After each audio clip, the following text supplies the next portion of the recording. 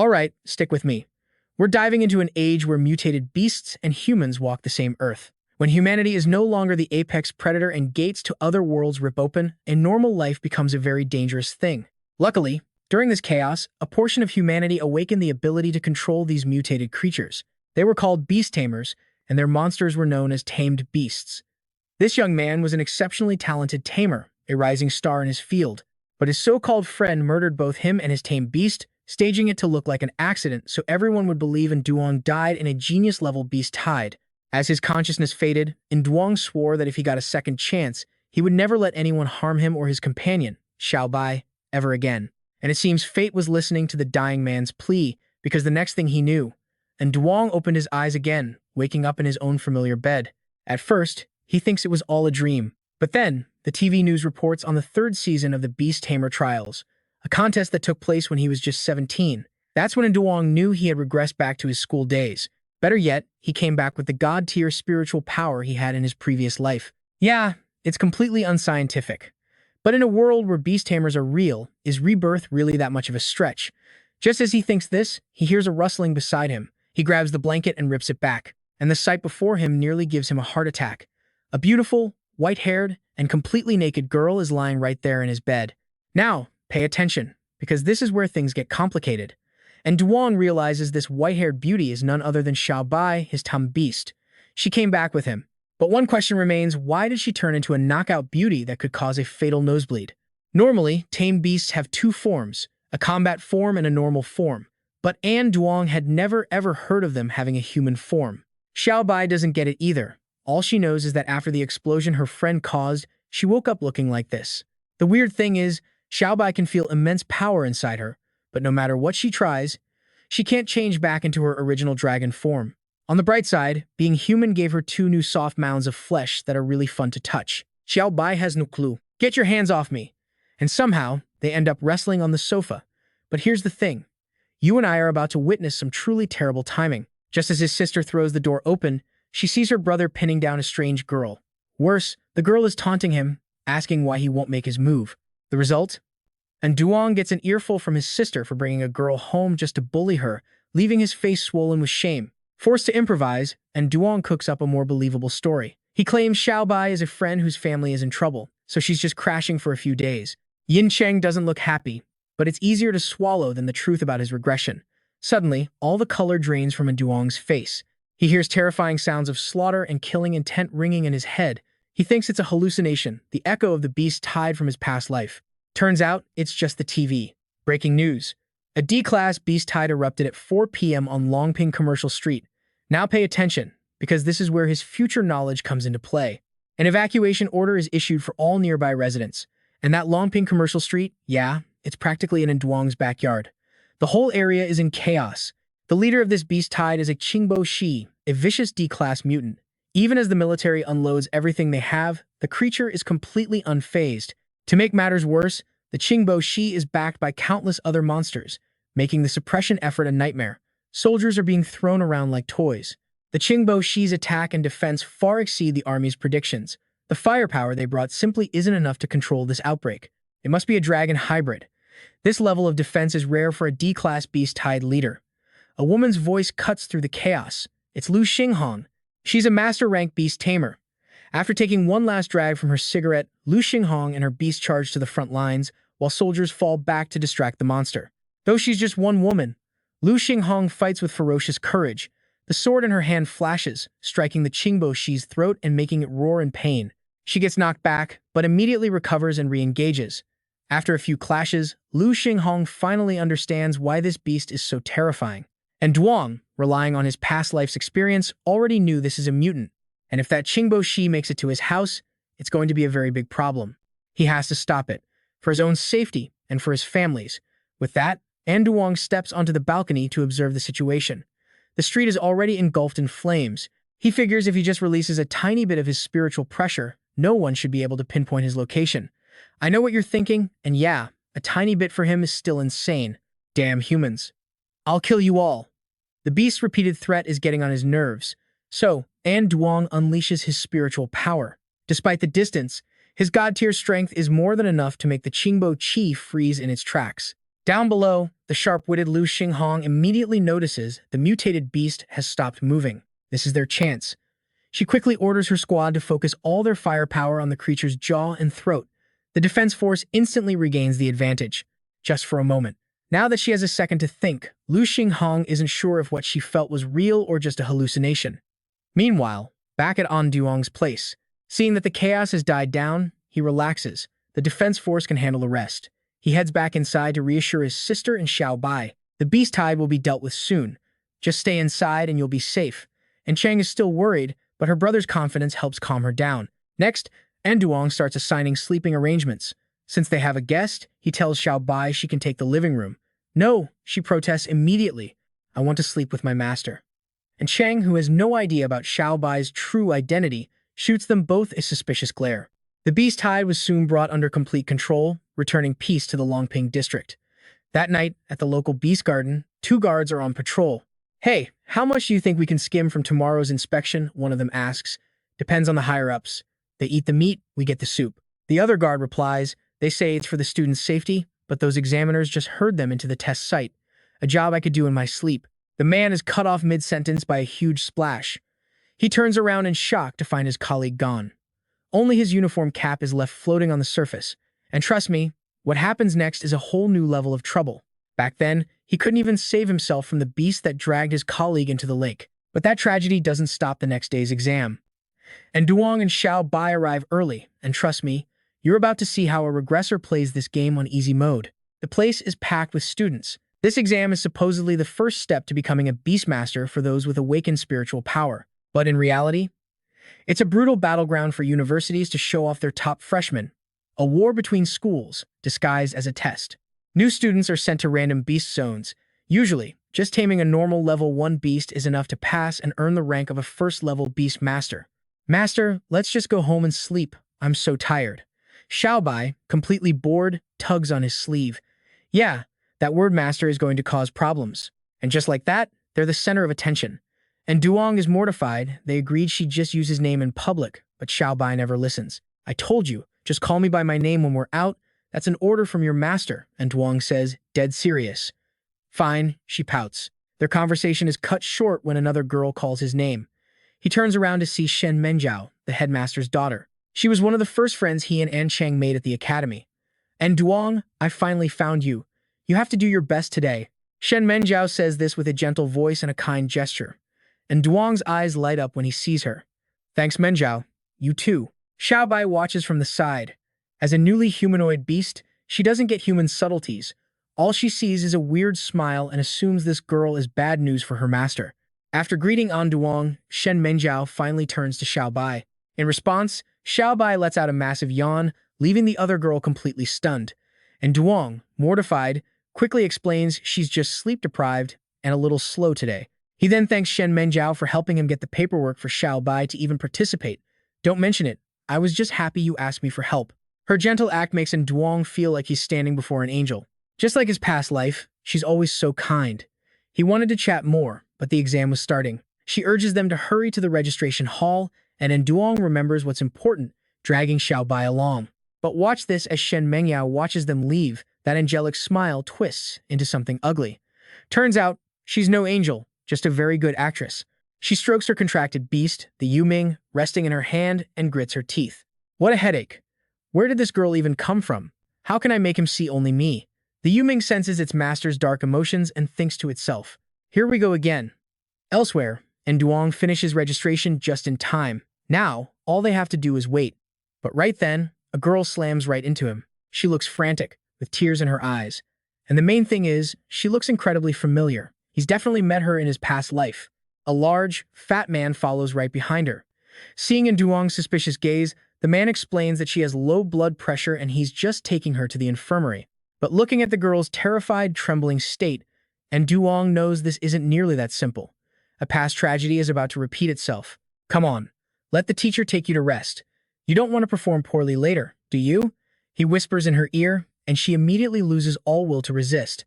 And Duong watches them go, his instincts screaming that this guy is bad news. Everyone else just looks away, pretending not to see. He knows if he doesn't step in, this girl's life will be scarred forever. So okay, let's watch. No more thinking, and Duong lunges forward, shoves the fat man aside, and pretends to know the girl. Hey, isn't this my fourth uncle's neighbor's second aunt's friend's niece? I'm so sorry, I didn't recognize you at first. Since we're acquaintances, you don't need to trouble the teacher. I'll take her to the infirmary, and Duong says, pulling her away. The fat man is furious, and Duong tells the girl to just keep walking and not look back. But of course, their escape wasn't going to be that easy. The man stands up straight, points at Duong and shouts, "Stop, you two don't even know each other. I know what this is, you're trying to bribe an examiner." "Oh? And what proof do you have of that?" And Duong spins back, his face oozing confidence, completely unfazed. The sudden comeback leaves the fat man speechless. Right on cue, Li Pa, the chief examiner for the Longbin area, appears. He's a Grandmaster-level Beastmaster, likely drawn by the commotion. The moment Li Pa arrives, the fat man's face turns subservient. He rushes over to snitch, accusing Duong of causing trouble and disrupting the exam. Li Pa listens, then another Beastmaster at his side leans in and whispers a few more words in his ear. "Of course I know Lu Dada, I even know her favorite things," and Duong answers confidently. The girl herself flinches in shock that he knows her name, and Duong then continues, listing off her secrets. Lu Dada likes durian-flavored chocolate and reading spicy fanfiction. All right, that's enough. This seems to be a misunderstanding. Everyone, disperse. The fat man's plan failed. He wants to argue, but one icy glare from Li Pa shuts him up for good. And just like that, the incident is over, and the crowd starts to thin out. A few moments later, an announcement rings out. In 5 minutes, the examiners will lead students to their designated test areas. Drones will be monitoring every single candidate. This means any cheating, like using forbidden drugs to tame a beast, will result in immediate disqualification. No second chances. And Duong, Xiao Bai, and Lu Dada are all assigned to the swamp area. In his past life, he and Xiao Bai fought side by side for a lifetime, so they know each other's moves perfectly. And Duong tells her that when the beasts appear, she just needs to beat them into submission like they always used to. Hearing this, Xiao Bai's eyes light up. Does that mean I can eat them? Afterwards, Lu Dada comes over to thank Duong for saving her, and asks him how he knew her name. And you and I both know the real answer to that question. He gets awkward, unable to say he was reborn with memories of the future, so he just makes something up. I overheard someone call your name in the hall earlier." "Huh?" "I didn't hear anyone call my name," but as Dada stood there confused, and Duong was thinking something else entirely. "Oh, you didn't hear it? Then I guess it never happened." And Duong, of course, couldn't just tell her that in his past life, she was the legendary captain of City D's Defense Team 3, a woman who had stopped countless beast tides. He even gave her an award for outstanding service once. He never imagined the famously ice-cold Captain Lu Dada had such an adorable, vulnerable side when she was young. Just as Lu Dada was about to ask more, another guy cut in. "So, you three pissed off the proctor too? You mean that idiot proctor?" The three of them answered in perfect unison. "No, I mean meanwhile, in the control room, Li Fa was watching everything unfold on the monitors. His secretary entered, reporting that all 131 candidates were in the exam zone and the test would begin in 1 minute. But then, he hesitated. Li Fa, noticing, gave him a cold look. "If you have something to say, just say it. Head proctor, are we really opening the swamp zone for the students? You know what happened there just yesterday." "It's fine," Li Fa replied without a care. "It's all random, after all. Someone has to get the difficult exam zone." Back within Duong's group, the student with glasses was lamenting their fate, convinced they were sent to this super hard zone for offending the proctor. Even if they somehow pass, they'll be targeted in the next promotion exam. Lu Dada was confused by this, remembering how Li Fa had dismissed the whole thing as a simple misunderstanding. "He just didn't want us to expose that fat proctor. Did you really think he was taking you to the infirmary to rest?" And Duong stated bluntly, making Lu Dada blush with embarrassment and fear. As the other student was awkwardly apologizing, and Duong suddenly stepped forward, patting her head gently to calm her down. "You're not the one who should be sorry. Don't worry about it." This just made Lu Dada even more flustered, her cheeks turning bright red as she took a small step back. "Okay, thank you." To be honest, and Duong wasn't surprised at all to be assigned to the swamp zone. That fat proctor was way too comfortable harassing female students, meaning it wasn't his first time. And here's the kind of four-dimensional chess our boy is playing. He knew the proctor getting away with it meant he had a powerful backer, Li Fa. So Li Fa pretended to reconcile, just to make them lower their guard. After hearing in Duong's analysis, the other student yelled out in frustration. "What is this? I just accidentally got some dirt on the head proctor's clothes. Why did I get thrown in here with you guys? It was obvious the kid was weak and just wanted to stay out of trouble." But now, he was stuck in the same boat as in Duong's crew. He had to accept his fate in this deadly swamp. Seeing his spirit completely crushed, Lu Data tried to cheer him up. Maybe the exam won't be as hard as we think. The swamp is huge. There have to be some low-level beasts we can easily tame.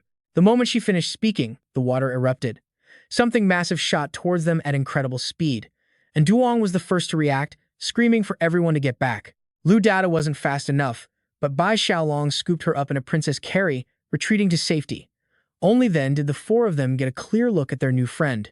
It was one of the hardest beasts to tame in the entire Longping area. A black gold hook serpent, 1-star legendary rank, a water-type hybrid. The kid with glasses saw it and just broke, laughing hysterically. The exam just started and we get a black gold hook serpent, and all around them cameras, left, right, behind them. It was clear that people watching wanted to see them on the brink of death before sending any help. Now, I know what you're thinking. With his regress powers, and Duong could totally handle this snake, right? Well, it's not that simple. It would expose his and Bai Xiaolong's secrets. On paper, and Duong is just an E-rank awakener. He'd have to explain his insane spirit level, and worse, Bai Xiaolong would be revealed as a human-formed beast, probably getting her sent to a lab for dissection. At that same moment, at the headquarters of the Land District Defense Team in City D, Lu Xinghong was reporting to her superior, Jiang Sanwang, a god-level Beast Tamer, about the beast tied from the previous day. But more importantly, she had a suspicion she needed to report. A god-level Beast Tamer had appeared nearby. After careful thought, Lu Xinghong explained the spirit energy used to suppress the beast was incredibly precise, small, yet immensely powerful. She had to double-check multiple times, but she was sure whoever did it was at least god-level. Jiang Sanwang fell silent. As far as he knew, every god-level tamer was on a state-sanctioned mission in the wastelands, dealing with a calamity-class beast tide. Logically, none of them should be in the Longping area unless a new high-level user had just awakened. But with no proof, Jiang Sanwang told Lu Xinghong to keep this information top secret for now. At the same time, he ordered her to pay close attention to any strange events in Longping to find more clues about this mysterious individual. Back within Duong, he was struggling against the serpent, unable to use his real power. Meanwhile, Lu Data's spiritual energy was still too weak to have any effect on the monster. And the other kid? Let's just say he was frozen solid with fear, completely unable to stand up, let alone fight. Then, suddenly, the young man pulled a strange bottle from his pocket with a bizarre smile. That's right, I have this. With this, I can take on even a legendary beast. Before he could finish, and Duong knocked him out cold. He knew that idiot was hiding something. Based on the label, that potion would just make the black gold hook serpent go berserk. Might as well use it on Xiaolong then. Thinking this, and Duong tossed the bottle to Bai Xiaolong, but unfortunately, she fumbled the catch. The strange potion flew straight into the monster's throat, and it swallowed. And Duong's face turned to stone. Just as predicted, the black gold hook serpent went absolutely insane. Its first move, smashing the camera on sight. Back in the control room, Li Fa was now drenched in a cold sweat. If Duong's group actually died, he would be the one taking full responsibility. Li Fa immediately ordered reinforcements, but for Duong, the broken camera wasn't a bad thing. In fact, it was perfect. Now, he and Bai Xiaolong could finally let loose. Seeing the black gold hook serpent enter a frenzied state, Lu Dada was terrified, tears welling up in her eyes as she mumbled, "How could this happen? Most of those potions that claim to tame high-level beasts are just scams for idiots," and Duong explained. "No need to guess who the idiot was in this situation. The cameras are down, and you and I both know what that means." Lu Dada was panicking, but Duong was perfectly calm. Things just got a whole lot easier. Bai Xiaolong had been holding back this whole time, just itching for a real fight. So, Duong simply gave her the order. "She's all yours."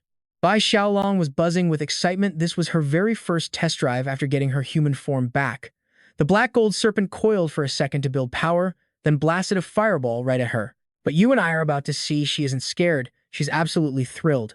She focused her power into her palm, then slammed a fist right into the monster's head, instantly knocking it to the ground. Watching this overwhelming display, Duong was more than satisfied. It seemed Bai Xiaolong's strength wasn't nerfed at all in human form. After knocking the serpent out, Bai Xiaolong wasn't done. She landed a few more punches, making the beast cry out in pain. But Duong was already calculating the timing, guessing the examiners were close. He told her to end it quickly to avoid any unnecessary trouble. She was a little disappointed, not having had her fun yet, but an order from her master was absolute. And so, just as Lu Dada was helping the other students escape, a massive explosion erupted behind them, a blast as savage as a nuke. Lu Dada looked back, worried something had happened to Duong. But just then, she saw Li Pa arrive and breathed a sigh of relief, thinking they were saved. "There are still 2 contestants inside," she yelled. "Please, you have to save them." Li Pa nodded, handing her off to his secretary while he and the others charged into the site. However, as a Grandmaster-level Beast Tamer himself, he knew the power of a rampaging legendary tier beast wasn't something ordinary people could handle. So, Li Pa was already certain the last two students were pretty much dead, but of course, reality had a way of proving him wrong. In the center of the blast, a massive crater had formed, and in the middle of it, the black gold serpent lay in a defeated heap while Bai Xiaolong was still haggling with Duong, begging for permission to eat it. "I'd advise you to drop that thought right now," Duong said, thinking this girl became a real handful as a human. Luckily, Li Pa arrived just then, saving his ears from her whining. Now, watch the moment Li Pa's brain completely short-circuits. He sees the legendary beast defeated, and two kids standing there without a single scratch on them. The other examiners just stared at each other, totally bewildered. What was this? Weren't they supposed to be dead or dying? These two looked perfectly fine. It took Li Pa a few seconds to regain his composure. He told the others to check on the black gold serpent, then swept a suspicious gaze over Duong and Bai Xiaolong. "As for you two," he said, "I'm very curious how you managed to survive this ordeal, let alone come out completely unharmed." And Duong felt the pressure. The camera was destroyed, but he was never a good liar. After scrambling his brain, he came up with the most ridiculous excuse imaginable. Actually, while the black gold serpent was chasing us, it carelessly tripped, hit its head, and just passed out. "Right, Xiao Bai," and Duong said, nudging her, and she played along beautifully, nodding nonstop. "That's right, which means I can't eat it. Lucky we ran fast or it would have eaten us." Seeing this pathetic act, Li Pa was furious. He knew they were lying through their teeth, but with the camera broken, he had no way to prove what really happened. And Duong sensed the lingering doubt and immediately turned on the waterworks. "When that snake went crazy, it was so scary. I think I might be traumatized for life." "Hush now, it's all over," Bai Xiaolong said, patting his shoulder. These two were a truly professional acting duo. A few moments later, the other examiners finished their inspection and confirmed the beast was indeed unconscious from a blow to the head. The mark was a little strange, looking exactly like someone had punched it. Hearing this, Duong and Bai Xiaolong tensed up. Well, yeah, because she literally did. But Li Pa didn't seem to want to dig any deeper. He told the other examiners to move the serpent while it was still out. Then he told Duong and Bai Xiaolong to head back and wait. But just as they turned to leave, Li Pa told his subordinate to disqualify everyone from the swamp zone for 3 years, citing illegal use of taming drugs. As his finger was about to press the disqualify button on his tablet, a hand shot out and grabbed his wrist, and here, you and I are about to see history get rewritten. And Duong stopped him just in time. "Head examiner, don't be so hasty. The surveillance camera might have caught something. I feel like I'm the victim in this incident. Shouldn't I be compensated, not disqualified?" "Humph, who knows if you two were accomplices? It's hard to say," Li Pa insisted, his eyes still locked on Duong. "But our boy's resolve was just as firm. If it's so hard to say, then you should investigate who the drug belonged to before making a final judgment. Am I wrong, head examiner?" As he spoke, Duong tightened his grip on Li Pa's wrist, making the man cry out in pain. "Ah, my hand. Let go of me." Seeing the situation escalate, the other examiners rushed in to pull them apart, but Duong's grip was like iron. All of them combined couldn't free their boss. Seeing him panic, Duong smirked and continued, "Are you avoiding an investigation, or are you afraid a real one will expose your connection to this drug?" Li Pa's face went pale. He finally yanked his hand free. "Attacking an examiner is a major crime. I'll see to it you never get a Beast Tamer license in this lifetime." But Duong wasn't threatened in the slightest. He simply advised the man to know when to quit, unless he wanted another charge added to his name in court. Li Pa was seeing red. He was about to lunge at Duong. But suddenly, the sound of heavy footsteps echoed around them. The city defense force had arrived, fully armed, and surrounded Li Pa, leaving him utterly confused. A moment later, Lu Xinghong appeared, announcing that the defense force received a report that the black gold serpent here may have eaten someone. So Li Pa was needed for the investigation. With his hands tied, Li Pa's rage boiled over as he screamed and cursed. "Since when does the defense force have jurisdiction over exam officials? I'm the head examiner, a Grandmaster-level Beast Tamer." Too bad for him, Lu Xinghong wasn't easily intimidated. To her, rank meant nothing if someone was a threat to public safety. She simply ordered her men to take him away. With Li Pa dealt with, she turned to Duong. "You two have been through a lot. Your friend is waiting for you outside. We'll contact you later for your statement." They left the exam grounds as the sky began to darken. Sure enough, Lu Dada was still waiting patiently. This girl might look frail, but it was her timely call that brought the city defense force here. It all goes back to a moment inside the exam grounds. As Lu Dada was helping the other student leave, and Duong had told her, Once you're out, contact the city defense force and tell them to investigate. So, as soon as she was safe, Lu Dada did exactly as Duong instructed. That's why Lu Xinghong and her team arrived on the scene so quickly. And Duong felt a wave of relief, thankful for the memories of his past life. Back then, the Black Gold Serpent incident was a massive media frenzy. Almost no one didn't know about it. With that sorted, Lu Dada gives a deep, polite bow, thanking Duong for saving her life today. But our guy knows that in the future, Lu Dada becomes the defense team captain. He's got a lock and a good impression now. So, they exchange pleasantries for a moment. Xiao Bai, watching from the outside, is about to lose her mind. After a whole day at the exam site, she just wants to go home and eat already. Lu Dada quickly runs back to her aunt's defense team, who are busy arresting Li Po and that corrupt examiner Wu. What Duong probably didn't guess, though, is that Captain Lu's stern expression completely melts the second she sees her niece. "Oh, there you are, my sweet Dada. You scared me to death. Why didn't you call me sooner?" It seems Lu Dada told her aunt everything that greasy examiner tried to pull. Because of that, her aunt already gave him a nice warm-up beating and promises a more personal interrogation back at headquarters. But she's still worried. "Dada, I know you want to prove yourself without family connections, but this has to be step by step. Maybe we should move you to another district? What if you get bullied again? I've still got you, auntie." Lu Dada flashes an angelic smile that sends her doting aunt's heart into overdrive. Then she adds, "Besides, and Duong helped me so much, I can't let him down." And as she says his name, her cheeks unconsciously turn bright red. And of course, that little detail doesn't escape the captain's sharp eyes. She wasn't too impressed with Duong before, but if he's involved with her niece, well, looks like she'll have to keep a closer eye on him. Meanwhile, at Duong's house, a fierce battle is breaking out between him and Xiao Bai over the dinner table's chicken legs, and Cheng already had one. Xiao Bai ate 3, but she's still trying to fight Duong for the last one. Neither side is backing down until his phone starts ringing. And as Duong answers, Xiao Bai snatches the chicken. The call is from his old high school deskmate, Dai. And right here, this is where our main character's past comes rushing back to haunt him. In his first life, Dai dropped out of college, crushed by a massive debt to a crooked pet clinic, and worked himself to death. Then the doctor on the other end snatches the phone.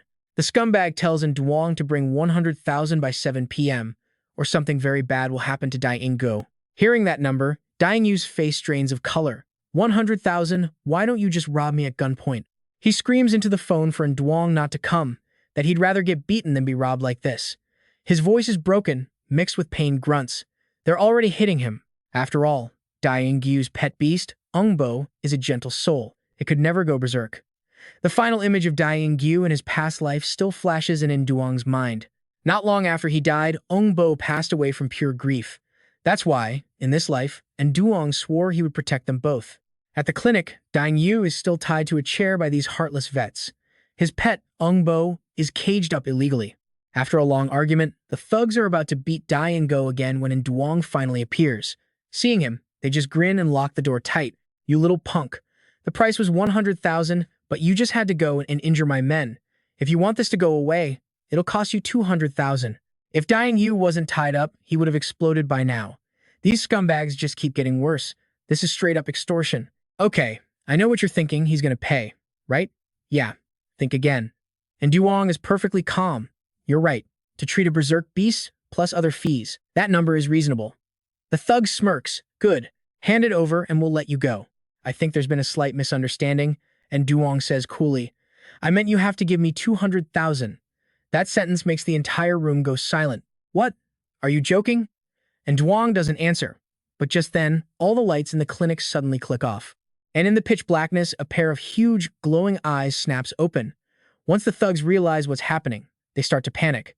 What's going on? Where did that giant beast come from? The owner of those eyes is none other than Dai Zhongbo.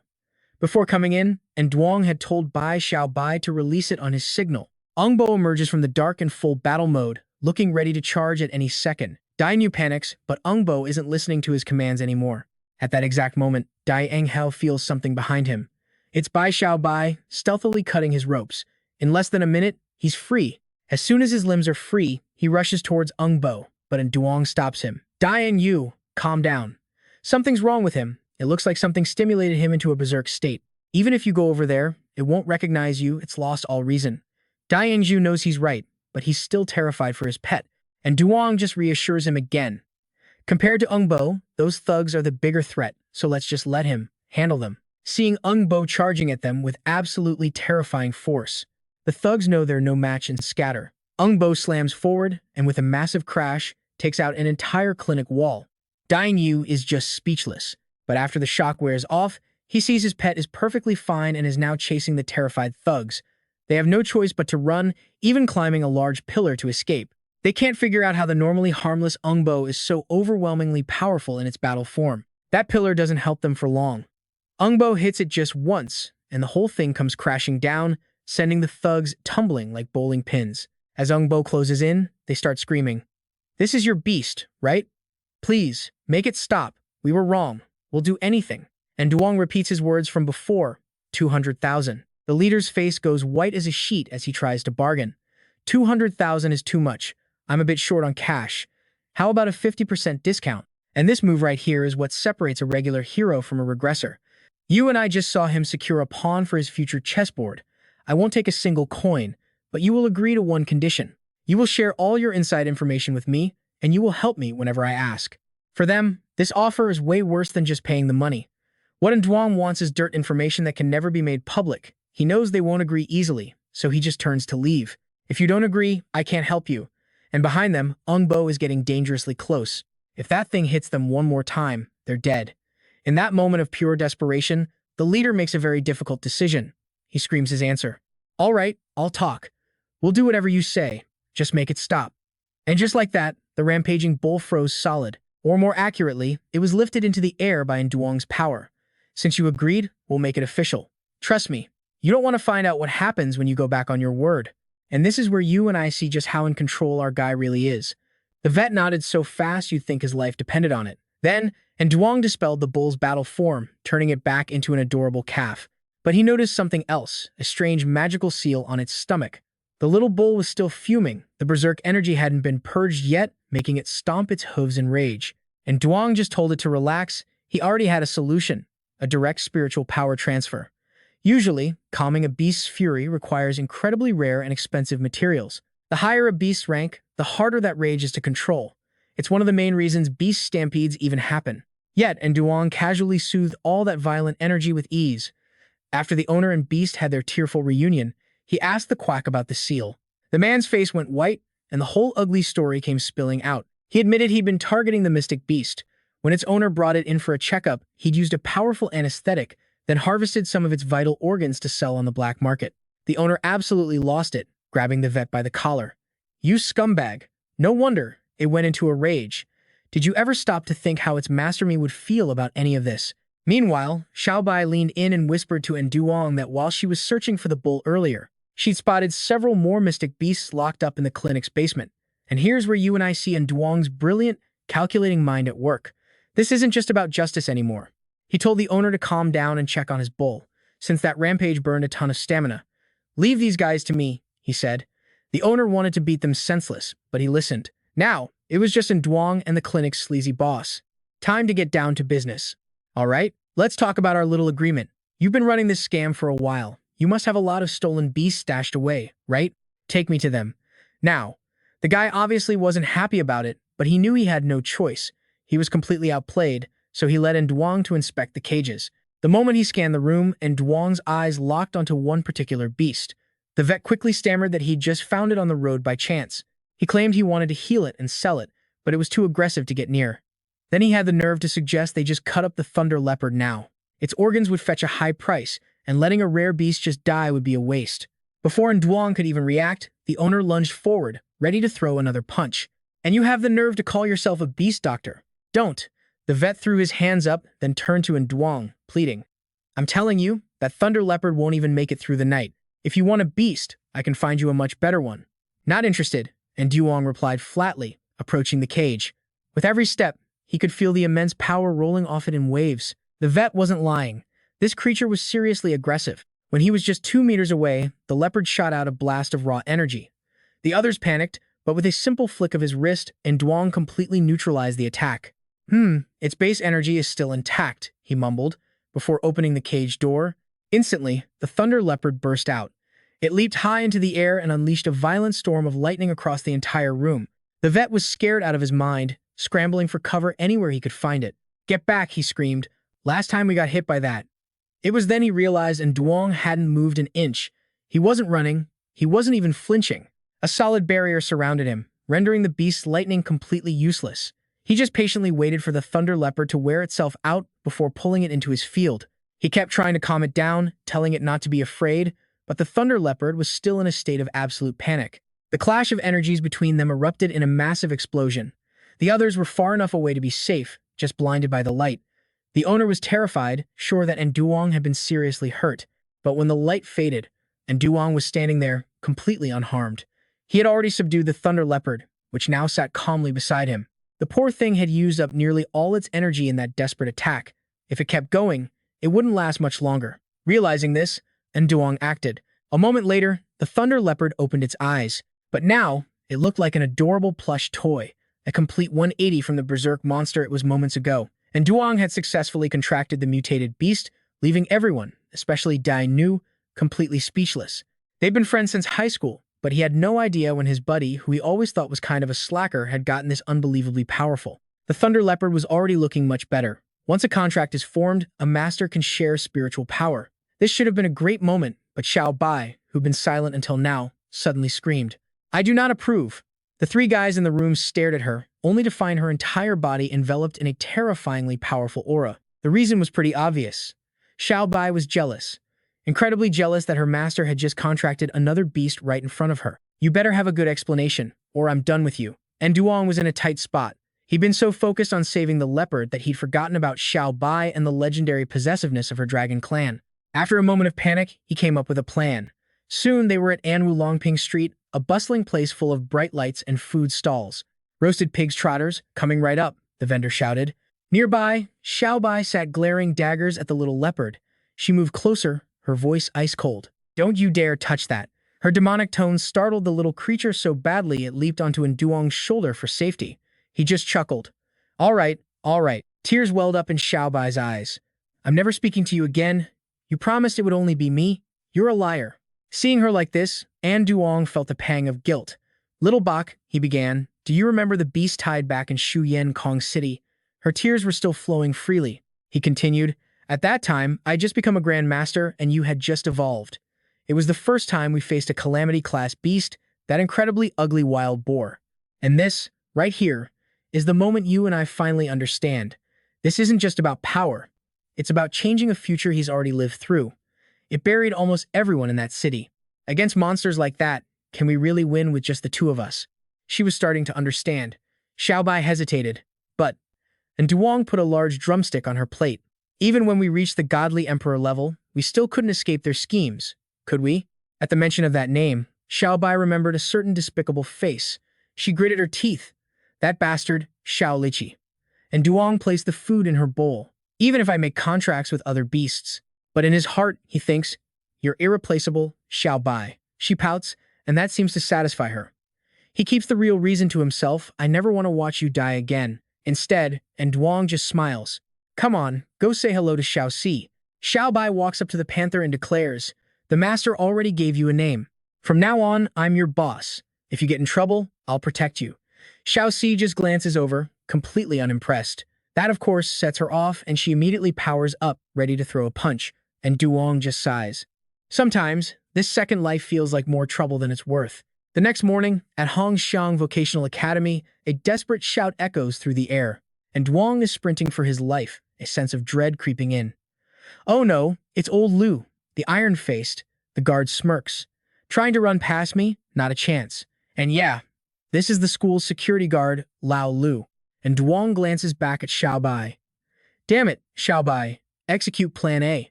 Instantly, she leaps into the air, grabbing both Duong and Xiao Si. Then, with a mighty heave, Xiao Bai launches him skyward, and trust me, her strength is absolutely no joke. And just like that, Duong sails right over the wall and into the school, leaving the guard completely stunned. A moment later, he lands safely on the other side. He looks back at the furious Lao Lu and can't help but feel a little smug. Surprised? I'm not the same person I used to be.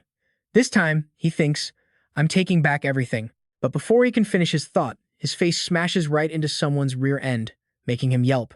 Hearing the cry, Duong clutches his nose in pain while stammering out, Sorry, Shen Mingyao." She turns around, flustered. "It's okay." And Duong, good morning." He watches her rub her backside and curses his luck internally. Of all the people to run into, Shen Mengyao blushes when she sees him. "I didn't expect to see you here. Let's head to the academy registration together." And Duong quickly agrees. "Sure, sure." Watching the two walk off happily, Xiao Bai can't help but feel a little jealous. In class, the teacher is deep in a lecture. Common spirit beasts are typically categorized as ordinary, elite, or super tier. Anything above super tier is incredibly rare. You must also familiarize yourselves with a spirit beast's stats, like its attributes and skills. Only then can you ensure stable, long-term growth. While trying to focus, someone whispers to him, "Everyone saw you walk into class with the school beauty today. You're the man." And Duong turns with a bitter smile. "You can have this blessing if you want it." He notices Xiao Bai glaring from behind him and quickly shoots a look at the girl beside him.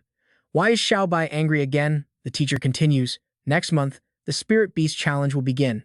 The school will hold friendly matches and school-level duels. I expect everyone to participate." And here's where it gets interesting. Watch how our regressor connects the dots. He remembers Xiao Lei from his past life, bragging, "That year, Xuan, she and I wiped the floor with everyone, easily taking first place in the 3rd National Spirit Beast Tournament. Back then, he'd just brushed it off." Yeah, you've only told me that story 100 times. But now," and Duong thinks back, he realized he'd thought it was just a joke. Xiao Lei was always secretive about his private life. If Duong wants to get close to him and the power behind him, this tournament is the perfect place to start. The bell rings and the teacher announces, "That's all for today. Class dismissed." Who wants to compete in that?" Someone complains. "Our school always gets crushed by outsiders just to pad their records. It's pointless." But Shen Mengyao says gently, "If Duong participates, then I will too." He's so touched, he starts blushing. Xiao Bai, however, gets excited for a different reason. "We're participating? Does that mean we get to eat delicious food?" And Duong is speechless. All she thinks about is eating. Just then, a commotion starts. "Hey, look! It's Li Xing bullying the new students again." A massive, menacing dog blocks the doorway, an elite-tier hellhound. The students panic. "The door is blocked. We can't get out." Then, the figures from outside step in. The kid named Li Xing storms in and immediately grabs a nearby student by the collar. He arrogantly demands, "I'm asking you, which one of you is Shen Mengyao? Over here." And Duong doesn't make a move just yet. He's quietly observing. "They're looking for Shen Mengyao." As expected, Shen Mengyao steps forward. "I'm looking for you. What's the matter?" Seeing her, Li Xing lets the other student go. Li Xing slicks back his hair. "Excellent. Join my team. I heard your spirit beast is a super tier 9-tailed fox. Mine is a 6-tier spirit beast. It's a match made in heaven. No one can refuse an offer from me." But Shen Mengyao just smiles sweetly and replies, "Sorry, I refuse." He's completely shocked and yells, "What did you say?" Li Xing sputters, "I'll give you one more chance. Think it over carefully." A sly look crosses Shen Menyao's face as she thinks, "It would be a shame not to beat this guy up in front of Duong." Just then, our main character steps forward. "Didn't you hear her say no?" Shen Menjiao is startled. "And Duong." Li Xing sneers, playing hard to get. "Huh. You're not choosing me?" He points a finger at Duong and scoffs. "Don't tell me you're choosing him instead." Shen Menjiao shyly mumbles, "How did you know I wanted to be on Duong's team?" Hearing this, Li Xing feels completely humiliated. Outside, a student whispers, "Quick, let's go watch." I heard team captain Li Xing is about to duel a new student. His friend beside him wonders aloud, who would dare provoke Li Xing? I think his name is Duong. Hearing that name, a girl named Dada is shocked. And Duong? A short while later, the two are on the training ground, surrounded by a crowd of curious students. One of them states the obvious. Li Xing has this in the bag. Facing a first-tier new spirit master, he's just going to get crushed. Okay, I know what you're probably thinking. This looks bad, right? Well, Dada recalls the entrance exam. Because he didn't use force to tame the Firefeather Rooster, the evaluation board only gave him a 1-star certificate. The power gap between spirit masters and their beasts is huge, but more importantly, high-level beasts have a mental pressure that cripples weaker ones. Li Xing is pumped. This is the first time I've met someone so clueless about their own limits. His lackey cheers from behind, "Boss, destroy him." And Duong just smirks. Let's rewind about 10 minutes. Back then, a cocky Li Xing had said, "The goddess Shen Menjiao wants to team up with you? You must be pretty strong then. How about a match to broaden my horizons?" Shen Mengyao was not happy. "What does me teaming up with Duong have to do with you?" But Duong cuts her off. "It's fine," he continues. "But if we're going to fight, we should have a little wager, right? If I lose, for the next 3 years, I'll be your personal water boy. But if I win, that elite tier cicada in your pocket becomes mine. What do you say? The guy behind him sputters. How did you know what's in our pockets? And Duong just smiles internally.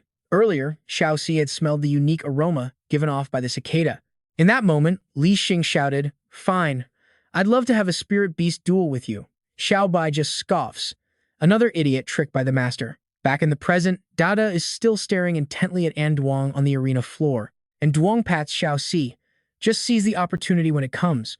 From the sidelines, Xiao Bai cheers loudly. Go, Xiao Si. Make your big sister proud. You and I are about to see just how big the gap between confidence and reality is. Shen Mengjiao worries, and Duong seems more confident than before. But how can he possibly beat Li Xing? Nearby, Zilong is furious. That little brat Xiao Si.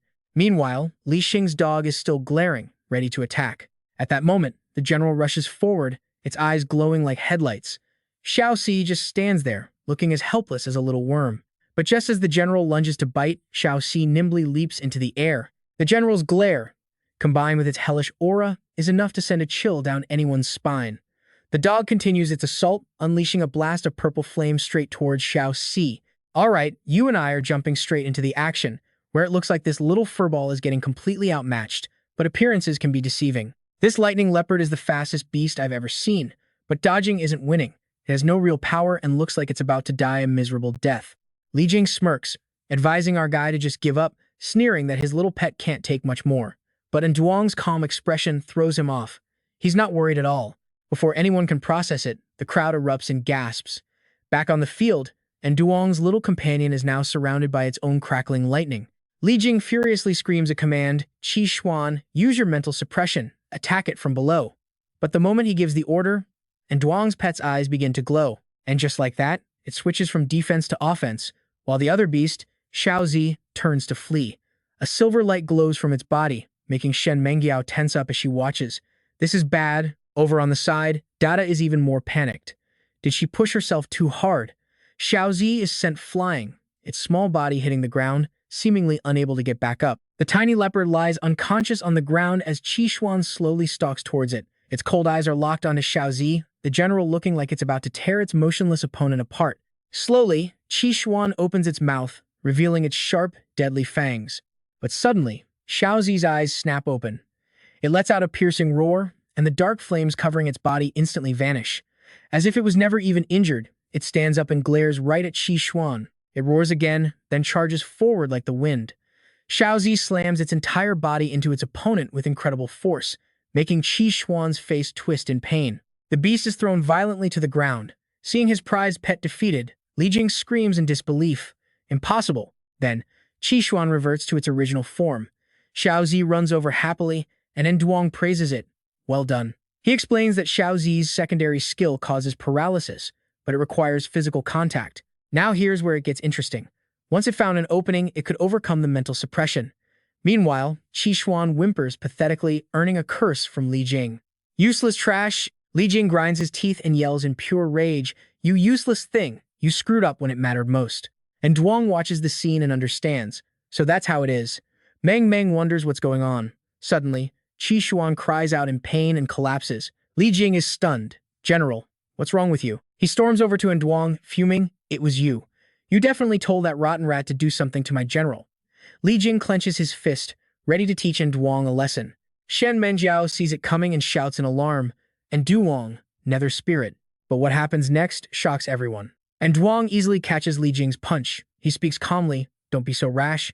Li Jing is stunned by his insane strength. Ignoring the dumbfounded rival, Duong walks straight to Qi Xuan. He gently strokes the dog's head as it lies motionless. Then, he pulls a golden pill from his pocket, and Duong lifts its head, saying he needs to give the general some medicine. Li Jing snaps out of it, grabbing Duong's collar and yelling, "Medicine, my foot." At the same moment, Shen Mengjiao shouts in surprise. Qi Xuan stopped shaking. Hearing her words, Li Jing looks over, completely bewildered. What? The dog is already fully recovered? Qi Xuan gratefully nuzzles Duong's leg to thank him. And I know what you're thinking, a pet siding with a stranger over its own master. Yeah, Li Jing just witnessed that firsthand. General, you've changed. Why are you so friendly with a stranger? Unable to contain his jealousy, Li Jing screams, "General, what are you doing? I'm your master." Qi Xuan flinches slightly. Only then does Duong speak. Don't you want to know why Qi Xuan lost? It was because of you that Xiaozi had the chance to exploit its weakness and win. Li Jing is still fuming. What does that have to do with me? And Duong ignores him and keeps explaining. A spirit beast mentality directly affects its performance in battle. Qi Xuan was clearly burdened by the pressure to win and the fear of losing. Over time, not even an elite-tier spirit beast can handle that kind of stress. And of course, and Duong thinks, with Xiaozi's mutated paralysis skill, it was impossible for Qi Xuan not to lose. The words hit home. It seems Li Jing's obsession with winning made him completely ignore his partner's well-being. The truth feels like a punch to the gut, and he just stammers, "I."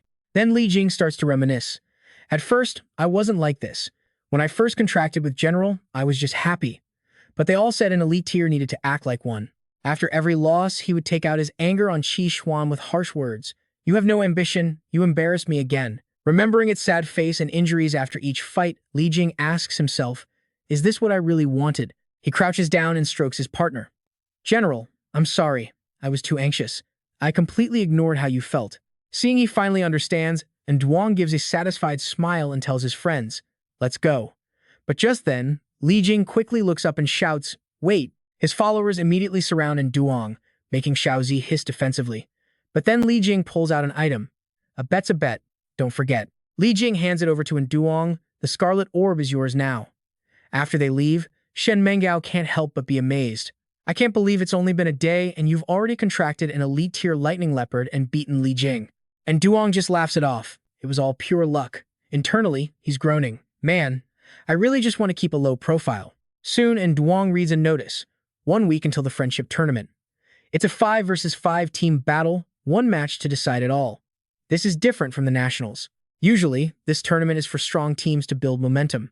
Hongshang's opponent is Huadong Academy, the #1 school in the region, and this is their roster. Shen Menjiao sighs, "That's why we get crushed every single year." But Duong just calmly walks past, holding Xiaozi. This year, Huadong's winning streak ends. Shen Mengiao asks how he knows. He just smiles. "Because I'm participating." The next morning, at Hongshang Vocational Academy, everyone is already in class. Meanwhile, Duong is pacing anxiously. Shen Mengiao agreed to join yesterday, but they still don't have enough people. His head is about to explode. Xiao Bai can't join, so where is he supposed to find 3 more people? Just then, a voice calls out, "Count me in." And Duong raises his hand reflexively. He thinks to himself, "Lu Dada?" She looks at him sincerely, and Duong is stunned for a second. "Right? How could I forget about her?" Dada speaks softly. "Yesterday's duel is amazing. I heard you were preparing for the friendship tournament. I was wondering if Abe and I could help." And Duong remembers. Lu Dada's pet Abe has maxed out luck stats. In his past life, it saved her from danger several times. It would definitely be useful in the tournament. But their conversation was overheard by a third person, none other than Shen Menjiao. And trust me, you can practically see the storm brewing in her glare. At the same time, another student yells out, "Li Tin's crew is here again." Dada and An Duong are quickly surrounded, and she asks nervously, "Hey, what do you people want?" But in a twist nobody saw coming, Li Tin shouts, "Everyone, greet the boss." And just like that, his entire crew bows respectfully in unison, "Boss." Li Tin throws an arm around his shoulder. "Boss, I took your advice and really opened up to my general. It worked like a charm." And Tuong plays it cool. "Huh? When did I advise you?" But Li Tin is way too excited. The general is about to rank up. "Boss, I need your help. Just name your price." And Duong's eyes gleam. The trap is set. "In that case, join my competition team." Li Tin is shocked. "Huh?" And Duong shrugs. "If you're not interested, fine. I guess I just won't have time to help your general." Li Tin panics. No, I'll do it." Though he can't shake the feeling that he's just been completely played. Afterwards, the two start chatting like they were old friends. Meanwhile, Shen Mong Rao watches from the bushes, biting her lip in frustration. Only I deserve to be by his side. At that exact moment, Duong lets out a massive sneeze. He wonders why he suddenly feels a chill down his spine. Is Mong Rao up to something? But no time for that. He had a powerful enemy to think about, and Duong calculates his next move. There's still one person short. Cut to the training grounds, where the team has already gathered. After Duong's briefing, Dainu is stunned. "Me? I'm participating too?" Li Ting scoffs. "Look how terrified he is. Just not getting in our way is the best he can do." Dainu fires back. "What did you say? My raging bull has gotten way stronger after Duong helped him out." Dada looks nervously at Mong Rao. This is our teammate?" And Duong just smiles. Of course, Mong Rao's nether spirit is top tier. What's wrong? Dada backs down. No, I've just heard that you're really good. Mong Rao smirks ready to prove it, and Duong quickly gets them seated. All right, now let's talk about the competition format. He draws on the board. It's a 5-on-5 team battle. Victory is determined by the number of people left inside the circle when time runs out. Li Tin raises his hand, so it's a test of teamwork, making sure we don't get knocked out of the ring. And Duong confirms. But Data chimes in. For years, Dong Hua has mastered team battles. Their coordination is perfect. And here's where it gets serious. I heard their opponents are all left with psychological trauma. Dai Nu is terrified. Is it too late to withdraw? Li Ting glares. Weren't you just bragging about getting stronger? And Duong holds up a golden bone. Relax. I'll help everyone level up. He hands it to Li Tin. This is a gilded bone. It's an upgrade material for your general. If he can crack it open and absorb it, not only his physical body, but even the strongest armor won't be a problem. Li Tin nods. No problem. I'll prepare the general. And Duong just smacks the idiot. Are you trying to make him break all his teeth? Li Tin is completely lost. Ah. And Duong says cheerfully. Training starts from the basics. First, we practice with a regular bone. He immediately gives a demonstration for Li Tin, who gets excited seeing his beast learn so fast. First up is Yumin's Crimson Lotus Hellfire. This is its true battle form. All right, everyone, show me what you've got, and Duong shouts. The sheer pressure from Yumin's battle form is stunning. After its display, it shrinks back down into a tiny fox, and Duong is visibly pleased. Mong Rao, your power has increased again. She blushes, trying to be modest. Oh, it was nothing. Inside, though, she's beaming. He then calls out, next up is a Bai, Dada's bird. With a cry, a Bai transforms into a massive bird soaring high into the air. Seeing this display, and Duong is genuinely impressed. Not bad at, he begins, just as its attack barely manages to ruffle his hair. A Bai itself seems startled. Dada looks embarrassed. I forgot to mention, a Bai's skills are a little unstable. And Duong just waves it off. No worries, we'll take it slow. And right on cue, Dai Nu's panicked voice rings out. His spirit beast is rampaging, completely out of control. Raging Bull, easy. Can someone please help me get this red flag down? And let's be real, you and I both know what's coming next, total chaos. The scene dissolves into pandemonium. And Duong is just speechless. What is even happening? All while Dai Nu is still screaming for his Raging Bull. Just then, a strange voice makes Duong freeze. Excuse me, student, could you possibly help me? Our main character turns around and is immediately intimidated. The guy is so tall it's like talking to a pillar, and Duong's mood darkens instantly. Can I help you with something? The giant speaks again. I saw you helping Li Tin. I was wondering if you could help my weak spirit beast too? And Duong stammers, of course not, while thinking, if I say no, he'll probably twist my head off. The guy's face lights up as he grabs Duong's shoulder. That's great. Come to the school infirmary with me right now. And just like that, they head to the infirmary. The place reeks of strong medicinal herbs. But the second Duong sees the spirit beast, he breaks out in an awkward cold sweat. This is the mighty you were talking about? The rabbit, which looks more like a stuffed animal, just looks up at Duong with pitiful, watery eyes. Turns out, this guy is a huge spirit beast fanatic. Isn't my mighty just the cutest? Every time I look at him, I feel like I could get a nosebleed from the cuteness. And Duong's mind flashes to an image of Xiao Bai, nosebleeds from cuteness. Realizing he's zoned out, he waves his hand. I'm fine. Please, continue. The giant explains that lately Mighty's limbs have been stiffening, his body convulsing. But the school doctor didn't even check, just said it was a normal muscle spasm. He grabs Duong's hands.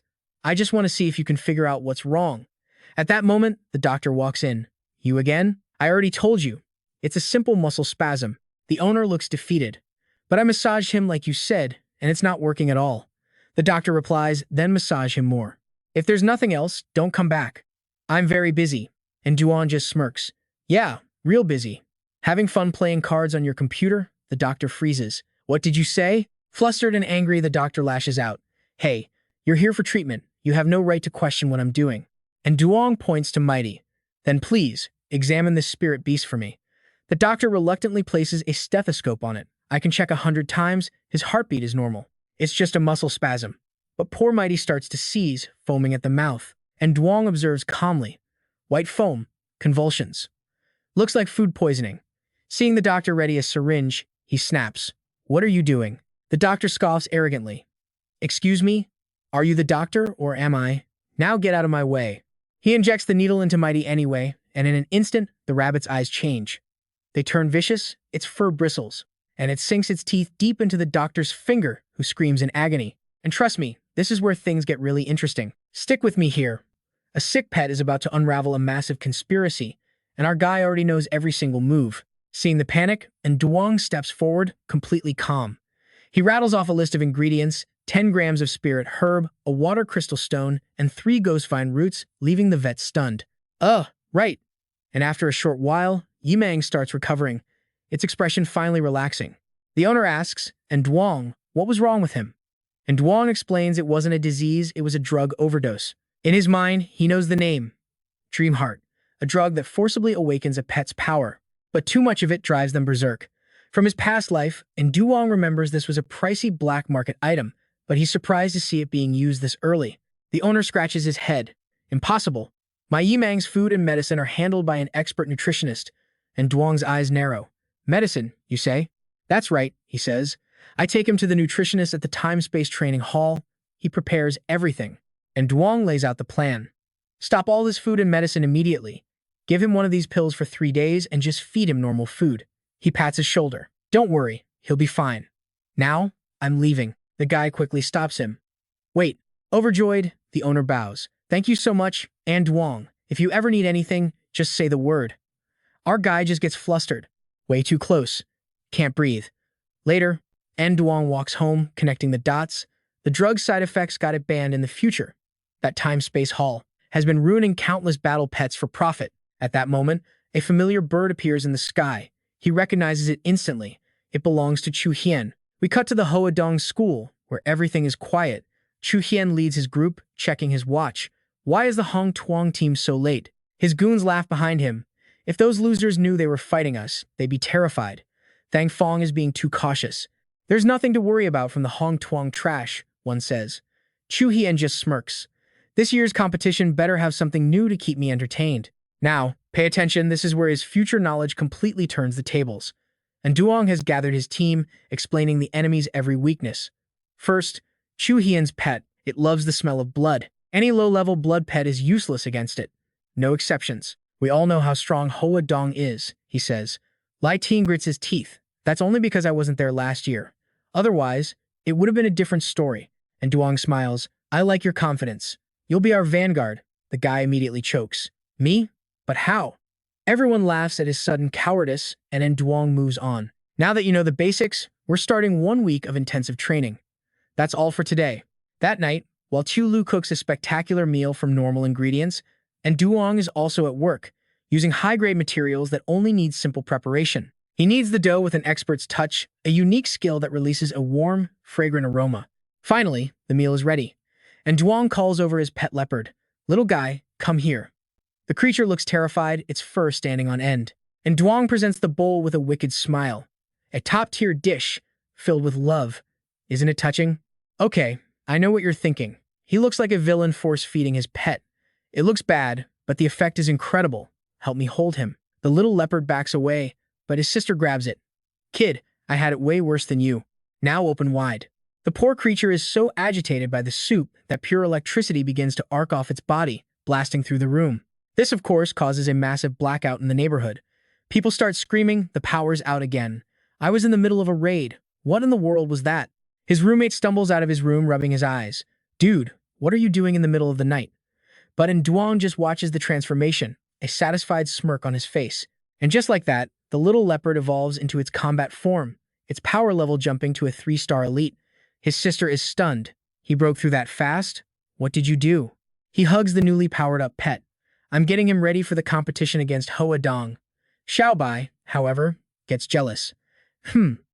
So it's out with the old and in with the new.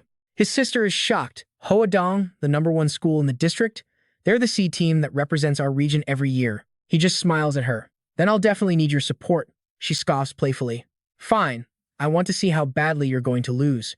And Duong smirks to himself. Perfect, as expected of me.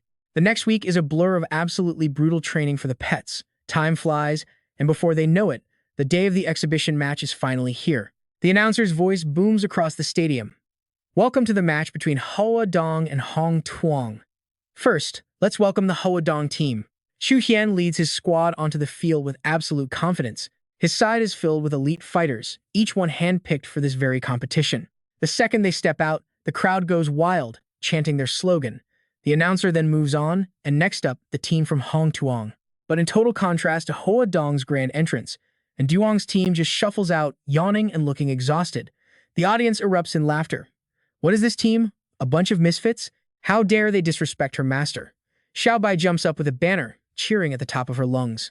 Hong Tuong, phenomenal power. Her brother just buries his face in his hands. Why do I feel so embarrassed right now? Back on the field, the referee raises his mic. The two team captains, please shake hands. Chu Hian replies with pure disdain. I think not. Handshakes are reserved for teams of the same caliber. And Duong doesn't even get mad. He just smiles back. What a coincidence. I was thinking the exact same thing. The tension between them is thick enough to cut with a knife. The referee quickly steps in. Both teams, please proceed to your preparation areas. He begins the introductions. Leading team Hoa Dong, with 12 consecutive wins, known as the Hunter Chu Hian. All the girls in the crowd start screaming, Captain, I love you. And Duong watches him, thinking, Hoa Dong's strategy is to pour all their resources into their star players. The announcer continues, listing off the other impressive members of the team. Xiao Bai gets impatient. When are they going to introduce Master's team? But unlike the grand intro for Hoa Dong, and Duong's teammates just get their names flashed on screen, she's in disbelief. That's it? They don't even get pictures? The announcer explains. This was all the information Hong Tuong provided. Their official record is 6 losses, 2 draws, 4 crushing defeats, and 2 forfeits. On the screen, their battle pets are displayed, looking like nothing more than children's toys. The crowd starts getting angry. Why did they even find an opponent like this?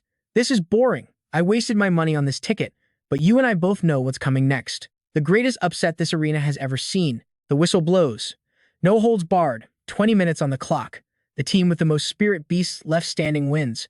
But their leader gives a final order. We don't want them out of the ring. We want them dead in it. A dark glint flashes in his eyes. With both teams ready, the referee signals the start of the match.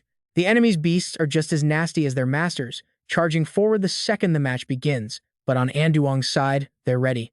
His spirit beasts instantly shift into their combat forms, looking just as fierce. First up is the bull, squaring off against Donghua team's Jia Tian. At first, the bull seems outmatched. It charges in, only to get its horn snapped clean off. In the blink of an eye, and Duong's massive bull is sent flying. Daru screams in horror. Bull. Jia Tian goes for the kill, giving it no time to recover. But just then, the general beast steps in. Their leader, Quang Feng, shouts for his own spirit beast, Han Chan, to attack, while Zhao Xuan just scoffs. You don't know your own limits. Han Chan immediately fires its sharp quills at the general, and for a second, our Crimson Hound looks terrified. But from behind, a spiked ball suddenly slams into the general, making it cry out in pain. The hedgehog beast follows up with a fierce assault, and in moments, the general is down. The next matchups are set. Xiao Zi will face Han Chan, while Yu Ming and Abei prepare to take on Quang Feng. Even facing 2 opponents, the bird is brimming with confidence. You can already tell the referee is completely biased. He's grinning, saying, as expected from Dong Hua, perfect teamwork. Li Qing starts to worry. If this keeps up, we won't last much longer. Daru is already in tears, but Duong saw all of this coming. He just says calmly, don't worry, time for plan B. In the stands, Xiao Bai tries to reassure Cheng. Don't worry, the master will be fine, but even he can't hide his anxiety. Zhao Xuan sneers. Trash is trash. Stop playing around and finish this.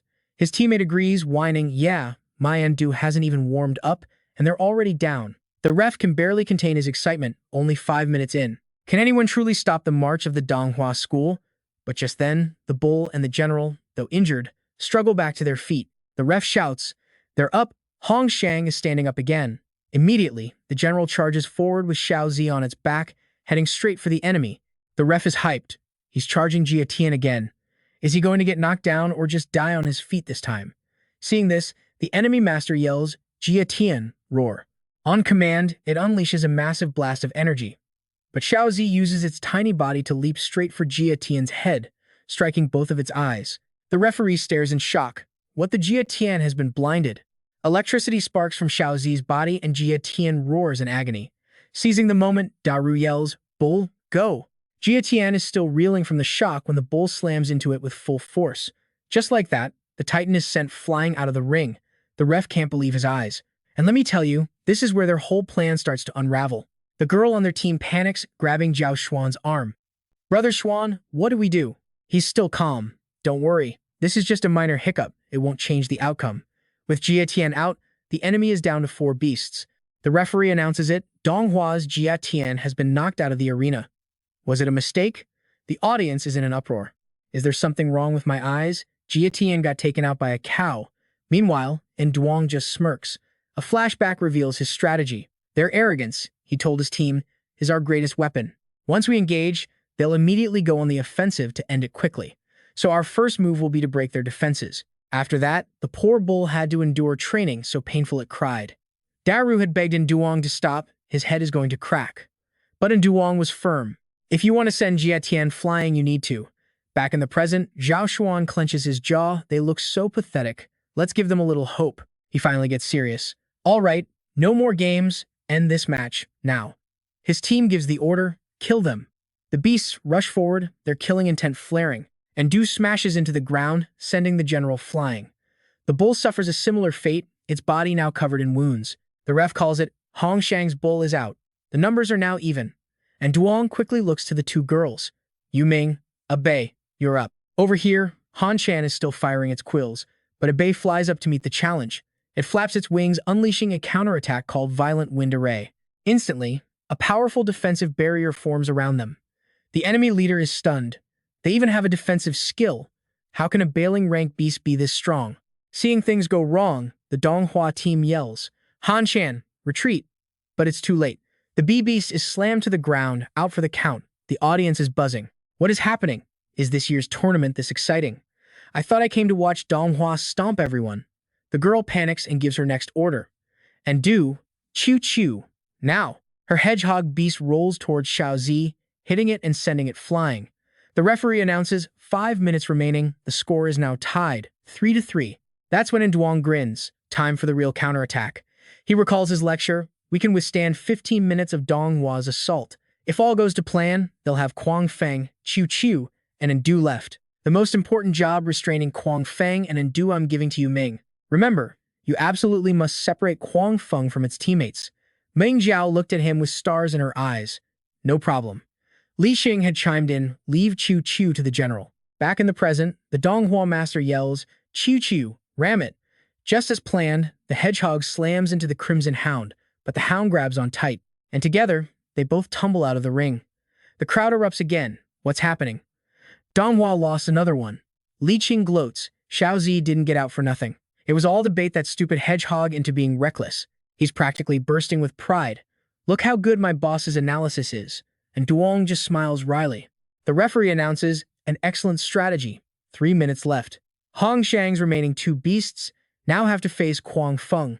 And trust me, you're going to want to see how this ends. But Duong remains perfectly calm. Yu Ming, obey. Success or failure all depends on you too.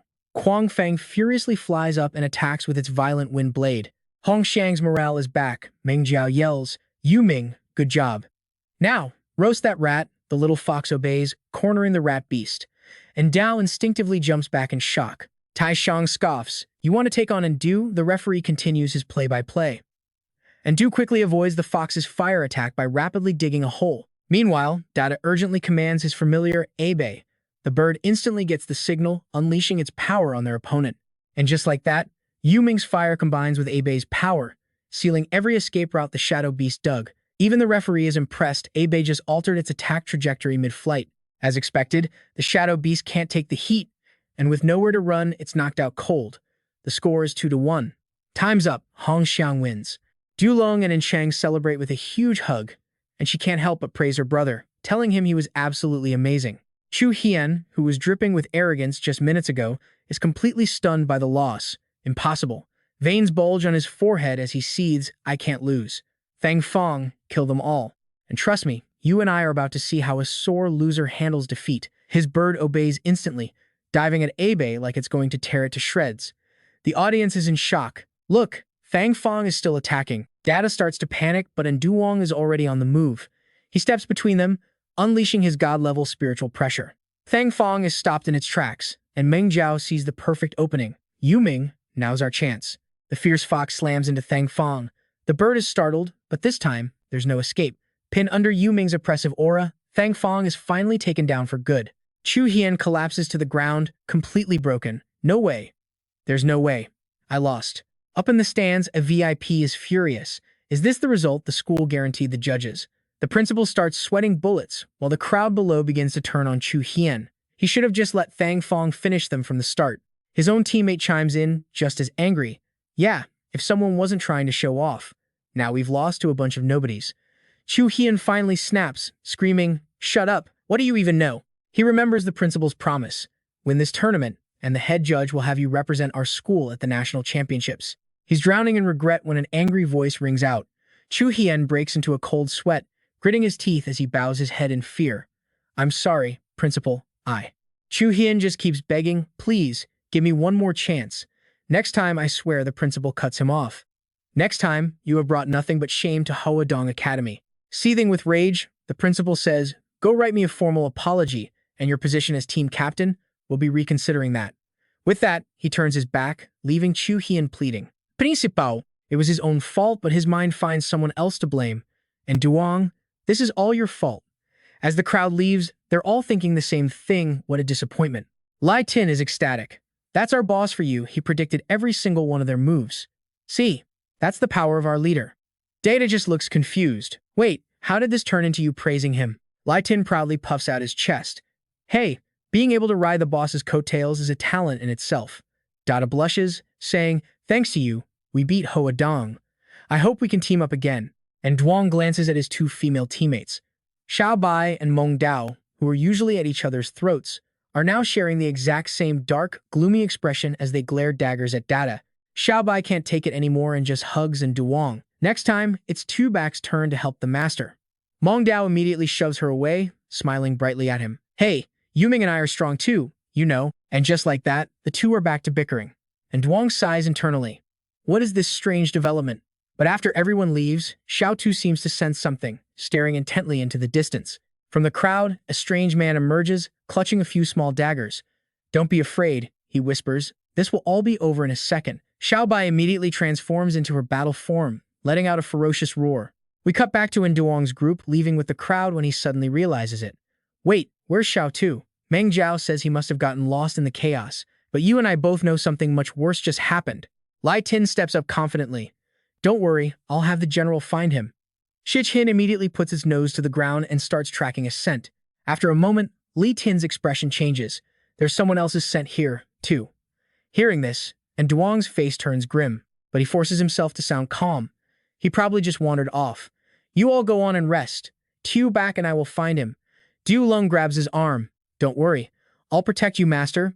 Meng Dao's glare could cut through solid steel. Meanwhile, that shady man is walking down a deserted alley, carrying a small bundle.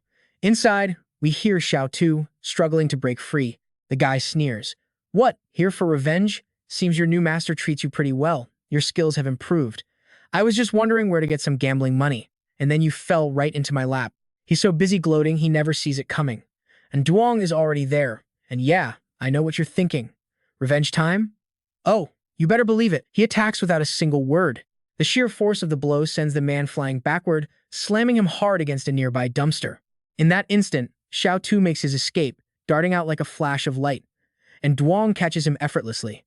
The man struggles to his feet, growling, so you're his new master. You only got me because you ambushed me. Now hand him over and get lost. But Xiao Tu, safe in his master's arms, just glares back defiantly, and Duong just offers a slight cold smile. Well, looks like I found the right guy after all. The man's blood runs cold. What are you going to do? No more words are needed. Xiao Bai shoots forward, slamming a fist right into the kidnapper's gut. Through gritted teeth, she snarls. This one is a little thank you from my Xiao Tu, for all your past care. The blow drops him to his knees, clutching his stomach in agony. He tries to threaten them. This is blood flame territory. The organization will hunt you down for this. And Duong's eyes turn terrifyingly dark. Then let them try. We then cut to a high-rise apartment building, the home of Tham Meng Dao. Inside her place, clothes are casually strewn across the floor. She's relaxing in a hot bath with her little fox familiar, staring up at the ceiling. I can't believe it, Yuming. We actually defeated Dong. She picks up a small rubber duck. And it was all thanks to Duong. The fight played out exactly according to his plan. Staring at the toy, she whispers his name, Duong. Meng Dao asks herself, just how many more surprises do you have in store for me? After her bath, she sits at her desk and begins to write. We won today, but the opponents ahead will only get tougher. She pulls open a drawer, revealing a fox-shaped mask inside. Then it's back to Duong, who has already beaten the kidnapper unconscious on the ground. And Duong searches the man's body and pulls something out with a smirk. Found it. Xiao Bai looks puzzled. What's that? He explains, this is a pass for the underground black market. He recognizes the guy instantly, a member of the Blood Flame organization, the very people who run that black market. His mind connects the dots. And trust me, you and I are about to see where this rabbit hole really leads. They soon arrive at a place that looks like an amusement park from the outside. Xiao Bai is amazed. Whoa, master. This place looks like so much fun. Seeing how excited she is, he thinks to himself, Tubac has never seen anything like this since she got her human form. I'll have to bring her here to play for real someday. A vendor shouts about a mask festival, offering a 20% discount. After they head inside, Xiao Bai emerges in a much cuter outfit, and Duong calmly says, if we're going to wreck the place, we have to hide our identities. After they've had their fun, night has fallen. We hear Xiao Bai's voice as a yellow light begins to glow from an object that, at first glance, just looks like a simple ornament. Xiao Lung presses close, complaining, Master, it's so tight. With her chest crammed against him, Duong repeats a mantra to himself. Don't look, do not look. He slips the pass card through, his face still bright red. This place has a seriously bizarre layout. Turns out a phone holder is the actual card slot. The moment it's in, a chime rings out as the room's machinery rumbles to life with a clank of steel. And just like that, you and I are heading down into the criminal underworld. Soon, they arrive at their destination, the black market's main hall, both completely masked as they step inside to observe the chaos. Duong remembers his past life. So many mystic pets met a tragic end here, but the most infamous was Tian Fan, who was judged a berserk beast and swiftly destroyed. It had been forced into being a money-making tool since it was young, it was a victim. Recalling its fate, a wave of sympathy washes over him. Duong's brow furrows as he makes a silent vow. This life, I'm saving you. To free Tian Fan, he first has to defeat the black market's champion, but right now, Xiaozi is no match for it. The two of them head deeper inside to get the lay of the land, overhearing people talking about a high-quality kung fu bear rabbit being auctioned tonight. Xiao Lung squeezes his arm. Master, let's go check out the auction hall. Duong agrees. A perfect place to start scouting. On stage, a man announces, Everyone, we sell things you can't find on the open market. You all know the rules. If you break them, remember where you are. The screen lights up, showing a super-grade kung fu bear rabbit with a starting price of 400 gold coins, described as a perfect meal for a pet. Xiao Lung is stunned. A meal? She's furious they treat a mystic pet as food. Calm down, Duong warns. Let's just watch. Below, the crowd erupts. I'll pay 500, 1,000, 2,000. That man in white holds a booklet, a faint smile on his face. Duong knows at a glance only VIPs get those catalogs. This guy is no small fry. The man meets his gaze, the corner of his eye lifting. Is anyone who comes to this place ever simple? You have a point, Duong replies. Do you know where I can register for Tian Fan's tournament? And here's where it gets interesting. The man clocks him instantly. First time here? Registration is down at the Beast Arena entrance. But taking Tian Fan won't be that easy. Duong is resolute. I have to try anyway. Coming here and not taking a risk would be a waste. Seeing his stubbornness, the man gets excited. How interesting. The man explains the rules, win 2 matches in 3 days, and you can challenge Tian Fan. We're not responsible for what happens to your pet. If you agree, sign. Without a second thought, Duong signs his name. Done. The man looks at the paper, then back at him, slightly surprised. Your 2 matches will be scheduled for tomorrow and the day after. Duong turns to leave. No need, just schedule them for the same match. Elsewhere, someone rushes to report Chief Lon, some fool just entered. He wants to fight 2 at once. The woman, stroking a snake, gives a faint smile. The first one who's ever dared. This might add a little spark to the competition. No reason to refuse. She then orders, also, take a top-grade thick cot from the vault for the prize, lure in more challengers. The man bows. Yes. The announcer then introduces the first opponent, our bloodthirsty demon, Kim Kang. Kim Kang's best record is a 20-second knockout. He's undefeated, with 4 opponents killed right in this ring. The announcer adds, but today's match is special. This challenger wants to fight 1 versus 2. The crowd murmurs, who's that suicidal? One Kim Kang is bad enough, someone says. This is going to be good. The announcer continues, our challenger is an elite rank mutated lightning leopard. The audience is floored. An elite daring to challenge a super rank? Xiao Lun hides behind him. Master, can we really do this? Duong just says, I believe in Xiaozi. But then the second opponent is introduced, our Cyclone Silver Fox, Dali. Okay, I know what you're thinking. A tiny leopard versus two monsters? This looks like a suicide mission. Dali's owner steps forward. Hey kid, that little thing isn't even a full meal for Dali. We don't even need Kim Kang. And Duong just smirks. So the two of you are just raising a glutton. The owner laughs. Looks like all you can do is talk tough from down there. Then he gives the order. Dali, shred that little rat for me. Instantly, it lunges towards Xiaozi with a soul-snatching claw attack. Using its tiny body, Xiaozi effortlessly leaps into the air to dodge. Xiaozi's eyes lock onto Dali, sizing it up. It perches on a high platform, protected by an electric fence that keeps Dali from getting close. The owner grows impatient. Coward, get down here and die. Despite the dangerous fence, he orders, Dali, get up there and drag that rat down. But the silver fox is already getting zapped by Xiaozi's electricity, convulsing and letting out a loud, pained shriek. The owner is startled. Something's wrong. The other owner gets nervous and yells, Kim Kang, attack. A bright light gathers in its mouth, and the crowd gasps. Kim Kang is making his move. Countless ice arrows shoot toward the little leopard, but Xiaozi remains perfectly calm, freezing them solid as they approach. The masked owner sneers at Xiaozi.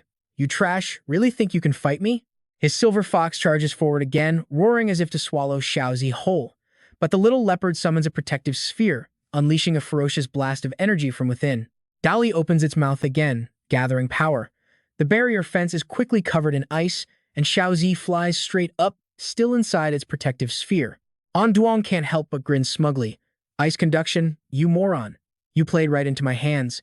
The entire area has been transformed into a lightning field. Only now does the owner realize his fatal mistake. Xiaolong puts on a pair of glasses just as a blinding flash of power explodes. The crowd shields their faces. My eyes, what's happening? Inside the cage, the light finally fades. Dali and Kim Kang lie motionless on the ground, tongues out, their fur completely scorched and shriveled. The two owners and the announcer are completely dumbfounded. He stammers into the mic. The match is over. The lightning leopard wins. The moment the match ends, someone reports to Chief Lan. She asks in disbelief. The Thich Cot was won and taken away. The man hangs his head. Yes. We never expected him to be so skilled. It seems he wants to challenge Tian Fan. Hearing this, Chief Lan's curiosity is piqued. What is this person's name? A file is handed over, and she feels a sense of unease. Could he be from one of the three great families? The staff member adds, this is the signature from his challenge letter. Looking at the name on it, Chief Lan is stunned. Dao. Meanwhile, after the match, Duong and Xiaolong make their exit. She holds the prize, squealing, Master, this thing is pure gold. Duong is surprised. This black market is generous, using a top-tier thick cot as a prize. And trust me, you and I just watched the beginning of something huge. Just then, a harsh voice shouts from behind, Hey! And Duong turns, and what do we have here? A couple of thugs trying to play tough. If you know what's good for you, leave that thing you're holding. The leader sneers, If you want to keep breathing around here, you'll hand over the thorn bone. But of course, our boy isn't scared. And Duong calmly replies, Oh really? The thug scoffs back, Don't think just because you won and before he can finish. Xiao Bai sends a fist flying into his face. He goes down hard, and his lackeys all freak out. Boss. Xiao Bai glares daggers at them. I think you're the one about to eat dirt. And just like that, she lunges, tearing into the gang. They're too shocked to even fight back, when a loud voice rings out. Stop! A woman with a powerful aura stands there, flanked by dozens of guards. The thugs are startled. Chief Lan. She sizes up, and Duong, clearly impressed. Chief Lan removes her mask and introduces herself. First time we've met. I'm the manager here. My subordinates were being foolish. My apologies. Sir and miss, would you do me the honor of a conversation upstairs? The second they're in the room, she gets straight to the point. Honestly, I'm very impressed with your strength, sir. I wonder if there's a chance for us to cooperate. And Duong cuts right through it. Cooperate, or do you want me to help you take over this place? Chief Lan just smiles. Both are correct. This is an opportunity many people would kill for. You should consider it. He just gives her a cold stare. Lan Tong puts her feet on the table, a move that even startles him for a moment. You misunderstand, sir, she says. It's just a little gift. We could get to know each other much better. Xiao Bai, standing beside him, looks totally disgusted. She thinks to herself, know each other better? Of course, and Duong isn't taking the bait. He stands up. Sorry, I'm not interested in these games. Find someone else. Lan Tong is stunned. You! And here's where she switches tactics. I heard you want a match with Tian Fan. I'll arrange it for tomorrow night. Realizing she can't buy him, she keeps it civil. Well then, good luck to you, sir. Back in their room, and Duong tells his pet, Xiao, this time we're using the thorn bone to enhance your ambush skill. Instantly, Xiaozi's form changes, its whole body crackles with lightning as a horn sprouts from its head. Seeing the new spines on its back, he's satisfied. In its normal state, the thorns can be retracted. Looking at Xiaozi, he thinks to himself, I hope this time I can actually save Tian Fan. Meanwhile, in another part of the underground market, a familiar face appears. Meng Jiao is thinking, Huan Linjing enhances poison resistance against blood insects. Seems useless for Yu Ming. Just then, she overhears some other customers talking. Did you hear? Yesterday, some mutated thunder leopard challenged and beat both Jin Gang and Da Li. This time, it wants to challenge Tian Fan. That's strong. I can't miss this. Meng Jiao is surprised. She can't help her curiosity. What is this all about?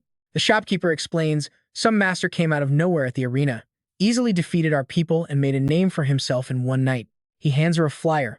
Tonight, he's challenging our underground king. It's already the talk of the town. Miss, if you're interested, you should go see. One look at the poster and Meng Jiao feels uneasy. She thinks to herself, Xiaozi, why are you here? Soon enough, it's fight night. Let's watch this unfold. The announcer booms, and now, please welcome the king of the underground, holding a record of 38 consecutive wins. 30 times he has killed his opponent right on the spot. He is Tian Fan. Finally, the beast he came for is brought into the ring. A drum beats, building the tension as the MC yells, let the match begin. Tian Fan storms the arena, looking like a mythical beast from an ancient legend. The two quickly take their places, and for a moment, they just silently size each other up. Lan Tong already seems impatient. She scoffs and barks the order, Tian Fan, what are you standing there for? At its master's command, the first attack on Xiaozi is thick with the aura of death. Xiaozi just uses its old trick, leaping onto the cage wall to dodge the deadly blow. After steadying itself, Xiaozi summons lightning to begin its counterattack. It spins, crackling with electricity, and launches itself straight at Tian Fan. Faced with Xiaozi's power, the massive beast is actually startled and forced to retreat. The crowd is buzzing. I'm not seeing things, am I? Tian Fan actually dodged that attack. Not only did it dodge, it countered in seconds. So what? It's just a hybrid leopard trying to take on a spirit-grade beast. Dream on. But of course, Tian Fan is king for a reason. It gathers its power again, preparing for another attack. The little leopard quickly creates a protective barrier, seemingly unafraid of the coming blow. And sure enough, Tian Fan's power blast barely does any damage, and Duong can't help but smile. After Xiaozi's upgrade, its speed and defense are on a whole other level. Lan Tong, however, just coldly says, playtime is over. In that instant, Tian Fan's eyes flash blood red. Its power erupts, forming a cage that slams down right on top of Xiaozi. The little leopard tries to run, but it's completely surrounded with no way out. From above, Tian Fan stares down, as if it's about to swallow its opponent whole. Lan Tong is incredibly pleased with herself. She says with total confidence, it's over now. But Duong is still perfectly calm. Just then, Xiaozi roars, and massive spikes erupt from its back, surprising Lan Tong. What? But before she can process it, Tian Fan charges, sending Xiaozi flying. Lan Tong is smug about this turn of events. She coolly crosses her legs. Just a useless struggle. At that moment, Tian Fan unleashes its strongest technique, Realm of Chaos. The entire cage radiates a furious energy. Hundreds of red eyes glare out from the shadows, looking absolutely demonic. Lan Tong stands up. No pet has ever. At that moment, Xiaozi's protective shield begins to crack. The crowd below is in an uproar. Hey, this isn't right. This Realm of Chaos is way stronger than before. And then, the shield finally gives out. It shatters completely. The audience below screams, scrambling for their lives. Run!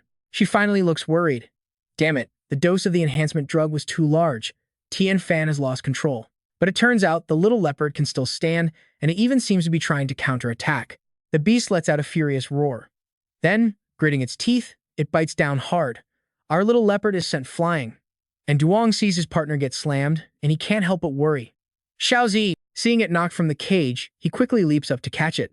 And Duong holds the small leopard in his arms, gently asking, Xiaozi, are you all right? Wake up. On the other side, Tian Fan roars and lunges straight for Duong. In a split second, he shields Xiaozi with his own body, dropping to the ground to dodge the attack. His back is sliced open, but he ignores it, whispering to his pet, I'm here, don't be afraid. Seeing the tense situation, Xiao Bai rushes over. Master, his voice is strained from the pain. I'm fine, I still have to save Tian Fan. This isn't its true nature. Xiao Bai's heart aches seeing her master like this. Behind Duong, another massive roar echoes, startling him. He quickly yells to Xiao Bai, be careful. Its massive claws slash down, but Xiao Bai blocks the blow with ease. Two horns sprout from her head as scales appear on her face. She glares at Tian Fan and says one thing, little lion. And yeah, you and I both know this is about to get insane. I'll be your opponent. With that, Xiaolong soars into the air, launching a direct attack.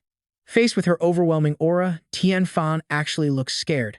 Just then, Xiaolong transforms into her dragon form. Master, this battle isn't over yet. The audience is still running for their lives, unable to handle the pressure. The guards panic. Director, we have to go. Tian Fan is done for. Director Lang is furious. Useless creature. After all the evolution materials I wasted on it. She glances back, fuming. What a waste of time. I'll just have to raise another one. But what happens next leaves Director Lang completely stunned. You and I are about to see this fight completely turn around. The crowd below can only stare in awe. Xiaolong is now a full-fledged dragon. Xiao Bai and Duong commands, use your dragon's breath to suppress Tian Fan. Obeying her master, Xiaolong opens her mouth. Before her mighty aura, Tian Fan's rage begins to fade, but she's not done yet. Xiaolong prepares another attack, and of course, Tian Fan refuses to back down, charging forward despite being outmatched. Xiaolong's eyes glare, and the jewel on her forehead suddenly flashes with light. The two beasts are locked in a fierce clash, their power shaking the entire arena. A wicked smile crosses Director Lang's face, so it's the legendary Phantom White Dragon, and still in its growth phase. Meanwhile, high above, Xiaolong gathers her power for one final, decisive strike against Tian Fan. The massive beast is temporarily restrained, letting out a frustrated roar. Xiaolong quickly reports, Master, the dragon's judgment won't hold Tian Fan for long. And Duong calculates the odds. Xiao Bai's level isn't what it used to be. If Tian Fan keeps evolving, they'll both be seriously injured. Instantly, he uses his own skill, a mental link with the beast. Tian Fan feels the psychic assault on its mind. At the same moment, a sharp pain pierces in Duong's chest, forcing him to his knees. And now, we see it through his eyes, Tian Fan's tragic memories. The poor creature was subjected to endless torture. Useless thing, taking this long to win. This formula isn't working, switch it. Increase the concentration and dosage to force its evolution. Back then, it was terrified and utterly alone, with no idea why it was being treated this way. Day after day in that harsh environment twisted Tian Fan into what it is now. Blood seems to seep from its eyes and mouth, its broken spirit finally showing. It stands before Duong, exhausted and defeated, finally bowing its head. Seeing the beast, Duong's heart aches for it, and he can't stop himself from reaching out a hand. The beast looks up, stunned, staring at him. Tian Fan can't believe it's finally being shown kindness, and Duong gently removes his mask. That must have been scary, huh? Don't worry, we're here to save you. A warmth spreads through Tian Fan's heart. As it stands still, letting him pet it, the audience is floored. A berserk, spirit-level phantom beast was just calmed down. Just who is this guy? Up above, they both close their eyes. Tian Fan, make a pact with me today, and I'll get you out of this place. Director Lang panics.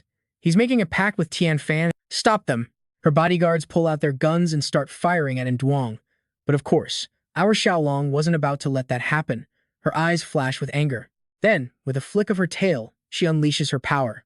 Director Lang takes matters into her own hands, pulling a gun from her coat. Damn it! Xiaolong instantly meets her head-on, blocking the pathetic attack. One whip of Xiaolong's tail sends the director flying like a leaf in the wind. The pact complete, and Duong doesn't linger. Xiao Bai, let's go. She obediently follows his command, transforming back. With a gentle reach of her arm, Xiaolong scoops up Duong in a truly beautiful scene. Still defiant, Director Lang struggles to her feet, screaming, stop. But the smug look on her face has completely vanished. Mr. Dao, it seems we meet again. Suddenly, more than 10 people in military uniforms rush in, guns raised. Director Lang grits her teeth and shouts at the figures behind them. Defense Bureau. The Defense Bureau agents immediately arrest her. Move it. Let's go quietly. Cuffed, Director Lang seethes. Don't touch me. I can walk on my own. Reporters and photographers appear out of nowhere, absolutely thrilled. This was major news. And Duong? He just thinks to himself that the script from his past life is playing out perfectly. Only this time, Tian Fan's fate is different. She laughs like a maniac, screaming, Dao, you did this to me. Sooner or later, I will settle this score with you. Jinghong steps forward. Director Lang, is it? I'd save your energy. You'll have plenty of chances to talk at the interrogation room. The director just growls, "Damn you." Jing Hong then instructs her team. As she does, she recognizes a familiar aura and is shocked. A friend of Dao's? What are they doing here? Just then, a teammate reports, "Captain Liu, we've secured all the black market staff." Jing Hong replies, "Good, I'm on my way." She hesitates, looking back towards where Duong was, trying to find him. But he's nowhere to be seen, just a sea of masked faces. Jing Hong is stunned. Did I imagine it? Later, Xiaolong recounts, "When Master was hurt, I just felt so angry. I don't know why I regained my dragon form." She looks at her hands. After the fight, it went away. Could it be related to my emotions? And Duong replies, "It's probably not that simple. It might be related to your race." He thinks grimly, "Among phantom beasts, the phantom white dragon is the most mysterious, treated more like a myth than reality. If he hadn't accidentally discovered Xiao Bai in his past life." Xiao Long remembers, "I was born in a mountain cave. Could the secret of my race be there?" He replies, "Based on the timeline, that mountain won't be explored for a few more years." Hearing this, she gets excited. "If Xiao Bai can freely change forms, I can do so much more for you, Master." Seeing her so happy, and Duong feels a warmth spread through him too. He turns to leave. "In that case, I'll take your chicken leg tonight." She pouts behind him. The chicken leg doesn't count. Late at night, Duong opens his door quietly, like a thief. He whispers, "Be quiet. Don't let Chang know we didn't come home last night." But just then, a shadowy figure appears. "Let's see who didn't come home." He forces a smile. "I went for a morning jog." Xiaolong chimes in, "That's right, I can vouch for him." And Chang just points down.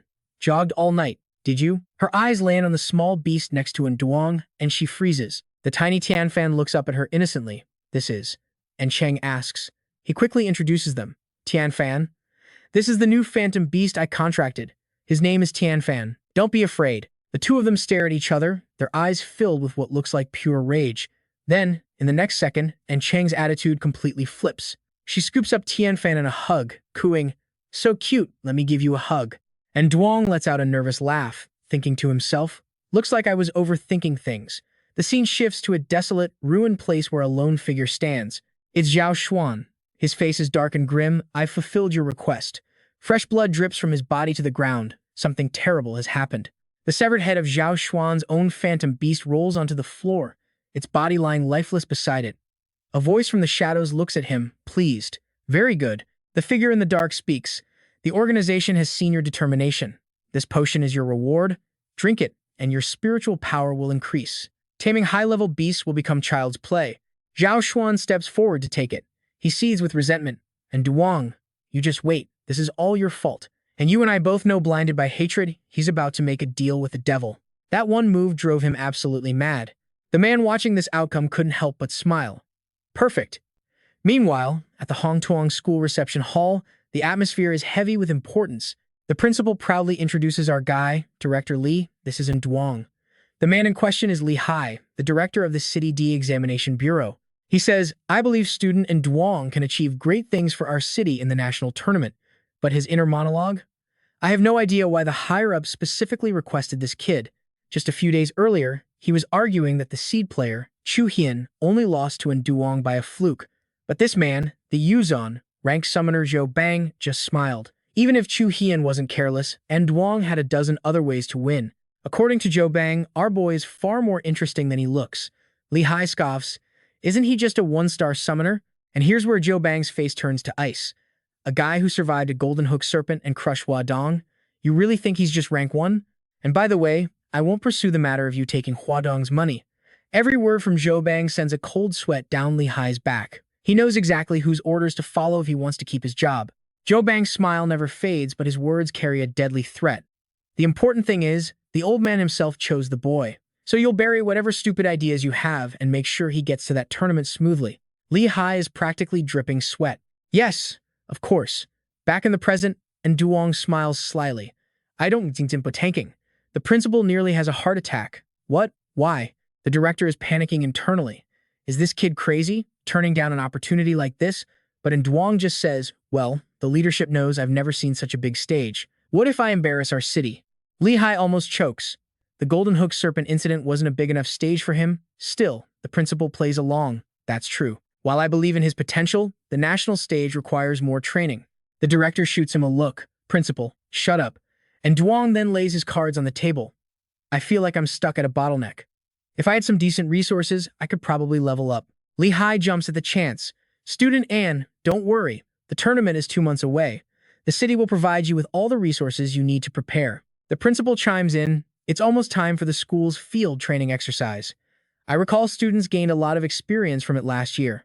Whatever student and needs for the exercise, we will arrange it, Lee Hai promises. And Duong's eyes light up. If the leadership is so supportive, then of course I'll participate. The principal quickly thanks the director. And with that, we cut to the Yar's wilderness area. A vast, beautiful mountain range. The other students are all hyped up. When we get there, I'm gonna catch 90 beasts. Yeah, right, you're all talk. Mong Rao just watches in Duong, wondering who he's thinking about. In reality, and Duong's mind is screaming with joy. Level up resources, here I come. As they get off the bus, a man barks out an order. Assemble, and Duong's group falls in line. The man is their instructor, in charge of assigning missions and keeping them safe for the next 5 days. Your job is to explore the designated area and complete your assigned beast investigation. One student, Li Tin, speaks up. We came all this way. Why are we restricted to one area? A wicked grin spreads across the instructor's face. Unless you want to die out here. After hearing that, everyone understood. The Ease Mountain Range is a beast-tide zone far more dangerous than they can imagine. Suddenly, a strange vortex appears in the sky, shooting out red streams of energy. In the primal era, humans evolved spiritual power and learned to harness the beasts. They were a source of energy, resources for weapons and tools. The docile ones, they became partners. The beasts in this area have been managed. Each student gets a card with a designated beast. Those with the same card are a team. They wonder how they're supposed to find it with just a picture. This is too hard, Li Tin complains. I got this beast too. And Duong glances at their card. Look at the environment in the photo. The Shakaho Feng lives in open areas with large trees. Just search there. Li Tin thanks him for the tip, and Duong thinks to himself he could tell them the exact spot, but that would defeat the purpose of training. Now, his own beast is the Hong-horned beast. Just then, another person shows him the same card. What a coincidence. It's Mong Rao, smiling happily. We're investigating the same one. Mong Rao is thrilled, already imagining a private adventure with Duong. But her dreams are cut short when Dada excitedly shows her card. Great, mine is the Hongi Horn Beast too. Before Mong Rao can even process that, Xiao Bai raises her card with a cheer. Xiao Bai got the same one, and just like that, her romantic duo became a party of 5. The instructor announces, you can depart now. Xiao Bai immediately asks when they can have snacks, making Duong sigh. Do you think this is a field trip? The instructor watches them go, scoffing. What's so special about that kid that the big boss wants me to protect him? As they walk, Mong Rao explains, the Hongji horned beast is a water type. It mostly lives in deep lakes and needs very high-quality water. She checks the map. The nearest lake is to the west, and Duong plans their route to find water and a place to camp. But suddenly, Dada notices something above her. A berry shoots out of nowhere, hitting Dada square in the chest before bouncing away. The thing moved like it had eyes, and Duong rushes over. What's wrong? Dada stammers, nothing. Just a berry fell from a tree and hit me. She's blushing as Duong silently eyes the fallen fruit. If you're okay, let's keep moving. Along the way, they encounter plenty of strange things, like a swarm of butterflies. Mong Rao even has her Yumin catch a wild chicken for dinner, amazing the other 2 girls. But the foodie, Xiao Bai, constantly tries to eat wild mushrooms off the roadside, driving Duong crazy. As night falls, Duong finds a good spot. Let's camp here tonight. Thanks to Tu Ho Li's fire-type powers, starting a campfire is a breeze. Everyone gathers around. With Yumin, we don't have to worry about the fire. Xiao Bai only cares about one thing. The chicken tail is mine. Mong Rao suggests one of them should stand guard. Oh, someone will, Duong says confidently. Data is confused. Huh? Someone else wants to team up with us? He just smiles. Probably. Though it might not be a person. The fire roars and the roasting chicken smells amazing. Xiao Bai's eyes sparkle. Xiao Bai is digging in. As they eat and chat, no one notices the pairs of red eyes staring at them from the bushes. It looks like a pack of wild monkeys, the same ones who threw the berry at Mong Rao earlier. The second they see the food, they launch their attack. They soar through the air, creating chaos. The group is stunned. What are those things? And while everyone's distracted, another monkey snatches their food and runs. Xiao Bai is devastated. My grilled chicken. Not just the chicken, but their supplies too. Mong Rao is furious, yelling, bring that back. But the monkeys don't seem scared at all. In fact, they're enjoying this, sticking their tongues out and slapping their butts as if to say, you got a problem? Having their food stolen was one thing, but this blatant disrespect? Yeah, that just set Xiao Bai off. Meng Zhao is also furious. Damn it, Yu Ming, but before she can finish her sentence, Xiao Bai is already gone. Meanwhile, the monkeys are still busy making faces and mocking everyone, probably thinking this group is a bunch of idiots. But their fun doesn't last long, as all three get smacked silly without a single miss, and the one delivering the punishment is, of course, our girl Xiao Bai. Just like that, all three mountain monkeys are sent sprawling on the ground. When they see Xiao Bai land, they look like they've seen a ghost. She says coldly, "Tonight's menu is supposed to be rabbit stew, but I'm thinking of adding grilled monkey." That murderous aura pouring off Xiao Bai is enough to make the monkeys turn pale and scramble away. But does she let them go? Of course not. Xiao Zi's lightning quickly turns them into three crispy critters, forcing them to kneel and beg for mercy. And Duong steps in. "You're the ones who threw fruit at us and stole our stuff, right? An apology isn't going to cut it." A cunning glint appears in his eyes. "You monkeys must have a secret stash of food somewhere, don't you?" Let's switch scenes to the base's monitoring room. It turns out the students have cameras on them everywhere for safety. An instructor looks at the screen with disdain. "These kids are so green. I bet we'll have to send them supplies by tomorrow." A security staff member suddenly panics. "Instructor, there's a problem with camera 377. The instructor looks surprised. "What is it? Someone needs a rescue?" The staffer asks urgently. "No, you better come see this for yourself." Watching in Duong's group being served by the monkeys, the instructor can't help but find it amusing. Well, that's new. Since when did mountain monkeys become so obedient? The beaten and bruised monkeys are happily pouring them tea, practically begging them to drink. The instructor's face goes pale. Looks like the monkeys who always bully the students have finally met their match. Morning arrives quickly. After a night of feasting with the monkeys, Duong wakes up feeling sore all over. "Ugh, why is my back so stiff?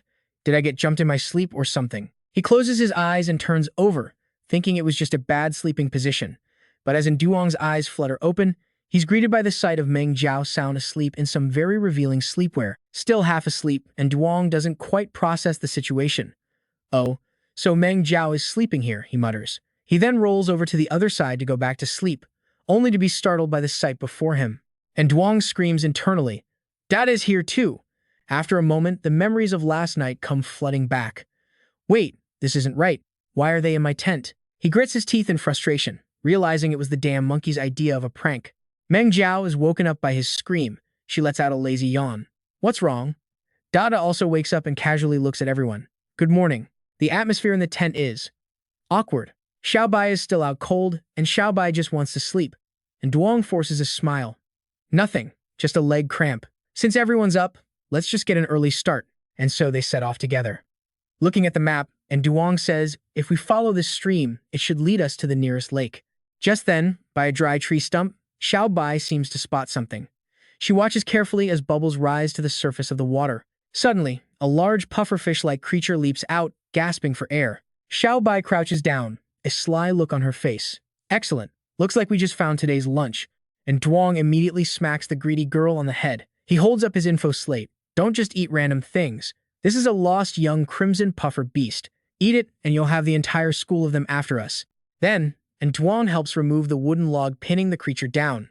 Suddenly rescued, the puffer beast happily wags its tail at Duong as if to thank him. Meng Zhao is a bit confused. This isn't the usual habitat for crimson puffer beasts. What's it doing here? "Probably just got lost," and Duong replies. The creature doesn't seem wary of him, so he picks it up and attaches something to it. Dada immediately recognizes it. "That's a tracking device," and Duong explains, "This way, if it gets into trouble, we can get there in time to help. And right here, you and I get to see the truth." All three girls have the exact same thought, and Duong is the one with the truly devious mind. He then releases the creature. Watching it swim away, he thinks, "Hope it makes it home safe." They walk a little further until Dada cheerfully shouts, "The lake is just ahead." This beach is picture-perfect, crystal-clear blue water, gentle waves. Xiao Bai is practically drooling. "So beautiful," Dada adds. "The instructor once said, this is where you find golden pearls, a basic material for leveling up water-type familiars." According to Dada, the deeper the water, the more golden pearls. Hearing this, Xiao Bai immediately drops her bag. "I'm on it," but in their haste, they fail to notice something lurking just beneath the surface. And Duong checks his scanner. The last signal from the baby crimson puffer beast was near here.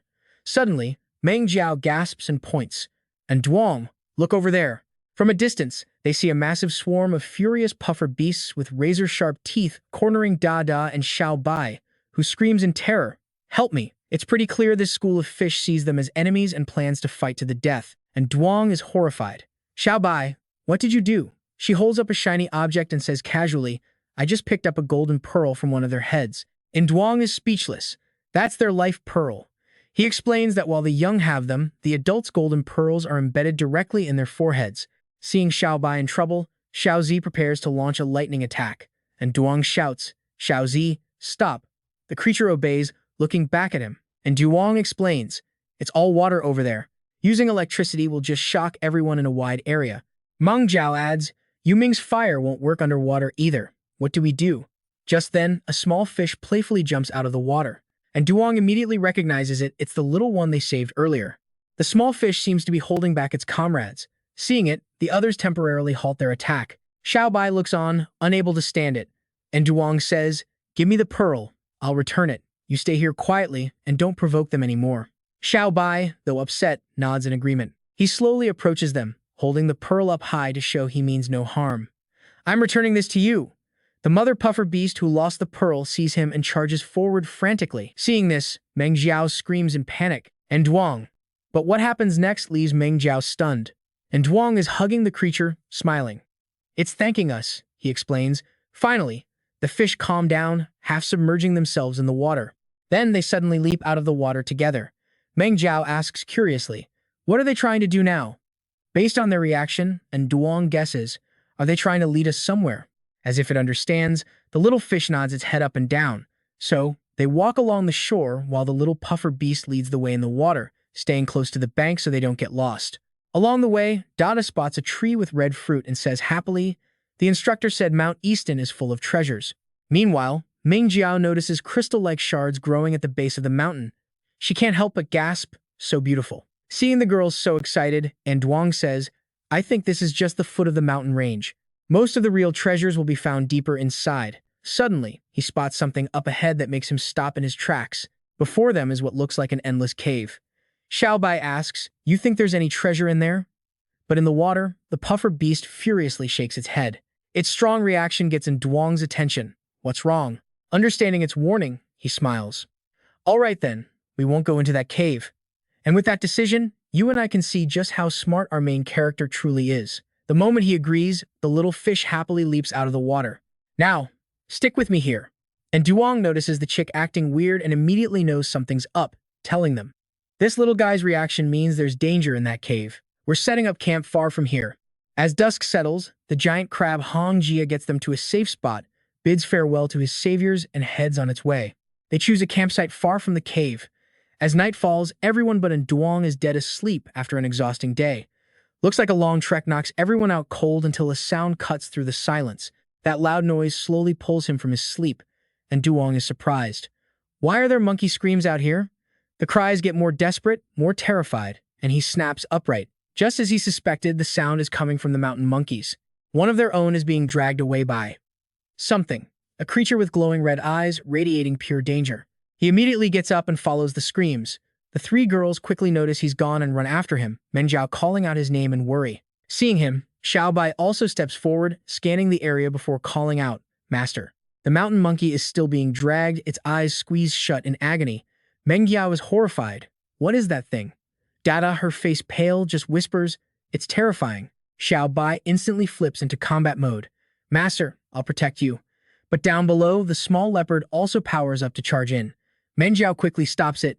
Wait, Xiao Si uses electricity. Let Yu Ming handle this. At her word, the little fox Yu Ming transforms into its battle state, then whirls and launches itself toward the monkey in peril. Yu Ming's fire scorches the creature, forcing it to release the monkey and writhe in pain. Hit by the surprise attack, it's furious. The monkey, covered in wounds, uses the chance to escape, and Duong takes one look and instantly identifies it. That's an iron-armored centipede. This thing is one of the big ones. Inside is a crystal that can be used as an upgrade material to create powerful anti-venom potions, and from what Duong knows, its shell is as tough as a tank. He briefly thinks of his lion cub back home. If Tian Fan were here, this would be over in a second. Miles away, little Tian Fan lets out a sudden sneeze, nose dripping, and Cheng worries, did you catch a cold? Back on the scene, Meng Jiao quickly gives the order, Yu Ming, attack that centipede. The fox obeys its master, charging forward. And Duong adds, the monkey's already escaped. Xiao Si, Go help Yu Ming. The moment Xiaoxi leaps, it sinks its fangs into the iron-armored centipede, unleashing a constant stream of electricity. Dada wants to help too, so she releases her bird, a bay. The centipede is getting flustered now, clearly not expecting to be swarmed by so many enemies at once. Overwhelmed and scared, the centipede quickly scrambles into the bushes and vanishes, and Duong is baffled. Strange, why did it suddenly run away? Just then, Xiaoxi starts barking frantically. And here's where it gets bad. From the darkness behind Duong, dozens of eyes light up. He feels it too, his expression turning grim as a whole swarm of smaller centipedes crawls out, heading straight for them. Meanwhile, another group is relaxing at their camp. Now that we've found the illusion beast for the mission, we're pretty much done. But the centipedes are crawling fast, rustling the leaves and grass. One of the guys speaks up. Do you guys hear something? Another replies, let's go check it out. And so two of them get up, flashlights in hand, to investigate their surroundings. In a large bush, the shadow of an iron-armored centipede looms incredibly close. The two guys turn pale. Is that the illusion beast we've been looking for? A relative of the sand viper? I don't remember them being this big. Over here, a spirit hound also seems to smell the danger, barking non-stop into the night. Li Xing is confused. General, why are you howling instead of sleeping? Dada adds, he probably smells something. Li Xing grabs his flashlight and cautiously points it toward the woods. A horrifying scene appears in an instant, a swarm of centipedes. At the security border, an instructor jolts to his feet. The base detected a beast rampage. This is bad. The moment everyone sees the colossal iron-armored centipede, they start screaming in terror. Run! A supervisor watches the monitor, realizing the situation is out of control. We're screwed. He frantically grabs the radio to send a warning. Emergency situation. A messenger bird broadcasts the alert across the forest. Attention all students on the field trip.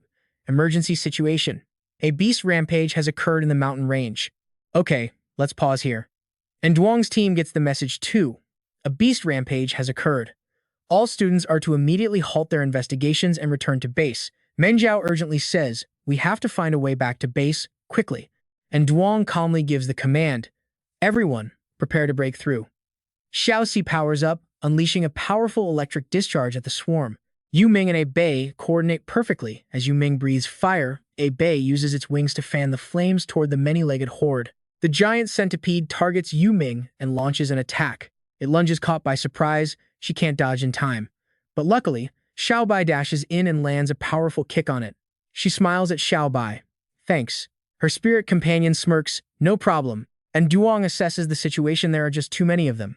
He immediately gives a new order. Xiaoxi, wide area attack. The electricity paralyzes the swarm, severely limiting their movement. After that, it seems they've had enough, retreating back into the dense bushes. Everyone is surprised. The centipedes are retreating. And Duong worriedly asks Menjiao, were you injured? She looks down and replies, my arm got scratched a bit. It should be fine. He gently takes her hand. These centipedes are poisonous. We can't be careless. We need to get back to base and treat that wound. A wave of warmth spreads through Menjiao, making her blush. And Duong adds, stay close. Me and Xiaoxi will clear a path. You follow behind me. Menjiao just gives a shy little hum in agreement. Just then, a loud noise makes the ground tremble, putting them both on high alert. Turns out, the sound was a huge bull with Li Xing and Dada riding it, having finally found them. The moment they arrive, Li Xing yells, thank God, boss, save us. It seems they weren't looking for him on purpose. They were just running for their lives and got lucky. Dada gasps for breath. There's a man-eating centipede chasing us. Before she can finish, the swarm reappears, crawling over the ridge, relentless in their attack. Seeing how dire things are, and Duong says, Li Xing, Dada, Menjiao is injured. Get her back to the base first. Me and Xiao Bai will cover the rear. As the centipedes swarm, Xiaoxi turns into a tiny attack dog, growling and threatening the enemy. Of course, it's not just putting on a show. Xiaoxi immediately powers up and unleashes an electric attack on its opponent. Seeing its quick and deadly efficiency, and Duong reminds it, Xiaoxi, keep one alive. And the reason he does this? At this time of year, these centipedes should be hibernating. One or two coming out is normal, but a full-blown stampede, and Duong decides to read its memories. He breaks out in a cold sweat, seeing the memory that centipede is massive. It must be their leader. And Duong is shocked to see a familiar face, and in his hand, something that looks like a sonic device. Looking at this image, he's stunned. The PSU organization, Zhao Xuan. He can even hear the man's crazed shouting, ordering the iron-armored centipedes, wake up, all of you, wake up. Go and destroy Yaxi's nest. And Duong tells Xiao Bai that Zhao Xuan caused the rampage. She's surprised. Ike, I remember him. He's that guy from the friendship tournament. You and I both know this is a huge reveal. And Duong remembers the initials on Zhao Xuan's collar and is shocked.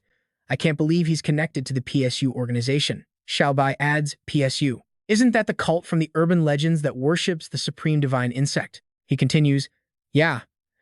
I don't know how Zhao Xuan got involved with them. Xiao Bai looks thoughtful. Is the supreme divine insect related to Xiao Li? She recalls something he once said. He just scoffs. Forget this divine insect evolution theory, that's just a distraction. The only mission that matters right now is stopping this beast stampede. And here's where you and I see he's playing a different game. Pack beasts have one weakness, their leader. Using the creature's own memories, he pinpoints the boss's location while Xiao Bai follows close behind. Meanwhile, the instructors are safe. Thanks to that emergency broadcast, everyone got out. The old man breathes a sigh of relief, thankful most of the students are still in one piece. But Meng Zhao is panicking. Instructor, you have to find Duong. He saved us but got separated from the group. The instructor's blood runs cold. And Duong, the one the higher-ups flagged as a person of interest, Meng Zhao's head spins as she pleads, please, you have to go save him. In the next moment, Meng Zhao collapses. While everyone panics and calls for a doctor, our main character and Xiao Bai have already reached their destination, that mysterious cave entrance. And Duong's eyes narrow. So this is the cave the fairy beast warned them about. Makes sense. Inside, it's deceptively peaceful, glowing fireflies, making the place look almost magical. Now, pay attention, because a massive iron-armored centipede queen suddenly erupts, woken by Zhuo Xuan and roaring with pure rage. This thing is huge, ugly, and its armor looks like something from a nightmare. Xiao Bai looks up at the monster, then to him and asks, so, is this our target? Like a starving prisoner, it lunges the moment it sees them.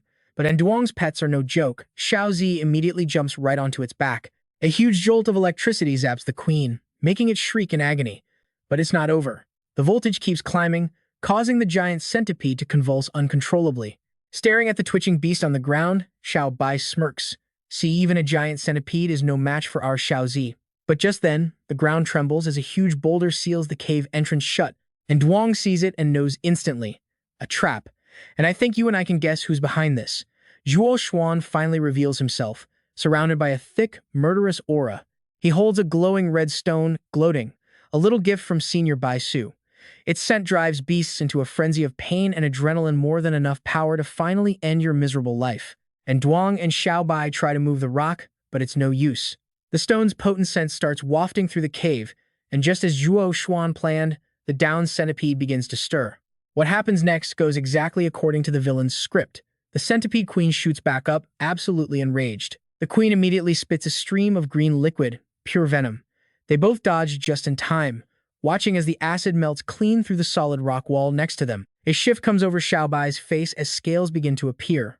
Through clenched teeth, she growls, a cheap trick? Let me handle this. But as she powers up to finish it, and Duong suddenly shouts for her to stop. Xiao Bai, don't. Xiao Bai freezes, completely baffled. Master, of all times, why are you protecting it? And that's a question you and I are probably asking too. Alright, stick with me here. And Duong is cornered, and just as things look desperate, the centipede queen lunges straight for Xiao Lung. She dodges, sending the queen smashing into the rock wall and shaking the entire cavern. The ground splits, and from the cracks, swarms of insects pour out. The cave is about to collapse. Xiao Lung screams as rocks start falling around them, and a strange scent fills the air as they are surrounded by black fire beetles. They just keep coming from the cracks, an endless swarm. And of course, Zhu Xuan is loving this, thinking if the beast doesn't kill them, the cave-in will. He clutches the red stone, pleased with the chaos its scent is causing. But back within Duong, seeing the swarm gives him an idea, a perfect way out. He quickly turns to Xiao Bai. Get on that rock blocking the exit and wait for my signal. Without hesitation, she agrees. Okay. A moment later, Xiao Lung is in position on the high cliff, waiting intently for her master's command. The spot she's on is right at the blocked exit. As the beast charges, he calculates the timing, and when the distance is perfect, and Duong yells, Xiao Bai, move. She instantly follows his order, leaping to the side and tricking the centipede queen into slamming directly into the blocked passage. Now, watch this part closely. Zhuo Xuan hears the huge crash and smirks, turning to leave. But just as he does, a massive explosion erupts right behind him. He's thrown to the ground, his face pale with disbelief. The centipede queen lies defeated under a pile of rubble, and standing on top of it are Duong and Xiao Lung. And Duong stares him down with a cold expression. Zhuo Xuan, why did you do this? He just grinds his teeth and spits back. What do you think? That spot in the national competition was supposed to be mine. He's completely unhinged. Don't think you can just get away with stealing Hua Dong's place. I'll make sure you die here. Xiaolong rolls up her sleeves, furious. He's admitting to causing the beast tide. He grins. I just used this chance to get rid of you all. And Duong pulls something from his pocket. Excellent. Zhuo Xuan scoffs. A recording? So what? You have to be alive to even use it. But Duong isn't done with him yet. Zhuo Xuan, just because I beat you once, you'd stoop to all of this? He just laughs smugly. Look out. It's your turn to make an appearance. From behind him emerges a giant insect, the crimson flame giant mantis. And Duong has no idea how he got it, but Zhuo Xuan gives a cold command. Ninja, destroy them. Xiao Tu gathers lightning, cautiously closing the distance. The mantis spits fire at him, but Duong shouts, Don't be afraid, Xiao Tu, get into the trees. Zhuo Xuan sneers with a twisted smile, all you can do is run. The crimson mantis pursues Xiao Tu, snapping the tree branch in half. Xiao Tu narrows his eyes, calmly facing down the powerful enemy. The mantis coils its massive body around the tree, looking like some kind of horrifying giant serpent. And here's the classic villain monologue. Zhuo Xuan gloats, kneel and beg me now, and I might let you live. If not, I'll roast your little pet, and then turn you to ash. And Duong ignores him completely and yells a command. Xiao Tu, take the old path. As it spits fire again, Xiao Tu leaps directly towards the monster's head. The little leopard uses its agility to scale the giant mantis. And Duong shouts again, Xiao Tu, strike the weak point. It arches its back, driving its sharp spines deep into the mantis's body. Immediately, the mantis collapses to the ground, foaming at the mouth. Zhuo Xuan is horrified. He glares back, snarling, and Duong, this isn't over. But before he can finish his threat, Xiao Lung is right in his face. A second later, Xiao Tu is behind him, zapping him with enough electricity to fry his brain. As he falls unconscious, Duong declares they have to turn in the mastermind, just as the scene cuts to an instructor getting bad news. What? Menjiao is still injured, and Duong overhears and is instantly worried. What's Shen Mengyao's condition? The instructor, equally concerned, replies, I'll take you to the medical ward. When they get there, the instructor explains the situation. The doctor said it's poison, and the antidote can only be made at the city hospital. The school is sending us all back for safety. He sees Mengyao lying unconscious on the bed. The instructor adds, This was a massive beast rampage. Don't blame yourself for this. Hearing that, a memory sparks in Duong's mind. The iron-armored centipede. The centipede leader. The instructor confirms it. That's right. The crystal from its body can create an antidote. But more importantly, the crystal from the leader can supposedly bring someone back from the brink of death. And Duong's eyes light up. I have a way. I think I can save Menjiao. The instructor looks grave, and Duong, this is life and death. But he presents the gem. This is the crystal from the leader's body. The instructor immediately refuses. That's too risky. A regular centipede's crystal could fail, or even make her condition worse. And Duong simply smiles. You're right, sir. A life is on the line. Xiao Bai. Eventually, the instructor gives in and allows Duong into the room. His expression turns grim as he studies her vital signs. He's clearly tense as his hands move rapidly across the control panel. Outside, the instructor mutters in frustration. He was told to look after Duong, but Shen Menjiao is the principal's daughter. Inside, Duong's focus is absolute. Suddenly, dark purple veins erupt across Menjiao's skin. Tears of pure agony stream down her face as the nurse screams for the doctor. The doctor rushes into the room. Outside, Duong can only whisper her name, his voice filled with worry. Menjiao. Sweat pours down his face. Menjiao, you have to hold on. As time seems to slow down, a memory from his past life hits him. Menjiao, we've known each other so long, but I always... He wonders if she even managed to escape the beast tide in his first timeline. He clenches his fist, making a vow. This time, I will not let anything happen to you. In the emergency room, Menjiao is coughing and struggling to breathe. The doctor's voice is grave. The patient's condition is deteriorating rapidly. The vital signs on the monitor plummet until they suddenly flatline. The display freezes, and Duong grabs the machine in disbelief. It failed. That's impossible. The doctor yells, her heart and breathing have stopped. We need to resuscitate now. The frantic beeping of machines fills the tense room, but it seems fate had other plans. At the last second, her body finally stabilizes. The integration worked. Relief floods Duong's face. The serum extraction was a success, and that's where we leave it with. And Duong carefully injecting the new serum. She shudders once, but her color quickly returns and slowly, her eyes begin to open. Alright, let's dive into a story where one guy's return throws everything into chaos. And Duong, I had such a long nightmare, she sobs, clinging to him. I thought I'd never see you again. When the instructor arrives and Duong takes the blame, it was a last resort. I'll accept any punishment. The instructor stares at Shen Menjiao, stunned. No one should recover from that poison so quickly, unless... He shakes the thought away. You were saving a life, so you get a pass this time. Don't make it a habit. As they head back, an official broadcast crackles to life. The beast rampage in the IAS mountains has finally been suppressed. Shen Menjiao leans her head on Duong's shoulder, a rare moment of peace. But across the city, at the defense headquarters, a new storm is brewing. Inside an interrogation room, Jing Hong gets straight to the point. Tell me, who sent you?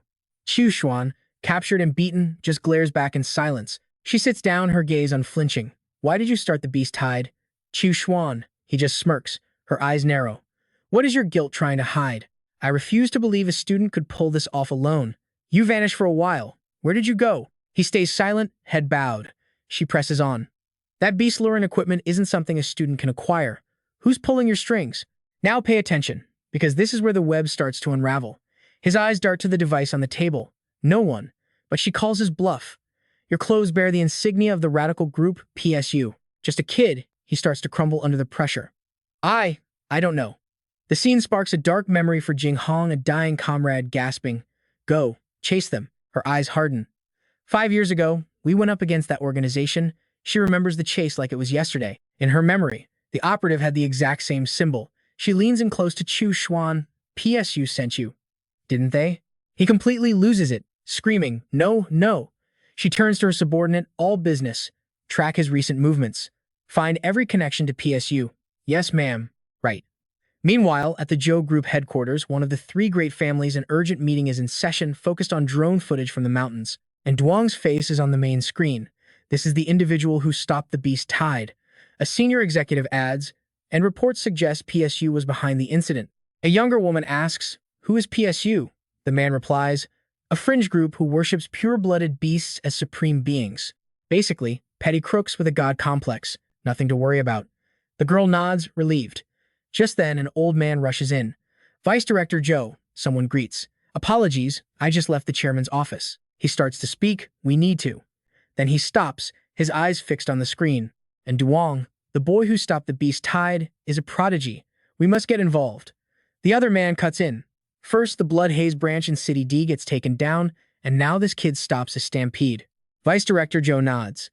The problem is, how do we approach him without making him suspicious? Okay, I know what you're thinking.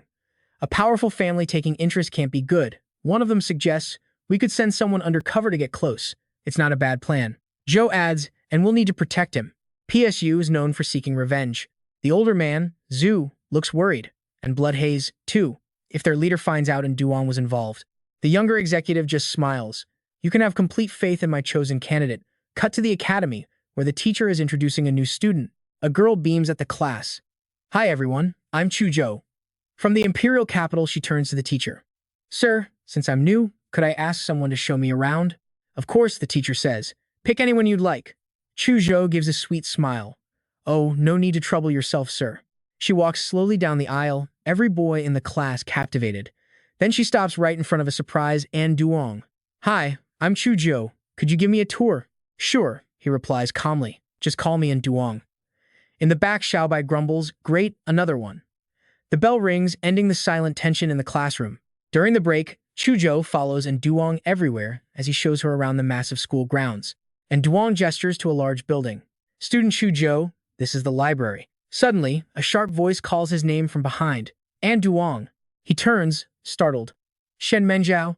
She does not look happy. Chu Zhou, completely unfazed, gives her a bright, hello. Shen Menjiao ignores her completely. The principal wants to see you.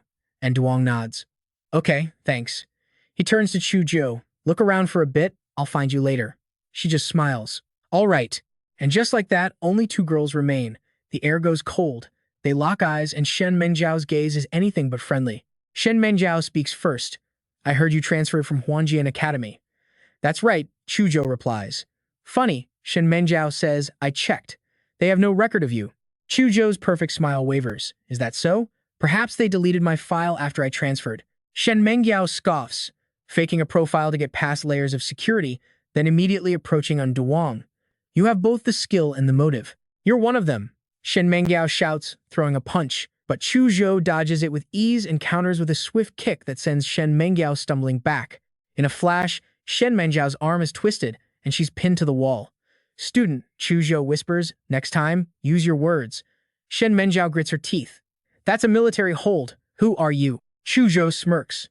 For a student, you know quite a lot. Shen Mengiao gets straight to the point. What do you want with Duong? I can't say much, Chu Zhou replies, but I promise this is for his own good. Suddenly, her head whips around. Footsteps, and Duong is coming back. They instantly separate, acting casual as Duong approaches. The principal told me the national tournament is in 2 months, he says. He told me to prepare well. Shen Menjiao's heart soars. We're going to the capital together, she tries to hide her excitement.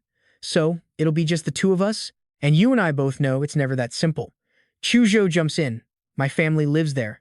I've also studied all the past tournaments. I know the rules inside and out. The tournament gathers 64 of the best youths from 5 provinces. These 64 contestants are divided into 4 groups with their phantom beasts. Each trainer brings 3 beasts to a match, which is a best-of-3 fight. He continues, explaining the top 4 from each group will advance, making 16 total. Then it's knockout rounds, semifinals, and finally, the championship. Hearing this, Duong does the math and realizes he's 1 soul pet short, but Meng Jiao just smiles and says, leave that to me. And just like that, we're at the D-City Soul Pet Hatching Center. Meng Jiao figures their time is short, so they should probably pick a fully grown soul pet. She holds up a chicken-like creature. I think this one looks good. And Duong flinches. The price is way too high. They'll have to look at the others first. But the prices on the eggs are even more insane. Meng Jiao starts to worry. If we can't find one here, where else can we go? That section up ahead is for discarded eggs, and Duong raises an eyebrow. Discarded? You mean stuff they're trying to get rid of? Meng Jiao nods. Not exactly. It's where they put eggs that don't hatch after a long time, so they're on sale. She explains that these eggs almost never hatch successfully, and even if they do, the pets are usually weak and sickly. Only rich gamblers buy them for the thrill. A slow, knowing smile spreads across Duong's face. Then let's go see if we can find a treasure. And just like that, as they walk past a bin of duds, his eyes lock onto something. From a distance, he spots a large cardboard box and, driven by curiosity, immediately walks over and starts digging through it. As he pulls out an egg, Meng Jiao leans in. Wow, the pattern on that shell is beautiful. Even if it never hatches, it'd make a great collector's item. Just then, an employee explains that the egg is a relic left behind on Earth after a gate to another world opened. And Duong immediately asks the shopkeeper, how much? The guy explains that while it's from another world, it's not a premium item from the main hatchery. Only 8,000. It's a real bargain. Meng Jiao agrees it's cheap, even as a decoration, but Duong stops her. He points to the label. It says here, this thing has been sitting here for a year. That means it's basically impossible for it to hatch. And you want 8,000 for it? The employee stammers. Well, your friend did say it was pretty. How about 5,000? And Duong doesn't even blink. I'll give you 3,000. The price makes Meng Jiao jump, but the employee, looking defeated, just nods. Fine. As they leave, Meng Jiao whispers, I don't really trust this place. Maybe we should go back and buy that cuckoo bird. Money isn't the issue. And Duong replies, if I dare to buy this egg, it's because I have faith in it. Suddenly, a voice cuts in from behind them, making them both freeze. An arrogant young man walks over. We actually had our eyes on that egg first. And Duong retorts, well, we already bought it. You're not going to just brazenly steal it, are you? The guy smirks. You misunderstand. I just want to play a little game with you. One of his lackeys steps up. We want to see who can hatch the egg.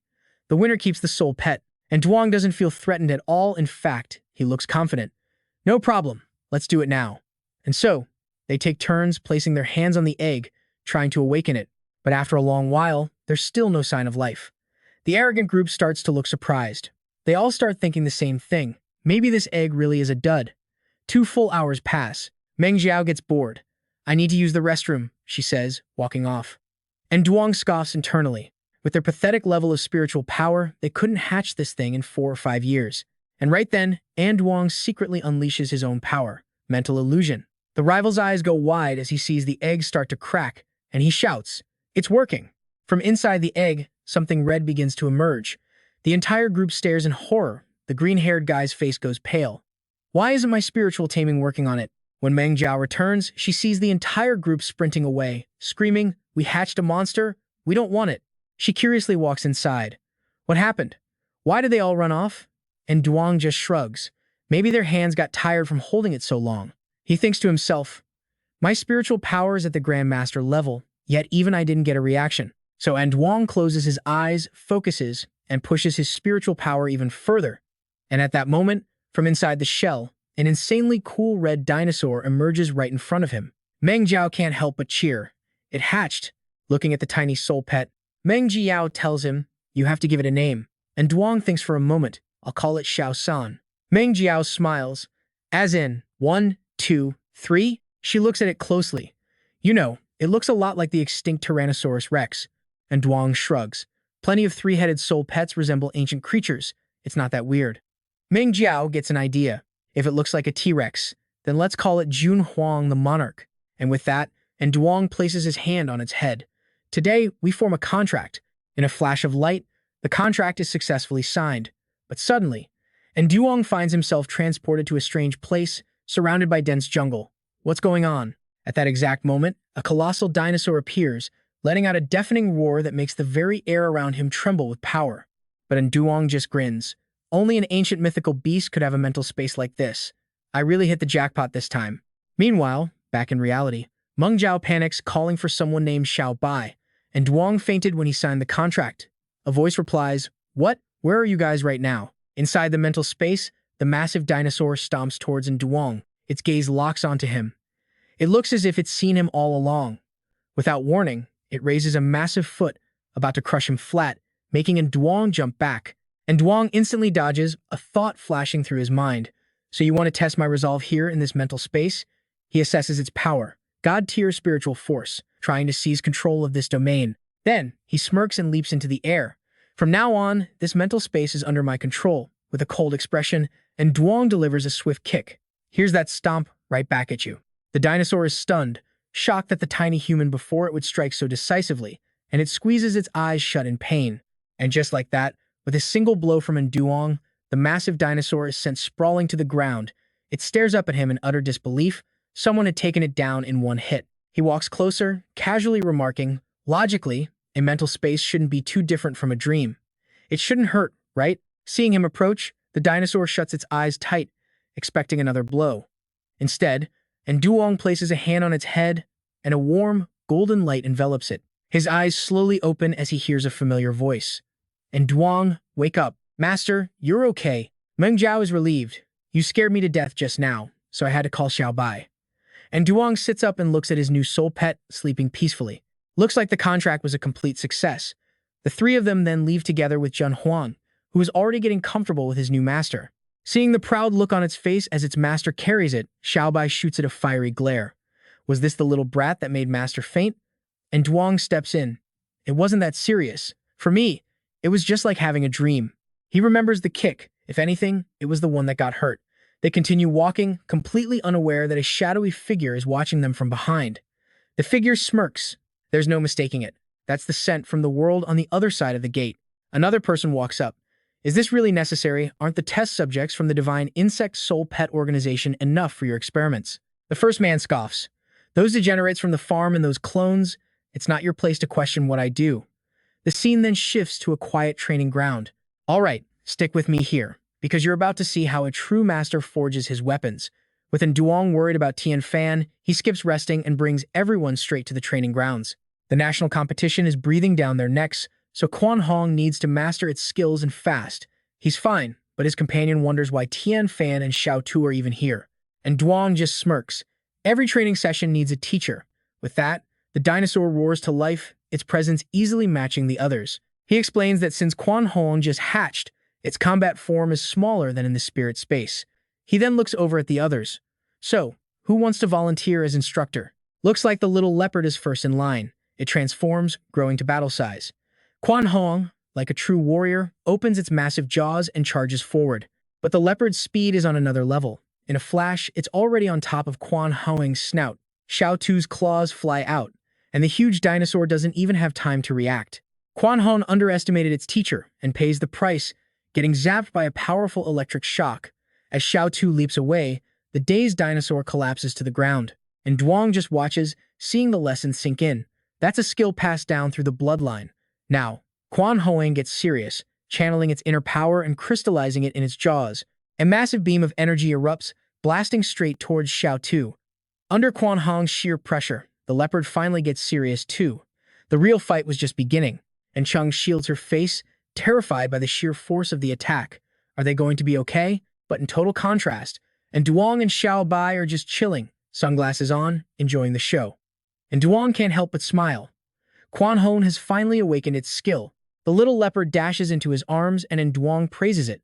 Xiao Tu, not bad. He then looks to the dinosaur. For a newborn, this level of power was already impressive. How do you feel? Can you keep training? Quan Hong strikes a pose with its hands on its hips, acting like that was all just a normal day for him. But then it sees Tian Fan's intimidating form and immediately shrinks back. And Duong's voice booms out, Tian Fan, this is training. Focus on the objective. But something's wrong. Tian Fan's eyes are glazed over. Before anyone can react, it collapses to the ground, terrifying poor Quan Hong. Suddenly, a black smoke starts filling the room. Pay attention here, because everything's about to go sideways. Xiao Bai feels a wave of dizziness. Master, something's wrong. And then she falls too. A figure emerges from the smoke. Don't worry. It's just low concentration anesthetic. The mysterious man speaks with a chilling calm. After all, I need live specimens for my research. And Duong confronts him. You are? The man scoffs. None of your business, but the drug is taking hold now. And Duong feels the world spin. It's not looking good. The intruder inspects the fallen beasts. A unique mutation? Not bad, but I have plenty of test subjects like this. He glances at Tian Fan. Forced evolution. Must have gotten it from those blood origin fools. But then he sees something that makes his eyes go wide. He stares at Quan Hong, a greedy smile spreading across his face. This physique, there's no mistaking it. He kneels, reaching out a hand to touch the beast. A creature with primal genes.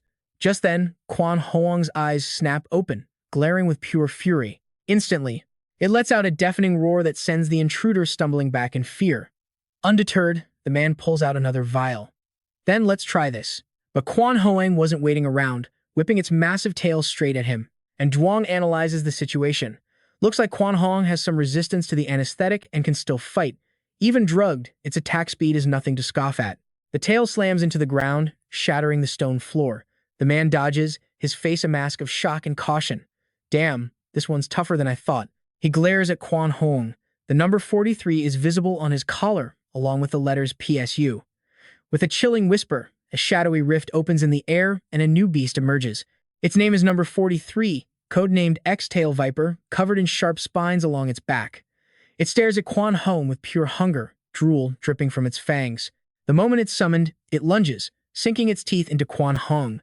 But it was way too confident. With a simple flick of its tail, Quan Hong sends the viper flying like a rubber ball. The man scoffs, my number 43 species lives in toxic environments. Even here, it can unleash 100% of its combat power. Okay, I know what you're thinking. Easy win, right? Wrong. Quan Hong is immediately hit by a counterattack. The man mocks it. Surviving this long is impressive, but you're using less than 40% of your strength. And Duong's face turns grim. This couldn't continue. His eyes flash with cold light as he unleashes his own power, a mental suppression technique. Instantly, the X-Tail Viper's head starts to spin wildly. A wave of psychic pain cripples it, leaving it unable to fight. Quan Hong looks on, shocked. But the effort, combined with the gas, finally takes its toll, and Duong collapses. The intruder breaks out in a cold sweat. That was a massive wave of mental energy suppressing. Number 43. He scratches his head. Could there be another master nearby? No, it couldn't be. But the second his guard dropped, Quan Hong lunged forward, jaws wide open, ready to tear him apart. After chasing the attacker away, it turns to its fallen comrades. The PSU agent escapes, panting. Damn it, my preparations weren't enough. The villain vows to find someone else to do his dirty work next time. Just then, Chu Chao appears out of nowhere, landing a decisive chop to the back of his neck. He goes down instantly. Chu Chao calmly pulls out a communicator. Report, I have him under control. The voice on the other end replies, deal with the anesthetic gas first. Someone else will handle the aftermath. Soon after, and Duong and the others wake up. He immediately checks on them. Is everyone all right? The scene shifts to the Defense Bureau of Land City D, wherein Duong is giving his report. The officer informs him the attacker has already been captured. When asked by who, he simply replies, sorry, that's classified. And Duong's mind races, connecting the PSU logo to the fact that they were targeting Quan Hong's pure bloodline. Later, alone, his thoughts keep circling back to one thing. The man from that day, Tu Li, also had the PSU insignia. He asks his guide, Xiao Bai, "Do you think this organization is connected to the powers backing Tu Li?" She confirms there are too many similarities to be a coincidence, and Duong lays out his theories. 1. It's a coincidence. 2. Tu Li is a member of PSU. Or 3. They're working with an even greater power. And right there, his resolve hardens. "We have to go to the national competition and investigate Tu Li. You and I both know what that means if he gets the chance. He's going to make Tu Li pay." After that, Quan Hong's training becomes even more grueling, and Duong pushes Xiao Tu faster, a little faster. In the middle of the intense session, his phone suddenly rings, breaking his concentration. He quickly answers the call. "Hello, Meng Jiao, what's wrong?"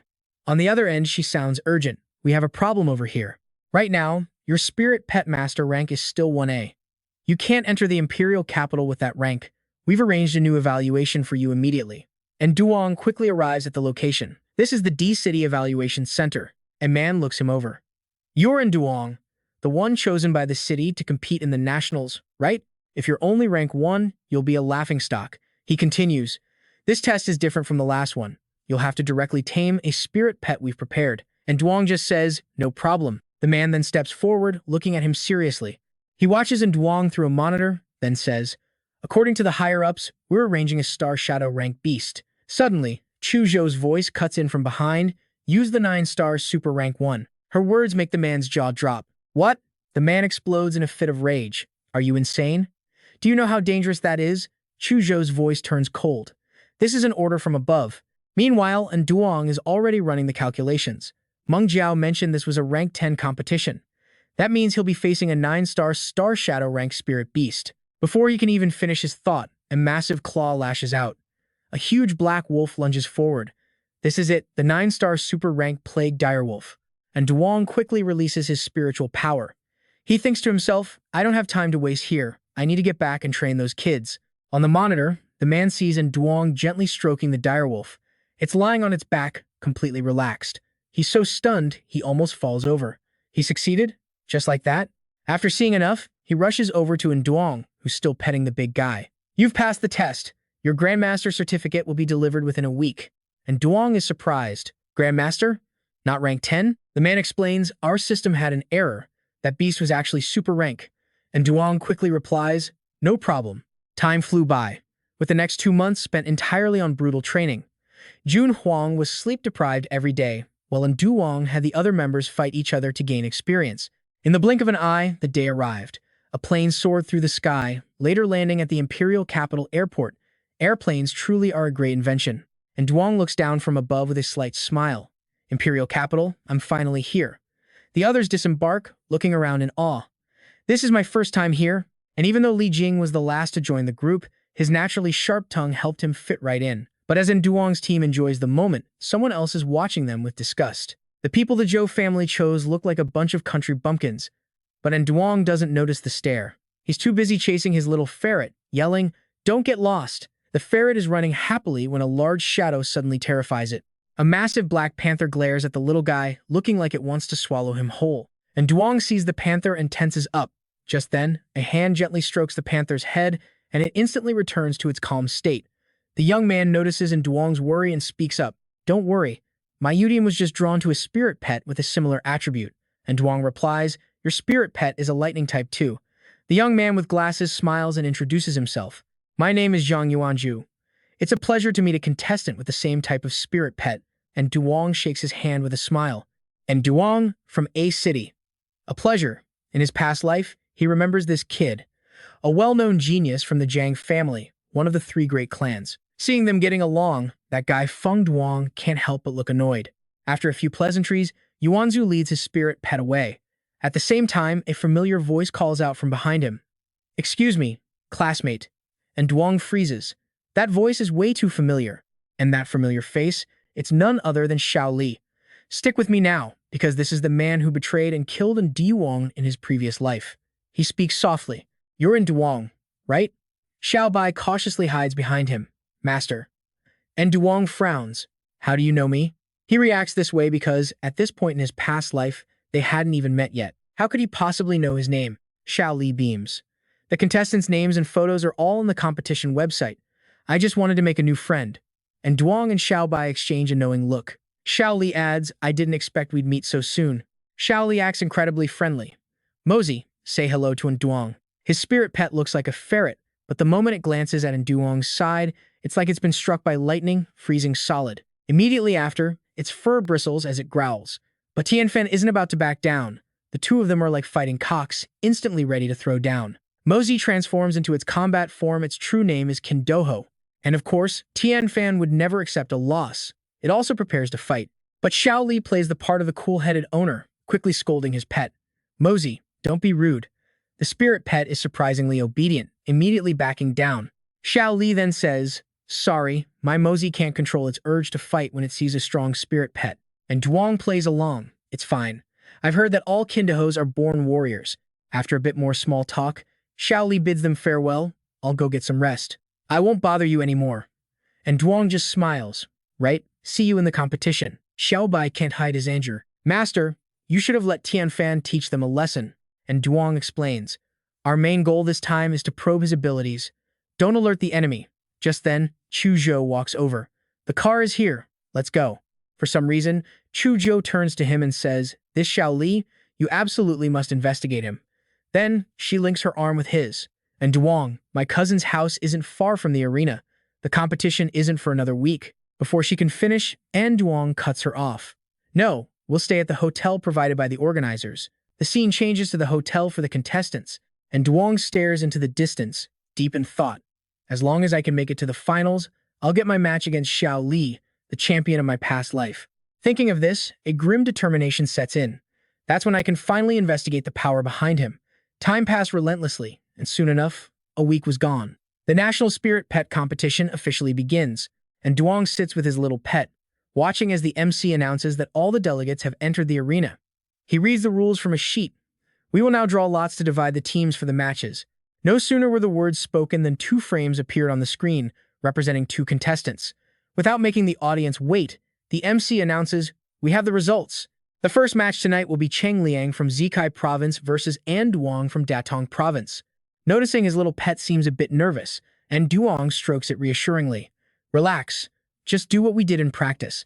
The MC gives an introduction. Cheng Liang, a Grandmaster ranked Spirit Pet Master. Though his talent wasn't high, he clawed his way to first place in his province to qualify. The audience murmurs with concern for Duong's little pet. That little panther looks malnourished. It's definitely going to lose. That goshawk is huge. But Xiao Bai just stares calmly at the bird. Little guy has faced opponents much stronger than this. Now the MC introduces him. And Duong is also a Grandmaster ranked Spirit Pet Master who earned his spot through the Friendship Tournament. Seeing the two side by side, the disparity feels obvious to the viewers. Sure, they're both Grandmasters, but a provincial champion is way above a Friendship Tournament winner. As the clock strikes 12, the MC shouts, let the match begin. And with that, the goshawk dives in, locking its talons onto its opponent. Trust me, you and I both know this is just the opening act. Alright, let's watch Cheng Liang order his Juji Bao to defend. Instantly, a tangle of roots bursts forth to wrap around its opponent. Xiaozi unleashes a jolt, but it seems these roots are insulated.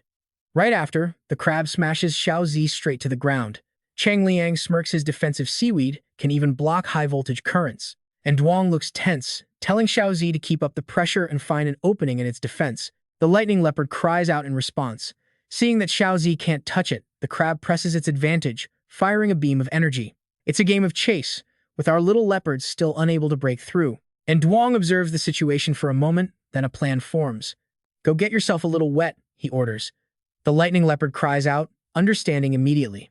Over here, Juji Bao continues its relentless attack, putting Xiaozi in a tough spot.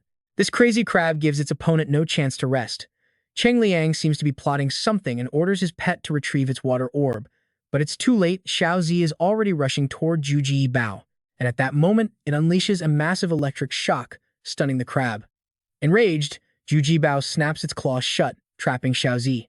Seeing his summon in danger, and Duong can't help but yell out, Xiaozi! The creature is in so much pain it's shaking and sweating.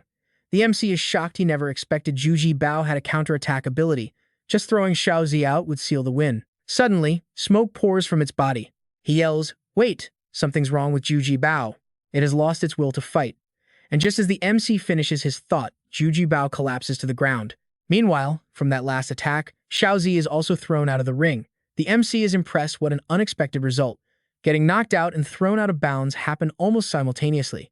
Now, pay attention. The monitor supervisor explains that a summon being knocked out or thrown out of the ring counts as a loss. In this case, we have to see which failure condition was met first. According to the replay, Xiao Bai collapsed 0.5 seconds before Xiao Zi was knocked out of the ring. Therefore, the winner is contestant in Duong. Afterwards, there's a short break for the two opponents. A moment later, the MC announces that the break is over and the competition will continue. Xiao Bai is now in a water tank. It seems the little guy needs it. Cheng Liang looks at his pet with a heavy heart. You did very well. At the same time, octopus tentacles appear from behind him. Cheng Liang glances at it, asking softly, you want revenge in the next match? Cheng Liang sends the octopus prince into the arena. The crowd murmurs. The name of this summon doesn't fit its appearance at all, what a contrast. They then look over at Tian Fan and Duong's summon for this round, a completely different beast than the last one. Before sending his summon out, and Duong gives it a warning, don't go too hard. This isn't a life or death battle. The MC then shouts, and Duong and Cheng Liang, round 2 begins. From the start, Tian Fan aggressively lunges forward. It uses its sharp claws and digs deep into the octopus's tentacles, but of course, the severed parts grow back instantly. Looks like this prince is a tough one. Not letting its opponent breathe, the prince immediately counters, preparing to launch itself upward. Tian Fan's reaction is incredibly fast, but it stands its ground, surprising the MC. He can't believe Tian Fan just took it. The prince strains with all its might, but Tian Fan is like a stone statue, not budging an inch. The situation is getting a little awkward. The MC finds this amusing. The little prince wants to drag Tian Fan out of the ring, but it seems it doesn't have enough strength. And then, our pet calmly starts to walk, easily dragging the octopus. The MC narrates, now the little prince is being dragged by Tian Fan. Okay, I know what you're thinking. And yeah, this is where it gets absolutely insane. Tian Fan follows its master's orders, opens its mouth wide, and conjures a terrifying vortex. This is the Chaos Realm. The octopus is completely battered by Tian Fan's attack. The MC quickly makes the call. The little prince is knocked out of the ring. Cheng Liang, afraid it'll die, rushes out with the tank to catch his summon. He's worried sick. Tian Fan then reverts to its original form. It stands proudly as the MC announces the result and leaves the stage with its master. Later, Cheng Liang, despite the loss, cheerfully approaches in Duong. Thanks for going easy on me.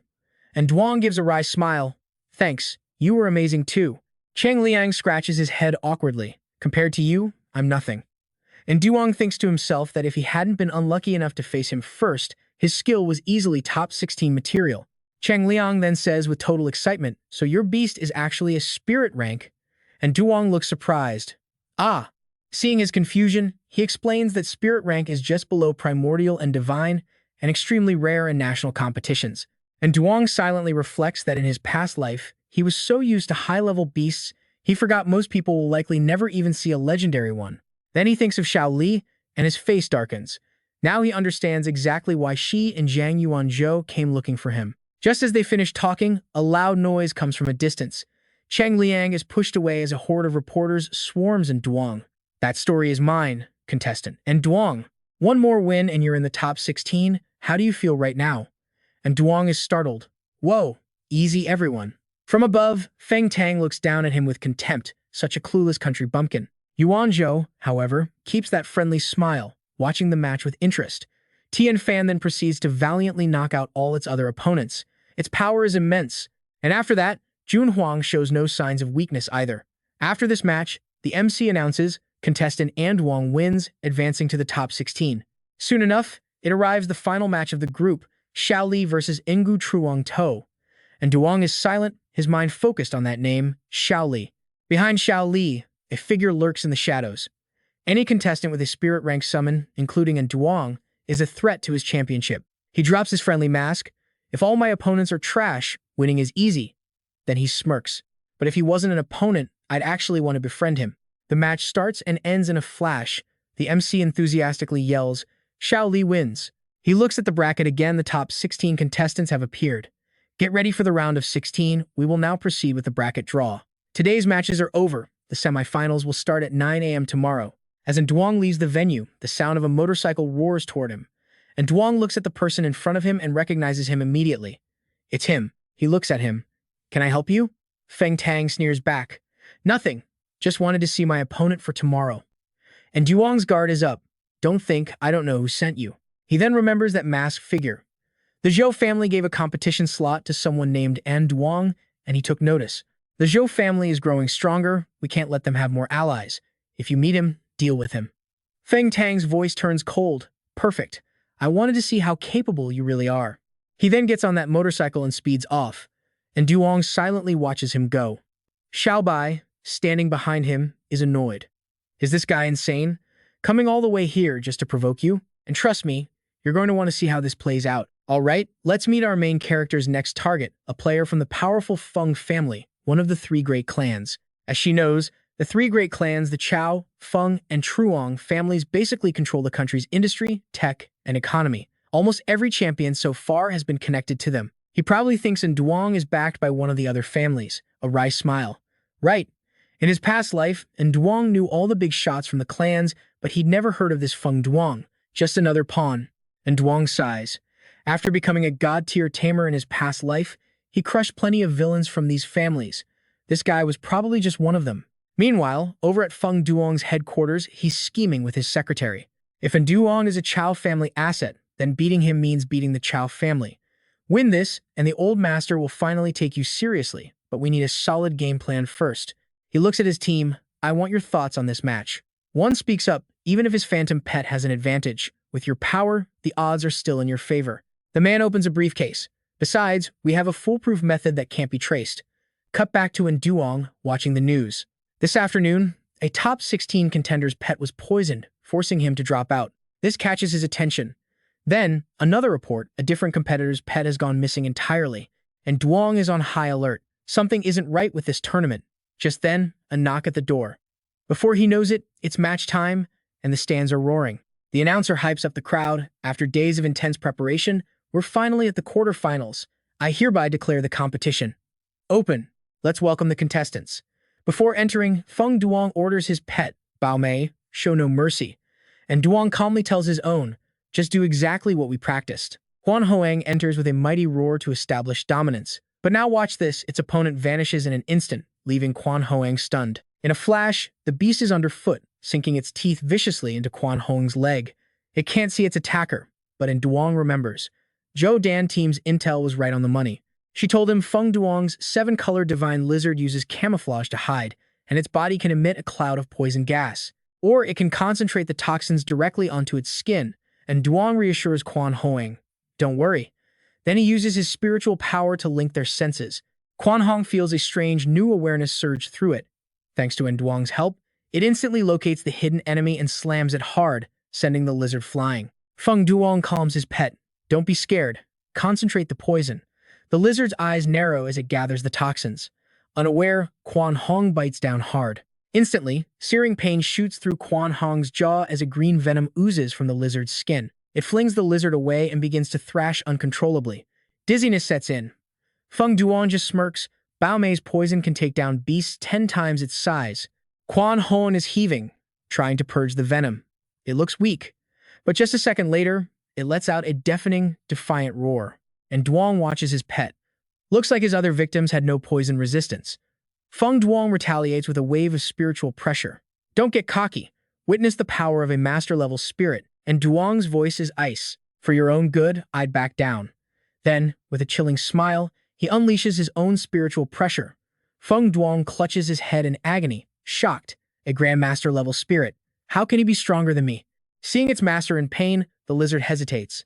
And this right here is where our MC's foresight pays off. With cold fury, Quan Hoang smashes its opponent with overwhelming force. The lizard goes down, out cold. The announcer declares the winner, as Duong calmly notes, we were both inspected. We were clean. The announcer wraps things up. What a thrilling quarterfinal. We'll take a short break before the next match. After a few more rounds and Duong is a star, his introduction's growing more epic. And now, for his next fight, Duong summons Tian Fan. The crowd goes wild. It's Tian Fan. Xiao Bai just pouts, so this guy gets a turn, too. Suddenly, a massive foot slams down, shaking the entire arena. The announcer yells, Feng Duong has summoned his ultimate pet. Next to the Iron Mammoth, Tian Fan looks tiny, but it charges forward without hesitation. The beast lets out a deafening trumpet, raising its sharp tusks. But a thick, dark mist already surrounds it. Tian Fan has already made the first move. The mammoth raises its trunk, trying with all its might to blow the purple mist away, but the fog doesn't even budge. The massive beast grows agitated, panicked even. Feng Duong quickly shouts, "Don't be afraid. It's just a distraction. Get in close and crush it." On command, the mammoth charges. It flaps its enormous ears, creating a powerful cyclone of wind to shield itself and keep Tian Fan at a distance. But with its overwhelming presence, our hero's pet simply charges straight through the gale, closing the gap in an instant. The mammoth swings its trunk when a sudden jolt of pain hits it. It remembers its master's words. "This will give you power beyond the spirit level." It feels its own heart pounding out of control, a wave of fear washing over it. But that fear quickly turns into a crazed, maddened roar. The next second, it stomps so hard the ground itself cracks under the force. The announcer yells, "The mammoth has broken free." Wait, is it getting bigger? But anyone watching closely can see it now. The mammoth's eyes are bloodshot red. It's lost its mind, lumbering towards Tian Fan like a berserker. From its trunk, a massive blast of energy gathers and fires. Faced with that insane power, Tian Fan does the only smart thing. It retreats. And Duong isn't surprised. The mammoth's speed and power have suddenly doubled. Only a forbidden drug could have this effect. Feng Duong's voice echoes in its mind. The trunk whips out, coiling tightly around Tian Fan. Two massive powers collide, and the air crackles with energy. Tian Fan starts to pant, its energy draining. The commentator calls it, "Tian Fan's stamina is giving out."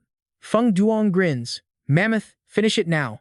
The beast obeys, preparing for a final, earth-shaking charge. But suddenly, it feels something pierce its body from the inside. A searing pain makes it freeze solid. It collapses. The announcer is stunned. What just happened? At the critical moment, the mammoth is down, and Duong wins. And just like that, you and I witness karma in its purest form. Feng Duong rushes out, demanding to know what happened to Thiek Kai. The doctor looks shaken, explaining his body's power output completely overwhelmed his heart, causing acute failure. He's lucky they got to him in time. He grinds his teeth in rage, unable to believe he fell for Duong's war of attrition. And Duong looks on with a hint of pity. Meanwhile, as the match ends, Vienshu leaves the arena. But this time, he's not alone. "Trust me, you and I are about to meet a very interesting new player." He quickly realizes he's being followed and stops. "You've been tailing me long enough." The figure steps from the shadows. "So, you're the new prodigy of the Chuang family." Vienshu just smiles. "Me? A prodigy? Hardly." The stranger doesn't give his name, stating his purpose plainly. "I'm just a passerby who wants to test your strength." Cutting over to Duong's group, Xiao Bai is amazed by the capital at night. Zhou Dan team explains this is the most prosperous street in the city, where all the major players gather. And right on cue, trouble arrives. Now, pay close attention here. A car comes screaming toward them, horn blaring. With lightning reflexes, Duong tackles Meng Jiao out of the way, saving her just in time. "Hey, watch where you're going." As the couple has a moment, Zhou Dan team stays silent, calmly memorizing the license plate, 56188. She tells the group not to let it ruin the mood. "I know just the place." She leads them to a massive, luxurious building, the capital's pet, friendly wellness center. The moment they enter, Xiao Bai is blown away. Wow, the capital really is on another level. Seeing their excitement, Zhou Dan team smiles. "Oh, there's plenty more. Follow me." Zhou Dan team leads the girls to the relaxation rooms, where Meng Jiao is already melting into a soft cushion, clearly in paradise. Zhou Dan team grins. Get ready for the full pet spa experience. First up, a head massage from a flying squirrel. And just like that, an adorable little creature appears. Meng Jiao is startled at first, but this tiny masseuse has incredible skill. Next, a diligent little duck waddles out for her back massage. "Greetings, master. I'm employee number 16. Please ask for me again." After so many exhausting days of battle, Meng Jiao feels her body finally healing. For the final touch, a tiny dragon gently breathes fire to warm the room. The little dragon then gently massages her leg joints. Meanwhile, Duong and Zhou Dan team walk through the gardens, and she asks, "Want to get a recovery treatment while you're here? You should try it." But he politely turns her down. "Nah, I don't think that's for me." Just then, a voice calls out, "Master." They both turn to see Xiao Bai, playfully flipping her hair. "Master," she says with a teasing smile, "I found a pool and couldn't resist. It's been so long. Care to join me for a swim?" Seeing Xiao Bai's stunning figure, Duong immediately blushes and turns away to hide his face. "No thanks. I'm a terrible swimmer. You go have fun." Xiao Bai just looks confused. "But I thought you knew how to swim, master." Zhou Dan team can't help but tease him. "Didn't take you for the shy type." And Duong makes a quick exit, thinking to himself, "Good thing I turned around so fast." A nosebleed right there would have been beyond humiliating. Suddenly, a distant cry for help startles Duong. It's Vienshu. facing off against that mysterious man from PSU. "It's just a spar," he says. "Why the killing intent?" The man replies coldly, "I was hired for a job." The PSU agent stares him down. "My job is to ensure your short one-battle pet for the tournament. That Black Panther will do." Faced with the intimidating horned brocade beast, Vianchu's panther hides, and he shields it with his own body. As the beast lunges, well, you and I both know who's about to make an entrance. A massive blast of energy flies in, intercepting the attack and shielding Vianchu. The attacker is stunned. His beast whirls around to see Duong and Xiao Tu arriving right on time. And Duong's eyes narrow in recognition. "You're from PSU."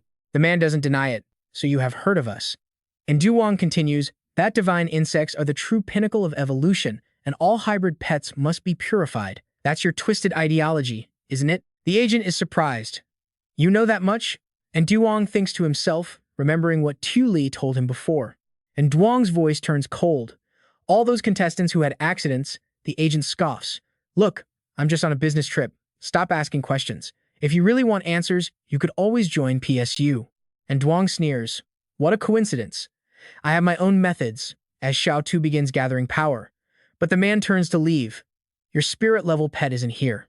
Think you can win?" And Duong replies, "I don't rely on ranks." Elsewhere, Tian Fan sneezes. It seems that kid is just a little too perceptive for his own good.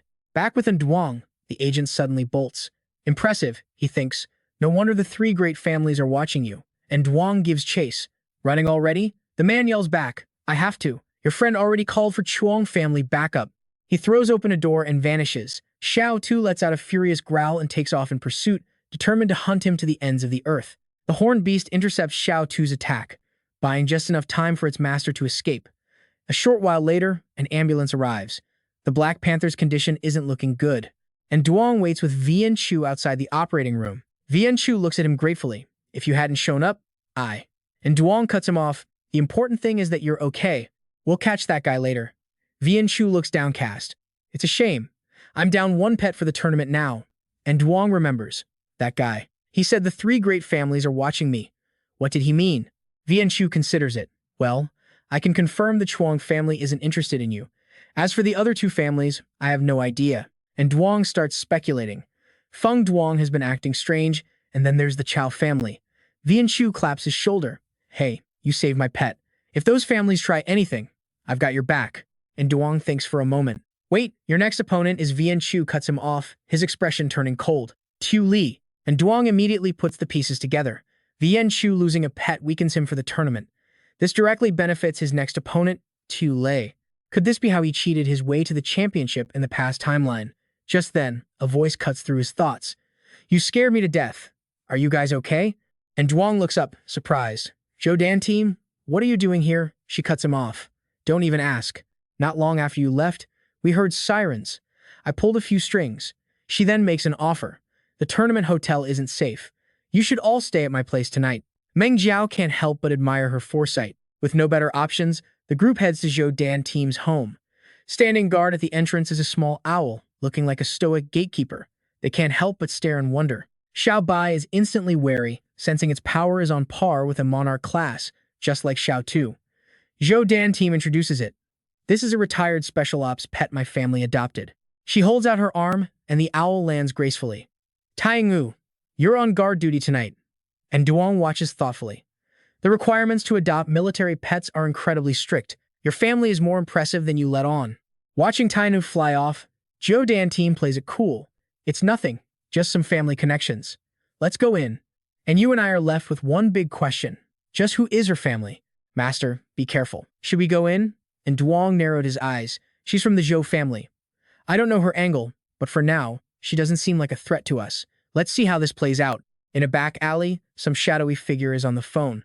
Besides in Duong, everyone who could possibly stop Tu Li from winning is already gone. Now we just need to arrange. A little accident. Mid-sentence, he senses a strange aura. Instantly, his horned beast snaps into a battle-ready stance. The new arrivals are armed with guns and high-level beasts, clearly ready for a fight. The man just scoffs. "I knew the three great families wouldn't quit. So the Zhou family found me." Meanwhile, Zhou Dan team cheerfully announces, "You must all be hungry. I'll go fix us a late dinner." But Duong politely refuses. A moment later, she slips into her room as a call comes through. Zhou Dan team answers immediately. Bronze team report on the target. The agent on the other end sounds grim. Boss, he escaped, and he injured a few of our guys. Hearing this, her voice turns to ice. If you can't catch him, triple the security around the arena. Do not let them cause an incident. Just outside her window, a single bat clings to a tree. Inside, no one notices a thing as Zhu Dan team happily prepares a feast for her guests, oblivious to the uninvited spectator. But a surveillance camera catches its image. Looks like someone sent it here with a very specific and very nasty purpose. The masked man gives his order. An unavoidable attack. This is a dark bat and a legendary grade 1, no less. So, these guys are connected to Tula. The man forms a hand seal. On his command, the dark bat opens its massive maw and dives straight for the house. Inside, and Duong's group thanks Zhou Dan team for her hospitality. Xiao Bai's eyes light up at the sight of food, but a flash of movement outside startles her. Something's out there, it's trying to get in. Now, any normal person would be panicking, but watch how a true player handles a home invasion. Zhou Dan team is perfectly calm. It's nothing, but she knew. She was already one step ahead. As the bat speeds in for the kill, her beast, Kai Nu, appears directly above it. In a flash, a piercing shriek makes Duong jump. What was that? Zhou Dan team waves it off. Just a stray cat, Kai Ngu chased away. Smooth. Right on cue, a TV announcer chimes in. The city has opened the Dido amusement park for all contestants to relax before the next match. Zhou Dan team seizes the opportunity. The semifinals are a few days away. Let's go have some fun. And after dinner, that's exactly what they plan to do. True to her word, they're now at the brand new amusement park. A voice booms over the speakers.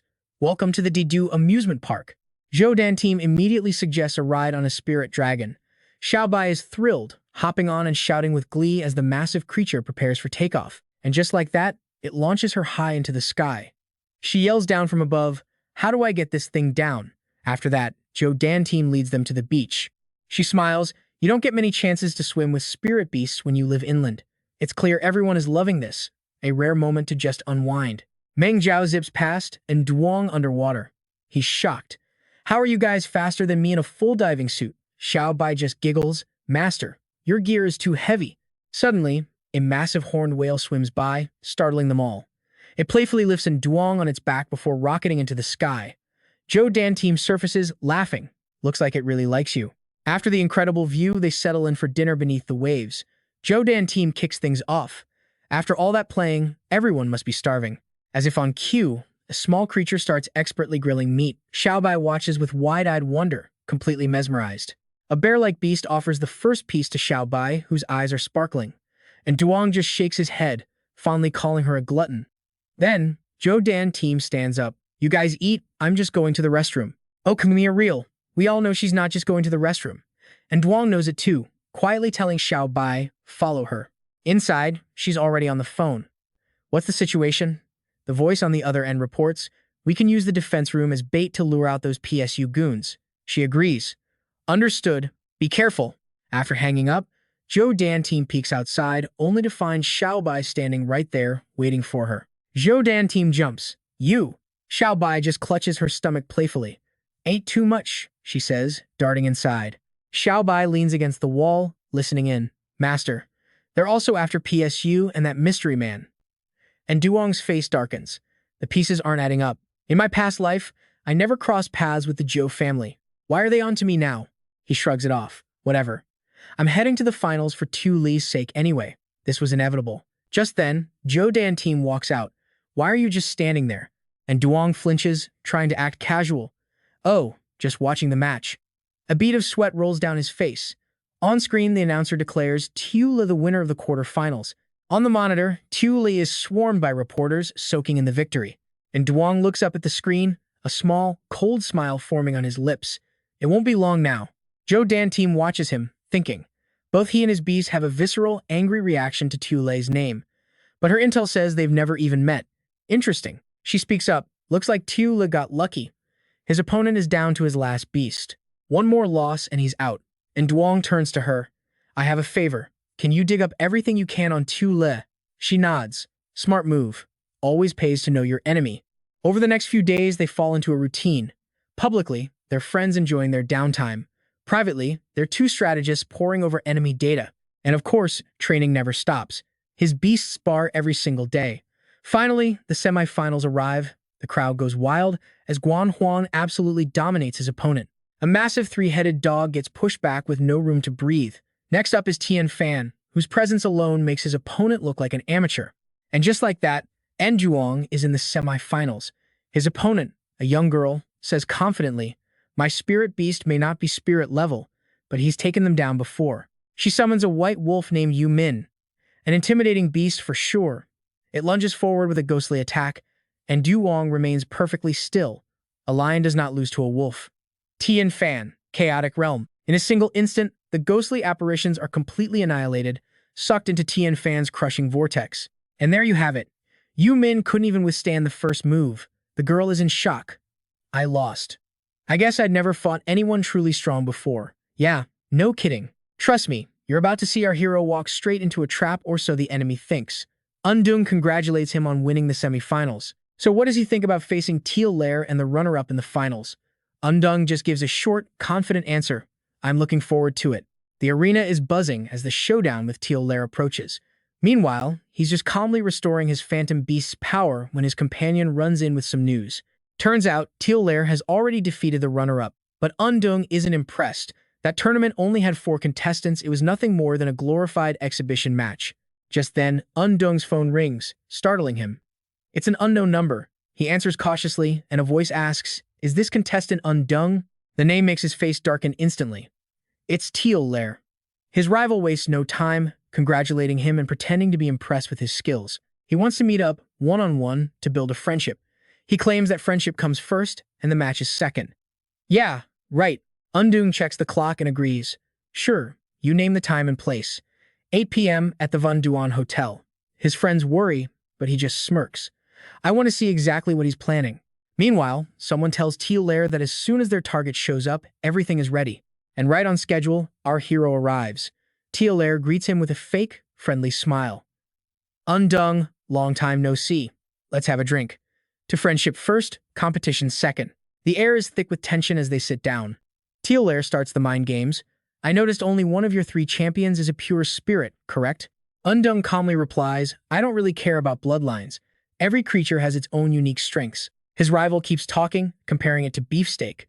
But outside his room, the real trap is being set, with 2 of his goons lying in wait. What a classic rookie mistake. They have no idea they've already been spotted. From a nearby rooftop, Chao Dan has them in her sniper sights, thinking to herself, this is too easy. Back inside, Undung continues the food analogy. It all depends on the ingredients you add to the soup, and of course, the skill of the cook is critical. A bowl of noodles is placed on the table. Teal Lair argues back, but you can't make a good dish with bad ingredients. Even the best chef can't cook rice if there isn't any. Undung fires back without missing a beat. The most delicious food is often made using the simplest methods. Outside, the 2 goons get antsy. Why hasn't Teal Lair given the signal yet? Inside, the villain finally makes his move. Undung, to be honest, I've studied all your achievements and your phantom beasts by heart. And here's the moment we've been waiting for. Know your enemy, know yourself, he says. To be frank, I'm here to invite you to join us. Undung's face goes completely dark. He was planning to bait the guy, but this idiot just exposed himself first. He plays along, pretending to be unimpressed. Sorry, your philosophy doesn't really align with my own conditions. Teal Lair's face hardens into a cold smile. Oh, so you already know about us? Undung doesn't hesitate to confirm it. I've had the pleasure of meeting a few of your colleagues. They weren't exactly good people. There are good and bad people everywhere, wouldn't you agree? Outside, his men are getting extremely nervous. Why hasn't Teal Lair started the ambush yet? Inside, the villain launches into a long-winded speech about why they pursue pure spirits, rambling about how humanity almost went extinct centuries ago but evolved to tame phantom beasts and turn the tide. To this day, he claims, the pure-blooded descendants of the first phantom beasts remain the top choice. Undung cuts in. That's just for military defense. Everyone has their own role to play. Finally, Teal Lair gets to his feet. Undung, I've watched you fight. You're a true talent, so don't make the wrong choice. He walks over and pats his shoulder. For the great cause of the pure spirits, we should stand together. The memory hits him like a truck. In his past life, Teal Lair used those exact same words. Of course, it's for the great cause of the pure spirits. He looks at him coldly. What about all the people your faction has hurt? But Teal Lair is shameless. That is a necessary sacrifice. I would even give up my own life for the cause. Another memory flashes his previous life, where a crazed Teal Lair screamed that a great cleansing was coming, and that pure spirits would reign supreme. Back in the present, he keeps talking. I know this is a cruel thing for you, but there's no other way. Undoong just looks at him, his voice like ice. A necessary sacrifice, huh? Then, Undoong breaks into the biggest, fakest smile imaginable. That's easy. Thinking he's won, Lair beams. I didn't realize you'd see the light so quickly. And then, without warning, Undoong throws his drink right in his face. Easy, he repeats as Lair screams, What are you doing? Then, channeling the rage of 2 lifetimes, he lands a solid punch right across his jaw. And there it is. You and I both know that punch was a long time coming. Stunned, Lair stammers, What are you doing? Are you insane? Undoong raises a fist, his eyes blazing. Yeah, today I am insane. A scream echoes through the room. A few moments later, Undoong walks out the door, his expression as cold as a corpse. The 2 goons see him and immediately charge forward with wicked smiles. At the same time, Lair stumbles out of the room, yelling at the top of his lungs. Stop. His face is already bruised and swollen, but he tries to play it off. It was just a small misunderstanding. Let my friend go. As Undoong walks away, one of the goons complains, If we had attacked just now, we could have captured him. Lair's face is grim. No, you just got your lives back. He had already noticed the glowing red sniper scope aimed directly at them from a nearby building. The moment he gets home, Morn Dao rushes over and throws her arms around him. You scared me to death. I thought something happened to you. Undoong smiles, hugging her gently to calm her down. Don't worry. Watching the sweet reunion, Chao Dan just rolls her eyes. Later, his little spirit is fuming. Master, that was a great punch. If I knew you were going to fight him, I definitely would have come along. He got off way too easy. Undoong just gives a calm smile. Be patient. His punishment is far from over. Finally, the day he's been waiting for arrives, his fated match against his sworn enemy, Lair. The announcer's voice booms across the stadium. Welcome everyone to today's final match. Our first highly anticipated contestant to enter the arena is Undoong. He walks out confidently with his 3 phantom spirits. From the audience, his little spirit cheers him on. Go, master, go. The announcer continues, and now, let's welcome our championship seed contender, Lair. And with that, a massive creature with countless legs and armored scales slams onto the field. This is Lair's first phantom spirit, the Bok Tuk Trung. The crowd roars for Lai, much to the girl's annoyance. But stick with me here, because Duong has a different plan. He smirks a poison beast. Perfect. Just then, Xiao Tu leaps onto his shoulder, chirping excitedly. And Duong raises an eyebrow, asking, You think you can take him on? So he sends out Xiao Tu. The announcer goes wild, and Duong isn't using the poison-resistant beast, but the Thunder Earth Leopard. Meng Zhao explains this is the 100-legged worm, a top 10 global poison beast. The other beast resistance has limits, but Xiao Tu's agility might just be the perfect counter. They size each other up. Suddenly, the beast spits a stream of venom. A cruel smile appears on Lai's face as he orders it to charge, and Duong watches calmly, then gives a simple command, 7 o'clock. The leopard vanishes in a flash, moving too fast for the worm to even track. Thanks to Duong's training, Xiao Tu has gotten cunning. It circles around to strike from behind. Xiao Tu lands and lets out a triumphant cry, but the worm unleashes its trap. Its paws are caught in a disgusting glue-like substance. And Duong urgently yells, Xiao Tu, just discharge your electricity. Xiao Tu crouches low and unleashes a powerful electric shock. Sensing trouble, Lai yells for his beast to use its special move. But Xiao Tu doesn't flinch, ready to charge. And right then, Xiao Tu evolves mid-battle. A tough layer of armor suddenly covers its body. The worm bites down hard on its back, but it has absolutely no effect. The announcer shouts in excitement. The Thunder Earth Leopard just broke through and grew armor. The worm's poison is now completely useless. The crowd is stunned. Did you see that? It can enhance its defense too? And Duong was hiding this ace all along. Xiao Bai cheers that rare material from before paid off. On the stage, the worm is being electrocuted into total paralysis.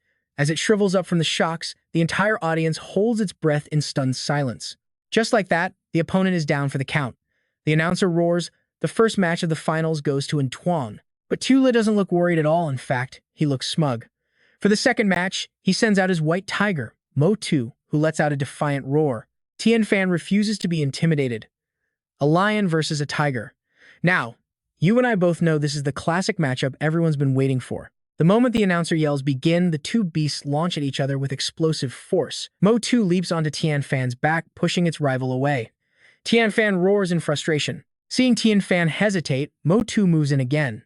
It strikes down with its razor-sharp claws, but Fan expertly dodges out of the way. Tian Fan gets back on its feet, striking back with a few swipes of its own. An observer notes it so far, they've just been testing each other. Tian Fan is starting to get cocky, and Duong's face darkens. He's the same level as you. Don't underestimate him. Meanwhile, Motu's paws begin to gather shards of ice. The tiger charges forward again, this time with a shield of energy. It swipes hard, but Tian Fan ducks underneath, and by accident or design, its sharp horn jabs right into Motu's belly. Both beasts rise to their feet, squaring up as if they're about to wrestle, and Duong's face is grim as he gives the order. A thick purple wind instantly swirls around Tian Fan, startling Motu. Tiulei smirks, an area of effect skill. Tian Fan isn't the only one. Motu powers up, matching Tian Fan's energy. But then, from its swirling blizzard, a second white tiger emerges. Tiulei grins. And what's more, I have two. And then, the two elemental vortexes slam into each other. You feel that too, right? The audience shivers as the arena's temperature plummets. The announcer screams for the barrier to be raised. The ring is at minus 50 degrees and still dropping. The sensors confirm at minus 150 degrees. It's now impossible to see what's happening. They switch to the internal cameras and a new screen pops up for the audience. The battle is reaching its climax. Motu roars with savage intensity, then lunges forward, slashing viciously at Tian Fan with its claws. Just as the attack connects, the screen cuts to static, and Duong looks on, worried, his breathing growing tense. The entire stadium holds its breath. A powerful voice shatters the silence. The storm rages once more, and in the center stands Motu, with massive white wings, looking like an angel of death. The tiger walks out. The announcer shouts, Motu is still standing, but where is Tian Fan? Tiulei looks incredibly pleased. Looks like luck was on my side. But then, Motu's body goes limp and it collapses, smoke pouring from its mouth. Tian Fan emerges as the announcer screams, a reversal. The winner is and Duong's Tian Fan. His friends all rush over. And Duong, Meng Jiao calls out. Xiao Bai throws his arms around him in joy. And Duong just smiles. This was all Tian Fan's hard work. The team celebrates their victory. For them, defeating a rival as strong as Tiulei was a huge deal. Tiulei glares, unable to accept defeat. He turns away. With great fame comes great trouble, and Duong, you're the biggest target now. Instantly, reporters swarm our hero. And Duong is mobbed by journalists, like a superstar. Two mysterious women watch from a distance. One speaks coldly. Invite him to the mansion. Meanwhile, Tiulei stands alone, unable to believe he lost. His rival, on the other hand, is bombarded with questions. Any comments on your victory? Was that a new skill Tian Fan just used? And Duong is overwhelmed, but his gaze is locked on his real target. Tiulei, casually walking away. Xiao Bai points it out. Hey, Tiulei is trying to slip away. And Duong thinks to himself, no way. I can't let him escape. Excuse me, can you tell us? And Duong cuts them off. Before anyone can react, he slips through the crowd and makes a run for it, with reporters yelling behind him. Xiao Bai is bewildered. What's with the master? Meng Jiao deadpans, probably social anxiety, and Duong chases for a while but loses the trail. Still, he knows Tiulei came this way. Just then, something on the ground catches his eye. Without hesitating, Duong stoops down and picks up a small piece of paper. He has a good guess what this is. Following the path, he arrives at a large mansion. Trust me, you'll want to hear what he overhears next. If I were the boss, I would have gotten rid of him. Looks like tonight's got some entertainment, he thought to himself. Just then, a large car pulled up. Duong still hadn't left yet. A man stepped out, his eyes locking onto him. Player Duong, our leader wishes to speak with you. And with that, he was in the car, speeding down the highway, crossing a long, isolated bridge. He was brought to a place with an old-world feel, a bridge arching over a massive, poetic lake. Duong's eyes scanned the area. If I remember correctly, this is the Feng family estate, one of the big three, he calculated. They built their empire on medicine and electronics, and they've been in a bitter rivalry with the Zhou family for years. They led him to a lavish dining table inside a ridiculously luxurious room. Mr. Feng, I brought him. A young woman immediately greeted Duong, purring, please, wait just a moment. Duong didn't waste a second. May I ask who invited me? It sure as hell wasn't her. He'd never seen this woman in any of the Feng family records from his past life. Just then, a man walked out from an inner room. Player Duong. Couldn't wait, I see. Duong's voice was ice. Why did the Feng family call me here? Finally, the man with the reputation. The man just smiled and gestured to the table. Why don't we sit and discuss things slowly? Duong immediately took a seat. What exactly are your intentions, Mr. Feng? He gave a cunning smile. First, I want to tell you something. Do you have any idea how you got your slot in the national competition? An Duong raised an eyebrow. The East China tournament. Mr. Feng shook his head. The one who truly gave you that slot was the Zhou family. An Duong's expression darkened. Since when was I on their radar, Mr. Feng pressed on. Judging by your reaction, they never told you. A matter of principle, I suppose. Besides, he added, the Zhou family is famous for using people up and then tossing them aside after they've squeezed every last drop of value from you. An Duong cut him off. I don't know what the Zhou family is thinking. But you, what's your goal in all this? Mr. Feng finally showed his hand. I won't waste words. I'm inviting you to partner with us, the Feng family. The main character looked surprised. A partnership? The man nodded. That's right, work with us, player An Duong, and we guarantee you won't be treated poorly. Now watch this. This is how you handle a power play. An Duong stared them down, a smirk on his face. And what if I say no? One of the guards snarled, Kid, don't refuse a toast only to be forced to drink a forfeit. An Duong wasn't scared in the slightest. Are you hosting a hangman banquet for me? Another goon stepped up. What did you say? I've wanted to slap you since you walked in here. Watch your mouth. Mr. Feng's face darkened, barely hiding his anger. Insolent. We invited player An Duong as a guest. How dare you be so rude? He then forced a smile. A partnership should be voluntary. Perhaps you'd like a tour of the Feng estate first? Soon after, An Duong was led to their production factory. The place was under extremely tight management. He silently scanned the area. This is the workshop. He took in every detail, saying nothing, just silently judging. The security here was intense, requiring fingerprint access to even enter. Mr. Feng then handed him a small card, something like a memory chip, and Duong immediately reached out and took it. It seemed to hold something incredibly important to them. He scoffed internally. After upgrading his own old computer, he knew this tech was already 4 generations out of date. Mr. Feng boasted, see this? The cars on this road will soon have our smart control units, all thanks to our chip technology. And Duong remembered. In his past life, the Feng family did produce a lot of new tech, but even before his assassination, they never achieved anything that put them above the other 2 great families. Mr. Feng waved it off. This is a matter for the future, decided by our superiors. Follow me, player An Duong. The 2 of them then went back outside, where a familiar figure was already waiting. Seeing her, An Duong was completely shocked and immediately asked, Du Bok, why are you here? Du Bok glanced behind her and said, I'm not the only one here. At that moment, Mong Dao also stepped forward cheerfully. An Duong, she said softly. An Duong's mind raced. Why do I feel so unsettled? This feels like the uncanny valley phenomenon. He then sensed a powerful energy, a mental probe. So that's how it is. Even in his past life, he'd only read about this level of android tech in cheap roadside tabloids. He never imagined it already existed in this era. Without missing a beat, he put his hands on both girls' shoulders and smiled. Come on, come closer. He moved his hand near Mong Dao's, who blushed, having no idea what he was planning. An Duong's fingers quickly found a spot on Mong Dao's arm. He pressed down. Click. And over here, the same thing with Du Bok.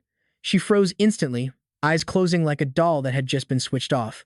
Mr. Feng's face went pale. No one has ever discovered the flaw in the Feng family's androids. You and I both know what just happened, he called their bluff, big time. The flaw, An Duong explained, is that these are the 2 people I know best in the world. Besides, haven't you ever heard of the uncanny valley? Your android tech is better suited for the future wars. The man looked at him with new eyes. Using androids to replace humans against beasts in dungeons, it could prevent countless deaths. Suddenly, he had an idea. Right? There's one more piece of tech I'm sure you'll find interesting. This place was a biological laboratory. Mr. Feng explained. Here, we don't distinguish between purebreds and crossbreeds. Whether it's a crossbreed or a pureblood, we treat them all. An Duong looked around the lab and had to admit it was true. Mr. Feng looked at him again. Player An Duong, I imagine you have your own assessment of the 3 great families by now. An Duong didn't act like he knew everything. Instead, he was humble. To be honest, I don't know that much. Mr. Feng continued, Player An Duong, let's go to the office to discuss our partnership. The 2 then headed to the meeting place. Meanwhile, back at the Zhou family building, a cry of panic rang out. I'm sorry. The girl bowed her head in fear. Letting An Duong fall into the Feng family's hands was my mistake. It was Zhou Dan. The old man spoke gently. You don't need to blame yourself for this. The Feng family is likely just trying to recruit a talented individual. I doubt An Duong will agree to their terms anyway. Immediately after, Zhou Dan's grandfather gave her an order. Arrange for our people to be near the Feng estate. Be ready to provide support at any time. Back at the estate, Mr. Feng brought him to another room. The sound of high-voltage electricity hummed in the air. The sharp smell of chemicals and alcohol hit his nose. This, Mr. Feng introduced, is one of our medical labs. Over on one side, a woman was injecting a dog-like creature with a syringe, her movements incredibly practiced. And Duong asked curiously, "What's wrong with it?" The nurse replied, "A vaccination for injured wild beasts." After a moment, the beast finally calmed down, its body relaxing. Seeing his concerned look, the nurse smiled. "Don't worry, all of our treatment equipment for beasts meets the highest standards." An Duong then let his eyes drift around the lab, a hint of suspicion still there. Mr. Feng placed a hand on his shoulder. "Player An Duong, shall we go to my office to discuss our partnership now?" An Duong seemed to have lowered his guard against the man. He turned to him and nodded. "All right." And with that, Mr. Feng led the way, with An Duong following close behind, though he knew the truth. They don't want me seeing anything else. Night quickly fell, and the mountain forest was peaceful, the bright moon illuminating the silent darkness.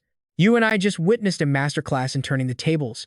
Down on the street below, life was still bustling, but one car had been parked on the side of the road for a very long time.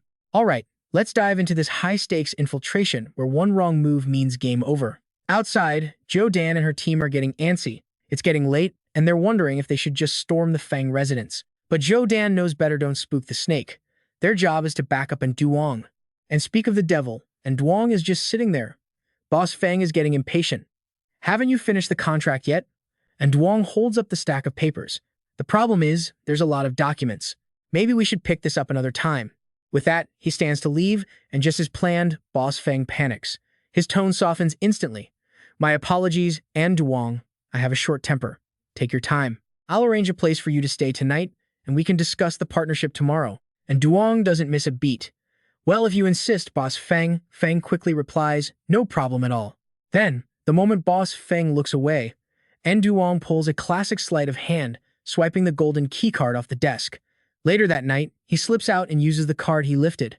It seems our boy's goal wasn't just to get the card, but to use it for a little late-night excursion. Meanwhile, in a brightly lit room, Boss Feng is on the phone, oozing confidence. Yes, rest assured, leader." A wicked smile spreads across his face. "Even if we don't get his signature, we can't let the Zhou family have him." Turns out, An Duong had no intention of escaping. He was just scouting the area. His footsteps lead him to a strange, isolated room, the waste disposal facility. Curiosity getting the better of him, he pushes the door open. Inside, the bodies of mystical beasts are piled up, their faces all twisted in agony. Looking at the grim scene, An Duong is horrified. "How could this be?" he mutters to himself.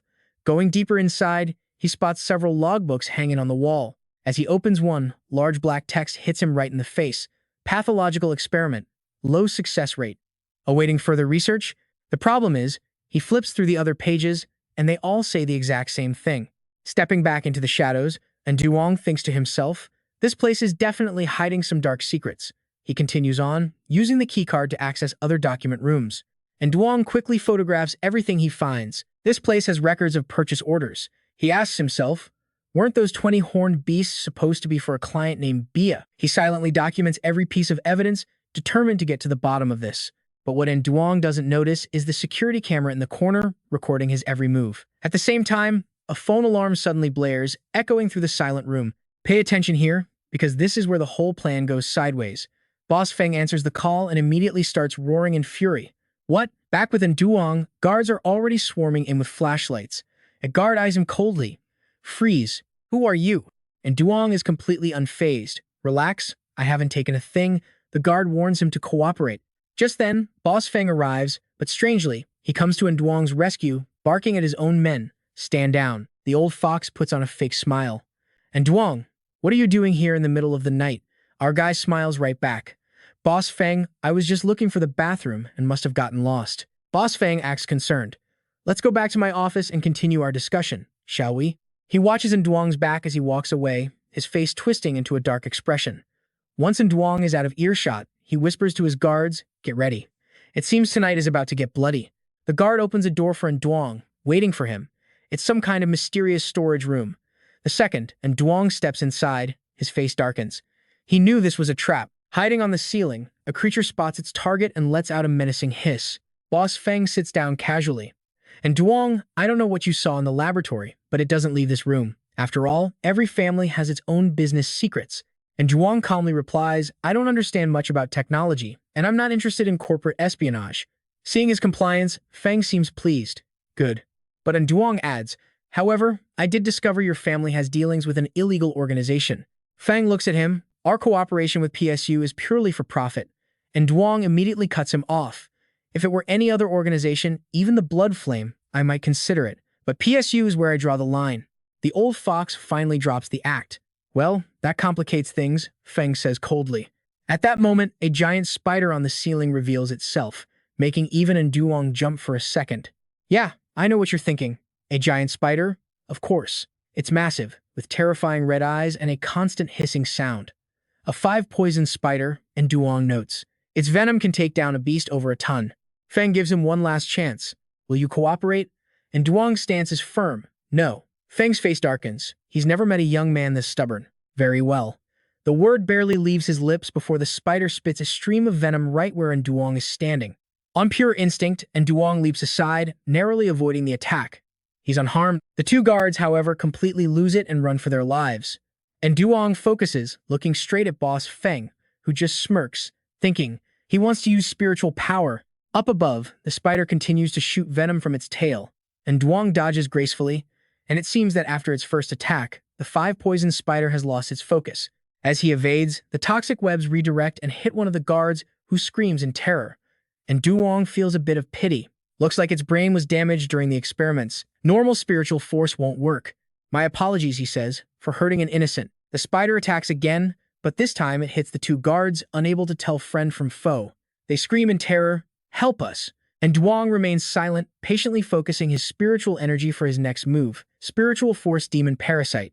Immediately, the entire body of the spider starts glowing with a strange purple energy. Boss Feng has no idea what's happening. He shields his face, yelling, what is this? A second later, a massive explosion rips through the room. Zhou Dan's team sees the blast and she's asked, what do we do? Back inside, Boss Feng's office is a complete wreck. He stumbles through the debris shouting, where is he? After the smoke clears and Duong walks out safely. Obviously, he left the others in a pile, but at that exact moment, 2 figures in black suits start tailing him. And they're not just following him, they're here to eliminate him. One of them pulls out a switchblade. As the man lunges, Duong senses him and spins out of the way. Not one to let them have the upper hand. He faces the other attacker and demands, who are you? But the man just points a gun and opens fire. Luckily, our boy is ridiculously agile. At the same time, something else flies past Duong's head, so close it slices off a few strands of his hair. And Duong snatches the object out of the air. At least now he has a weapon. Who are you people? He asks again coldly. The man he disarmed just smirks, and Duong silently braces for his response. Then, the man rolls up his sleeve, revealing a weapon. And Duong recognizes it immediately, an attack-type weapon made from the parts of a mystical beast. The gunman fires again, but Duong calmly uses the metal rod to deflect the bullets. Before he can counter, the other man charges him aggressively. He raises his arm, and the weapon slices clean through Duong's metal rod, which catches him completely by surprise. And for now, you and I are left watching as Duong is forced to retreat, thinking, if only my crew were here. He stops running and finally turns to face them. Was it PSU or the Feng family? Their reply, you don't need to know. Damn it. Just then, he spots a familiar shadow. It's Zhou Dan's bodyguard. And Duong offers a cold, final warning to his attackers, careful behind you. Of course, they don't believe him. Trying to distract us? How pathetic. Too late. Before they can finish, both thugs are knocked out cold. And Duong smirks, I warned you to watch your backs. Zhou Dan rushes over, worried. And Duong, are you okay? This sudden closeness makes him a bit flustered. Your timing was perfect. A little shy but still concerned, Zhou Dan grabs his hand. We can't stay here. Follow me. But before leaving, Duong glances back at the two men. She gets it instantly. Don't worry, I already called the police. And with that, hand in hand, they rush out of the Feng family's headquarters. A little while later, inside the Feng building, a loud crack echoes. The boss slaps a guard so hard his cheek swells up instantly. But no one dares to speak. The boss just keeps yelling, useless security. How did you let them walk in? And you didn't even spot the PSU assassins. One of the men speaks up. Sorry, boss, it was an accident. We'll track down Duong immediately. The boss looks worried. And Duong knows too many of our secrets. He can't be left alive. Back within Duong, he and Zhou Dan are in the car. She leans back and asks, the hotel for contestants or my place? And Duong can't help himself. Zhou, you're one of the three great families, aren't you? Zhou Dan says nothing, just silently turns to look out the window. Her silence is all the answer he needs. And Duong continues, you approached me on your family's orders, right? Zhou Dan looks a bit sad, but the Zhou family means you no harm. We see your potential. Seeing her upset, and Duong tries to comfort her. You don't have to be like that. You've helped me so many times. I trust you. But internally, he thinks, I can't let my guard down if the Zhou family betrays you. And Duong, Zhou Dan says again, Someone wants to meet you. And Duong immediately cuts her off, asking directly, the person above you. He stares off into the distance. But right now, I'm more interested in who sent those two to kill me. Zhou Dan is smart. She understands immediately. I get it, she says, then tells the driver to head to another location. At an old, secluded house, a voice says, this is our safe house. They must have arrived. The scene shifts, and a slender hand slams down on a table. A woman glares at the two assassins who attacked in Duong and yells, talk.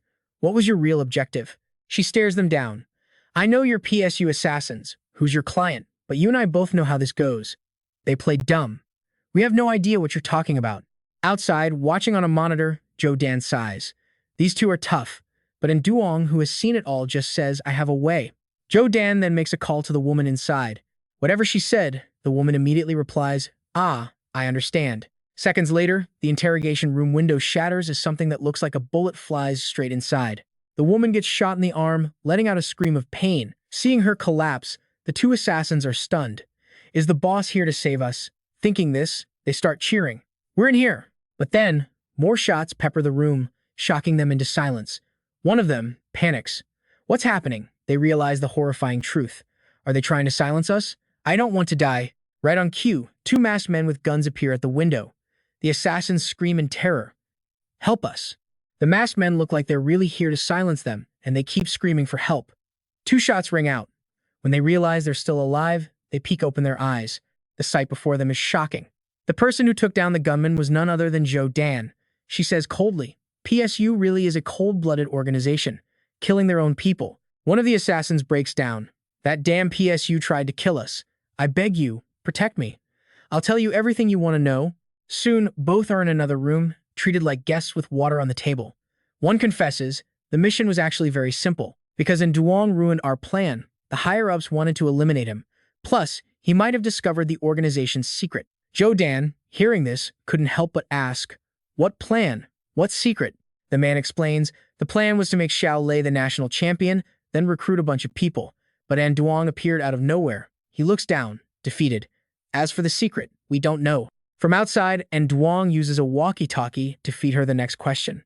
Ask them who their leader is. See, he's always pulling the strings from the shadows. She repeats the question. Which PSU leaders do you know? Honestly, we don't know much about the top brass, they admit. But I remember when we were at the just then his phone rings, and Duong pulls it out. It's Shen Menjiao. He quickly answers.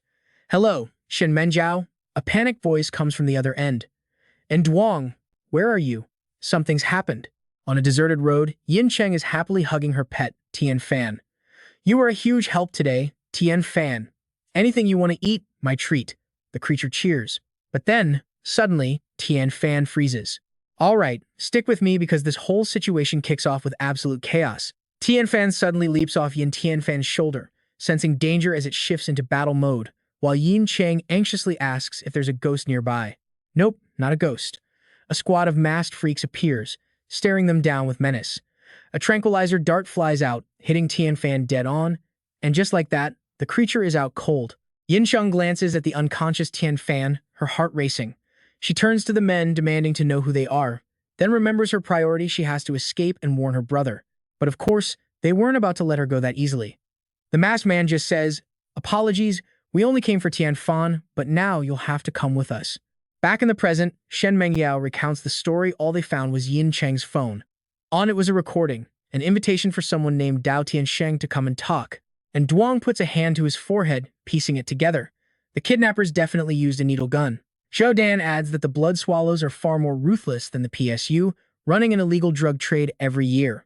Shen Mengjiao's face darkens. Shen Mengyao then quietly slips away and pulls out a card from her pocket. She steps into a black market. I want to see a boss to discuss some business. A guard quickly recognizes her status, a VIP member of Blood Flame. Please, come in. A woman greets Shen Menjiao as she enters. Ma'am, this is our person in charge, Wen Yi. The man immediately bows respectfully. A VIP member from headquarters. Miss Ming Hu, is that you? Welcome. He smiles. Miss Ming Hu, is there anything we can help you with here in the capital? Shen Menegao gets straight to the point. Mr. Wen Yi, I heard the organization recently captured a spirit-level heroic blood parasite. Is that right? The man hesitates. You mean? Shen Mengiao acts casual. I'm in urgent need of a spirit-level blood parasite, and I also heard a girl was captured with it. I was hoping. Wen Yi cuts her off. I'm afraid that's not possible. That blood parasite is far too valuable to us. And just like that, the easy way is off the table. Let's see how they handle this. The boss feigns disappointment, acting like her request can't be met. But Meng Zhao isn't fooled. He knows her real name. She stands, her voice dripping ice, disgusted that the great blood flame pries into its members' privacy.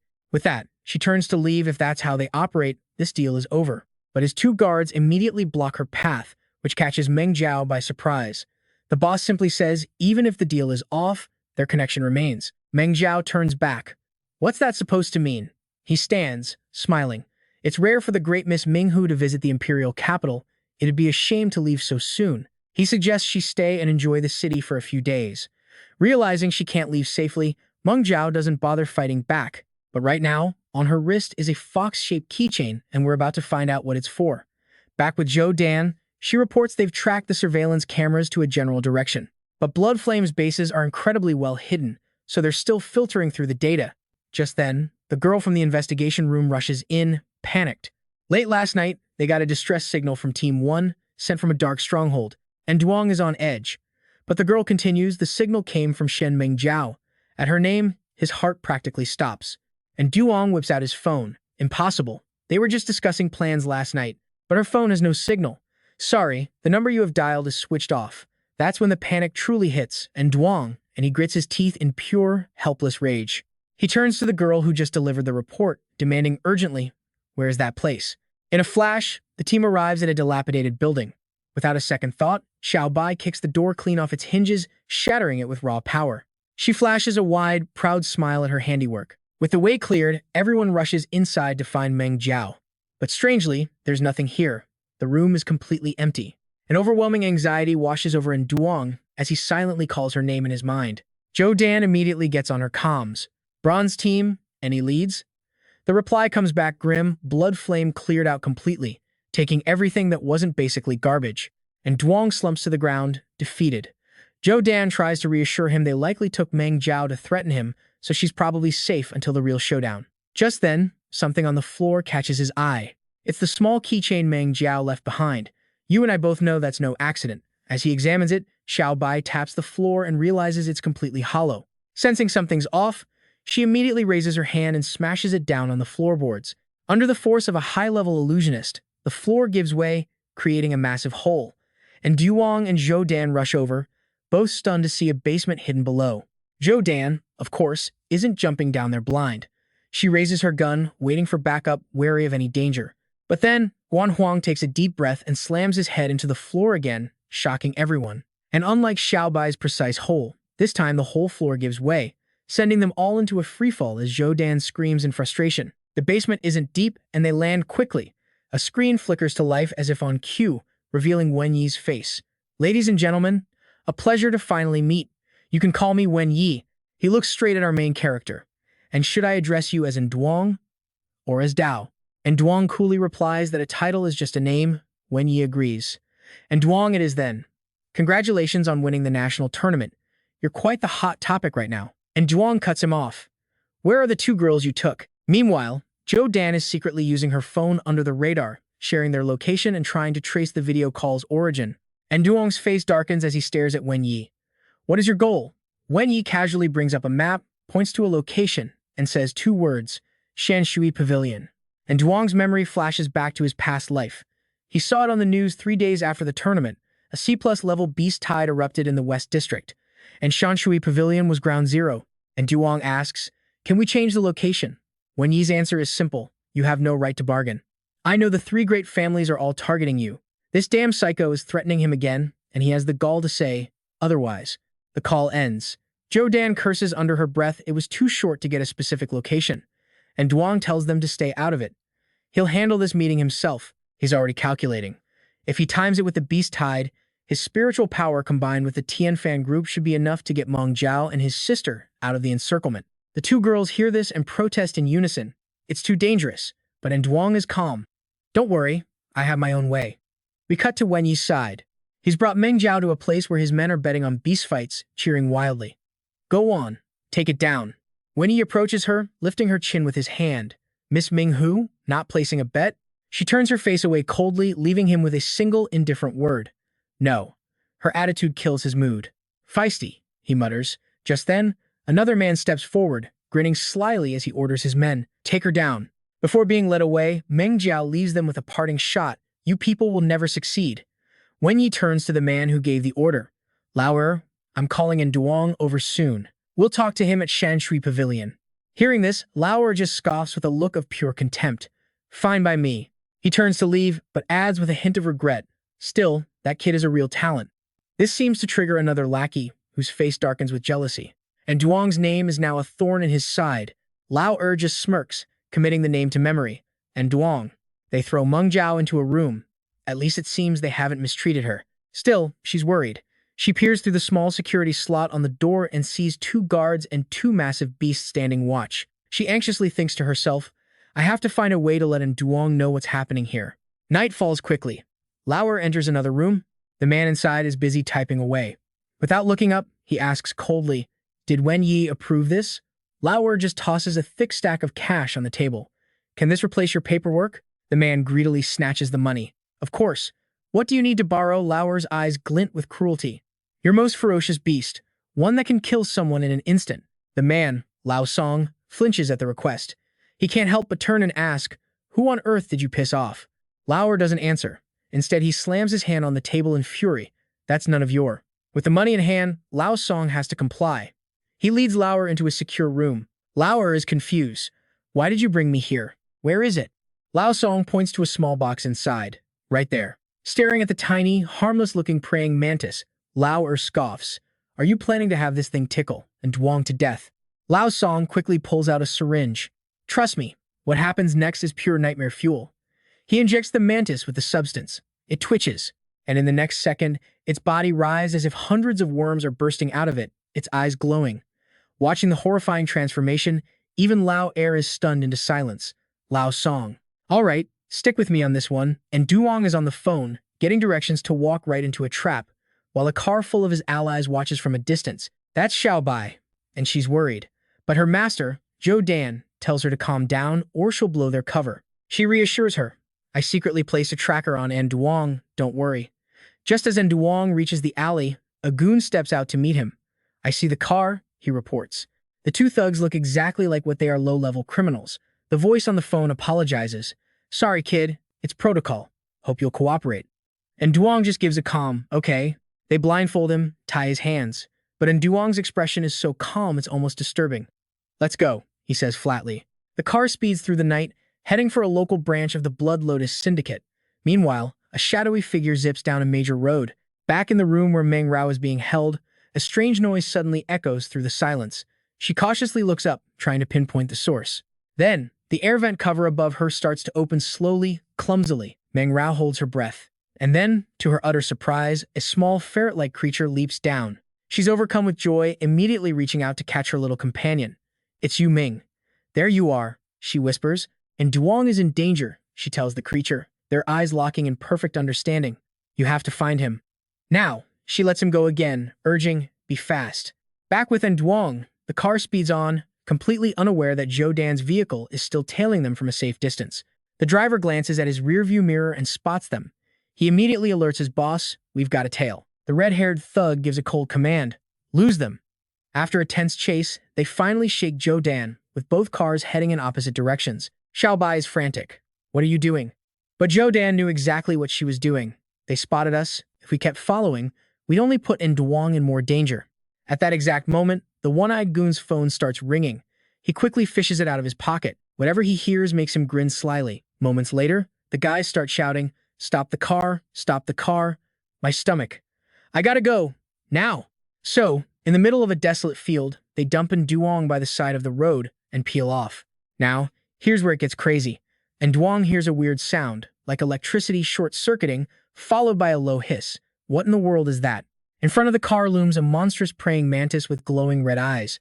The redhead reports back to his boss. The kid's about to become mantis food. The boss grunts, pleased, even blindfolded, and Duong's hearing is sharp enough to catch their words. He thinks to himself, a blood mantis? What's one doing out here? The mantis creeps toward the car, but Duong just sits there, eerily still. The one-eyed goon watches, thrilled. Inside, Duong's mind is already at work, quietly extending his spiritual power to control the beast. Before the mantis can even process what's happening, Duong attacks its nervous system directly. The beast raises its long, weapon-like scythes. It slices right through the car door. One-Eye cheers, here we go, but then the script flips, and Duong steps out of the wreckage, completely unharmed. The goons are speechless, and then the mantis gently uses its scythe. One-Eye freezes, his jaw hitting the floor. The boss on the phone gets nervous. What's going on? He stammers into the phone, boss, the blood mantis. It's helping Duong untie his ropes. The boss slams his fist on the table. What? How is that possible? Before he can finish, the goon's faces drain of all color, and Duong and his new pet mantis have arrived. Hey fellas, he asks with a smile. Been waiting long? He violently snatches the phone from One-Eye's hand. The green-haired thug glares at him. But he doesn't dare make a move, because right behind Duong, the blood mantis glares back, and he nearly wets himself. And Duong calmly speaks into the phone, talk. What was this blood mantis about?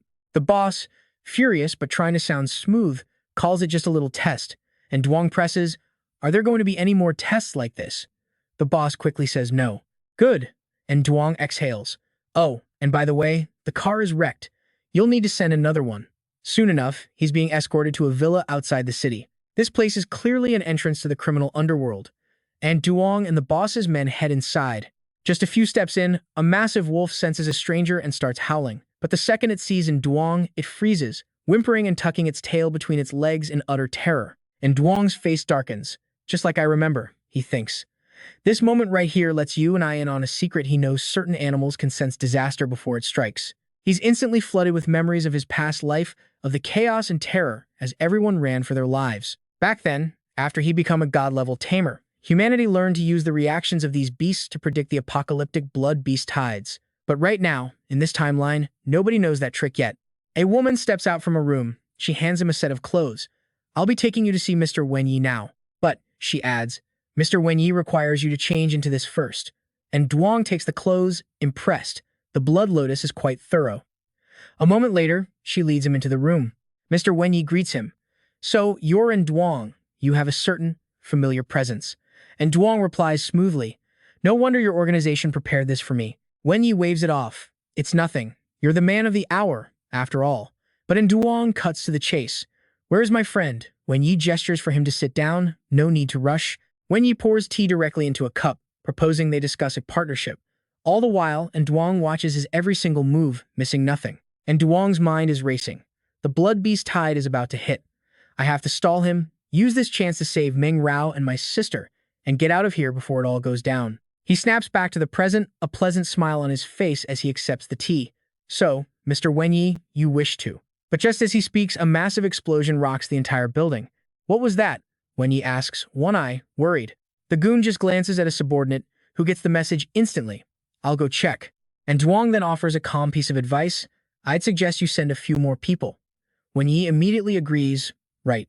Take a few more guys and bring 2 of our stronger blood parasites with you. A few minutes later, the recon team reports back. The sound came from. Suddenly, a massive panther roars, making the men tremble with fear. Be careful. That's a 9-star blood pet. Before them is a massive hole, and the entire group just stares, wondering what in the world happened here. Seeing what's inside, the beast roars, and the guards' faces turn pale. Retreat now. But for some reason, the beast charges right into the cave anyway. Seconds later, it doesn't come back out. Instead, all they hear are savage, chilling snarls. The guards are sweating bullets, whispering that they need to call for backup immediately. From within the darkness, a pair of demonic red eyes stares right back at them. The sheer killing intent terrifies the guards. They shout at each other while raising their guns. Fire. Just fire. But it's no use. The bullets do nothing, as the beast continues to glare. And now, watch this. It finally decides to stop hiding and lunges straight out of the cave. It raises its razor-sharp claws, ready to tear its prey to shreds. Piercing screams echo all the way to Wenyi's room. He grumbles in annoyance. frustrated that his men can't even handle one little problem. And Duong pays him no mind, already plotting his escape. Just then, one of the goons bursts in, panicked. "It's bad, Sir Wenyi." A horde of blood pets came out of nowhere and stormed the black market. He barely gets the words out before the beast leaps through the door, sinking its teeth into his neck. The man screams, and Duong's focus sharpens as he quickly unleashes his spirit force. Spirit force can not only tame and strengthen blood pets, but it can also launch a mental assault, causing excruciating pain or even brain death. Wenyi recognizes the power and tells Duong, "You've done enough." And Duong kneels beside the creature. "I'm fine," he says, "but there's something I need to confirm." Seconds later, he places his hand on the beast, using his spirit force to probe its mind. Not wanting to see innocent people get hurt, and Duong issues a warning. "Tell your men to prepare their defenses. The blood pet tide is coming." Wenyi immediately gets suspicious. "You mean this beast is from the other world?" He probes further, seeing how much Duong knows, and Duong calmly replies that his hometown was hit once, so he's dealt with beasts from the other side before. Wenyi grins, "Mr. Yin, you really are impressive. Having you on our side is a massive advantage." And Duong doesn't reply. He just states his demand. "I want to see my sister, Shen Menjiao and Tianfan." The man happily agrees. "No problem. Mr. Yin, please rest for a moment. I'll go organize our defenses against the invasion." But before leaving, Wenyi adds that they'll all head to the shelter to ride out the disaster together. As his figure disappears down the hall, and Duong remains silent, completely unfazed. At that moment, Yu Myung finally finds him, having followed Shen Menjiao's instructions to the letter. Outside, Zhou Dan confirms she's pinpointed their exact location. "Xiao Bai, don't worry," she says reassuringly, "and Duong will be fine." But Xiao Bai replies, "I trust Master, but I have a very bad feeling about this." Zhou Dan is confused. "What do you mean?" Xiao Bai explains, "It's like a premonition that something huge is about to happen." Just then, Zhou Yao steps outside to check the situation and is startled by a strange sound. Okay, so this is where it gets absolutely insane. The sound is birdsong, and the sky above them looks like a dark omen. Zhou Dan gasps, "Iron-feathered divine finches? I thought they were extinct. Why are there so many?" Xiao Bai's guard goes up. "There's only one possibility. No wonder I've been feeling this way lately." At that moment, one of the birds dives down, attacking them head-on. Zhou Dan yells, "Watch out!" With lightning-fast reflexes, she draws her gun and fires. But incredibly, the bird dodges every single shot with ease, leaving Zhou Dan completely stunned. "Huh?" The giant white bird changes its trajectory, now aiming its attack directly at Zhou Dan. But just in time, a slender hand shoots out and grabs the bird's neck with terrifying force, like it's grabbing a chicken. Of course, it's our girl Xiao Bai. Her true form is a dragon. This poultry stands no chance. Seeing the normally adorable Xiao Bai turn so ferocious leaves Zhou Dan a little shocked. Meanwhile, Xiao Bai is just wrecking shop, and Zhou Dan can't believe she's catching blood pets with her bare hands. Am I seeing things? After getting thoroughly thrashed, the bird can't take any more. It squawks, turning into whimpers. But looking up, there are dozens more in the sky, ready to attack. When the flock sees Xiao Bai take down one of their own, they swarm in for revenge. Zhou Dan gets nervous. "Xiao Bai, get in the car. Quick. There are too many of them." Xiao Bai's face turns deathly serious, like a war goddess. "You get in the car and go," she says coldly. When Zhou Dan hesitates, Xiao Bai loses her patience and grabs her by the shoulder. And just like that, she literally throws Zhou Dan into the car. Radiating a murderous aura, Xiao Bai tells her, "Zhou, you go first. I'll find you later." But Zhou Dan is still worried. "What about you?" Xiao Bai's expression is already transformed. She tells Zhou Dan flatly, "Don't worry about me. Go, now." Zhou Dan is terrified, calling out, "Xiao Bai." The birds are getting more frantic by the second, and Zhou Dan has no choice. "I'll call for backup right away. Take care." The second she's gone, Xiao Bai becomes an absolute predator, taking down another bird in a single blow. Xiao Bai looks up at the flock with pure disdain. "Is this a joke? You dare to provoke me with mere hatchlings?" As she speaks, her face turns to ice, and her eyes change completely. A second later, an enormous dragon appears, radiating the aura of a king. Xiao Bai opens her mouth, unleashes a torrent of fire, and instantly incinerates a dozen birds. Meanwhile, Zhou Dan drives on, her heart pounding. Once she's a safe distance away, she pulls the car over beneath a tree. She steps out of the car after hearing a massive roar from above. Looking up, she sees a giant dragon tearing the flock of birds to pieces. Zhou Dan mutters, "Should I go to a hospital and get my eyes checked?" After finishing off the last of the annoying birds, the dragon vanishes back into the clouds. Zhou Dan is still trying to process what just happened when Xiao Bai lands silently behind her. Our little dragon sure works fast, but then again, considering her true form, it makes sense. Hearing the thud behind her, Zhou Dan reflexively spins around. Xiao Bai calls out cheerfully, Zhou Zhou. Zhou Dan is speechless. You. Xiao Bai cuts her off. Don't even ask. It was hard enough luring those idiots away. Luckily, I used your car to track you. Zhou Dan asks, that look you had before, and the scene I just saw in the sky. But Xiao Bai plays dumb. Something in the sky? You must be hallucinating from all the stress lately. And let's be real, you and I both know she's lying through her teeth. Zhou Dan forces a smile. You can't seriously think I'd fall for that. But Xiao Bai just keeps up the terrible acting. I really don't know what you're talking about. Zhou Dan finally sighs. Fine. If you won't tell me, I won't force you.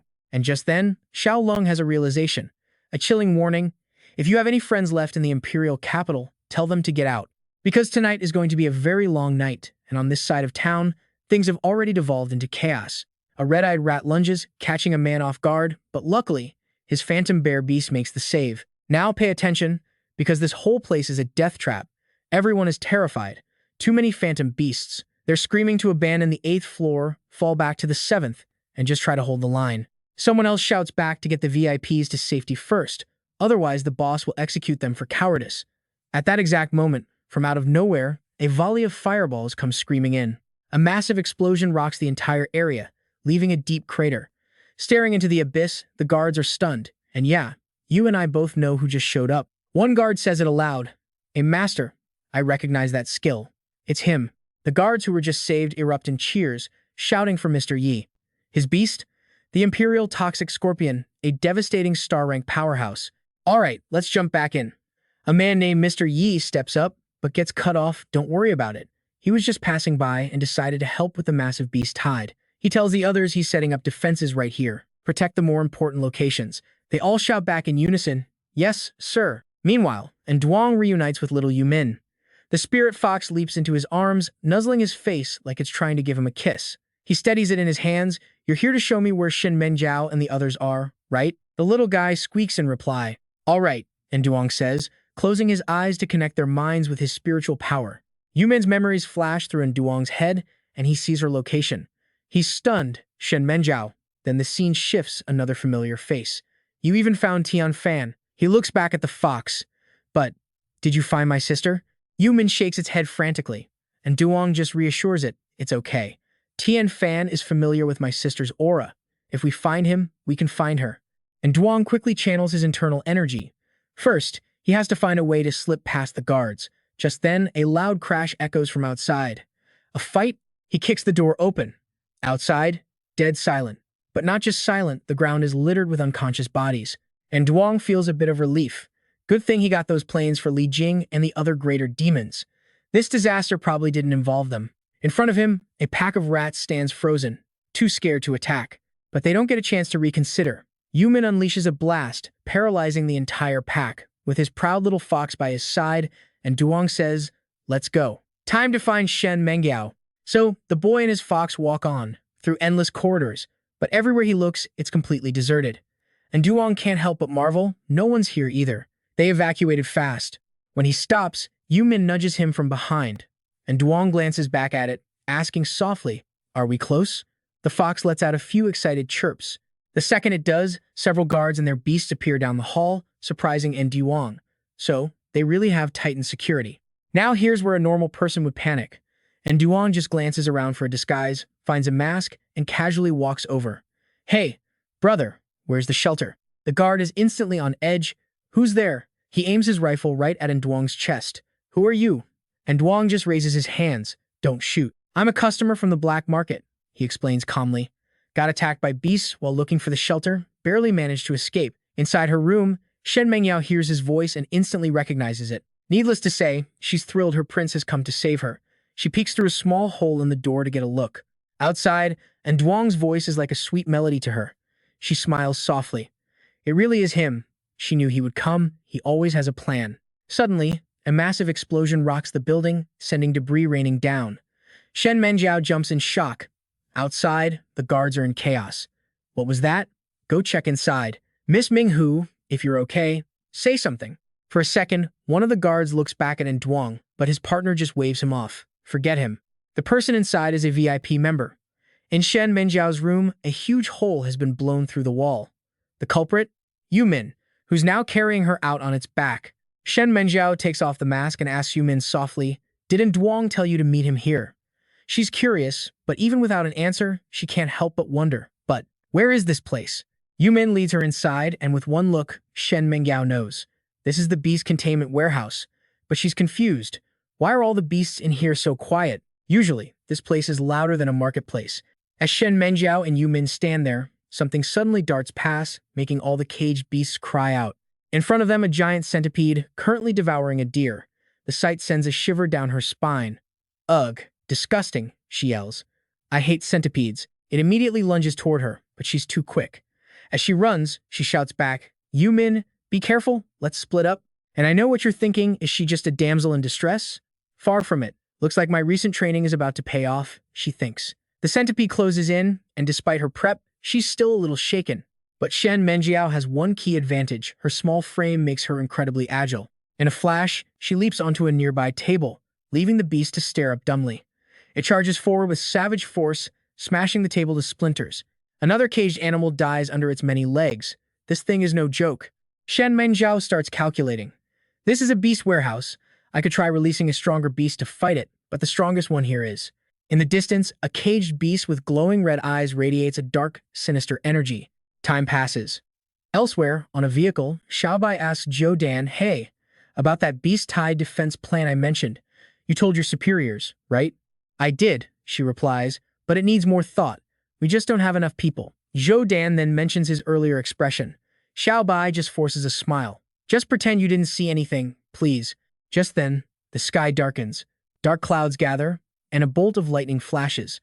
It strikes a skyscraper with a deafening crash. The entire area is plunged into darkness. The two beasts in their car start growling, on high alert. After the lightning strike, a massive fissure has opened up in the city, terrifying everyone. And it gets worse. From the crack, swarms of insects and bugs pour out. The scene is pure apocalypse. The city's police are quickly mobilized as alarms blare. "Warning! Warning! A beast tide has appeared in the Western District. Preliminary assessment, level C. The beast attacks civilians indiscriminately, even as soldiers open fire. Anyone caught by them is severely injured, their lives hanging by a thread." Suddenly, a golden dog flies out of nowhere, sinking its teeth into the neck of a dinosaur-like beast. Two masked figures descend from the sky. They look like mafia, but they seem to be the good guys. With a perfectly synced attack, they slice the dinosaur into pieces like it was sashimi. One of them tells the security team, "Take this person. This area is fully evacuated." A voice from a helicopter confirms, "Unit 101, civilians and injured from Street X have been evacuated." The helicopter pilot responds, "Roger that," and 2 bombs are dropped.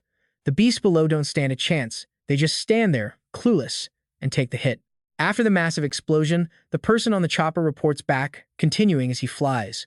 "Radar detects a beast at least twice the size of my fighter jet heading my way, requesting backup. But what he doesn't expect is the sheer speed. Wait, how can it be that fast?" Thanks to the monster above, the helicopter is torn apart in an instant. Luckily, the pilot manages to parachute out. He's frantic. There are still unlaunched bombs on that plane. But the monster is completely unharmed. Looks like humanity's conventional weapons are useless against this thing. Back within Duong, he finally reaches his destination. Just as he arrives, a wall explodes and a strange sound echoes out. And Duong is shocked. "A beast? How did it get in here?" And trust me, you're going to want to see what happens next. Just then, a loud cry startles him. And Duong. The voice is filled with exhausted relief. He looks back and sees them, Meng Jiao, Yu Min, and Tian Fan, all standing right there. You can just feel his relief. Everyone's safe, that's all that matters. Now, stick with me here. We cut to his sister, Anne Cheng. She's been kidnapped, yet here she is, looking bored while playing a game. Then, a familiar shadow appears at the door, making her jump in surprise. It's Duong, walking in with a grin, saying, "Who else would it be?" Meanwhile, over with Zhou Dan team, she's giving orders to her team, "You guys wait outside for backup." They give a quick "yes, ma'am," before she turns to Xiao Bai, "Let's go." The moment they run inside, they're met with swarming phantom insects. Without even flinching, Zhou Dan team just opens fire, unloading on the creatures. Xiao Bai steps forward, "Let me find their master." But Zhou Dan team stops him. "You don't have a map." Back within Duong, he and his friends are grabbing the phantom insects and getting out of there. That's when a familiar voice calls out, "Master," and Duong's face lights up. Xiao Bai is here too. Xiao Bai dashes over like an excited puppy. Master, I finally found you. Meng Jiao smiles at him, saying, you too must have had a tough time searching. But for some reason, Xiao Bai looks a little unhappy. Suddenly, the ground begins to tremble violently, debris raining down from above. Okay, pay attention, because this is where everything goes sideways. And Duong's expression turns serious as they spot on Ditch and his crew in the distance. Meng Jiao identifies them grimly. It's the black market. The man glances at the neutralized beasts scattered like dead fish and says coldly, it is time. With another deafening roar, the ground splits open and a bizarre monster erupts from below. The henchmen are shocked, yelling, what is that thing? Meng Jiao scoffs, they deserve it. Let's just go. And Duong only grunts in agreement, but his mind is racing. Something about that beast feels wrong. Just then, and Cheng gasps, pointing ahead, hey, look over there. And Duong shouts to the others, that's the exit. The entire group makes a desperate sprint for it. When they finally reach it, he can't help but cheer. Finally. But their joy is short-lived. You and I both knew it wouldn't be that simple, right? The path ahead is nothing but a pile of rubble, leaving Duong stunned. Meng Jiao is just as bewildered, stepping forward to ask, what happened here? And Duong quickly recognizes the scene. This is a phantom beast tide, just like. A loud noise cuts him off as Xiao Bai points, guys, look over there. I think there's someone over there, and Duong immediately stops her. Wait, that might not be a person. And just as he predicted, something crawls from the wreckage, a strange creature that looks like a giant pangolin. It glares at Duong's group, its eyes hollow like it's been starved for years. Seeing its home disturbed, it lets out a piercing roar and charges forward, ready to tear them apart for intruding. The two forces slam into each other head-on in what looks like an epic showdown between monsters. But in the end, the smaller beast that bit off more than it could chew is sent flying with a single devastating blow.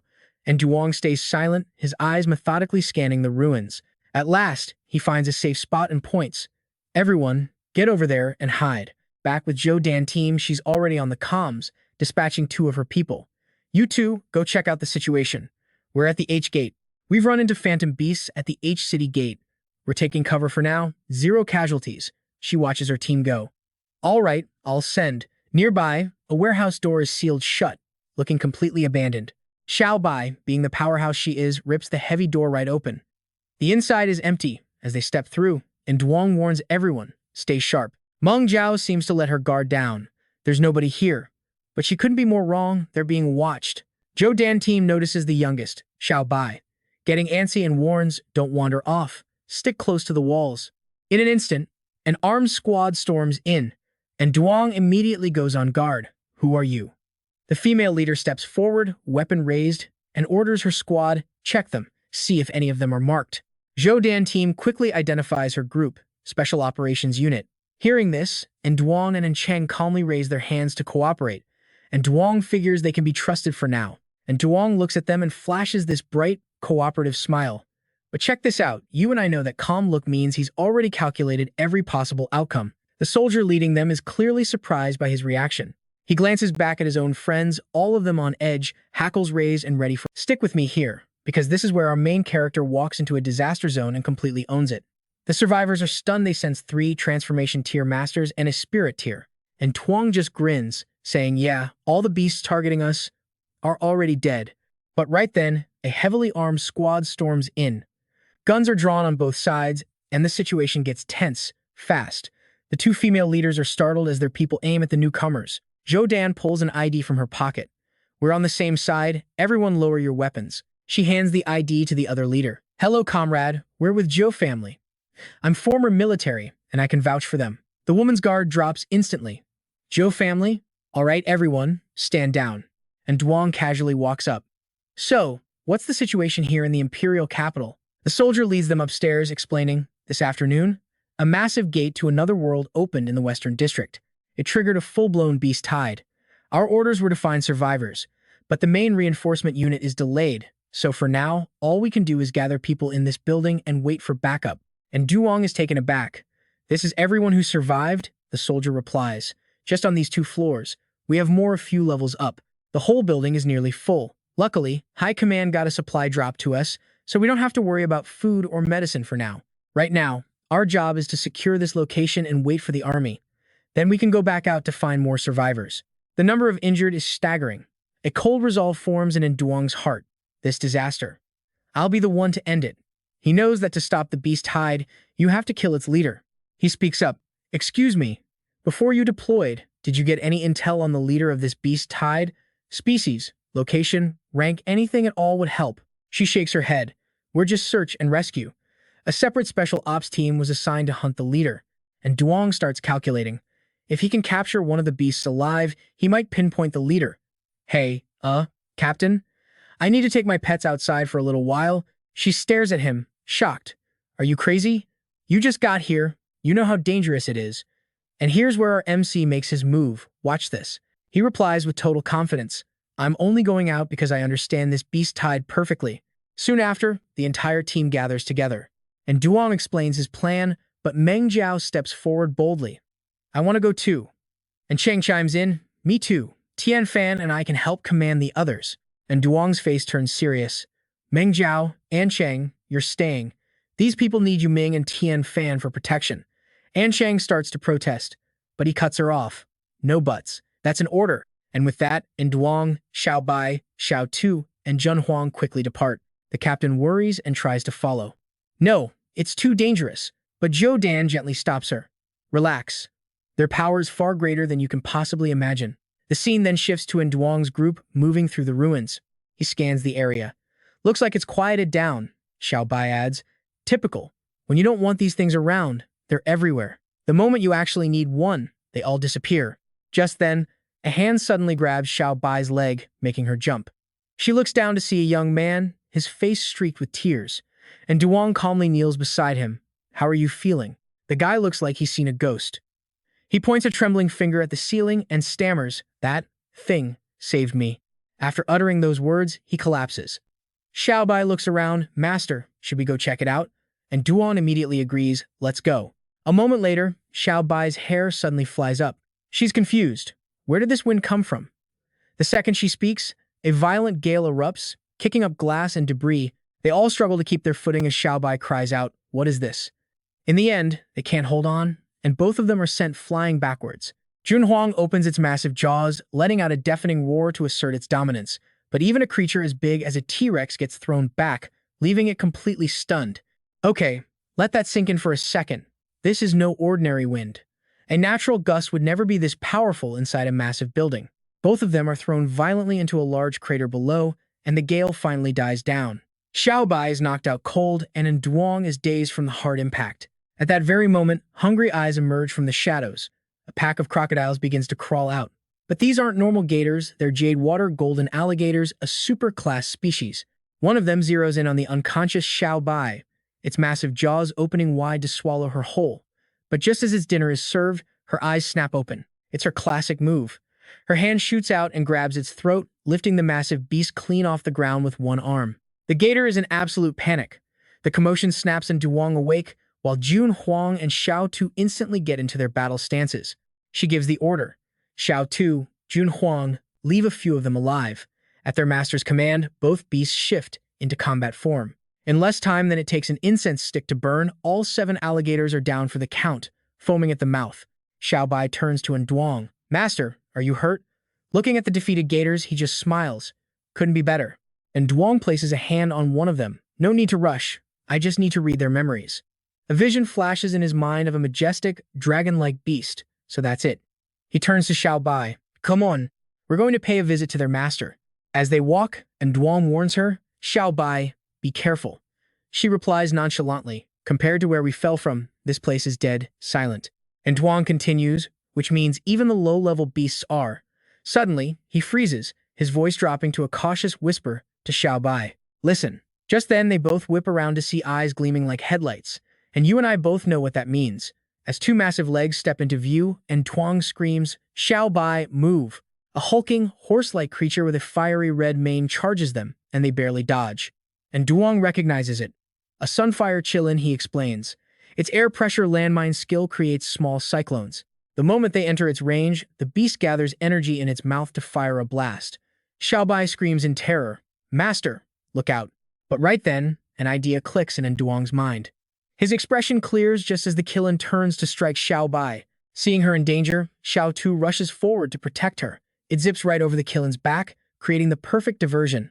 And on the other side, while the beast is distracted, Jun Huang lunges forward, sinking its teeth deep into the Qilin's neck.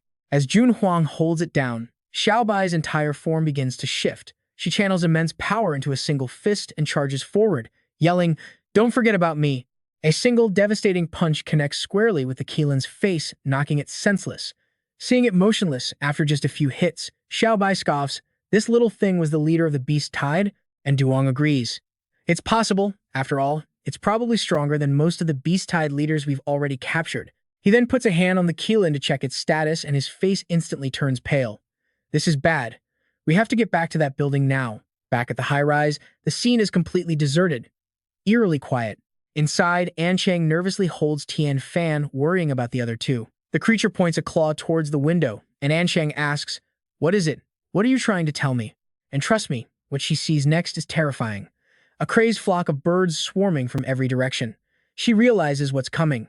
In the next second, An Chang grabs Tian Fan and bolts back inside. She screams, "Look out! A swarm of illusionary beasts is heading straight for us."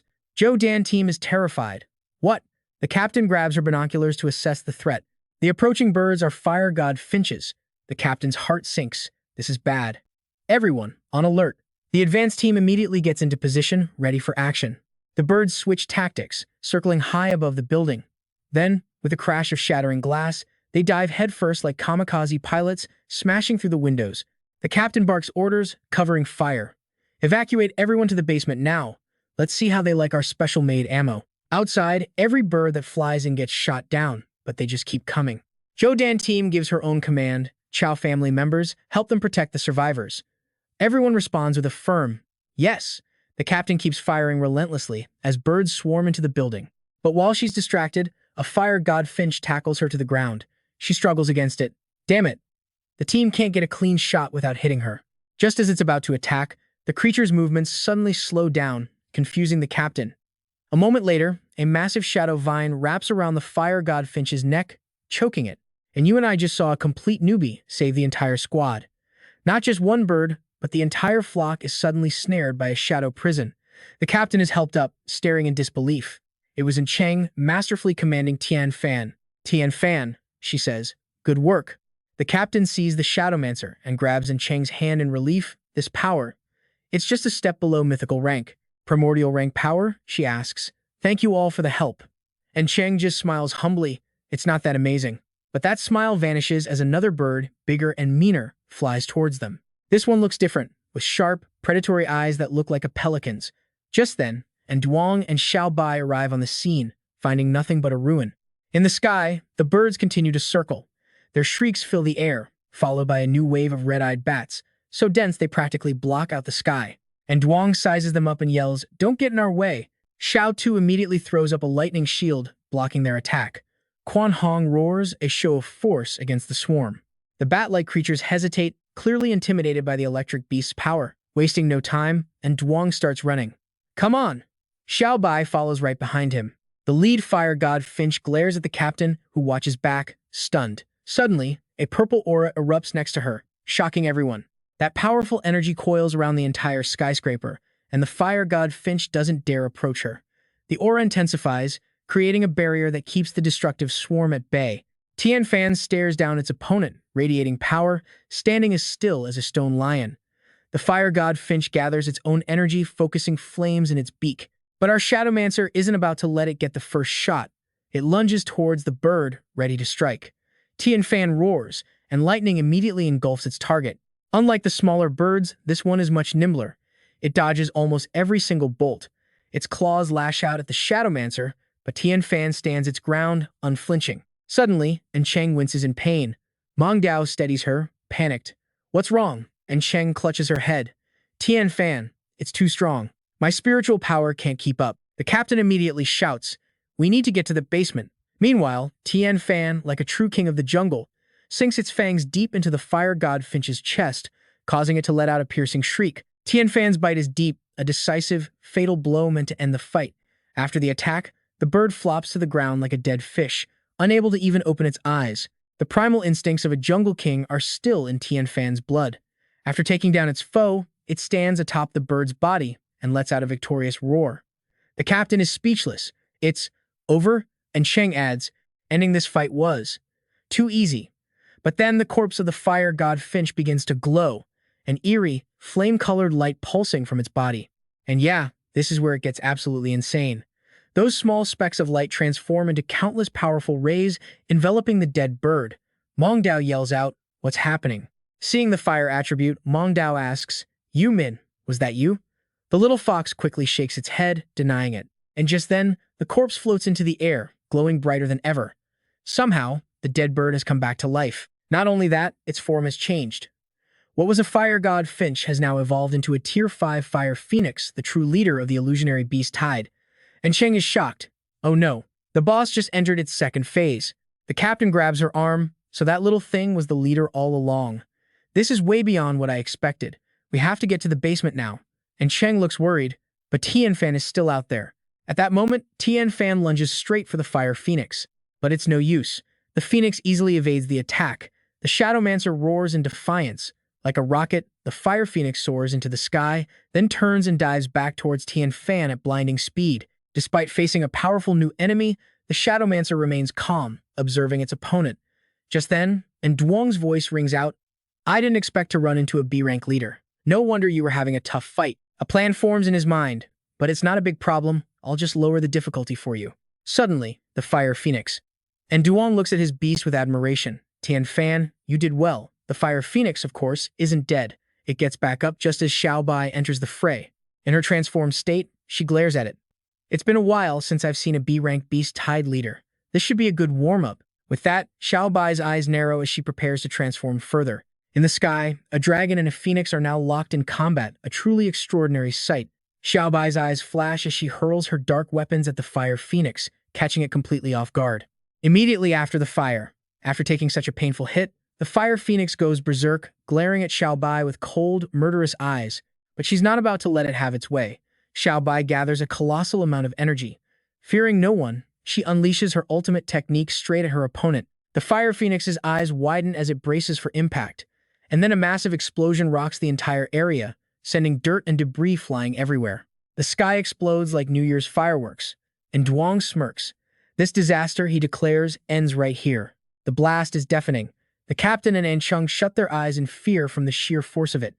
Zhou Dan team just stands there, completely stunned, unable to believe what she's just witnessed. Some days are just wilder than others.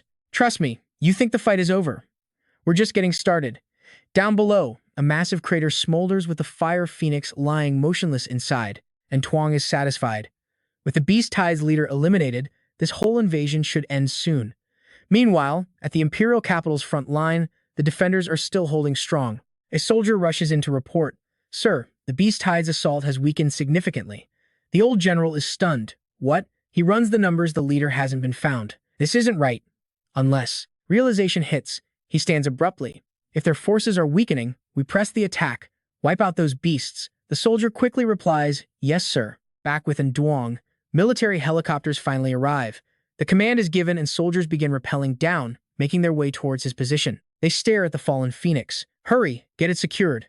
And Duong thinks to himself, finally, everyone can get out of here. Soon after, the choppers lift off, carrying the massive corpse. And Duong's team is evacuated as well, and he rests with his eyes closed.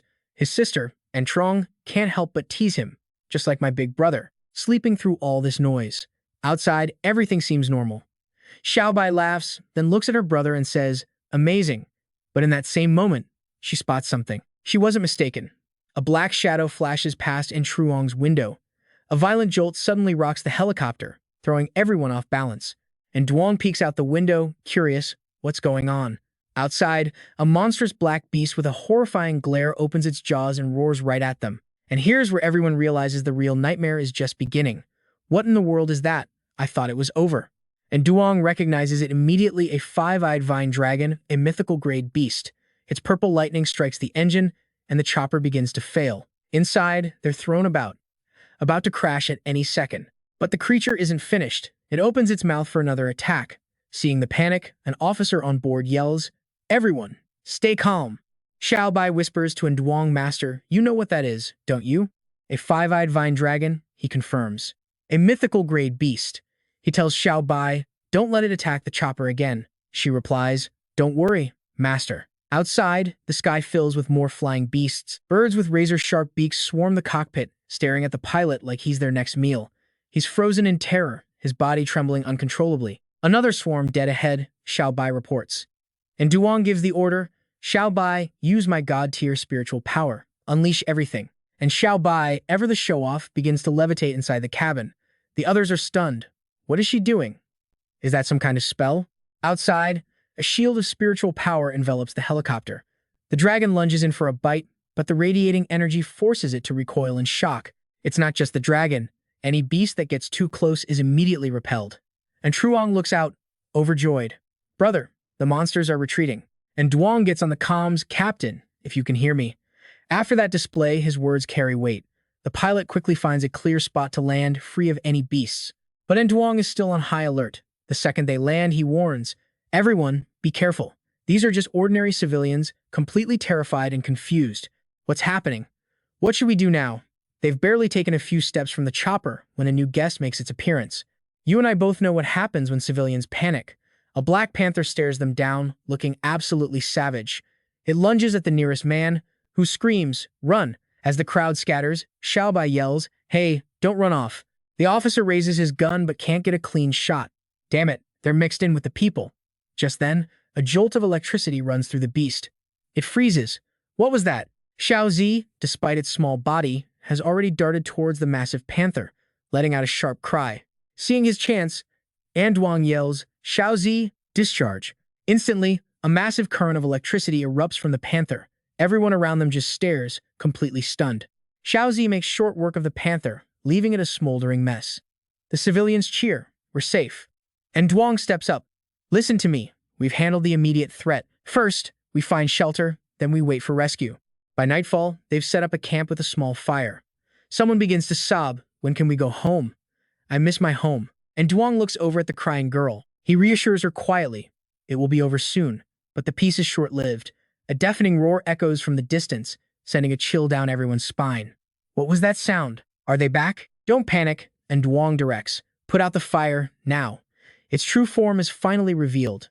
It's not a dragon, but it's not a lizard either. Seeing its long, coiling body, one of the men screams, run! And Duong raises a hand to his lips. Be quiet, he whispers. It's not here for us. And just as he predicted, the massive beast takes flight and disappears. And Duong watches it go. A mythical-grade beast shouldn't have appeared in this beast tide. Xiao Bai looks at him. Master, I think we should be figuring out how to beat that thing instead. Oh, we'll deal with it. And Duong replies, deep in thought. Just not now. Xiao Bai is confused, but on the plane, he explains, that's because it didn't see us as an enemy. After my rebirth, my own power level dropped. I can only use mythical-grade power for a moment by reinforcing it with my god-tier spiritual energy. However, if you, Tian Fan, and Xiao Zi can break through to the primordial level soon, then we might actually have a fighting chance. Xiao Bai's hope returns, but her smile fades as a distant building suddenly explodes. It's Imperial soldiers. Report. Everything's clear so far. Let's sweep the area for any stragglers. They have military dogs, but against these beasts, they're just puppies. One soldier warns, stay sharp. The words are barely out of his mouth when one of the dogs growls and lunges forward to protect its handler. The soldier yells, enemy contact. A black panther leaps from the shadows, straight for him. His teammate aims and fires, the gunshot startling their own dog. The dog gets hit by a stray bullet and falls, whimpering in pain.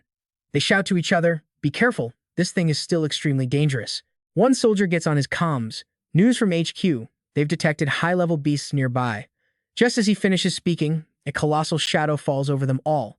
They look up, frozen. Trust me, you are not ready for what they see next. All right, let's dive into the chaos. And Duong watches silently, then tells his electric panther, go take a look. A moment later, the beast lands, and a single stomp makes the entire ground beneath them buckle and crack. Its massive, glaring eyes are enough to terrify anyone. The soldiers yell out in a panic, desperately searching for cover. Without a second thought, they unload a volley of bullets at the creature, but the shots do absolutely nothing. The commander screams, fall back, get the heavy weapons over here now. Instantly, cannons and fighter jets are scrambled for combat. It's like a war zone as shells rain down from the sky, all aimed at taking down this one mythic beast. The ground explodes in a symphony of destruction, kicking up a thick cloud of dust and smoke that blinds everyone. A soldier radios in, keep firing, don't let it recover. But the beast just spreads its wings, takes to the sky, and crushes a tank with a swipe of its claws before landing with enough force to shatter the earth. And it doesn't stop there. Its roar carries a deadly shockwave. The soldiers are thrown into chaos, and up above, the pilots lose complete control of their jets. Suddenly, without warning, one of the planes explodes in a massive fireball. Luckily, the two pilots manage to eject just in time, barely saving their own lives, and Duong, observing the whole time, finally decides to act. The raging beast suddenly freezes in place, leaving a soldier baffled. What they don't know is that Duong just used a god-level mental suppression technique. But even that has its limits. The beast's hide is still impenetrable. And Duong thinks to himself, as expected, a myth-grade beast isn't that easy to control. And Duong turns to Zhou Dan. I have to leave for a bit. Protect the survivors while I'm gone. She looks worried. What about you? He just smirks. I've got my pets. Meanwhile, the beast is completely unharmed, but the soldiers are nearly out of gas. A moment later, it launches itself into the sky as if sensing its real prey. And Duong leads his spirit beasts to a deserted area. He looks around. This should be far enough. The second he gives the word, Xiao Bai transforms into her true dragon form. This is why they left the main group. And right on cue, the monstrous Zhao dragon appears on a nearby building, waiting. A thought flashes through his mind. Suppression successful. This fight is worth having. Across from him, the Zhao dragon gathers a storm of lightning in its mouth, roaring as thunder cracks the sky. It then lunges forward without hesitation, and the massive skyscraper behind it is instantly sliced in two. Now pay attention, because this is where the real fight begins. And Duong, mounted on Xiao Bai, soars into the air to meet the Zhao dragon head-on in an epic aerial battle. Xiao Bai lets out a defiant roar of her own, and the Zhao dragon actually shrieks back in what sounds like fear. Down below, Tian Fan isn't sitting still. It activates its Chaos Realm to support the attack. All three of Duong's beasts swarm the legendary Zhao dragon at once, a coordinated assault from every angle. This is a 3-on-1 fight, but even with these odds, Duong isn't completely sure he can win. After a brief pause, all three of his pets charge their opponent again, ready for another brutal clash. Of course, even a legendary beast gets overwhelmed fighting three opponents at once. And let's be clear, Duong's pets are far from ordinary. Xiao Bai then traces a glowing circle in the sky. Watching from below, Duong finally cracks a satisfied smile. This was the moment. He recalls Tian Fan, then signals for Xiao Bai to retreat as well. The Zhao dragon is still struggling, trying to land a hit, but thanks to the Chaos Realm, every time it attacks, Tian Fan dissolves into mist, as if it was never there. Okay, I know what you're thinking. And yeah, this is completely messing with the beast's head. It looks around at the empty battlefield, totally confused as to where its enemies vanished. A moment later, the dumb lizard realizes it's been tricked and erupts in pure rage. The sky darkens as if a storm has arrived, with furious bolts of lightning striking down, powerful enough to make anyone tremble. But after all that fighting, the Zhao dragon doesn't seem any weaker. If anything, it looks even more crazed than before. Everywhere it walks becomes a wasteland, crushed by its massive tail. The beast is now desperately searching the area, clearly furious at being played. Its gaze sweeps dangerously close to where Duong is hiding. But then for some reason, the Zhao dragon stops dead in its tracks. It turns around and just leaves. Only then does Xiao Bai carefully emerge from hiding, whispering with relief, "We lost him." Then she grumbles, "Just you wait, you annoying brat.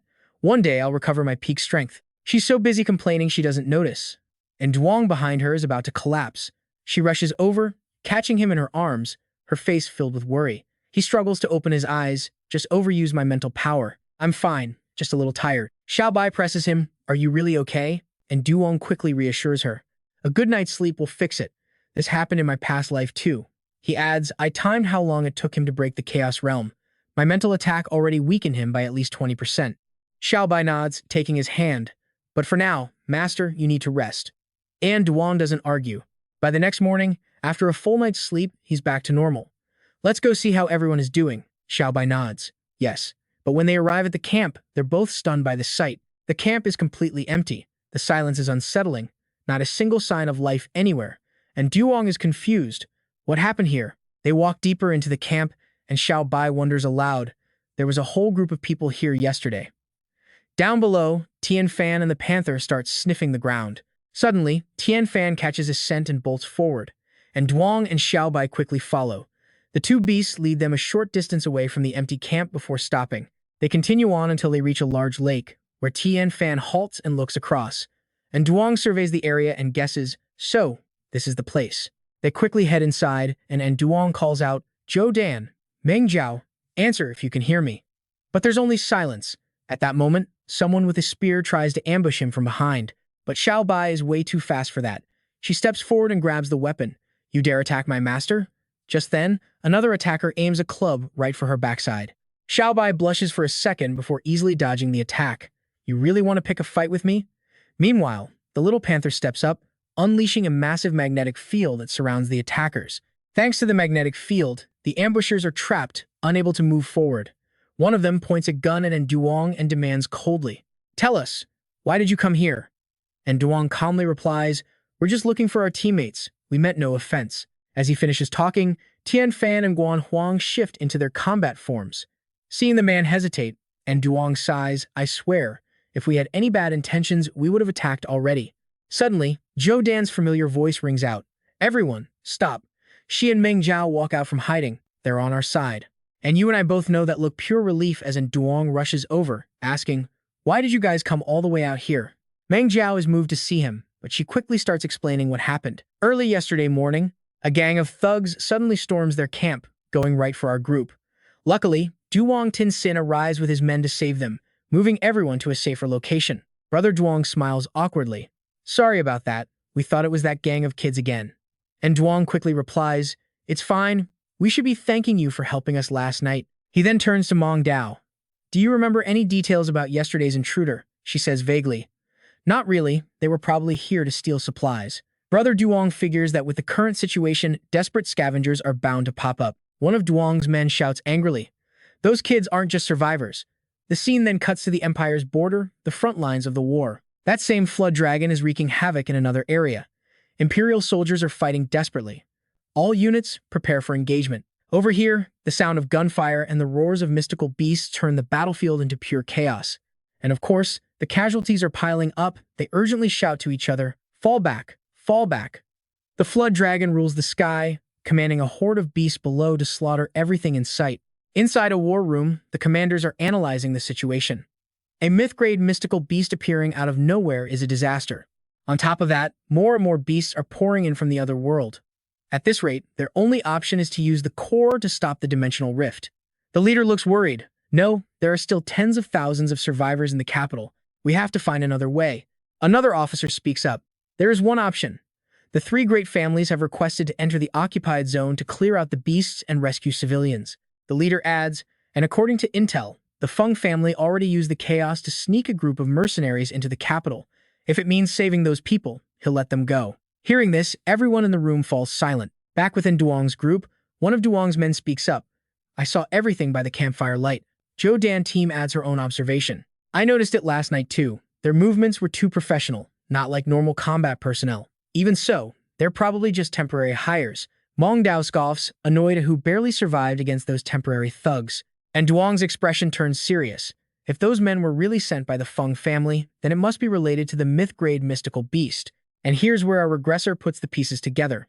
Zhou Dan team says if the Feng family is making a move, the other two great families are probably already involved. If we run into anyone from the Chu family, I can try to negotiate. And Duong sees the logic in that. Good. We'll be counting on you then. He then turns to Brother Duong. "With a few more of us, your supplies must be running low." Brother Duong laughs it off. "Not at all. There's a supermarket warehouse next to our underground storage. We could support a few hundred more people for half a year. No problem." And Duong smiles. "Thank you." And Duong remembers it clearly. In his past life, when the beast tide broke out, a kind-hearted man like Brother Duong met a tragic end. He looks at them, making a silent vow. "Since I've met you this time, I won't let that happen." He then announces, "By the way, Brother Duong, I have to go out and get something." And Duong and Xiao Bai head out together, climbing to a high vantage point to scout the area. Below, hordes of mystical beasts are still roaming in massive packs. Using his spiritual power to scan, he realizes the number of spirit-grade beasts is much higher than he anticipated. And Duong then says, "Xiao Bai, it's time." Under the cover of night, the two of them weave through the ruined buildings. Suddenly, a tiger slowly approaches from a distance. It growls, scanning the area for prey. The moment he sees the beast, he recognizes it. A spirit-grade demonic tiger, that's the one. He immediately gathers his internal energy, focusing for a powerful spirit shock. The tiger instantly senses something is wrong. It freezes, looking directly at him. Finally spotting its target, the demonic tiger lets out a huge roar and charges straight for Duong. And just like that, its fleshy face gets pummeled into a distorted mess by her fists. The tiger's jaw hangs open, unable to even fight back. It slumps to the ground, tongue lolling out, completely defeated. And Duong then takes out a small saw and aims for its horn. After cutting it off, he hands it to Xiao Bai. This horn holds all of this guy's essence. We'll process it when we get back. Okay, I know what you're thinking. He's got a plan, right? Nope. Xiao Bai just pops it straight into her mouth and starts chewing. She even complains, why make it so complicated? Right after eating the horn, her entire body begins to glow. She then flies high into the air. Looks like it's already taking effect. And Duong knew this would happen. He grins and asks, Xiao Bai, how are you feeling? In response, Xiao Bai lets out a mighty roar and transforms into a massive dragon. She can feel an immense power surging through her body. Once she's done, they head back. On the way, and Duong notes, Xiao Bai, your strength has probably recovered to a 6 or 8 star spirit level now. Xiao Bai is still greedy though. That's it. Master, let's go hunt a few more beasts. He warns her, we can't rush this. Powering up too fast can cause a backlash. Just as he finishes, a loud explosion rips through the air, followed by terrified screams. At the same time, frantic footsteps race toward Duong. A beautiful girl, tears streaming down her face, clutches her injured arm. Seeing such a damsel in distress, no man could stand by, and Duong is no exception. He moves to support her. Are you all right? She panics. Run, quick. He pulls her behind him as she huddles for cover. Xiao Bai eyes him cautiously. Master, be careful. 4 men in the distance raise their guns, pointing them at the group. Well, looks like we've got 2 more strays. The leader sizes them up, noticing their gear. Looks like you work for the Blood Oath Guild. He then asks Duong, I wonder if you know what we're looking for. And Duong replies, as it happens, we might just have some intel to share. The man grins slyly. Sharp. People from the black market are more reliable than those in Sin mercenaries. But Duong's expression is anything but friendly. Then I'll tell you exactly what I know. He then delivers a powerful kick straight to the man's groin. Here's your information. Seeing this, his buddies raise their guns. Kill him. But of course, Xiao Bai isn't about to let her master get hurt. She zips in front of Duong, catching every single bullet with her bare hands. She makes it look like a game of catch, her movements fluid and effortless. Then, Xiao Bai opens her palms. The copper bullets clatter against each other before falling to the ground. She asks nonchalantly, you're not going to shoot anymore? The gunman's face turns pale as he stares at Xiao Bai. What kind of monster are you? She doesn't answer, simply launching herself forward with blood-red eyes. Xiao Bai lightly punches them in the face, then adds, who's the monster? Huh. She's clearly annoyed as she cleans up the entire gang of thugs. A moment later, they're all twitching on the ground. Xiao Bai rolls up her sleeves. Master, these guys are pathetically weak. Just then, more footsteps rush over as people approach. The girl from before is incredibly moved. She looks at Duong and says, thank you both. And Duong just shrugs. It was nothing.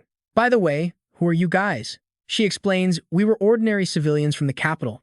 After the demonic fox appeared, we ran all the way here.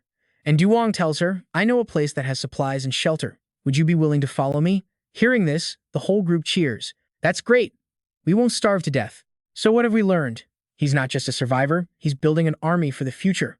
They quickly head back to the camp, which is still peaceful and safe for now. Everyone happily moves their belongings inside, while Duong watches on, satisfied. He suddenly remembers and asks Mong Dao, hey, where's Zhou Dan team? She replies, she said she received a signal from the Chu family and went to contact them. She's been gone for a while now. She model. Just then, the main gate groans open, catching his attention.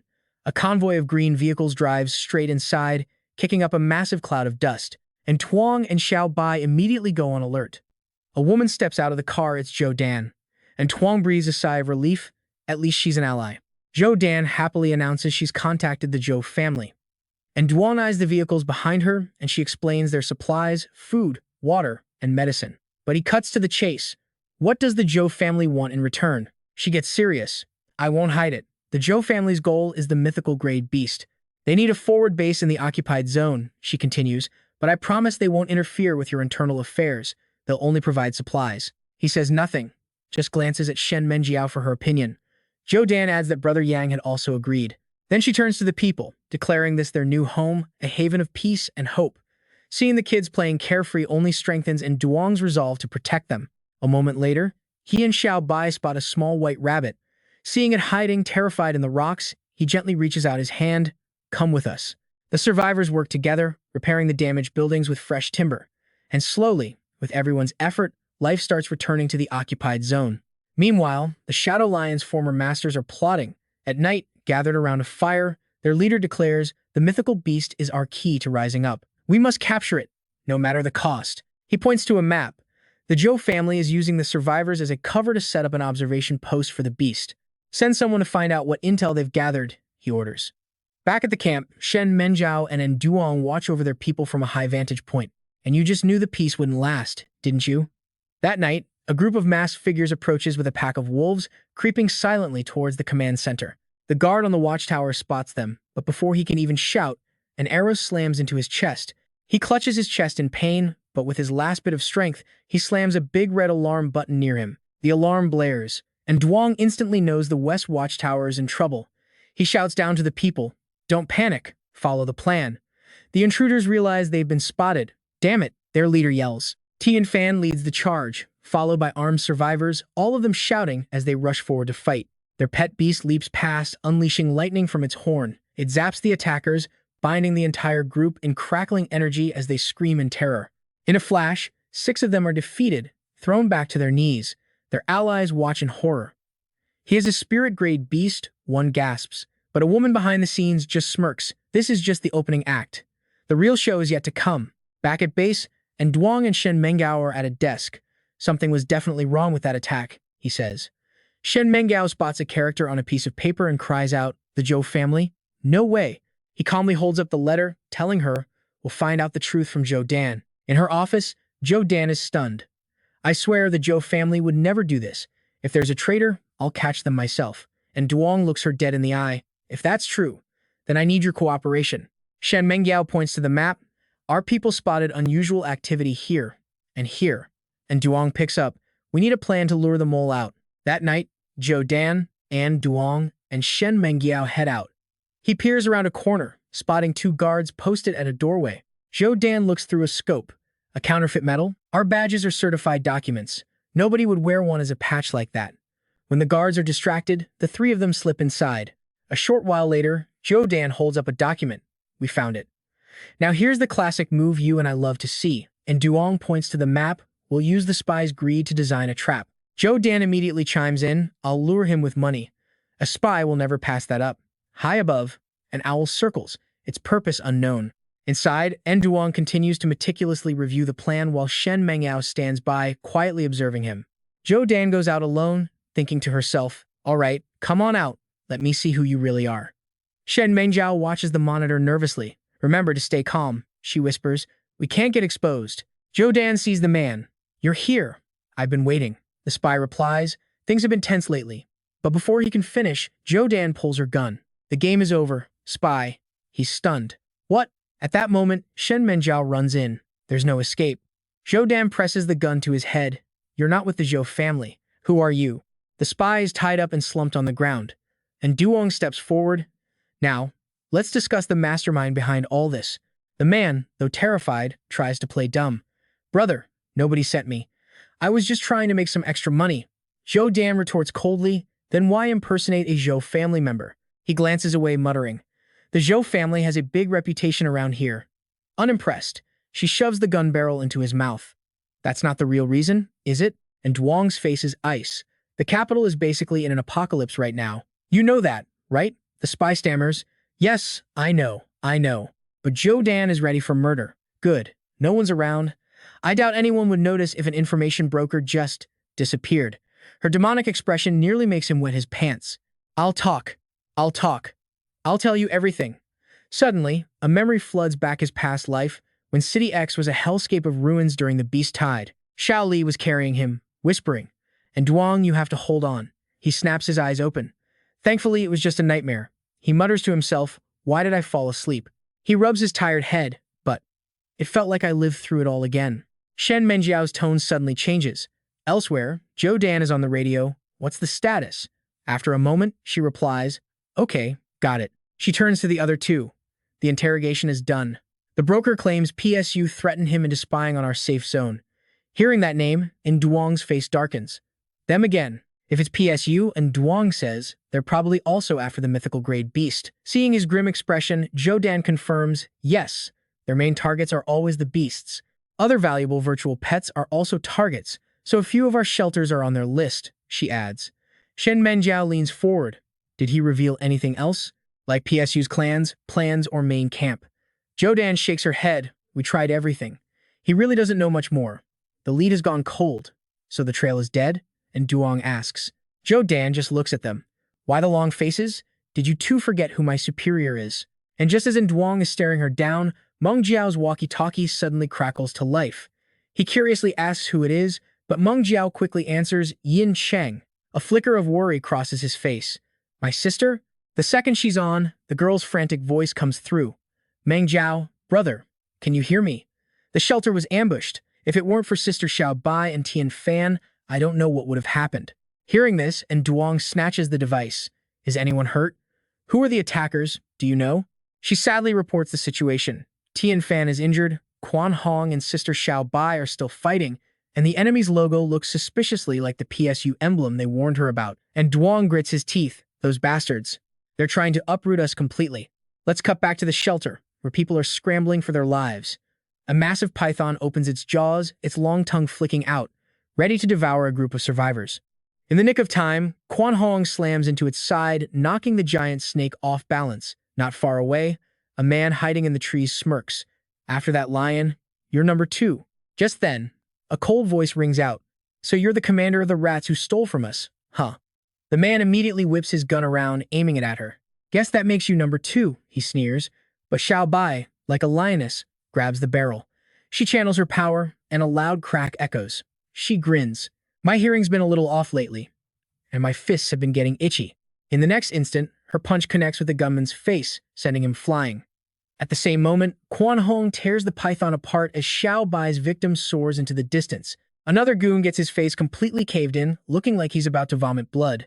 Xiao Bai stands over him, motionless, clearly satisfied with her handiwork. The man slyly plots his next move. Luckily, he injected the enhancer earlier. First, play dead. When the woman gets closer, he'll strike. He doesn't even finish the thought before Jodan team runs him over with a car without a shred of mercy. Seeing she won't stop, he scrambles up screaming, only to be tossed away. Xiao Bai looks on, pleased. Master. Not ready to give up, the man pulls the pin on a grenade, screaming, let's die together. And Duong, annoyed by the noise, simply kicks it, sending the grenade flying far away. The explosion booms in the distance. His voice is cold as ice. We were barely gone and you attacked. This was planned, wasn't it? By the way, your body is surprisingly durable to be moving after getting hit by a car. Jodan team steps forward. It's no big deal. We have plenty of ways to deal with him. And Duong adds, I'll leave it to you. Make sure these pests are dealt with for good. They then make their way up the mountain together. The landscape here is still desolate and wild. Quan Hong leads the way, using its massive body to clear the large logs from their path. And that's when our red dino spots a piece of wood with the letters PSU carved into it. And Duong quickly orders Xiao Tu, go check it out. It immediately follows its master's command, darting ahead. Turns out, it's a massive door. And Duong observes it silently for a moment, then says, Quan Hong, this door is all yours. It immediately rams its head into the door, and against the massive dinosaur's power, the door quickly gives way. The group heads inside. It looks like some kind of factory. Xiao Bai can't help but exclaim. Damn it, she curses, scanning a control room. And Duong's voice turns cold. How could this be? Xiao Bai fumes beside him. We have to punish these guys. Meng Jiao points towards an iron cage. Inside, are people. They look up, tattered and broken. Help! Us, they plead. They don't even spare their own kind. Okay, and this is where it gets dark. And Duong's mind races. He'd heard rumors in his past life about human experiments to turn people into virtual pets, but he always thought it was just an urban legend. Could it be true? Xiao Bai easily picks the lock. Wish we'd brought more people. The prisoners are overjoyed. Thank you. Jodan team urges them quickly, and Duong gives the order, hurry up, I'm entrusting them to you. Jodan team glances at the computer on the desk, a mischievous idea forming. She plugs a CPU into the hard drive, leaving them a little surprised before they go a virus. Suddenly, a sound rings out. And Duong doesn't know what it is, but he's on alert. Let's go, now. At that same moment, a flock of birds takes flight, screeching into the sky. A familiar figure looks down from above, calling out, what a coincidence. Xiao Lei, flanked by 2 guards, steps out with a smirk. He announces loudly, we meet again. He starts releasing his phantom beasts. It looks like getting out of here today is going to be a tough fight for Duong. The group watches the beasts advance, everyone terrified they're just ordinary civilians. A black panther leaps towards Meng Jiao. She screams, covering her face with her hands. and Duong yells, "Look out!" In that same instant, he dives, tackling her to the ground. They barely escape with their lives. Yu Ming immediately steps forward, growling at the Black Panther in a clear threat. Over by Zhou Dan team, two more phantom beasts leap up, blocking their escape route. No one gets out. Xiao Bai and Quan Hong brace themselves. He focuses his mind, preparing to use his mental force to suppress them, but after using his power, the beasts just get more agitated. Xiao Lei just watches him, laughing mockingly. And Duong, you're so naive. The schemer finally reveals his true, cruel nature. He presses a red button nearby. This time, I will reclaim my victory. Meng Jiao, thinking he had the beast under control, couldn't help but cheer. That's great, but a jolt of terror flashes through in Duong's mind. He turns to the girls and the rescued prisoners. Everyone, run now, while you can. A giant bear opens its maw of sharp teeth, and Duong realizes in horror his mental force is useless. He flies up, clutching his head as a memory from his past life hits him. Xiao Lei, gloating over him. This is a device that blocks mental force. How does it feel, huh? And there it is. The same trap he walked into before has been sprung again. Seeing him just standing there stunned, Xiao Bai can't help but shout in worry. Master, what's wrong? She leaps forward, landing a solid punch on the massive bear. He quickly snaps back to reality. The other beasts will probably recover soon. Zhou Jiao, Meng Jiao, get the survivors out of here first. Meng Jiao hesitates, clearly worried. And Duong's face is grim as he explains. Sorry, there are some things I have to confirm. Meng Jiao asks, what about you? He replies calmly, don't worry, I'll catch up with you soon. Meng Jiao knows that once Duong has made up his mind, she can't sway him. Though she tries not to, tears well up in her eyes. Okay. He looks at Quan Hong and Xiao Tu. You two go with them. My mental force is useless right now. I can't let you risk your lives with me. With only Xiao Bai remaining, and Duong says, seriously, I suspect the reason my power is suppressed is the same as with Xiao Lei last time. Can you still use your physical power? Xiao Bai replies, don't worry, master. I still have my pure physical strength. Dealing with phantom beasts of a lower realm is no problem. From the shadows, Xiao Lei steps out, mocking them. How touching. Truly worthy of the national competition champion. Xiao Lei looks at him with a sly grin. And Duong. We meet again, and Duong glares at him. Xiao Lei. Xiao Bai is furious. So it really was this devilish bastard. He calmly replies, to be clear, you were the ones who brought people into our lab to cause damage first, which then activated our defense mechanism. And Duong scoffs, useless words. Your and PSU's twisted acts end here, Xiao Lei. His face darkens as he claps his hands. And Duong, you can't possibly think that in this situation. Just then, Musi bursts through the door, glaring at him like he's about to eat him alive. And Duong is startled, warning Xiao Bai, be careful. All right, let's dive into a real beast fight. Xiao Bai steps up, telling him, this one's mine. The tiger, Musi, immediately pounces, its claws sharp enough to shred steel. Xiao Bai just scoffs at it, just another loser that once fell to Tian Fan. The two clash instantly, their immense power shaking the very ground. Xiao Li watches, pale, wondering where on earth Duong found such a powerful woman. The beast swipes with its claws, but she leaps back, dodging with ease. Seeing her struggle a bit, Duong asks, Xiao Bai, can you handle it? Xiao Bai wipes her chin, her expression dark as she replies, it'll just take a little time. Just then, Musi roars and lunges, its massive jaws aiming to take her head clean off. Xiao Bai just slaps it right across the face and follows up with a huge blast of energy, sending it flying. For her, this really isn't a problem, and Duong warns her, if anything unexpected happens, just run. Then, he turns his gaze to Xiao Li. Now, it's just our business. The man's face darkens as he sneers. And Duong, why are you so determined to die? Our guy just walks forward slowly, his voice ice cold. Think of me as the karma heaven sent for you, PSU scum. Xiao Li scoffs that his power comes from that girl, but no matter how enhanced she is, she can't beat a spirit-grade beast, especially when comparing bare hands to a gun. He then pulls a gun from his coat and opens fire on Duong, who dodges effortlessly while flinging a heavy plank right back at him. The man falls back, shutting his eyes in pain and cursing under his breath. Damn it. Before he can even recover, Duong is already on him.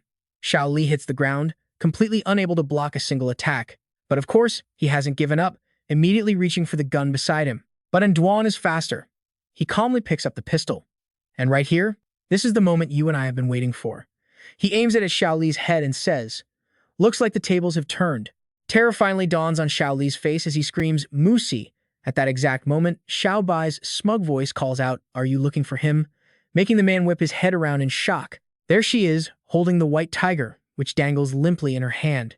She beat it so senseless it reverted to the size of a tiny plush toy. Seeing this, Xiao Li breaks out in a cold sweat, screaming, "A monster!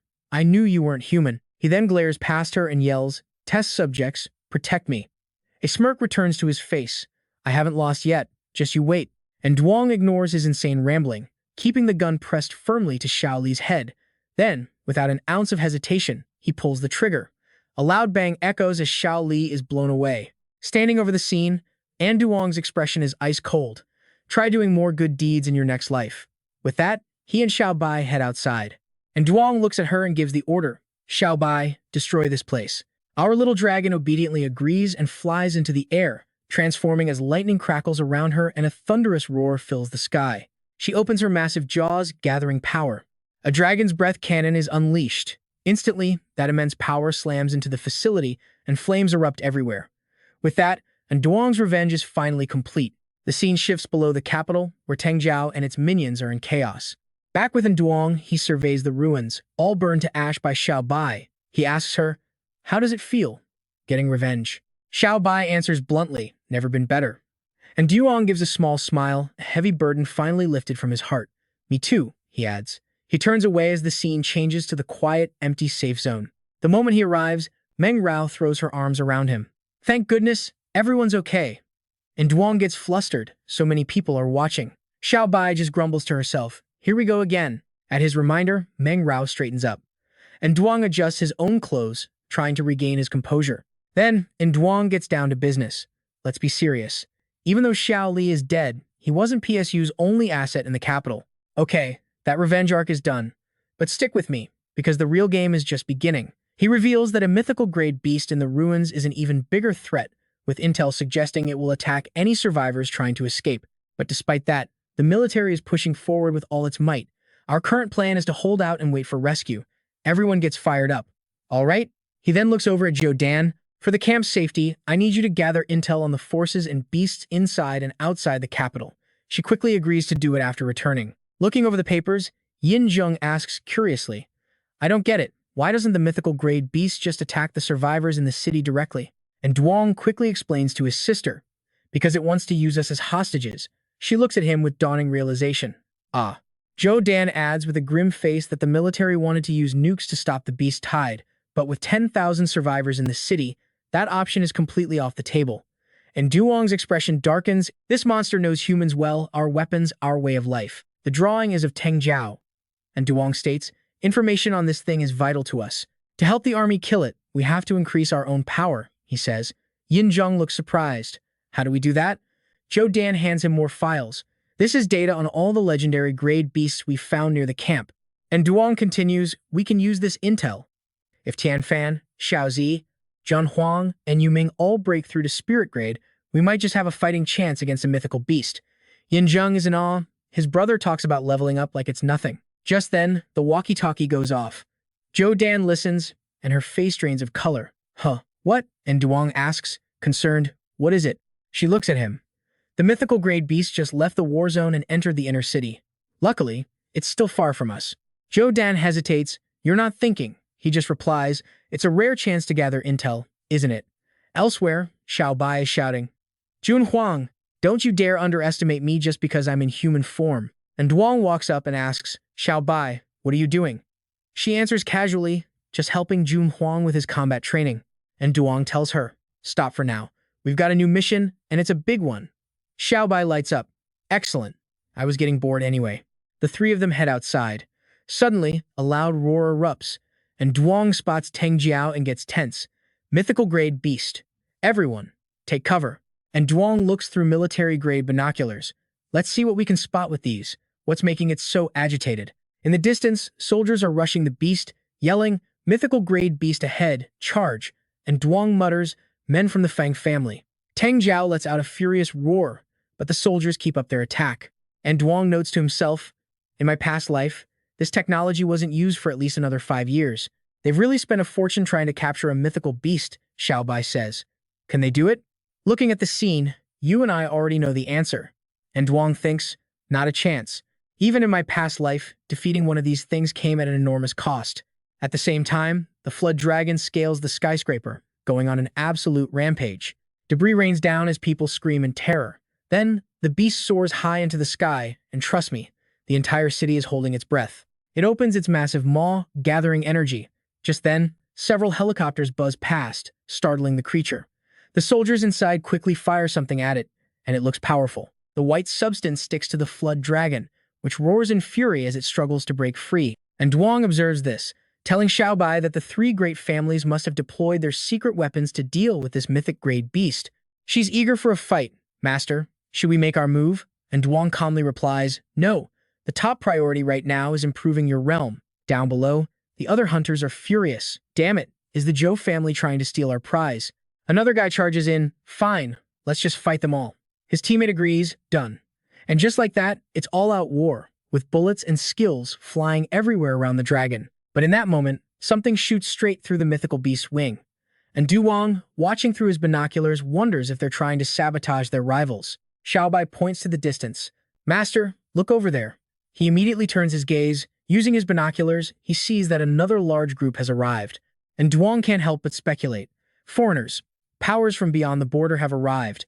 Xiao Bai's face darkens from what she knows. The imperial capital is already in chaos. And Duong then says, let's go, Xiao Bai. She's surprised. Master, you want to join the fight? He ducks behind a large rock and replies, no, not necessary. If I'm not mistaken, those guys are about to take care of each other for us. And just watch the battle shifts from human versus monster to human versus human. Damn it, another group trying to steal our kill. This mythic-grade beast is ours. The other guy smirks, gripping his rifle. You want to fight? The first group stares, stunned. Suddenly, the flood dragon rears back, letting out a terrifying roar, furious from the constant attacks. The beast has had enough. It lunges straight for the crowd of hunters. Screams erupt. Run for your lives. Xiao Bai is captivated by the sound. The master was right. They really are just a disorganized mob. And Duong raises a hand to cut her off. Wait. He then instructs her. Stay hidden. The two of them hide behind a large boulder as the flood dragon flies low overhead, completely oblivious to them. After watching its movement, and Duong says, all right, we can pick up the pace now. Xiao Bai is curious. So where are we going? And Duong just says, we're almost there. He leads her to a deserted area, and Xiao Bai exclaims, isn't this the battlefield from before? And Duong bends down to pick up some equipment. Xiao Bai, these weapons can be brought back to the camp. We can distribute them for self-defense. She's slow to realize, oh right. Suddenly, Xiao Bai freezes. Wait a minute. I smell something. After a moment of searching, Xiao Bai points to a large bag on the ground. This is it. The two of them open it. Inside, glowing jewels and beast cores shine brightly. All the resources they collected. This trip was definitely not a waste. Xiao Bai is ecstatic. This is great, master. These can be used to upgrade all the young ones. And Duong stands guard while she gathers the loot. He urges her, hurry up. We're definitely not the only ones who were led here. Right after Xiao Bai grabs the bag, they move out quickly. She cheers. What a haul. Zhou Dan looks ahead. A new path just opened up. We're not alone here. Xiao Bai, already chewing on a horn, mumbles. You think the people from before left it behind? And Duong turns to remind her, don't eat it raw. It needs to be processed first. She then dashes in another direction. Wait, I smell something fragrant. Zhou Dan warns her, we should still be careful. A moment later, Xiao Bai picks up a strange item that looks like a sausage, staring at it with curiosity. Okay, check this out. And Duong takes the item and immediately knows what it is, a resource that a spirit-grade flood dragon uses for a breakthrough. Back in Black Rock City, a rustling sound puts in Duong on high alert. Someone's coming, be careful. A group of people is searching the area and Duong peeks out to observe their movements. One of them glances over. I saw them come this way. Find them. Xiao Bai whispers, survivors, and Duong replies, survivors wouldn't attack us so openly. After searching for a while, the group grumbles, can't find them. They probably ran off. Seeing them leave, Xiao Bai asks, Master, why didn't we eliminate them? And Duong walks in the opposite direction, explaining, we can't afford to waste too much time here. Afterwards, they continue on their way, with Duong helping Zhou Dan so she doesn't fall. Just then, a treacherous voice rings out. Where do you think you're going? Xiao Bai is startled. Careful, behind you. And Duong spins around to see a man charging at him with a knife. Instantly, a fist flies past him and smashes directly into the attacker's face, the force so strong it contorts his features. The one who attacked him was Zhou Dan, standing with her hands on her hips, glaring at the man. Her aura terrifies the man into retreating. You got lucky this time. This isn't over. She then looks back at Duong. Is everyone okay?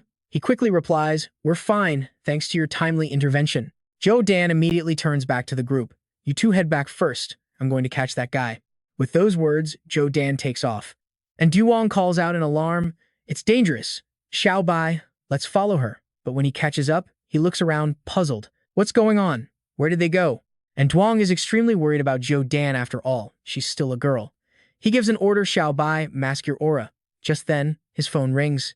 It's Zhou Dan's voice. "It's me." And Duong is tense. "How are you?" She quickly replies, "I'm fine. The Zhou family helped me out halfway, and we caught the guy. I have to interrogate him. You two should return to the shelter." He lets out a sigh of relief, thinking he was just being paranoid, but something still feels off. After returning, he lays out a pile of treasures for the little ones. "These will help you all." Xiao Bai answers seriously, "I'm ready." The other mythical pets chirp in agreement. The pile of treasures is quickly absorbed, erupting in a mystical flash of light. A second later, Xiao Bai and the three pets are bathed in its glow. After a moment, the four of them feel cleansed and refreshed. Elsewhere, Zhou Dan stands with someone. So she really was lying to Duong. This person is clearly no simple ally. The man from before looks at Zhou Dan with a bruised face. "Sis, that punch of yours really packed a wallop." She retorts, "Wasn't it because your acting was so convincing?" "Any new missions from the clan?" He hands her a black card. The specifics are a bit complicated. Inside are high-level directives from the Zhou family. Find somewhere private to read it. Zhou Dan quickly returns to her room.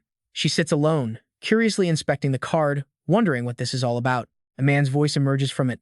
"The shelter's power is growing. We must take measures." Another voice agrees. "That's right. We can't let the shelter completely escape the Zhou family's control. And this is where you and I realize what's truly happening." The voice continues, "Zhou, you have a long mission ahead. We need you to find a way to cut down Duong's power in the shelter." Zhou Dan protests. "And Duong is my teammate. His energy is more useful than all of ours combined." The man replies, "You're too naive, Zhou. Young people can't afford to be so sentimental. All right, stick with me as we watch our main character play three different families against each other like absolute fools. Are you defying the Qiao family's decision?" Just then, a cold hand grips his shoulder. The man whips around, terrified by the grim face behind him. "The other two great families are also after that mythical grade beast," he states coldly. "If an outsider like Duong gets it, he'll become an uncontrollable threat." Zhou Dan team knows if she doesn't go weaken Duong herself, her family will just find a much messier way to deal with him. "Fine," she finally says, "I will follow the arrangement." Meanwhile, Duong's forces are growing, making the rival Truong family extremely nervous. "We can't let the Qiao family have it all," one of them declares. He turns to their top agent. "Zhang Xian, one of our youngest aces, I have a secret mission for you. Infiltrate the shelter. Get intel on the beast." And Duong is about to have a very bad day. At the same time, in the Feng family's secret lair, their own kill squad assembles. A man with weasel-like eyes gives the order, "Your mission is simple. Kill Duong." His men just grin. "Don't worry, we're always reliable." Meanwhile, Duong is perfectly calm. "Xiao Bai," he says, "for the camp's safety, I've increased the number of our combat-ready beastmasters." "I agree," she replies. Seconds later, Zhou Dan team's voice echoes an announcement. "To bolster our defenses, we are forming a new beastmaster unit. All who wish to join, gather at the training grounds." At first, no one shows up, and a young girl waits with her chin in her hands, looking incredibly bored. But the moment she complains, a flood of footsteps rushes in, startling everyone. Looking at the huge line of people, Duong smirks. "Well now, isn't this a crowd?" And there, hidden among the recruits, is Zhang Xian. He glares at Duong with pure hatred, already calculating his moves and reminding himself to be careful. And Duong addresses the group. "No matter where you're from, our goal is the same. Survive this disaster and rebuild our homes." Beside him, Zhou Dan team sighs, wondering how she can possibly warn him. Now, pay attention here, because this is where the fun begins. Hidden in the shadows, the Feng family assassins wait like wolves.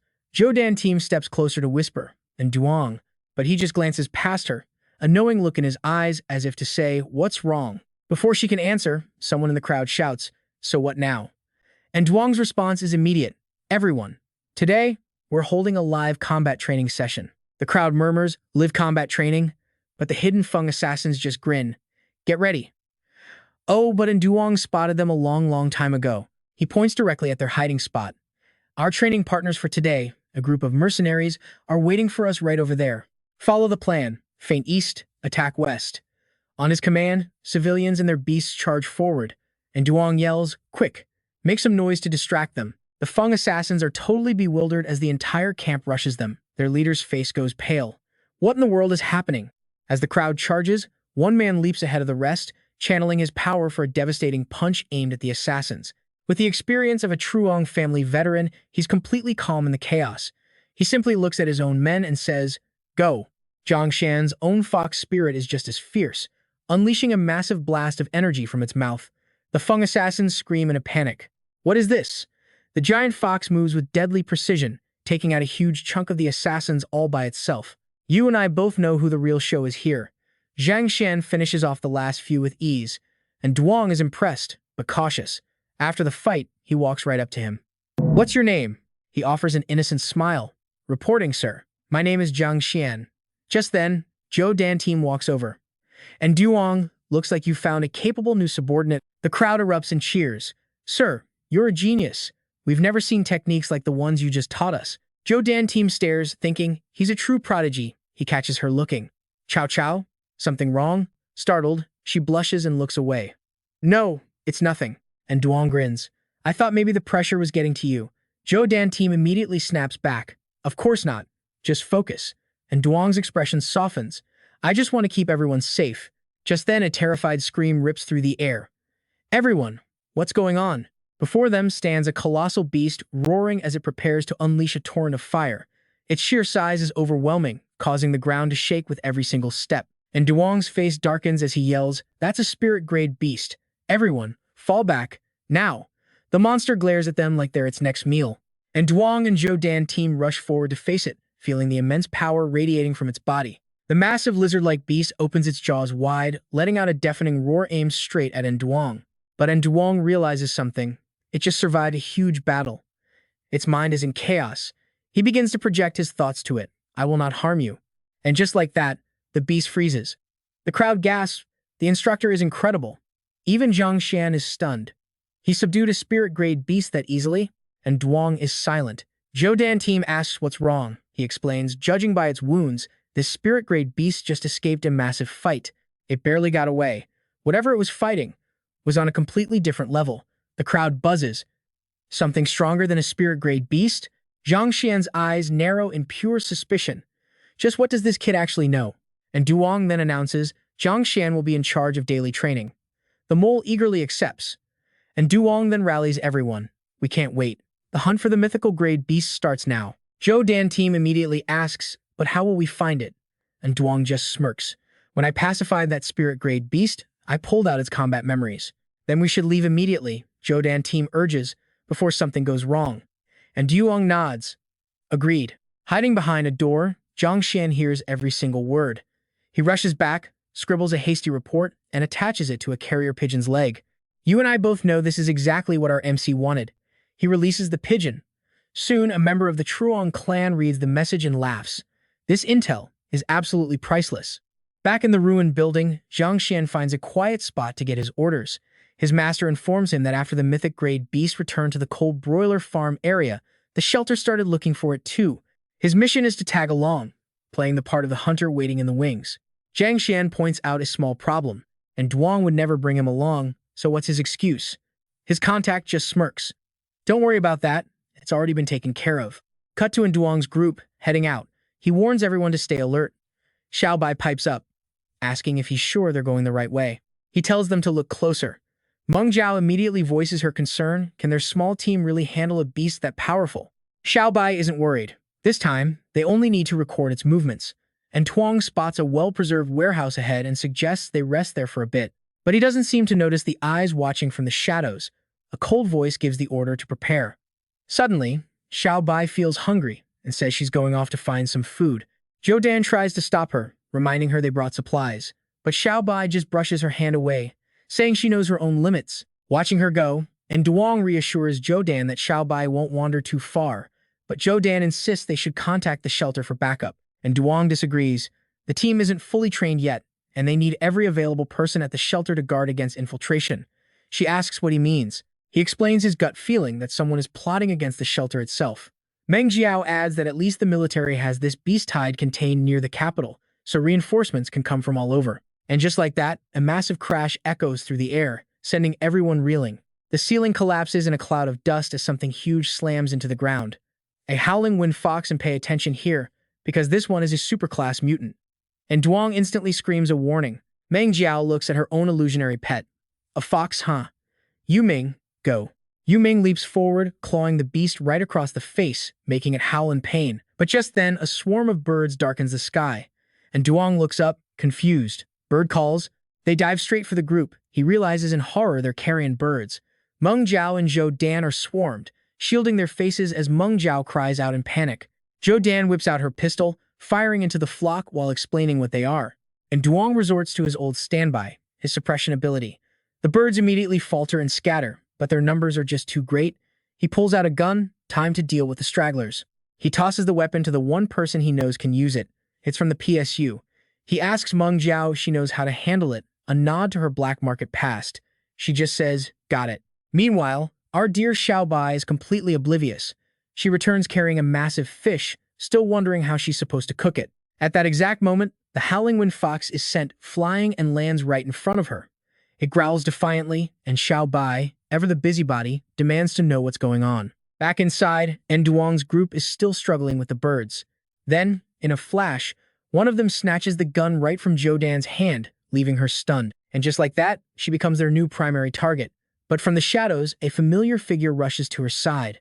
I know what you're thinking, and yeah, it's him, Zhang Xian, playing the hero. He shoves her out of the way, then channels his internal energy into his shield, shouting one word, Tyrant. His beast, a massive leopard, appears with a guttural roar. It leaps into the air like an Olympic long jumper, effortlessly snatching the annoying birds from the sky. Zhou Dan is stunned. Zhang Xian, why are you here? Tyrant, living up to its name, continues its rampage as the carrion birds finally scatter in terror. Zhang Xian steps forward, putting on his most sincere face. He claims he secretly followed them to help deal with this new beast, promising to explain later. Just then, the howling wind fox gets back on its feet, growling at Tyrant. At the same time, Xiao Bai smashes through a wall, transforming mid-air to join the fight, and Duong just smirks, right on time. Zhang Xian wants to shout for Tyrant to attack, but inwardly, he's thrilled. Xiao Bai lets out a massive roar, ready to take on the fox, which is nothing more than a small fry to her. But then, the stupid leopard switches targets. It stands in front of the howling wind fox, protecting it, and glares at Xiao Bai with cold eyes. Shocked, she does a backflip and reverts to her human form. Absolutely furious, she stares down the leopard. What the hell are you doing? Zhang Xian scolds his beast, pretending he can't believe it failed such a simple task. And Duong tells him to cut it out, warning him not to talk to his illusionary pet that way. Zhou Dan rushes over, asking if everyone is okay. Meng Jiao looks to Duong, but he's lost in thought, a serious expression on his face. Meng Jiao tries to reassure him, saying at least the beast ran away and nobody was hurt. She tells him she already figured out Xiao Bai's secret, but not to worry. He and Xiao Bai saved her life on Mount Az, so she'll take that secret to her grave. And Duong can only thank her. They both look over at Zhou Dan, who just gives a sad smile, saying that even if she reported it, no one would ever believe her anyway. Zhang Xian apologizes for showing up at a bad time and pretends to leave.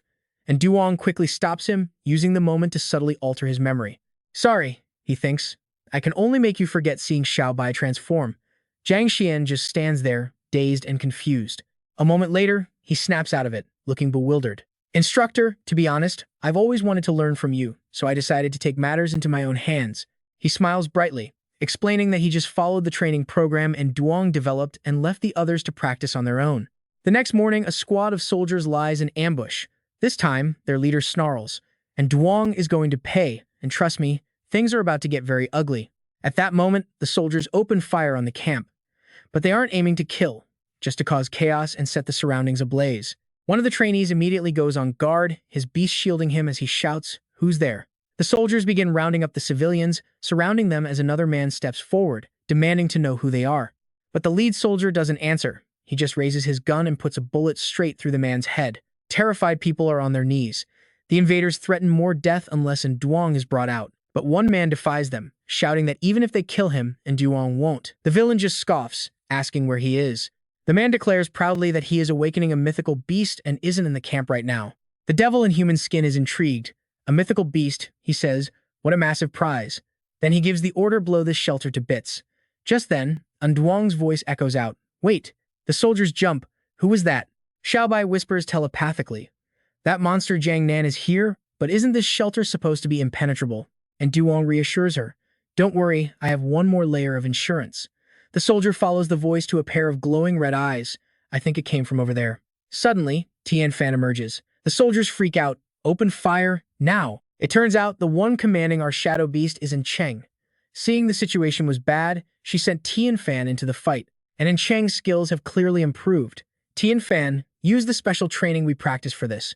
We flash back to their training. Tian Fan, these are rubber-tipped anti-personnel rounds. We have to master dealing with firearms for future fights. And Cheng would fire, and Tian Fan expertly used its umbral shadow shield to block every shot, and it does the same now. Now this is where their intel completely falls apart. The gunman panics. Damn it, wasn't this thing supposed to be weak against bullets? And didn't the report say someone already injured it? One of the goons points his gun at the civilians, demanding, who's controlling this beast? And Cheng watches, a flicker of worry on her face. Tian Fan. But of course, our shadow beast has no fear. It channels its power, and a strange energy from the ground envelops the kneeling hostages, startling them. In an instant, Tian Fan teleports everyone to safety. They look around, dazed. Are we safe? And Cheng then steps forward, looking every bit the professional Beast Tamer. Staring down the grunts, and Cheng smirks. Looks like you're all out of hostages now. They panic and start to flee. This could be a trap set by Duong. The mythical beast is what's important. Let's retreat for now. And Cheng watches them go, her resolve hardening. Brother isn't here. I will protect this place. The scene shifts to another abandoned building. The Feng family has issued a kill order and demanded the capture of the mythical beast at any price. The commander states coldly, we can't let the Chu or Jin families get their hands on it first. We'll split into two groups. One heads east, the other tracks the beast's location. His men shout in agreement. Meanwhile, Duong and his group are deep in a forest. Stay alert, he warns. This forest could be dangerous. Xiao Bai is also on guard. The scent of beasts is strong here. Everyone be careful. Zhou Dan team unfolds a map. According to the latest battlefield map of the imperial capital, the mythical beast is most likely. But from a distance, Duong's group is already being tracked.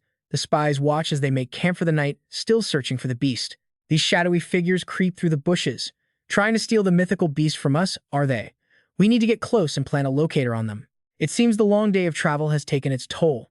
Everyone is sound asleep, completely unaware of the approaching danger. Seeing them motionless, the spies sneak closer, quiet as ghosts. And there it is, the classic villain move. The spy smirks, seeing Duong asleep. You think you can compete with us for the mythical beast? He plants something in the luggage, and you can bet it's nothing good.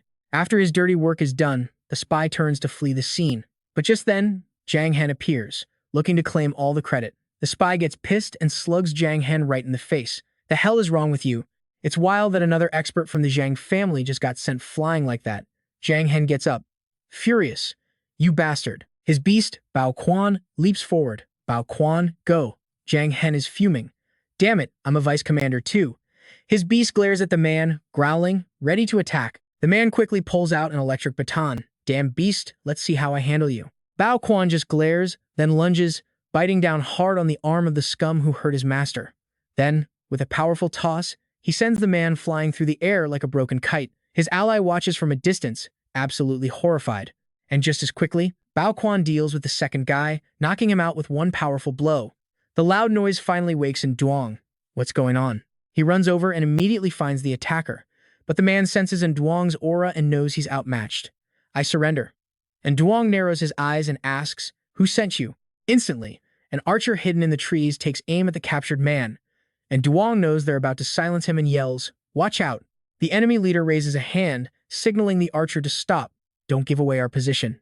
And Duong looks at the paralyzed man, wondering who's pulling the strings.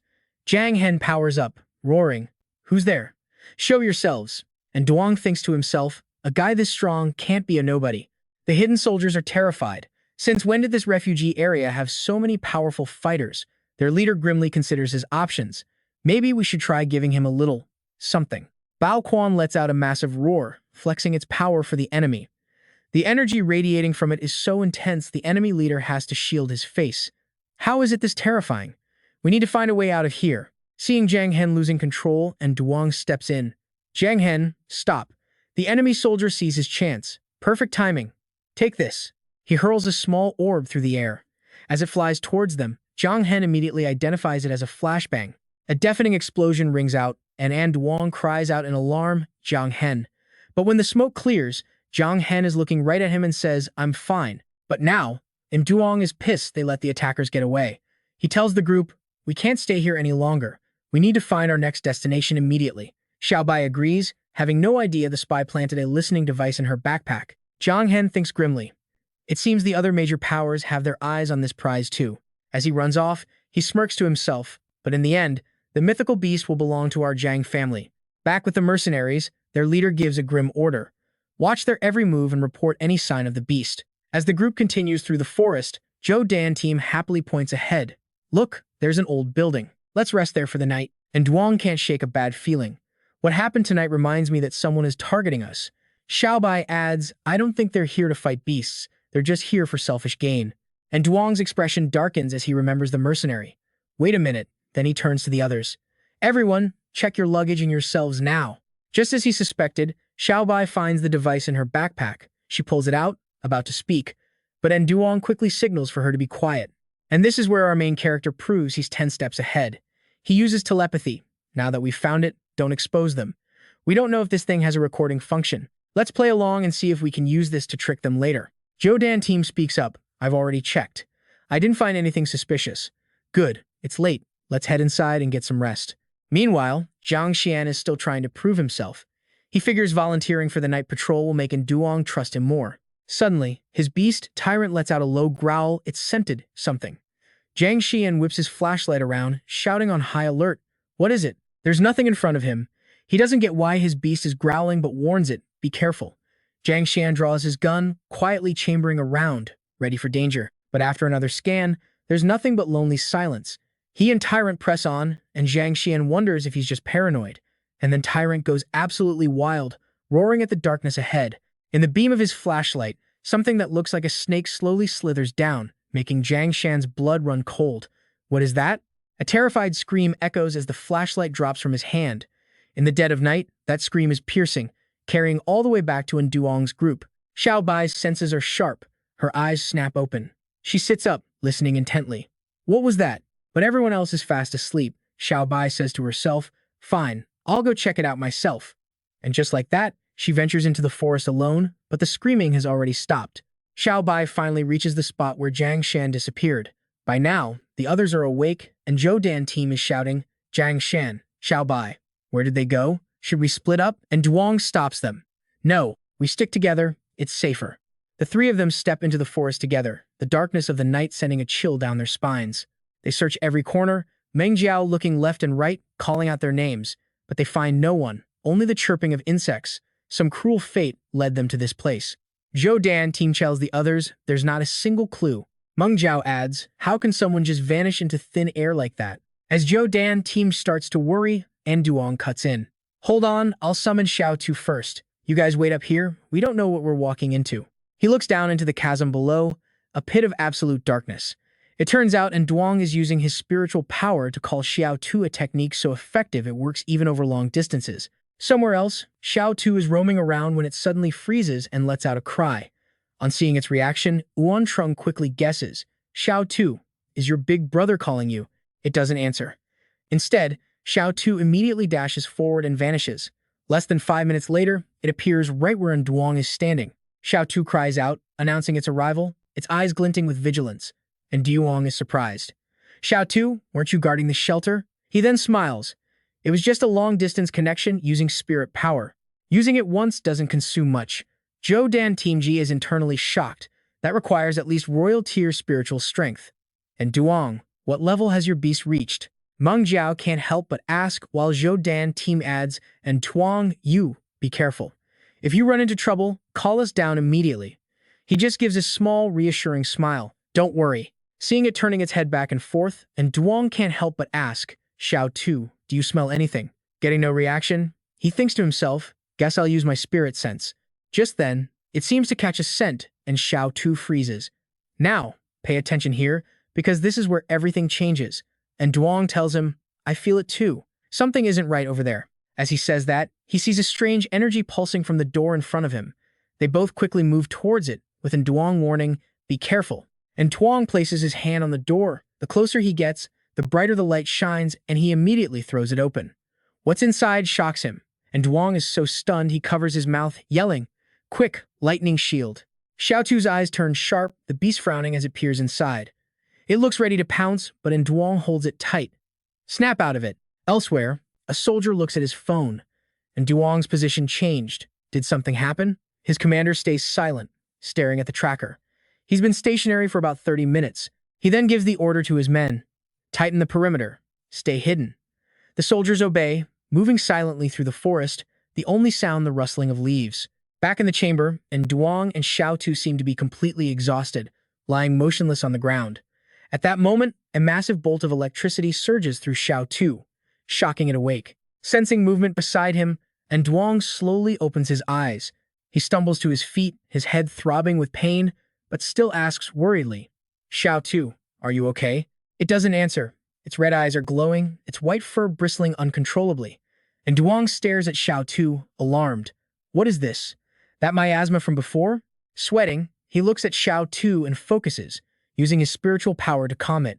Instantly, Xiao Tu returns to its original form, looking up at its master with an innocent face, and Duong kneels down and hugs him. "Xiao Tu, how are you feeling now?" The scene cuts back to Meng Jiao, who's worried sick. "You don't think something happened to Duong, do you?" Zhou Dan Team J cocks his gun. "Looks like we need to prepare for the worst." They both stare into the abyss. "If we don't hear anything in half an hour, we're going down." Down below, and Duong holds Xiao Tu, its mood finally a bit lighter. He then reassures it. "All right, Xiao Tu, we still have to find our friends," he adds. "I was dazed by that poison gas. Emerge, armor. We have to be careful this time." He looks at the door with determination. "Xiao Tu, no mistakes this time." Then, and Duong throws the door wide open. The sight inside surprises him. There are so many floors here. And so, Xiao Tu takes the lead, its glowing fur lighting the way. At the end of the passage, it stops, staring intently at something just ahead. Seeing Xiao Tu's reaction, and Duong can't help but ask, "Is it dangerous?" A creaking sound makes Duong look over. In the middle of the floor, a set of clothes. Xiao Tu continues towards it, and it's not just one set, and Duong is stunned.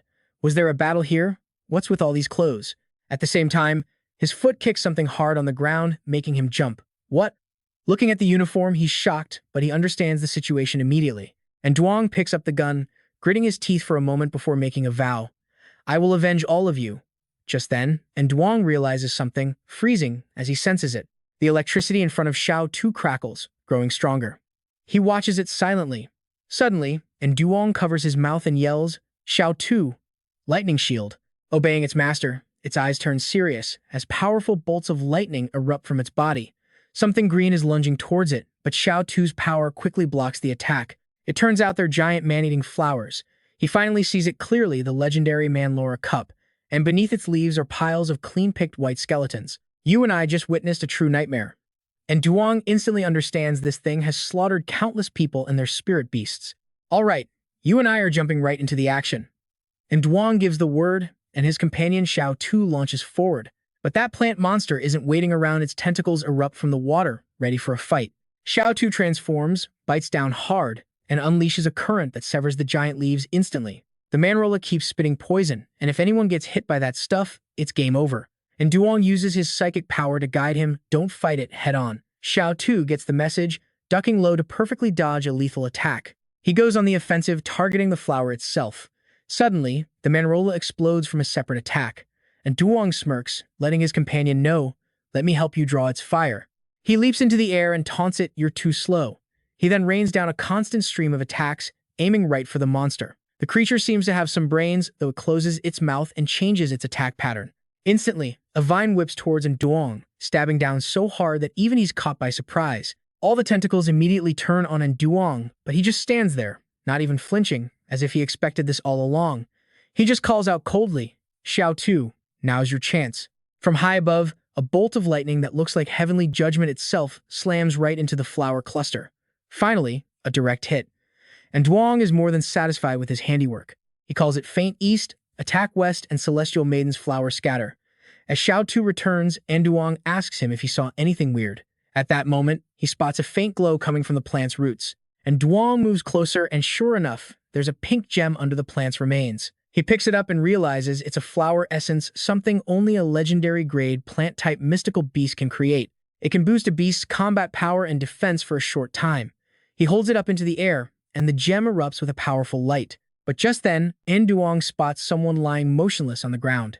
He looks a little closer and realizes it's Zhang Xian, and seeing him like this puts him on edge. After pulling him out and waking him up, Duong immediately starts questioning him. Zhang Xian, why were you guys in the basement? Do you know where Xiao Bai is? Zhang Xian looks around, confused. I don't even know what hit me. Xiao Bai is down here too? As soon as he says that, a loud crash echoes through the chamber. It's Xiao Bai, kicking her way out of the rubble. Looks like our girl had a pretty tough fight to break free. She quickly shifts back into her human form, and Duong rushes over, worried. Xiao Bai, are you okay? But Xiao Bai's eyes are glowing strangely, and she just stares at him blankly, stammering, my master. And this is where things get really messed up. Xiao Bai suddenly turns and attacks Zhang Jian, who screams out in total shock, what are you doing? And Duong immediately shouts for her to calm down, but her entire body is instantly surrounded by a massive, swirling circle of dark power. And Duong's face goes pale seeing this. This is the effect of that beast's mind control skill. He looks over at Zhang Xian. It possessed him first, then used the thick fog to lure Xiao Bai somewhere else. At that moment, Meng Jiao and Zhou Dan team come running. And Duong, we heard the explosion, she says. And Duong quickly stops them. Wait, this place is dangerous. And Duong pulls out the gem he took from the flower, but he doesn't rush. He just calmly observes Xiao Bai. A moment later, a flicker of awareness returns to Xiao Bai's eyes. She gasps, Master. Her body begins to recover as she looks around, totally confused. What just happened? Meanwhile, a group of mercenaries is watching from a distance. That's definitely a treasure. We can't let someone else get it first. One of them starts to move forward, but their leader stops him. Our target is the mythical beast. Scarface speaks up. Even if we catch the mythical beast, will it even be ours? If we grab these treasures, they're definitely coming home with us. He pulls out a bomb, looking smug. Xiao Tu stands up on 2 feet, its eyes glowing as it senses danger. And Duong sees its reaction and warns everyone to be careful. At the same time, the mercenary lobs a smoke bomb toward them. And Duong sees the object flying through the air and gives a simple order. Xiao Tu, it's your turn. Because of the distance, Scarface can't hear his voice. He hides behind a rock, thinking he's about to make them all cry for their mothers. But you and I know what's coming. A huge explosion erupts right where he was standing. Scarface is furious and orders his men to charge. On the other side, and Duong sees them coming and quietly says, get ready. The mercenaries start firing at the entrance, and the whole area quickly descends into chaos. After they feel like they've shot enough, they storm in only for the scene before them to leave them completely stunned. Where is everyone? And Duong peeks out from his hiding spot and thinks, right where I want you. Xiao Tu is hiding behind a cliff, charging its power, just waiting for the command. One of the mercenaries turns around, startled. What was that? He sees a glowing thread stretched in front of him. His hand, driven by dumb curiosity, reaches out to touch it. The price of that curiosity is an electric shock that leaves his entire body numb. Electricity, he stammers. Of course, these guys are no match for Xiao Tu. In a flash, every single one of them is taken down. Afterwards, Zhang Xian apologizes to Duong. Sorry, instructor. If only I was more careful. But Duong just says, it's not your fault. It was my choice to come here. Right now, there are no other safe places in the capital. He looks over at the mercenaries. This is their problem. And Duong points his gun down at them. Where are you people from? And how many of you are there? He looks at Scarface. Your goal is also the mythical beast, right? Planning to follow us and steal the prize. When the man says nothing, and Duong turns to Xiao Bai. Hey, Xiao Bai, bring me what's in the backpack. She pulls out a listening device and laughs. You guys left this behind, right? And Duong passes it over. Zhou Dan team, do you recognize this model? She's surprised. Why didn't you show this to me sooner? She recognizes it instantly. This is a product from the Feng family, at least 2 generations behind what the Chua family uses. Zhou Dan team holds the device out to them. So you were sent by the Feng family to follow us and find the mythical beast. Judging by your reaction, I'm about 80 to 90% sure I'm right. The man with the scar just glares at her, not saying a single word. But behind his back, Scarface is trying to activate something. Xiao Bai quickly catches a scent in the air and yells out, careful, I smell explosives. At her warning, everyone immediately starts running. Just as Duong's group gets far enough away, a massive explosion erupts right behind them. Zhou Dan team looks back toward the mercenaries. A suicide bomb? He had to know he would die doing that.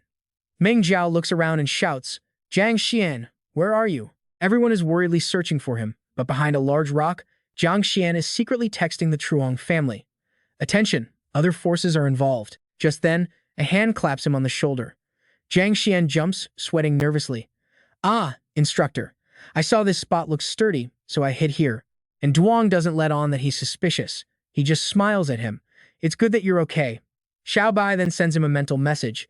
He was just sending a report, and Duong immediately connects the dots. It was probably the Truong family. She hesitates. So what do we do?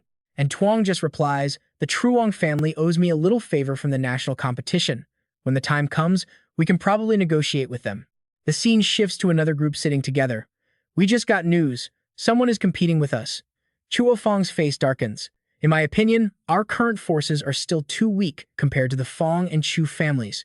And with that, you and I just watched the real game finally begin. With the shelter now at base, Fong had sent mercenaries from the Golden Village everywhere. Tiu Man spoke up, now isn't the time to worry about that. We need a plan to deal with the enemy. Chuang Tri said gravely. It seems everyone has their eyes on this juicy prize. Trung Nam added, I suggest that before Duong finds the mythical grade beast, we ensure his safety. Once he finds it, Trung Chi hesitated, but if young Master Vian Tru finds out, Trung Nam cut in. It's time he learned there are no permanent friends or enemies, only permanent interests. Absolutely no other power touches the Trung family's prey. As the sun rose, and Duong, who'd been in the forest all night, let out a cold sneeze. Xiao Bai looked at him, worried. Master, what's wrong? Just then, a strange sound echoed not far from where they stood, and Duong froze, glancing at Xiao Bai. What was that? In the distance, something heavy was approaching, making the ground tremble, and Duong shouted a warning, Everyone, be careful. The moment he saw it, he yelled again. A toxic dragon. It's Royal Emperor grade, watch out. The dragon lunged for Xiao Bai, its massive jaws snapping shut, but of course, it missed. Seeing the toxic dragon, Trung Hian's face went pale, but he still managed to shout, Careful. The beast changed targets, now charging straight for Zhou Dan team. Whether by chance or on purpose, this was the second time he'd saved her. Trung Hian yelled for his beast, Tyrant. The creature leaped forward, shielding Zhou Dan team and saving her life. The crocodile's venom hit Tyrant's side, sizzling as it burned through flesh. And Duong's face darkened. Trung Hian, Zhou Dan team, Meng Jiao, protect yourselves. Then he turned to his own beasts. Xiao Tu, Xiao Bai, focus your energy. We're moving in. The crocodile charged again, its mouth wide open. Xiao Tu instantly shot forward, moving like a seasoned general. It sliced a powerful arc right into the toxic dragon's body. Xiao Bai wasn't about to be outdone. She channeled her energy, her entire body glowing as she unleashed a Thunder God strike. Okay, watch closely. And Duong sees the venom and yells, Careful. Xiao Bai, keep your distance, don't let it get close. This is pure battlefield command right here. And just like that, the toxic dragon was electrocuted into a daze, smoke puffing from its nostrils. He pushed on, Xiao Bai, Xiao Tu. Press the attack. Watching this, Trung Hian thought to himself, and Duong's strength is no joke, he can actually fight a Royal Emperor grade dragon. The crocodile was sent flying, gasping for air. Just as it was about to pass out, and Duong spotted the deep gash on its body. This thing's already wounded, he realized, immediately yelling, Xiao Bai, stop. Lucky for the beast, Xiao Bai stopped just in time. The crocodile collapsed helplessly to the ground. Seeing it was no longer a threat, and Duong cautiously approached. Zhou Dan team walked over curiously. What's the story with this beast? Of course, he didn't know either, so he knelt beside it, using his spiritual power to scan its memories. Inside its memories, Duong turned to Zhou Dan team. This dragon fought and lost against a mythical grade beast, then ran into us while escaping, she replied quickly. A mythical grade beast? He continued, the beast tide should have ended after the Fire Phoenix was defeated, but this mythical beast appeared from another world, with a whole army of followers. I know what you're thinking, and yeah, Zhou Dan team asked the same thing. How is that possible? Beasts have that kind of consciousness? And Duong explained, if we let that mythical beast continue, the consequences will be unimaginable. Seeing him silent, Xiao Bai spoke up, Master, what are you thinking? And Duong just looked at her. Use your spirit sense. Compare this mythical beast's current power to yours at your peak in your past life. Xiao Bai understood and smiled confidently. I was definitely stronger. And Duong remembered. This was the key. The power of this young mythical beast was far weaker than it was in his previous life. He added, if it were a healthy mythical beast, it wouldn't need to control so many other monsters to help it fight. Xiao Bai nodded, true. Just then, Meng Jiao ran up and patted her back. Why are you spacing out? This action clearly annoyed our little dragon. Trung Hian also laughed. Instructor, what's up? Any news on the mythical beast? And Duong joked, wipe your drool first. Trung Hien didn't hide it. Hey, who wants to go home empty-handed? And Duong announced, I think the three great families still have. Wait, according to the dragon's memory, the place where the beast recently appeared is right in front of us. If you're scared, it's not too late to go back to the shelter. Ming Jiao replied, we've come this far. No one's backing down now. And Duong smiled, good. The scene shifts back to those mercenaries. A subordinate looked terrified. Captain, the captain got straight to the point, his face cold. What were you planning? A robbery? The man's face darkened as he confessed, yes. Captain, it was my idea to rob in Duong's group. If you must punish someone, punish me. The captain just chuckled. Greed is what drives human effort. Your method, however, was a bit reckless. Hearing this, they understood. Captain, so you mean. He looked towards Meng Jiao's group. Ahead of them is the abyss of myriad beasts, the Black Forest. While it's still dark, one of the men shrewdly gave the order for the rest to get ready immediately. After they had walked a good distance, and Duong spoke up, everyone be careful. The fog here is thick, visibility is low, and it's extremely dangerous. Trung Hien was now silently regretting his decision. If I'd known it was this dangerous, I wouldn't have come. As they went deeper, and Duong warned again, watch your step. Hearing him constantly give reminders, Zhou Dan team couldn't help but tease him. What? Is there an ambush? As he was walking, he failed to notice a cobra flicking its tongue, and Duong quickly explained to her, the air pressure here feels very low. At the same time, another cobra targeted Tyrant from above. Once it locked onto its target, the snake opened its massive jaws to strike. A second later, it bit down hard on Tyrant. The beast roared in pain, viciously throwing the snake off. Hearing the commotion, and Duong turned back. What's wrong? Trung Hien said. A snake ambushed Tyrant. And Duong replied, forget it, don't waste time. Let's go. After that, he calmed his beast. All right, let's move. But tough luck for him, it wasn't just one snake, but a whole nest of them. Trung Hien got nervous. Is this a snake den? For some reason, all the snakes were now heading for him. He then turned to Duong. It's a small matter. Give me a moment. And Duong thought about helping, but decided against it, calculating, this is a good chance to see his true strength. Trung Hien immediately crossed his arms, channeling his power. And trust me, what comes next is a total game changer. He yelled, unleashing a gust of wind. This was man-pet unification. From a distance, a mercenary scoffed, unification? Unify my foot. The mercenary captain walked over coolly and ordered, get ready, go. His subordinate took out a device and pressed down hard on the button. Let's kick things off with a bang literally. An explosion rips through the area, and Trung Hien vanishes without a trace. Duong and Xiao Dan can only panic. The blast zone is massive. When the dust settles, there's no body, no sign of life. Duong and Xiao Dan are officially freaking out. What now? So where the hell did Trung Hien go? Duong takes charge, split into pairs. We'll cover more ground, do not get separated. Morn Jiao nods, and they split up to search. Cut to a massive pit. We find Trung Hien, tied to a stone pillar, out cold. That is, until someone throws a bucket of water right in his face. His eyes flutter open, consciousness slowly returning. The second he's awake, one of his captors gives him a wicked grin and jabs a syringe right into his neck. Trung Hien panics.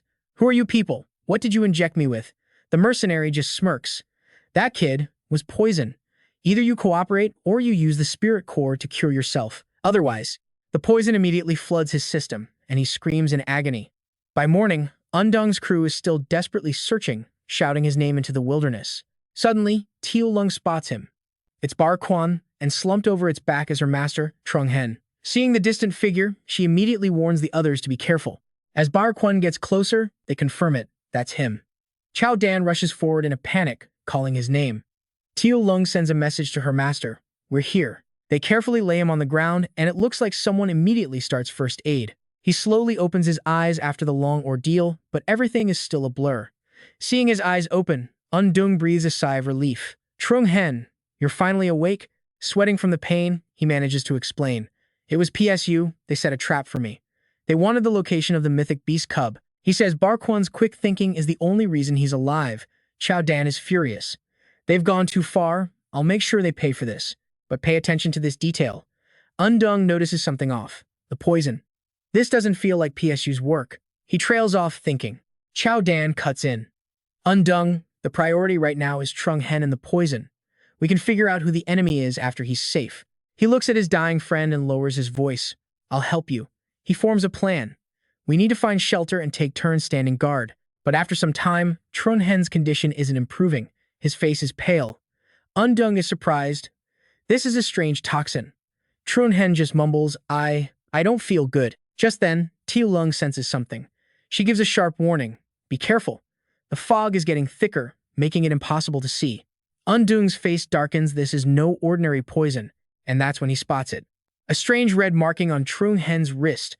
Undung leans in for a closer look. This symbol. Could it be? His mind races with possibilities.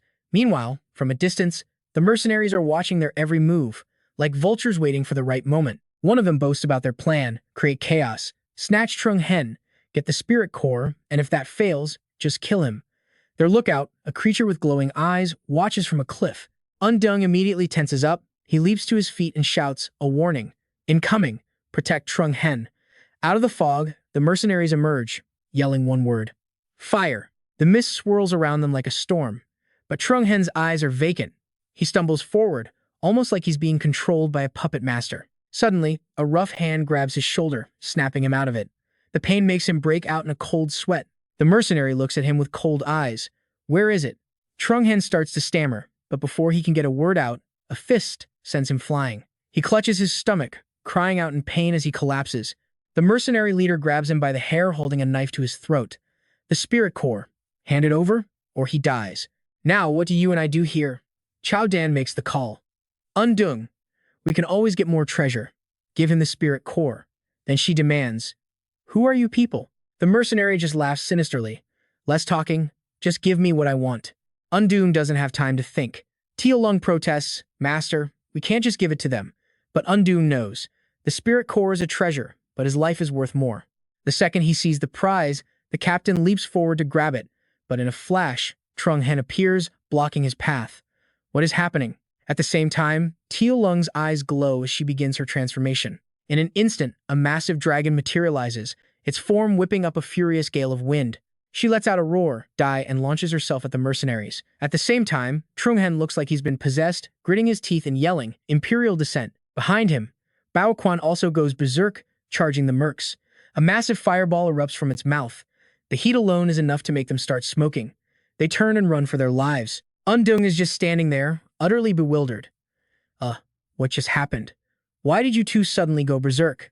With the mercenaries gone, he breathes a sigh of relief. Just then, Trunhen comes to his senses, running over. Instructor Xiao Dan, thank you. I think I'm cured. Xiao Dan is completely starstruck. Trunhen, that was amazing. Undung thinks to himself that his friend is clearly no ordinary guy. Then he asks, what gave you two that sudden burst of power? Trunhen has no idea, but then Undung points it out. You both have a totem stone on you. They both look down, shocked. Undung speculates, this totem, I think it's connected to the Duong swamp. As he says that, the stone in his own hand begins to glow. The spirit core is reacting. The strange light grows brighter and brighter, and the wind picks up again. Xiao Dan's jaw drops. Look, the fog around us. At the same time, Mornjiao looks up at the sky in confusion. Why is the sky suddenly changing color? A beam of light shoots down. Trunhen points towards a massive mountain. Look, over there. The light is blinding. He can't help but wonder what's inside that mountain.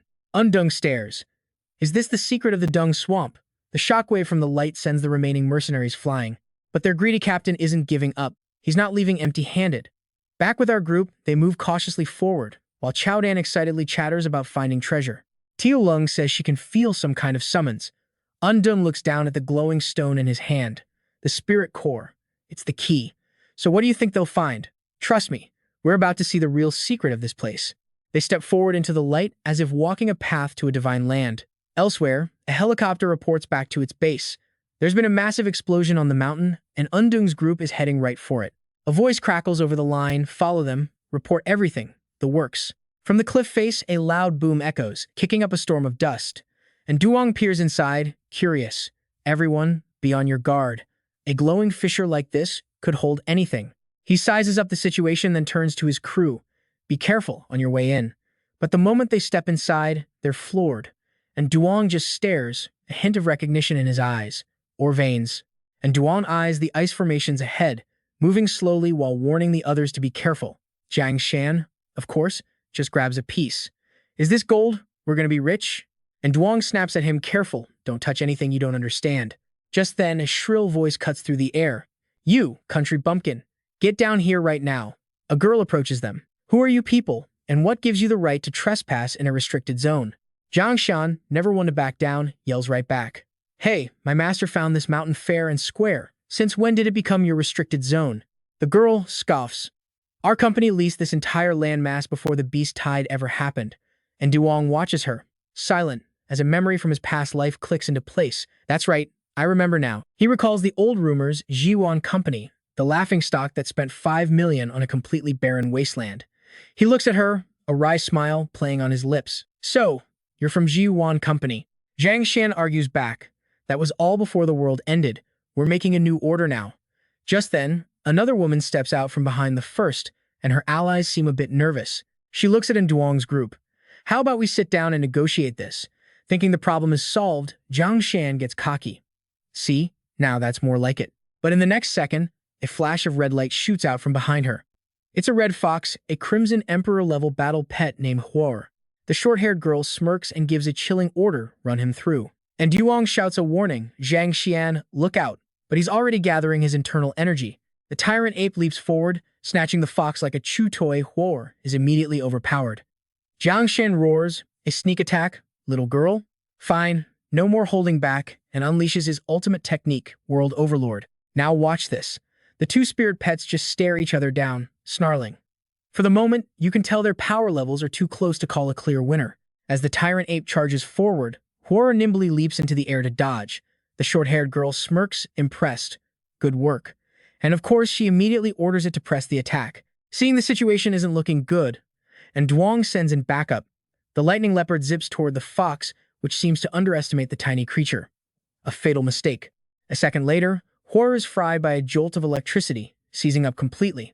Even for a Crimson Emperor-level beast, it's too much, and it collapses. The girl panics, rushing to her pet's side. Huor! Thanks to Duong's quick thinking, Zhang Shan is out of danger. He quickly thanks his master. The short-haired girl sneers. Hey, you call that a fair fight? What kind of men are you?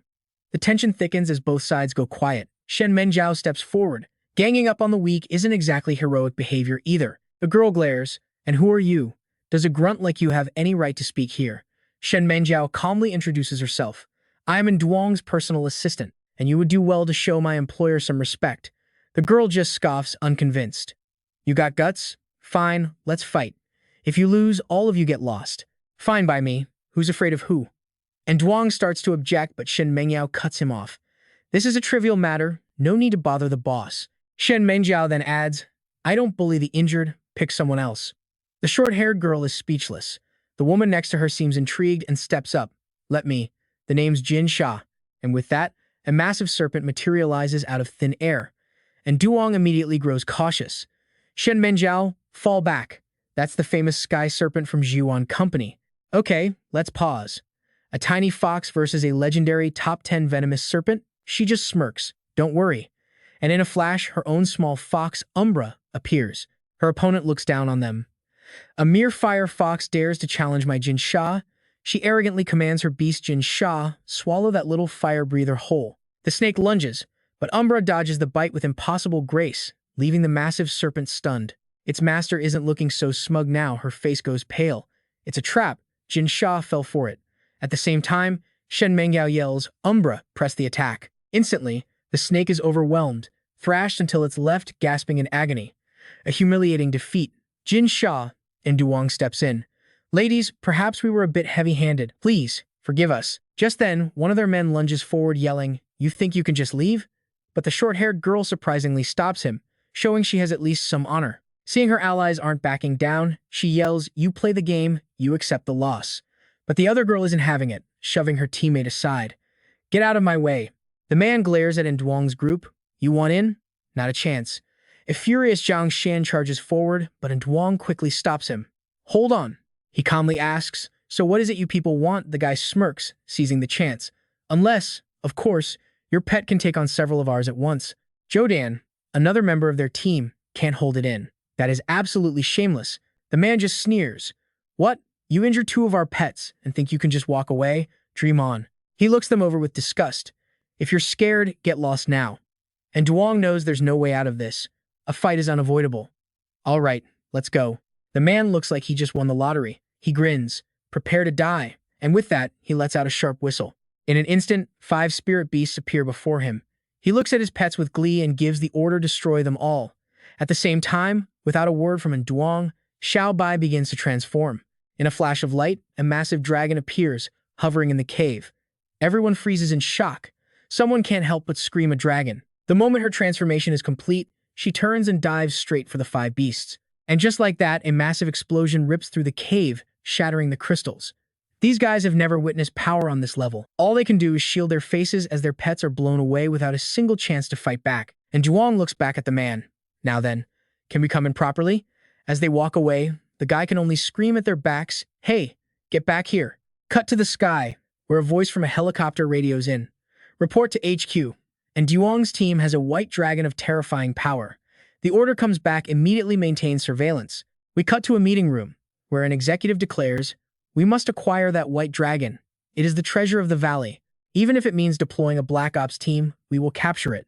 Back in the cave, and Duong muses to himself, "This place is so strange. What secret is it hiding?" You and I both know this is just the beginning. He touches a crystal, feeling the immense power within. "We have to guard these crystals carefully," he tells his team. "If they fall into the wrong hands," Xiao Bai immediately answers, "Understood." At the same time, Zhang Xian's beast starts acting strange, leaving him completely baffled. Bao Quan, the totem, the tattoo. And Duong is connecting the dots. Stick with me, because you're about to find out just how deep this rabbit hole goes. Suddenly, the sound of footsteps. And Duong turns on high alert. Someone's coming. One of the goons smirks. "I saw Duong go in. He must have found treasure. Let's take him out." They charge, but Bao Quan immediately moves to intercept. It lets out a single roar, and the 2 thugs go flying like leaves in a storm. Zhang Xian then gives the order, "Bao Quan, destroy them." Seeing the leopard's fury, the 2 scramble to their feet. "Run for it." Seeing Bao Quan ready to go for the kill, Xiao Bai doesn't stop it. In fact, she seems to like it. And Duong, however, asks, "Zhang Xian, what's the deal with you, Bao Quan, in this forest?"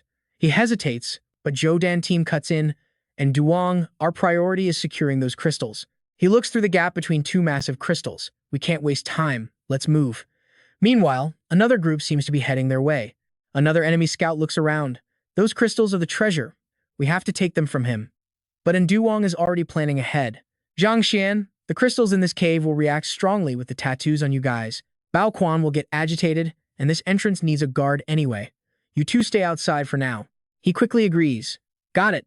Zhou Dan team adds, and Duong must have his reasons. But inside, his resentment is brewing. "Just you wait, Duong," he thinks.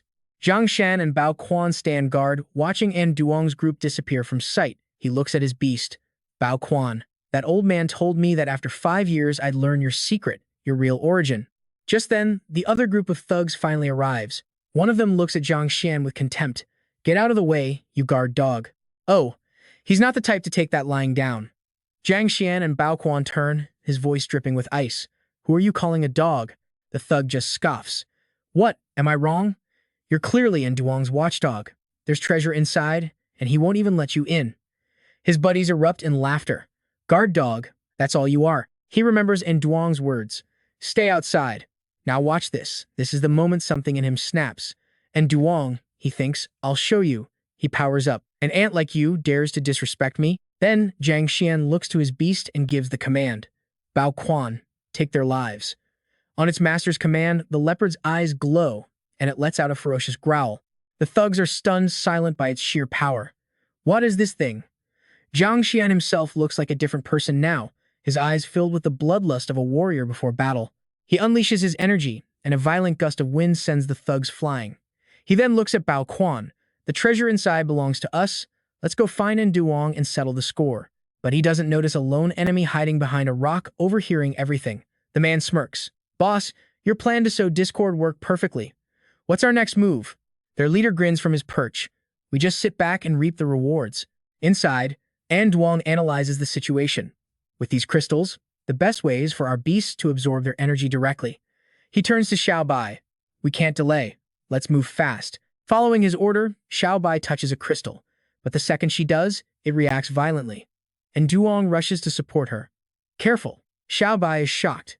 The power is immense. He adds, "We have to try and absorb it." Mong Dao steps forward. "And Duong, I advise caution. We still need to study whether these crystals have side effects on our beasts." Just then, Jiang Xian and Bao Quan are slowly making their way down the path toward them. Seeing his beast hesitate, Jiang Xian gets impatient. Bao Quan, let's go. Are you scared? For some reason, those words make the beast go berserk. It lets out a huge roar, then collapses in pain. Jiang Xian panics. Bao Quan, Bao Quan. What's wrong with you? What's happening? His screams echo through the cave, reaching Xiao Bai's ears. Was that Jiang Xian's voice? And Duong and Xiao Bai quickly head back, but Jiang Xian is too frantic to notice them. Bao Quan, what's wrong with you? And Duong arrives. What happened? Seeing him, Jiang Xian begs, and Duong, help. Seeing Bao Quan foaming at the mouth, and Duong immediately makes a diagnosis. Addiction syndrome. He thinks to himself, addiction syndrome is caused when a beast's emotions are triggered, causing a neurological breakdown that leads to seizures or fits of rage. He glances around the cave. I know what you're thinking, and yep, he's already figured it out. Could the crystals be emitting invisible waves, disrupting the beast's senses? Jiang Xian stares at him, desperate. Instructor, please, you have to save my Bao Quan. Right away, Xiao Bai reaches her hand toward Bao Quan, beginning to channel her healing arts into it. Meng Jiao sees the light and wonders aloud. Could it be? Bao Quan is absorbing the crystal's power, and Duong observes, surprised. What's this? The crystal's energy can actually heal a beast? After Bao Quan recovers, Jiang Xian is overjoyed. And Duong, Xiao Bai, thank you so much. Just then, the remaining thugs charge in.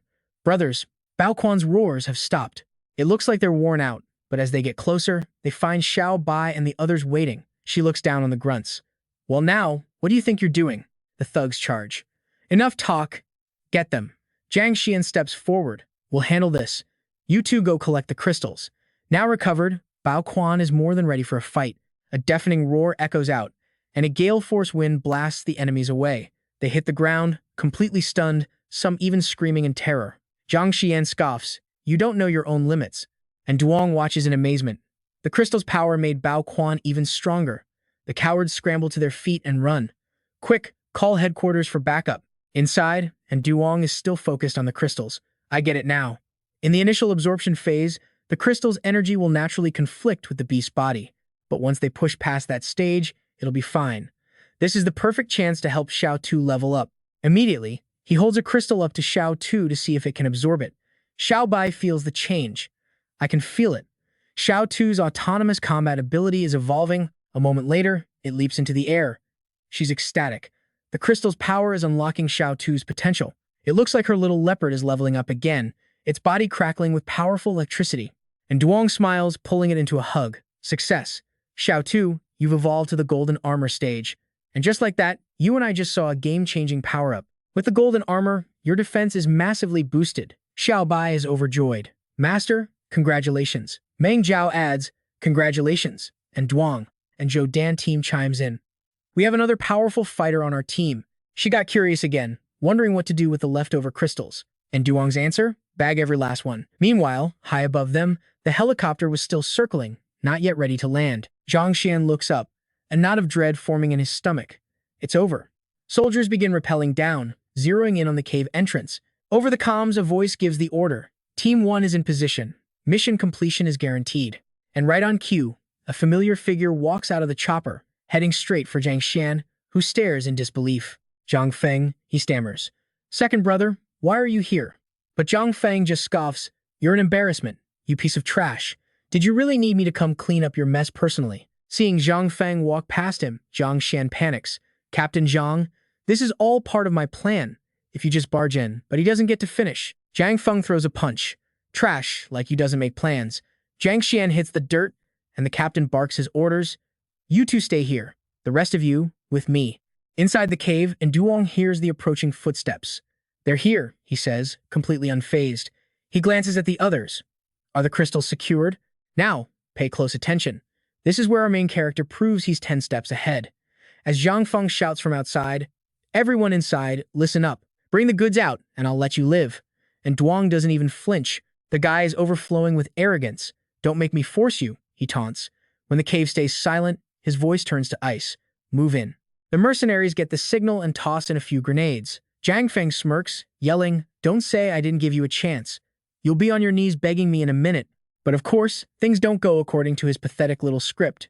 A massive explosion erupts, and a cloud of smoke sends his men into a coughing fit. For the first time, Zhang Feng senses danger, pulling a gun from his coat. What the hell? A blur of motion, the beast shoots out of the cave and he immediately opens fire. The fool is still confident, though. Let's see what's faster, your pet or my bullets. Time to die.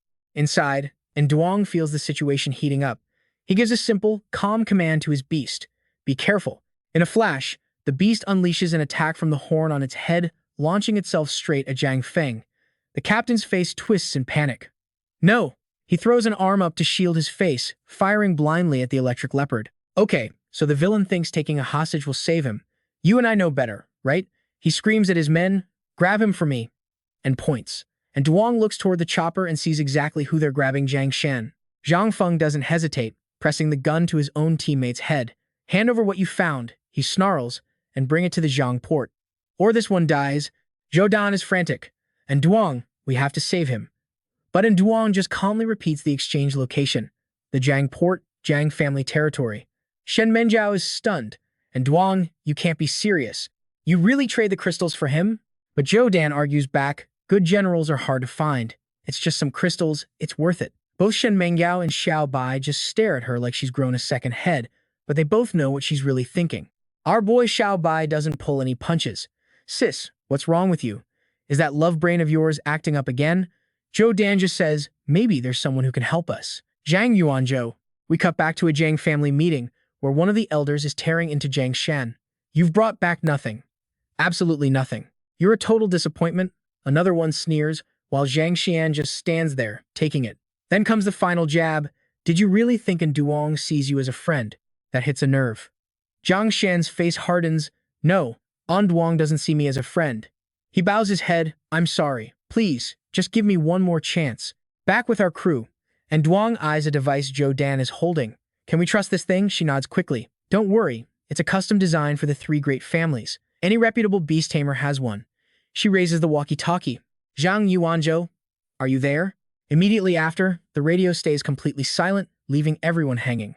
Zhou Dan just offers a sheepish grin and explains, it's a coded greeting. Meanwhile, outside the shop, the mercenaries are roughing someone up, whispering to each other, everything is in place. A cold voice finally crackles over the radio. Apologies. The Zhang and Zhou families are not cooperating. Then click. The line goes dead. Zhou Dan stares at it, stunned. Hello? Hello? And Duong takes in the situation, his expression unreadable. He says to himself, we're not giving up that easily. Then he turns to Zhou Dan. Can you get me a meeting with Zhang Yuanzhou? And trust me, what might look like a desperate move is anything but. She's worried. And Duong, is it safe for you to go alone? But he just looks ahead, a plan already in motion.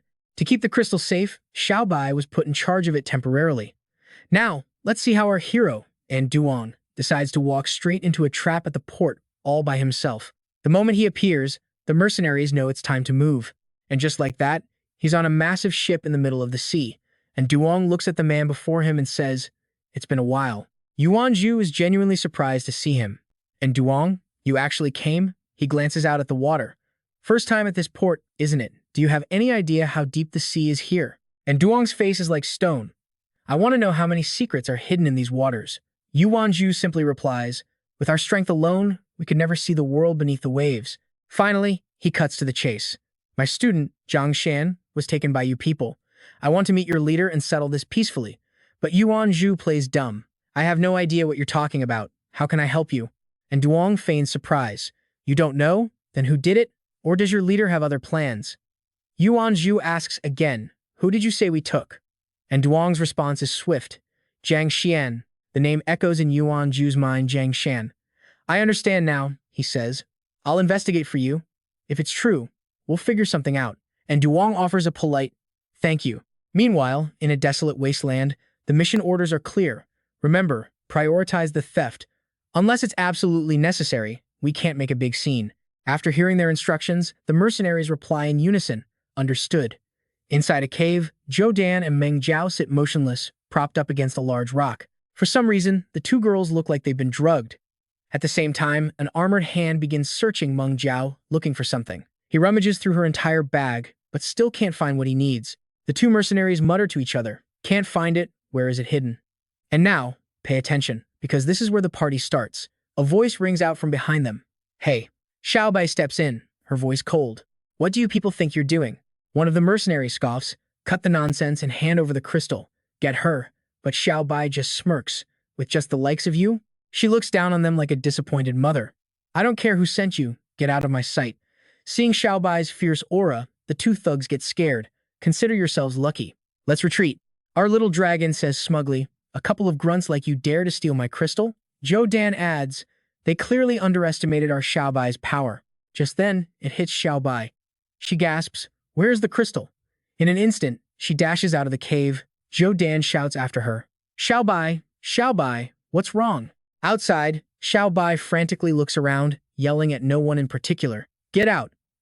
At that moment, Duong approaches Xiao Bai. The second she sees him, Xiao Bai rushes over and hugs him, on the verge of tears.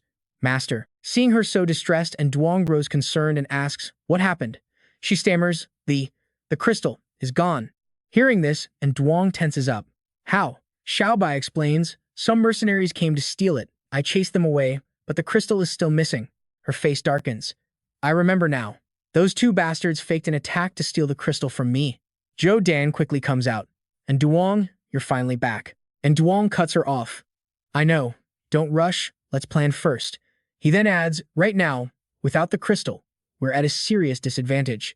Zhou Dan says, judging by their clothes and the Feng family style, I'm sure it was them. He continues, if so, Zhou Dan, take Xiao Bai and find the Feng family. Find a way to get the crystal back. And Duong then says, Meng Jiao, with the crystal gone, we have to lure them out empty-handed. We'll have to rely on luck. Okay, let's check in with the bad guys. At the Feng family lab, they're celebrating. Excellent work. Start the refining machine immediately. We need to extract the crystal's energy. The crystal's power begins getting absorbed and transformed. The old man is satisfied. Look, the energy is successfully being converted. The machine continues to run while a figure watches from above. That person is pleased. This energy will be used for the beasts we've trained. They will. Just then, two crystal cores fly out of the machine. The old man is overjoyed. The crystals fly straight into the beasts, empowering them instantly. The man standing high above smirks. With these beasts, the Feng family will secure its place in the world. Back on the ship, Yuanzhu wonders why the leader would capture a nobody like Shang Xian. As he's thinking, Zhang Xian himself walks out, startling him. He looks at Yuanzhu, his brow furrowed. What are you doing here? Yuanzhu asks, Zhang Xian, long time no see. Where have you been lately? He snaps back. That's my business. You don't get to ask. Just then a woman enters. Zhang Xian, the meeting is about to start. Let's go. It all clicks for Yuanzhu, Zhang Xian, of course. The leader had him infiltrate in Duong's group, and Duong fell for the trap. He flashes back to a past warning he gave Zhang Xian. Your methods are despicable. If you continue, the Zhang family will have no future. The organization's vote for team leader was announced. Zhang Xian, 30 votes. Yuanzhu, 28. Thinking of this, Yuanzhu's face darkens. I can't let this snake harm Duong.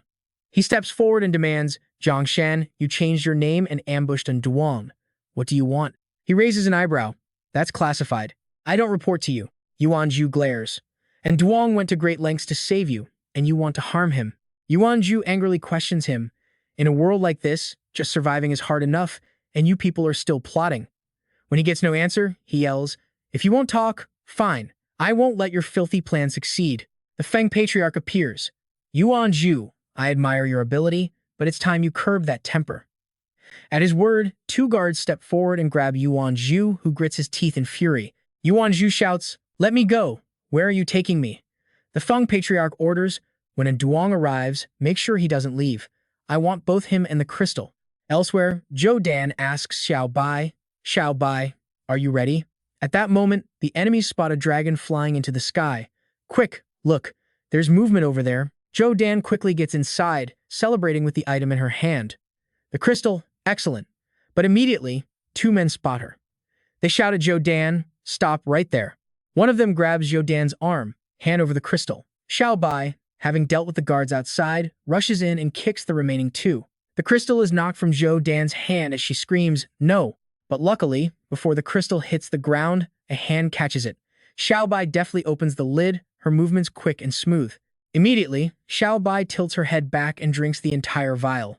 A moment later, her body rapidly absorbs the crystal's essence, and she begins to glow with power. And now for the main event. Outside the villa, Duong and Meng Jiao are hiding in the bushes. He whispers, Meng Jiao, stay close to me. He looks around and surmises it seems they have Zhang Xian under control. And Duong lowers his voice. I have a plan. Follow my lead. Meng Jiao replies, what do we do? After discussing it, Meng Jiao cheerfully calls out, come look at this. At the same time, and Duong runs towards Zhang Xian. Two guards chase after Meng Jiao, shouting as they run. Stop! Who are you? Meanwhile, and Duong rushes the guard next to Zhang Xian. Behave yourself. Instantly, he punches the man hard in the face, knocking him senseless. He glances at Zhang Xian, who's being led away in cuffs, putting on a perfect show of despair. All right, let's jump right in.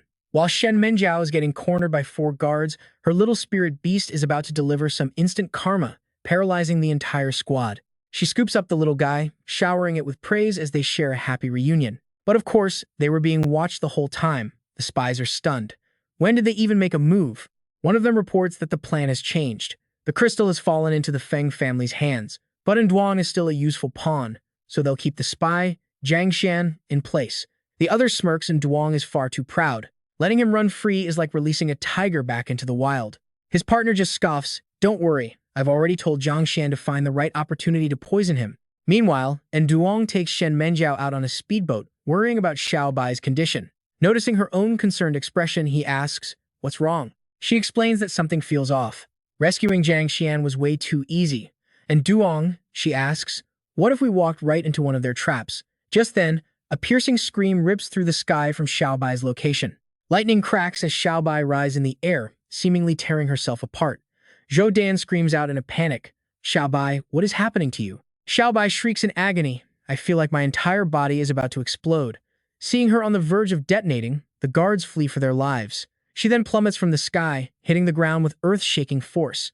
She reverts to her human form, collapsing from exhaustion. A worried Zhou Dan rushes to her side. Xiao Bai, are you okay? All Xiao Bai can manage to say is, I think I'm.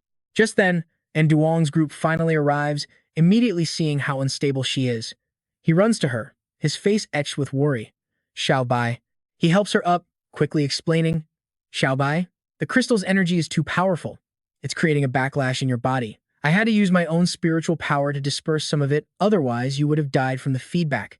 And here's the twist, as he places a hand on her forehead, 2 figures watch from the shadows, completely satisfied. The bait has been laid to catch the big fish. Xiao Bai finally awakens, feeling much better. And Duong tells her she needs professional treatment at a hospital, where they can find a stronger crystal for her to properly absorb the power. Shen Menjiao asks the obvious question, a hospital? In this post-apocalyptic world, where would we even find one? As Xiao Bai collapses again, and Duong quickly replies, I remember one nearby, in the no man's land. Shen Menjiao is shocked it's one of the most dangerous places on the planet, but Zhou Dan insists, we have to try. We can't just abandon Xiao Bai. And Duong glances at the spy, Zhang Xian. The no man's land is incredibly dangerous. You don't have to risk your life for us. But he plays the loyal soldier perfectly, vowing, you saved my life. I will follow you anywhere. And so, with Duong carrying Xiao Bai, the party sets off. After entering a desolate, abandoned sector, he finally calls for a short rest. Zhou Dan plops down on a large boulder but feels something strange. It's soft, warm, and it's breathing. Her eyes widen in realization this is no rock. Turns out, she was sitting on the back of a primeval-grade flying boar. It lurches to its feet, and she scrambles off, screaming and running for her life. The chaos gets in Duong's immediate attention. He commands his beast, Xiao Zi, electroshock. Instantly, a bolt of lightning slams down, blocking the boar's path. And Duong yells again, Xiao Zi, aim for its left eye. That's its weak spot. The creature panics and flees. And Duong notes that these Vuchi beasts are pack animals, and this environment is all wrong for them. He suspects someone is controlling them from behind the scenes. Zhang Xian thinks to himself that this beast doesn't belong to his family. And Duong decides he's done playing defense. Let's take Xiao Bai and find whoever is pulling the strings. Zhou Dan asks, so, where to now? He follows the Vuchi's tracks with his eyes. If we want to get out of this no man's land and reach the hospital, we'll have to rely on it. So they follow the footprints deeper into the wasteland. And Duong makes a cold calculation. If they've already taken the crystal, then he'll make them pay him back with something far more valuable. Back with the Feng clan, the leader gives an order. Cause a major disturbance in the no man's land. Wait for an opening and give Duong a little insurance policy. His secretary nods. I'll arrange it at once. And you and I both know the real trap is about to be sprung. And Duong tells the group, follow these tracks, they should lead us to an exit. But suddenly, Shen Mengyao hears the crack of gunfire. And Duong, look over there. In the distance, two girls are surrounded by flying boars. One lunges at a girl named Chow Chow, who screams, "Help me, this is terrifying." At that exact moment, a bolt of lightning strikes the beast, paralyzing it on the spot. The zapped Vuchi drops dead. Seeing their packmate fall, the others back away in fear before quickly retreating. The two stunned girls look behind them to see who their saviors are, and Duong approaches, patting his beast. "Good job, Xiao Zi." Chow Chow smiles brightly.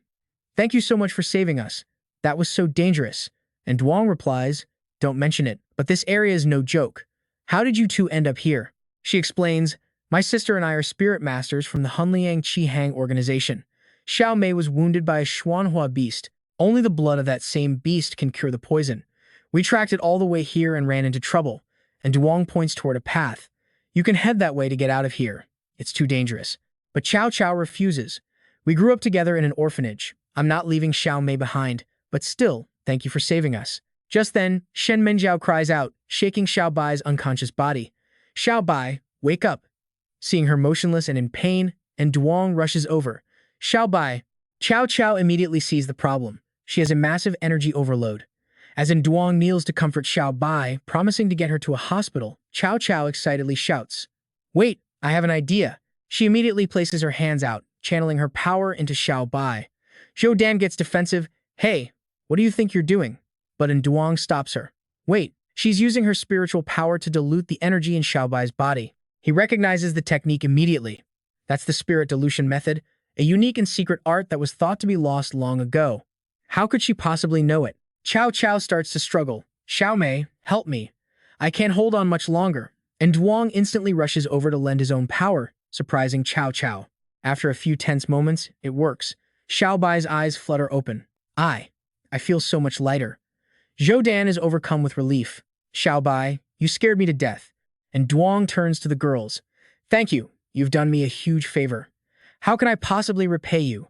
The beautiful girl just stretches. "Repay me? In this world, who knows if we'll be alive tomorrow? How about we just become friends? My name is Chow Chow. And you are?" He offers a hand. "My surname is Yin. My name is Yang." Xiao Mei's eyes go wide. "You're the champion of the National Spirit Master competition." And Duong is surprised. "You've heard of that?" Chow Chow winks. "Of course. When you won, you had a lot of girls cheering you on. They were all your biggest fans." Xiao Mei smiles. "Mr. Yang, would you mind if we tagged along with you?" And Duong graciously agrees. "Of course not. We could all use more allies on this road." Chow Chow nods. "I was thinking the exact same thing." Meanwhile, Zhang Xian walks over to Zhou Dan. "What's in this bag of yours? It looks pretty heavy." "It's the communication device," she snaps. "If you lose it, I'll personally kill you." He just smiles, but his master's chilling words echo in his mind. "Find a chance. Make Duong drink this. You know what to do. And trust me, this is where everything is about to hit the fan." Tronqian weighed his options, wondering how to play this. He glanced at the vial in his hand, calculating. The time wasn't right. Not yet. Suddenly, his phone buzzed, startling him. "Now stick with me, this is where you see just how deep the conspiracy really goes." He glances around, then quickly gets to work. The call was from Truong Vientianchu. This guy, a real busybody, trying to be a hero. Vientianchu was panicked, determined to expose Truong Qian's plot and save Duong from danger. Truong Qian quickly types out a reply, making sure no one sees him. Message sent, then instantly deleted. Just like that, Truong Vientianchu walked right into the trap. At that moment, Zhou Dan team waved, calling out, "Zhang Xian, over here." An hour later, Vientianchu arrived alone at the secluded meeting spot from the text. A strange voice called his name, making him jump. He was knocked out, cold and strung up. The two guards sneered. "A real traitor. Now talk. What other secrets are you hiding?" Meanwhile, Duong's group was completely drained, leaning on each other just to stay upright. Xiao Bai suddenly sniffed the air, shouting a warning. "Careful! A phantom beast?" QQ screamed. "Brother and Duong, save me. It's terrifying." And Duong's voice was calm. "Kid, get ready." Instantly, a small leopard lunged forward. Lightning crashed down like a storm, but Duong just looked at the stampeding boars, completely puzzled. "Strange. Did we wander into a pigsty?" QQ threw herself into his arms. "Brother and Duong, you scared me to death." "I'm so glad you're here." The girl got bold. And Duong, "Listen, my heart is pounding." He just awkwardly replied, "Huh." Meng Jiao was annoyed. That damn monster. She put her hands on her hips. Hey, hey, hey. The beast ran away. Stop the drama. 2. My apologized sheepishly. Mr. and Duong, I'm so sorry. My sister is naturally timid. She lacks a sense of security. So he cut her off. It's nothing. Meng Jiao was blunt. Walk on your own then. Stop causing more trouble for Duong and protect yourself.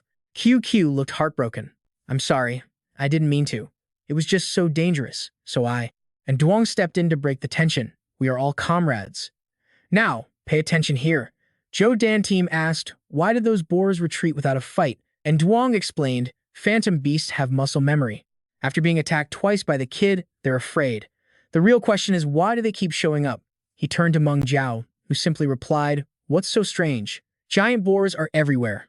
And Duong looked uncomfortable. We are all comrades. Sticking together is the most important thing now.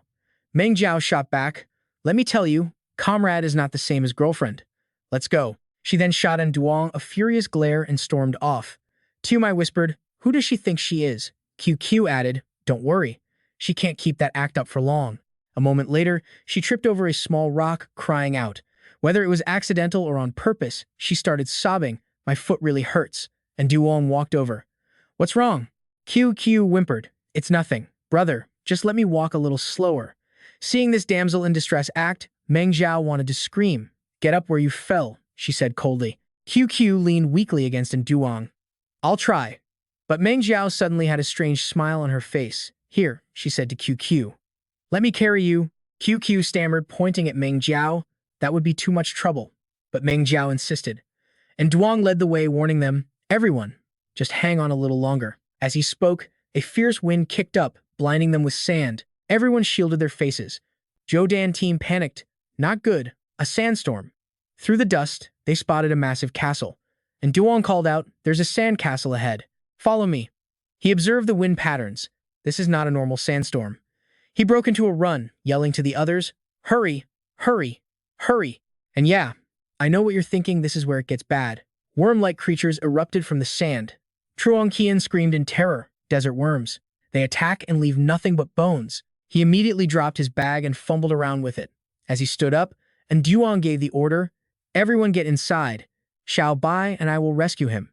And Duong then commanded, Xiao Bai, use water bullets on them. She immediately replied, understood. In a flash, Xiao Bai transformed into a massive and majestic dragon. She opened her mouth, gathering her power, and unleashed a huge blast toward the swarm. The gale force winds sent them flying. Truong Qian could only shield his face with his hands. He was trying to do something, but Duong grabbed his hand, startling him. That backpack of yours, he asked, you couldn't just throw it away? Truong Qian replied, with either real or fake conviction. No, this belongs to Sister Zhou Dan team. I'd risk my life before I'd ever lose it. And Duong pointed to the entrance. Then run. Everyone scrambled inside as Duong yelled, close the door, now. Seeing Truong Qian's scratched-up face, Zhou Dan team was shocked. He was still clutching her bag tightly. Truong Qian, you, Sister Zhou Dan team, your bag. She was moved, hugging him tightly. Getting your face all scratched up for my bag. It's just a little thing. It wasn't worth it. He just smiled warmly at Zhou Dan team, as long as the bag is okay. And Duong ignored the new lovebirds already walking around the castle to inspect it. He saw the drawings and thought, these symbols seem to be some kind of instructions. And Duong held up his torch. There's a basement here. Zhou Dan team called out nervously, be careful where you step. She added, look at these paintings on the wall. Meng Jiao looked at the images. It seems to be a method for leveling up a phantom pet. And Duong looked at the things on the table. These materials, he then looked at a large tablet. It seems what's written here is the hiding place of a mythical class phantom beast. And Duong analyzed it. This path seems to hide some kind of rule. It's definitely not as simple as it looks. Meng Jiao saw all this and couldn't help but ask, how do you know that? And Duong explained, the altar is a metaphor for a god. I guess it's very likely the beast's hiding place. Zhou Dan team was curious, so where should we find the divine beast next? And Duong sighed internally. Of course, he was the one who had to figure out the divine beast's lair. He remembered the roar he heard in his head. Then he remembered something else. No, that's not it. The village, the offer. And Duong smiled. I've figured out the secret of this stone tablet. I'm going to draw a new map to find the divine beast. He glanced over at QQ and Tumai, who were standing there like they were waiting for orders. Truong Qian was already plotting. I have to use Duong's power to get the phantom beast for myself. And Duong then said, tonight, we'll stay here first. When the desert worms retreat, we'll set off again. Q Mai quietly asked her sister, what's our next plan? QQ was cunning, and Duong's strength is not to be underestimated. Find a way to notify headquarters. There is definitely treasure in this desert castle. At that exact moment, in a high-rise building, a group of people were discussing him. And Duong has discovered many mysterious things in the Forbidden Zone. Although it's unclear what's inside, if there really is some treasure, that guy will claim it all for himself. Therefore, I propose we act together. The scene shifts. Back in the cave, a blue light flashed, followed by a terrified scream. Zhou Dan team was shocked. I just saw a shimmering blue light from inside and heard a strange noise. And Duong said, all of you stay put, I'll go in and check. Meng Zhao worriedly offered, I'll go with you. QQ added, brother and Duong, I'll go with you too. He turned back and ordered, everyone wait here. If there's a situation, I'll call you. And you and I both know, he's about to find something insane in there. Barely a step inside and Duong hits the absolute jackpot. Trust me, you're about to see just how legendary this one little flower really is. He knew the life flower could heal a beast in an instant, maybe even evolve it. Cao Cao just gawks, wondering why it's here. And Duong reaches out, his goal clear, Xiao Bai is going to be saved. After collecting some of the pollen, and Duong quickly brings it over to Xiao Bai. He applies it all, and her entire body begins to glow like a beacon. And Duong grins this wasn't just healing, it was an evolution. The whole scene reminds him of a lesson from his academy days. His old teacher once spoke of a proverb from the fallen dream country, about a divine flower and a mythical beast whose fates were intertwined. Together, they brought ruin upon the dream country, and when it fell, both the beast and the flower vanished without a trace, their location still a complete mystery. Back in the present, he tells the group this wasteland holds the dream country's secrets. With his companion healed, it's time to move. Cao Cao, of course, starts her act, feigning terror. And Duong, it's so dangerous. I want to hide here for a few days. And Duong plays right along. That's perfect, you stay here. I was worried about leaving this place unguarded. She's secretly thrilled, planning to use the local treasures to evolve her own beast. He promises they'll be back after finding the mythical beast, and Cao Cao has no choice but to agree. He tells Zhou Dan's crew to get a move on. As he leaves, Cao Cao's eyes turn cold. And Duong, you think you can claim that beast for yourself?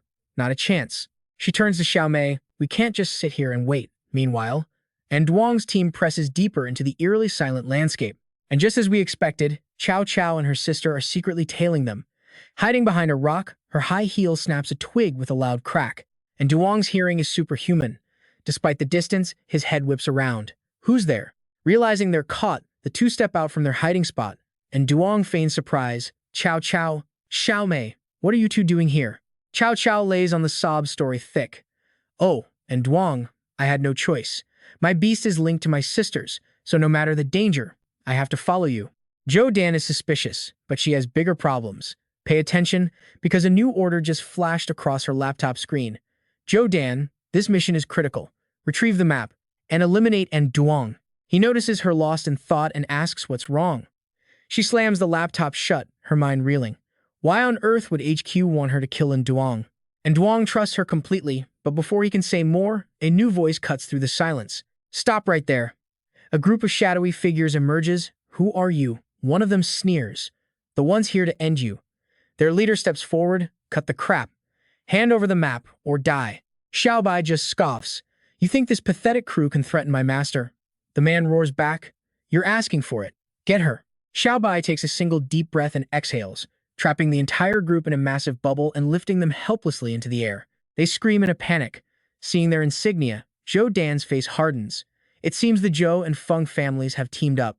She turns to Xiao Bai, her voice urgent. No time to waste. We need to leave now. And Duong pulls out the map and points the way forward. After traveling for a while, they finally come across a small town. Look ahead, and Duong says, that looks like a safe zone.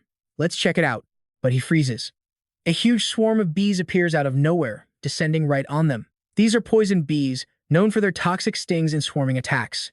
One of them immediately dies for Zhou Dan, sinking its stinger deep into her arm. And Duong's eyes narrow as he speaks to the beast on his shoulder. Little guy. Lightning. The creature instantly obeys, leaping into the center of the swarm and unleashing a powerful electric discharge. Just like that, the entire swarm is electrocuted, paralyzed, and dropping from the sky like rain. As the survivors flee, and Duong realizes this wasn't random, someone sent them on purpose. Meng Zhao rushes to Zhou Dan's side, panicked. And Duong, she's fading fast. I think she's been poisoned. He curses under his breath. Only the beekeeper will have the antidote. Come on, we have to go into town. They enter, only to be met by a wary guard. Who goes there? Go get the chief, someone shouts. And Duong pleads with a woman nearby, please, can you help? But Jodan, sweating from the pain, just shakes her head. And Duong, just leave me. Don't be ridiculous, Jodan, he snaps back. We would never leave you behind. Before he can finish, a large man approaches. Wait, I am the leader here. He glances at Jodan and understands. I can save your friend, follow me. Later, Jodan's arm is bandaged, but she's still in pain. The leader apologizes to Duong. Forgive my bees. They are the guardians of this settlement. He explains they're a company of survivors who found this safe zone, but they're constantly under attack by outsiders. And Duong asks the obvious question. The world is in ruins, so how is this place so peaceful? The leader explains this was an ancient sanctuary for beastmasters, and that a mythical beast is rumored to be hidden in the mountains nearby. Zhang Jian's ears perk up. A mountain range? We have a map. Sir, could you take a look? The leader listens as Zhang Jian boasts. It's a map to that very beast. Our instructor is a genius. He deciphered the secrets of an ancient stone tablet. The leader's face pales slightly. I've heard the legends, that the tablet is the only key to the beast's lair. Young man, he says, looking at Duong, your destiny is quite something. That's enough, Zhang Jian. And Duong cuts in. The leader just smiles. No need to be so tense. And Duong then asks, Sir, you seem to know this area well. I've just lived here a long time, the leader says humbly. I know every rock and every hole around here. Zhang Jian immediately suggests, Instructor, he could be our guide.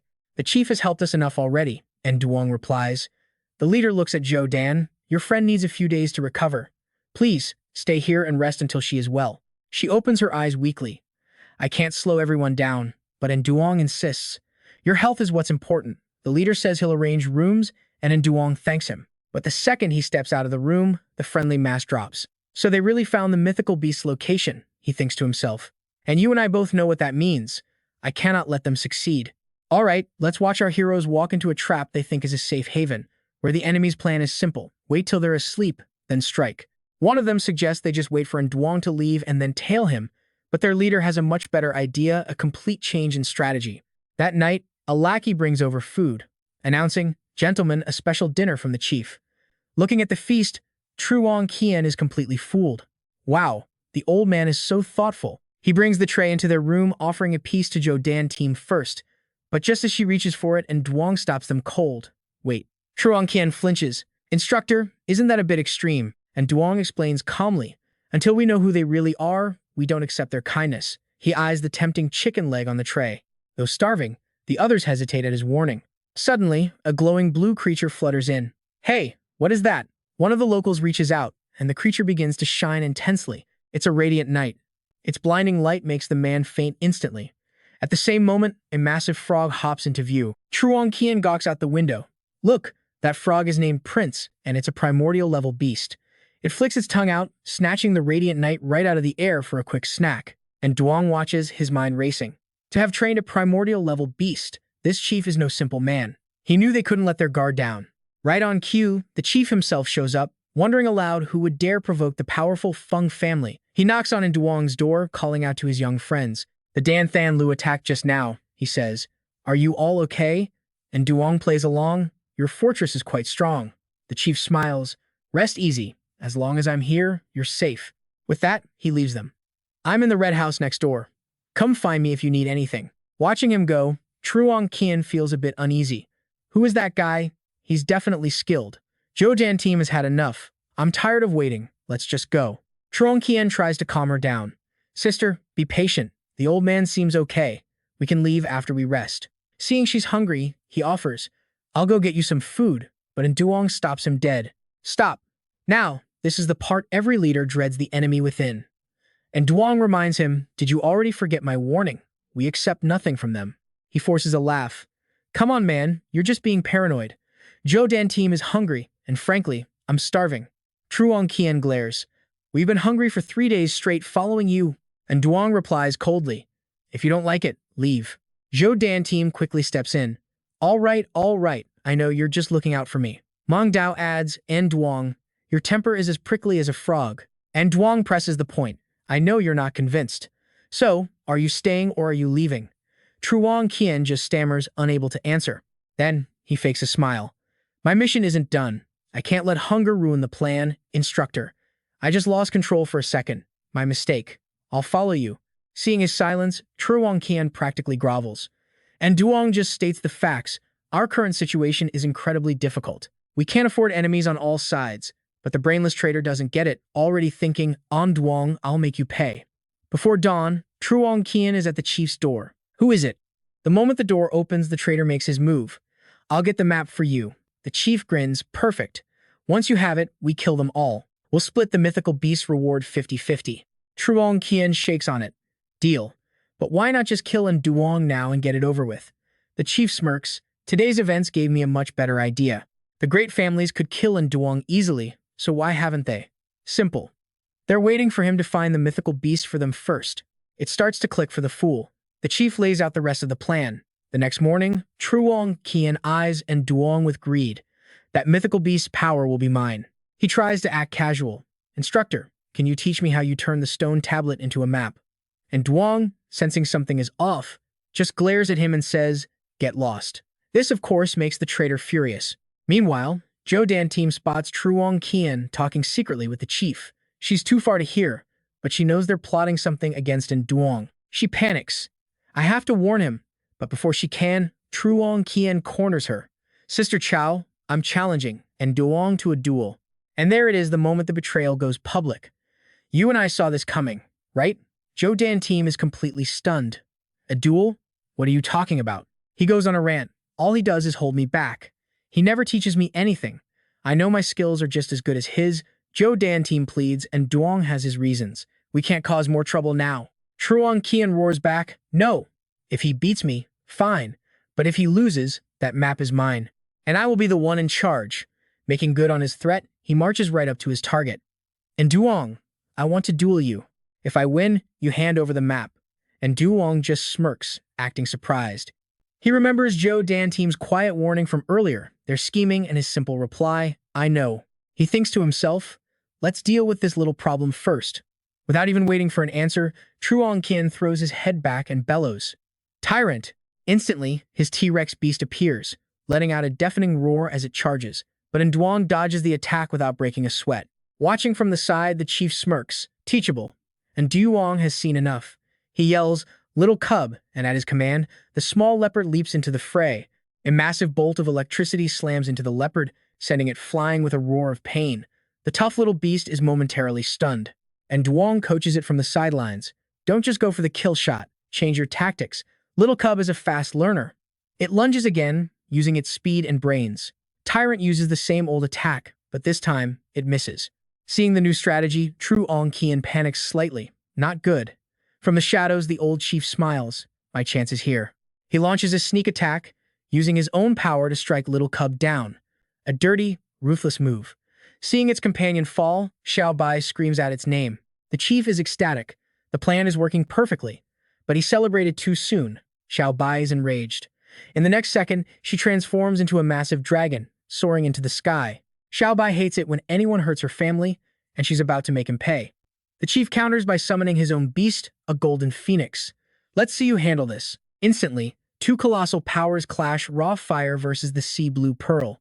The resulting explosion is enormous, forcing everyone nearby to flee in absolute terror. Truong Qian can only stammer in shock.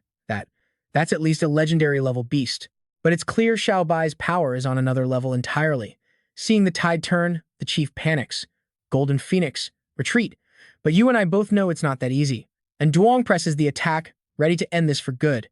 All right, let's jump right back into the chaos where the leader is starting to panic, probably spooked by Xiao Bai's power. Nope, never mind. A massive crash echoes out, and he's completely clueless. What was that? He watches his phoenix-like companion fly off in a frenzy. It seems to know something, soaring toward the mountain as Duong rushes after it, trying to figure out what in the world is going on. He pulls out the map to get his bearings, but in a flash, Zhang Xian zips past and snatches it. And Duong is stunned. Zhang Xian, what are you doing? The traitor just smirks at their instructor. Zhou Dan is absolutely furious. Zhang Xian, what is the meaning of this? He laughs in our main character's face, saying nobody's on his side anymore, and just like that, Zhang Xian and the leader make a run for it. While Duong realizes that wasn't a volcano. What kind of high-level beast has this much power? He grits his teeth, watching those two rats escape. Damn it, they got away. But Duong isn't worried at all. In fact, he's perfectly calm. They won't get far, get ready to fight. And right on cue, the source of the fire appears, a Crimson Emperor-level fire Qilin. Every step this creature takes cracks the very ground beneath it. The locals can only scream and run for their lives. It's burning me. The Qilin is on an absolute rampage, setting everything ablaze. Xiao Bai steps up to face it like a total boss. But Duong is worried. Xiao Bai, be careful. But before he even finishes his sentence, she gets swatted and sent flying. Looks like our little dragon got a bit too cocky and takes one hell of a hard landing. She groggily gets back up. So fast. For some reason, the Qilin's attention suddenly snaps towards Duong's group, probably because they were making too much noise. Seeing it charge, Jodan screams in terror, "Don't come over here." But that's when Duong moves, stepping in front of all three girls to shield them. Okay, pay attention, because this is our main character's genius at work. Wait. Using his spirit sense, he realizes this beast is Crimson Desolate rank, but its spiritual power is unstable, it's badly injured. He immediately signals Xiao Bai. Just like that, the two of them coordinate perfectly. With the fire Qilin immobilized, Duong launches himself straight at its forehead. A bright light glows from his hand. He's not attacking, he's trying to heal it. Suddenly, a flood of the beast's memories pours directly into his mind. It has a memory recall ability. So this is what you've been through. Don't be afraid. I'm not going to hurt you. I'm going to heal you. After a moment, the fire Qilin finally calms down. Duong turns to Xiao Bai. Xiao Bai, this one is different from the other beasts we've met. It has the ability to recall time. I'm not sure, but I can see its nature is kind. Its past is a lot like yours. I want it to be your friend. Xiao Bai is thrilled. Congratulations, Master, on getting another beast. He sits down, stroking the fire Qilin. From today on, we have a pact. You're my spirit beast. You're red and you can fly. I'll call you the Fire Cloud Beast. Just then, Jodan walks over. I can't believe it. This thing was so ferocious a minute ago. Another girl rushes over, hugging his arm. Duong, you're amazing. I was so scared. Shen Mengyao cuts in, annoyed. Stop flirting. Don't forget, Zhang Xian still has the map. Then we have to find them now. But Jodan stops her. Wait, we have no idea where they went. How are we supposed to find them? For a moment, everyone is at a loss. And here's the part you and I were waiting for. Duong just calmly pets his new beast. Don't forget everyone. The Fire Cloud Beast has a time recall ability. Their jaws drop. You're right. Duong places his hand on the beast's forehead, closing his eyes to focus. An image from the past appears in his mind. Zhang Xian and the leader are heading toward a grand estate. He can't hear what they're saying, but he knows their location. Duong thinks to himself, it's true, that uncle's face. Why does it feel so familiar? Seeing him spaced out, Xiao Bai asks, Master, what is it? Duong shakes his head. Nothing. Let's get going. But he's still thinking about it. Why was Xiao Li's face in that vision? Meanwhile, the leader urges Zhang Xian on. We can't delay, we have to act now. But Zhang Xian is already plotting. The map is mine. This is my chance to become a legend. I have to find a way to get rid of them. Sensing his hesitation, the leader asks, Young man, what's on your mind? Zhang Xian feigns concern. I'm just worried. Can we really do this on our own? The leader just laughs. Don't you worry. This is my secret military base, hidden for years and filled with treasures. Hearing this, Zhang Xian is intrigued. The leader turns. Follow me. Back within Duong's group, they're stealthily following the trail. Soon, they arrive. Duong whispers, Xiao Bai and I will scout ahead. You guys hide here and don't make a move. Before he leaves, Meng Jiao warns him, you better not get into any trouble. He just squeezes her hand to reassure her. Don't worry. It turns out the leader brought Zhang Xian to a massive armory. He looks around, impressed. Wow, uncle, you're really something. The guy puffs out his chest. This is my life's work. With these guns, who would we be afraid of? He then leads Zhang Xian to another warehouse, opening the door himself. Inside is a mountain of rare treasures. See? All of this is advanced beast equipment. I use these to create the Silver Fox Suicide Squad. Zhang Xian is stunned. Uncle, who are you? Years ago, that same squad assassinated countless beastmasters. But before he can process it, a loud shout echoes from outside. Damn it, something's happened. They both rush out, only to be met by a pile of skeletons with eyes glowing like demonic embers. And sitting on a makeshift throne like some demon king is Duong, flanked by his two powerful beasts. Something happened? You used two kids as scapegoats? Some boss you are. The leader runs forward in shock. And Duong, you're alive? I thought you were food for that spirit beast. And Duong is unfazed. No, Don't call it that beast. Its name is the Fire Cloud Beast now. Seeing this, the faces of both traitors twist into ugly scowls. The leader bellows, and Duong, don't you dare act all high and mighty with me. I know what you want. Not only will you not get the map today, you're going to die here. Silver Fox Suicide Squad, attack. The door bursts open with a brilliant flash of light. A massive explosion rips through the area, sending rubble flying as a pack of superclass Silver Foxes charge straight for Duong. He raises a hand to shield his face. You little brat, you fight dirty. From a distance, 3 of the Silver Foxes suddenly morph into human figures, shocking, and Duong. What is this? The 3 beautiful women look at him with alluring smiles, their voices soft. Young master, he's completely mesmerized. One of them steps forward, lifting his chin, making him blush, but then he sees it, the fox ears. And trust me, you and I both know exactly what he's thinking. En illusion. The girl stares at him, her eyes full of adoration, but Duong's gaze instantly shoots back like daggers, jolting the fox spirits with a wave of pure fear. Seeing his illusion form revealed, Xiao Bai steps forward, pleased. Master, I knew it. A cheap little trick like this was never going to work on you. His beauty trap having failed, the leader grits his teeth. Don't celebrate too soon. He doesn't give up. Unleashing his next move, the breath of eternal ice, a power meant to freeze all living things. But of course, these fox demons are no match for Duong's team. His patterned beasts surge forward, completely overwhelming them like a pack of wolves against kittens. And Duong coordinates perfectly with his new phantom beast. Fire Cloud, attack. Instantly, a massive explosion rocks the area, making the very ground beneath them tremble. The 3 fox spirits gape in shock, clearly having reached their absolute limit. Seeing his beasts defeated, their master screams in disbelief. No, this is impossible. And Duong smirks. Is that all you've got? Bring it on. At that, the man finally slumps defeated. Young hero, I've lost. Xiao Bai snaps. If you've lost, then hand it over. What are you stalling for? And Duong is surprised. Hand what over? You really want to fight this to the bitter end? The man replies, I thought you would slaughter us. But I see now how narrow-minded I was. In this apocalypse, having another friend is better than another enemy. If you two don't mind an old man, let me follow you from now on. Seeing his partner finally surrender, Truong Qian's face goes pale as he drops to his knees. He whimpers, Instructor, I was blinded by greed for a moment. I lost my way. But Duong is not a man who shows mercy to his enemies. He coldly states, the 2 of you had better get as far away from me as possible. And it looks like this old man is determined to follow him. And Duong, how about we make a deal? I'm sure there's something in this villa that will interest you. And Duong and Xiao Bai exchange a look. What kind of trick is this old fox planning now? But you don't hit a man who's already down. And Duong asks, what do you want? The man says bluntly, the mythic grade phantom beast is yours. All I need is one of the treasures. And Duong agrees, we'll go see your stuff. But first, send 2 people to bring my teammates here. Soon, he and Xiao Bai are admiring the man's stash. She can't help but gasp. There are even high-grade materials here. This is a true armory. Outside, Zhou Dan team worries. They've been in there so long. What if something happened? Ming Jiao reassures her. Wait a second. I think I hear someone. She looks over, confused. That's strange. I definitely heard something. QQ spots them. Meng Jiao's hearing is sharp. There's someone up ahead. Inside, and Duong walks and asks, May I have your name, sir? The leader answers honestly, My surname is Tiu. My given name is Qian. When I was young, I was a tomb raider and materials trader, so I managed to save up a little.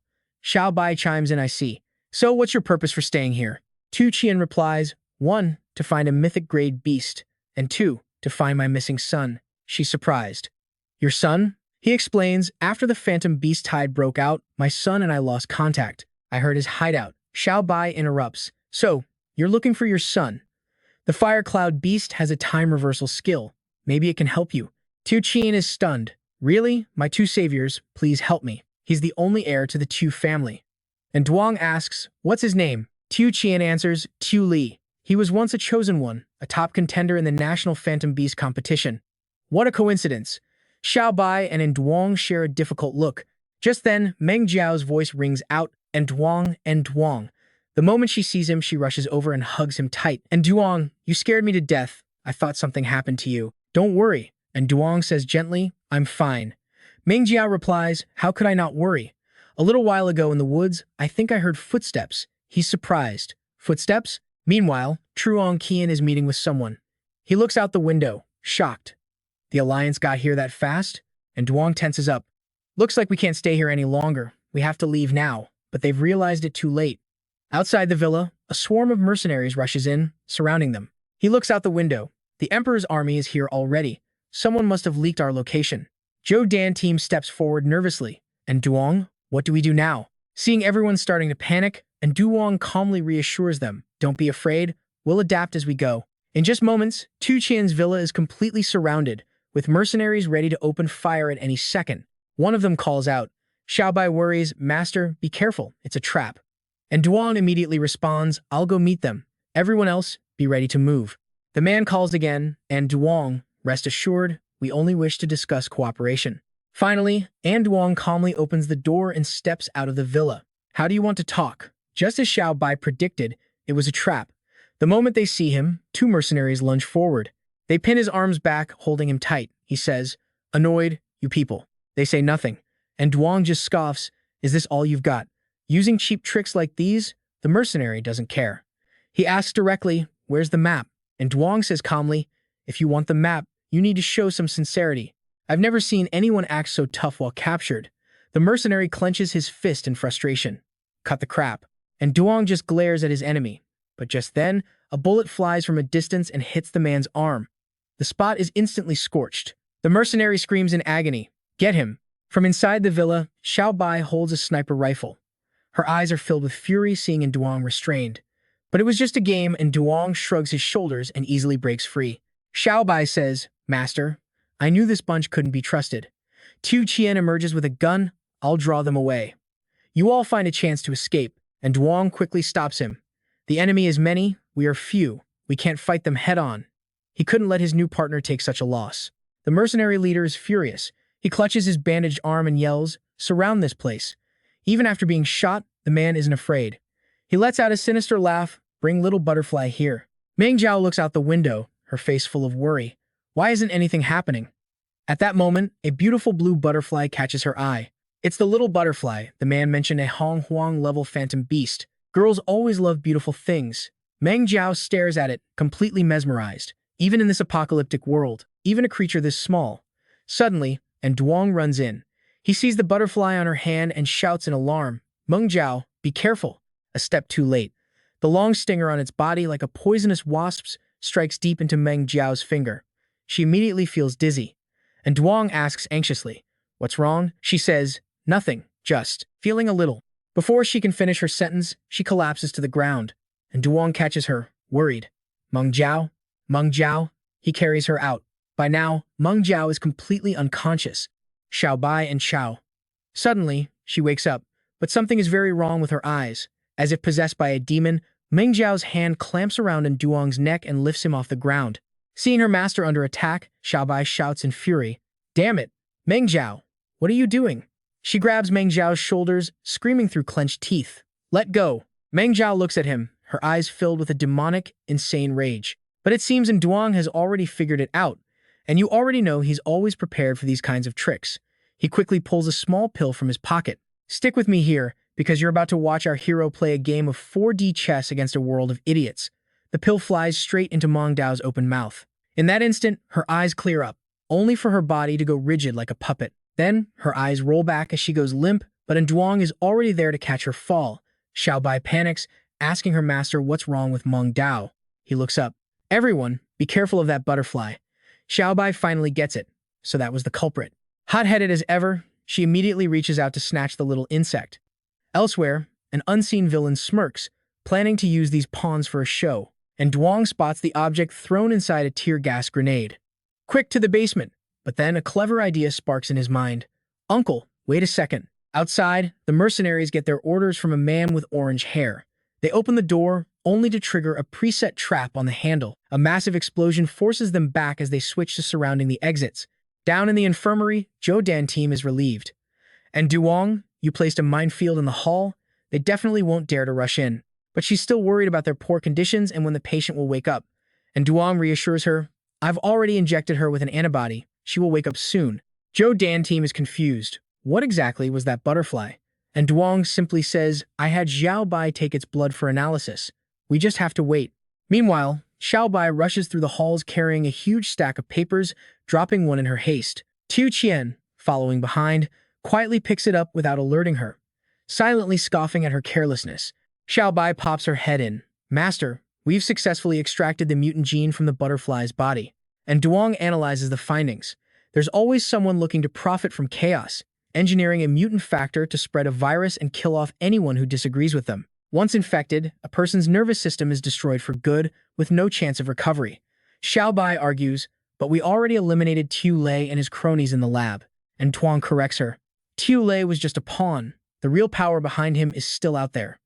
Overhearing this, Tu Xian twists the words in his mind. So, you're the real culprits. Seething with hatred, he makes a vow. Son, I swear I will get revenge for you. Inside, Duong senses it. I feel like an invisible hand is manipulating everything. Could it be? Why did Xiao Bai become human after rebirth? Why at this specific moment? Suddenly, a scream from Zhou Dan team pulls him back to reality. This is bad. Mong Dao is burning up. And Duong is shocked. Was the antibody a fake? Why is her condition getting worse? She's covered in sweat, and now she's even coughing up blood. Xiao Bai screams her name. Suddenly, her eyes snap open, completely wild and out of control. She seems to have gone mad, her body lurching as she sits bolt upright with a terrifying scream. It gets worse. She's acting like a rabid dog. She lunges and bites down hard on Xiao Bai's hand. Afraid that fighting back would hurt Mong Dao even more, Xiao Bai freezes and just lets her bite down. Blood quickly starts to flow from her hand. Xiao Bai glances at the wound, but she's far more worried about Mong Dao. And Duong observes, unable to explain it, but a new theory is forming. Could it be that the Dragon Clan's bloodline can suppress the mutant gene? Just then, a voice echoes out, and Duong, want to save your teammate? Trade the map for the antidote. Now this is the trap and Duong was waiting for. He turns to Zhou Dan team. You must protect it carefully. She's startled. What are you planning to do? And Duong instructs her, Zhou Dan team, you stay here and take care of Mong Dao. Xiao Bai and I will meet this Cha Thong. If something happens, you must find the mythical grade illusion beast. Zhou Dan team pleads, and Duong, you have to be careful. Mong Dao is waiting for you. Before he leaves, he looks over at Mong Dao one last time. Mong Dao, wait for me. Then he turns back. Zhou Dan team, knowing your family's operating style. She gets it. My elders taught me important things need several layers of protection. And Duong doesn't ask more. I know. Xiao Bai, let's go. Just as Duong is leaving, Zhou Dan team calls out, wait, I remember. The Chao family's secret code is 9527. As they step outside, Tu Qian acts like he knows nothing. He smiles cheerfully. And Duong, be back early tonight. I'll wait for you for dinner. But his inner thoughts are pure poison. Son, tonight, I'll make them both join you. He's already added a special toxic ingredient to the meal. Meanwhile, at the enemy camp, and Duong meets Chao Thong alone, who explains that the mutant gene is a common terrorist tactic. They want to create chaos, slaughtering humans and illusion insects. And Duong asks, so is your surname Chao or Feng? The man scoffs, my name isn't your concern. Let me just warn you, the mutant gene will devour your teammate's brain within 24 hours. She'll become a drooling idiot. While he's busy gloating, Xiao Bai is searching their meeting room. She shuffles through stacks of papers, annoyed. It's all just battle route maps. There are no useful documents here. But then, her eyes catch a strange seam on the desk, a secret compartment. Xiao Bai smirks. Bingo! Just as I suspected. Without hesitating, she quickly gets to work on opening the hidden latch to see what's inside. She enters the code that Zhou Dan team gave them, and it works perfectly. The secret panel opens, revealing a carefully hidden notebook. And I know what you're thinking. A secret book? Yeah, the kind that changes everything. The more she reads, the more she can't believe her eyes. No way, damn it. Meanwhile, Chao Thong is still laughing his head off, completely unaware of the pill in Duong's hand. And Duong casually flicks the pill right into Chao Thong's wide-open mouth. The laughter dies instantly. The man frowns. What did you just feed me? And Duong grins mischievously. I mixed the mutant gene into a piece of candy, so, right about now, you. He pauses, patting the man's shoulder. Oh, right. What did you say about the gene earlier? 24 hours. Chao Thong is furious. You. He points a shaky finger at Duong. You devious, despicable rat. There is no cure, and you aren't leaving here alive. Enraged, Chao Thong yells for reinforcements. Guards! At that same moment, a panicked mercenary runs in. Report, we've detected an intruder inside the tent. Hearing this, the man's face goes pale. The secret document. Before rushing out, Chao Thong points at Duong, don't even think about running. But he doesn't seem to care at all. In fact, Duong just offers a lazy, condescending smirk. Not even 5 minutes later, 2 mercenaries are knocked unconscious from behind without a sound. Xiao Bai appears, sneering. You really thought 2 of you could stop my master? After taking them out, she urgently grabs his hand. Master, let's hurry. After hearing his soldier's report, Chao Thong sprints back to the meeting room. His men explain, we heard a noise and rushed in, but found no one. Chao Thong orders them out. Immediately, he opens the secret compartment. The notebook is still there, but something feels off. Chao Thong stares into the drawer for a long time.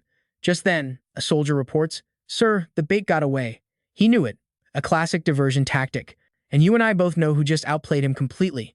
Looking at the notebook, and Duong knew someone had touched it, probably one of Duong's spies. Then, seeing Xiao Zhan's castle, he was greeted with a cheerful, you're back. Xiao Bai, however, was worried. Master, Zhou Tong's men have us completely surrounded. It looks like we're trapped for now.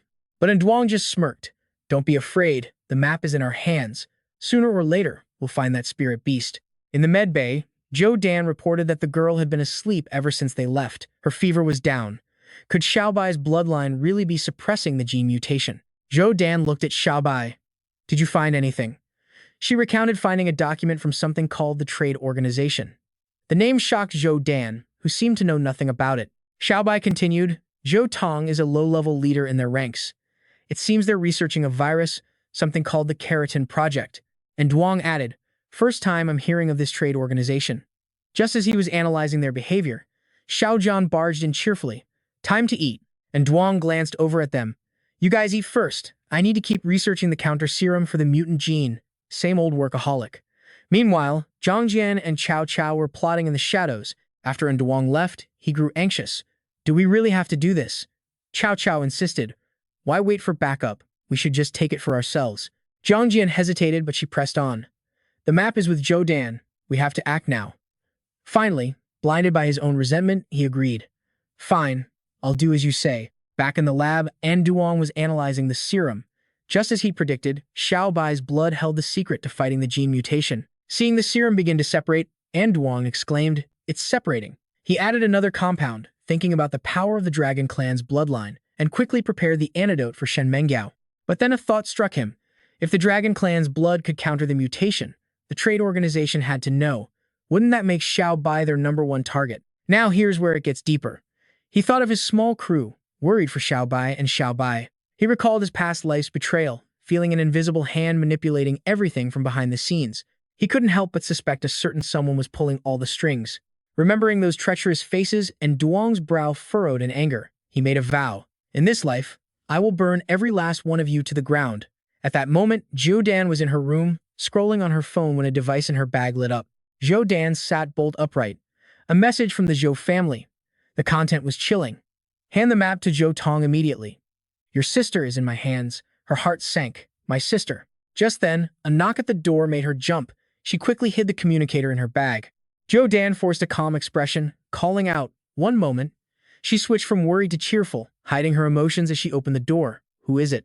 From the darkness, a heavy wooden club swung right at her head. Caught off guard, she went down instantly. Jiang Jian urgently whispered to Cao Cao, quickly. They placed her on the bed while he and Cao Cao frantically searched her bag. After a moment, Cao Cao pulled out a piece of paper, her eyes gleaming. Found it. Across the compound, and Duong was overjoyed. Shen Mengyao, you're finally awake. She sat up, startled. And Duong? Where am I? What happened? He hugged her tightly, full of concern. Shen Mengyao, I thought I'd lost you. He pulled back, studying her face as if afraid she'd disappear. It's good that you're awake. Shen Mengyao's heart warmed. I know I escaped death this time, and Duong. There's so much I want to tell you. We should. But their moment was cut short, as Xiao Bai burst in. Master, something's happened. We cut to Zhou Dan, awake and bandaged, sitting silently on her bed. Unable to hold it in, she burst into tears. I'm sorry, and Duong. I lost the map.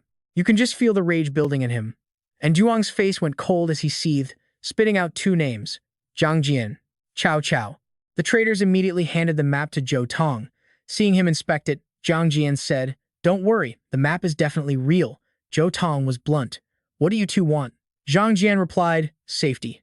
And when you find the spirit beast, I want a share of the treasure. Cao Cao, meanwhile, turned on her usual charm. Me, I'll just follow you. But Zhou Tong was already playing his games. This map is priceless. But you too. Zhang Jian knew right then he'd get nothing and might even lose his life. Wait, Zhou Tong. We were blind. We'll just leave. The man smirked. Get lost. Afterwards, Zhou Tong ordered his men, notify the Eagle organization. We move tonight. Back with our crew, everyone was confused. Move out tonight, that's too risky, and Duong explained. Zhang Jian and Cao Cao have betrayed us, and they've likely joined Zhou Tong. Without that map, the consequences are unimaginable. Just as they prepared to leave, a powerful gust of wind and a tremor shook the ground, knocking Xiao Zhan over. Sensing trouble, An Zhuang quickly summoned his spirit pet, Fire Cloud Beast. Before them stood a horrifying creature nicknamed Old Five, gruesomely chewing on a girl's head. The scene was absolutely revolting. Xiao Zhan asked the obvious question, Duong, you don't have the map anymore, do you? He answered honestly. That's right, but from the distance, a pair of glowing red eyes fixed on him. And Duong yelled, be careful. Xiao Zhan's people were terrified. This thing was a nightmare. As it lunged, and Duong commanded, Fire Cloud Beast, use retrograde light ring. The Fire Cloud Beast fought back fiercely. Even Xiao Zhan was stunned. How did it get so strong so fast? And Duong explained calmly, the Fire Cloud Beast always had potential. It was just underdeveloped. Sensing the situation was getting worse, Xiao Zhan yelled to his men, quick, follow me, and finally, and Duong came face to face with Zhou Tong, both sides ready for war. Zhou Tong smirked at Duong. I thought you'd hide in there forever. Seeing the Fire Cloud Beast, he looked smug. The Qilin Beast. So you're the one who has it. At that moment, one of Zhou Tong's men lunged at the Spirit Beast. The attack only seemed to annoy it. And Duong calmly patted his beast. I told you I'd help you get revenge. They're standing right in front of you. And with that, its rage meter jumped from 1% to 10% to 100%. A single fire cloud strike sent the attacker scrambling for his life, screaming, save me. Seeing Duong command his beast so easily, Zhou Tong couldn't help but be impressed. Truly the champion of the National Spirit Pet Competition. In just a few days, you've trained the Qilin Beast well. He then aimed a gun at him. And Duong, you're a true talent. Too bad you were born at the wrong time. Just then, Xiao Bai leaped forward. You have no honor. If you want to touch my master, you'll have to get through me first. Like a furious mother, Xiao Bai landed a powerful slap across his face, making it swell instantly. This one's for the Fire Cloud Beast, you animal abuser. And with that single slap, the map flew right out of his pocket. Xiao Bai snatched it in a flash, then ran back to Duong, and you and I just witnessed a masterclass in turning the tables. He said calmly, Xiao Bai, we shouldn't stay here. Let's go. Seeing them leave, Zhou Tong can't do a thing but glare. His face darkens as he snarls they won't get far. Turning on his own men, he shoves one away, screaming, useless. All of you are useless trash. After leaving that area, the group stops in front of a large school building.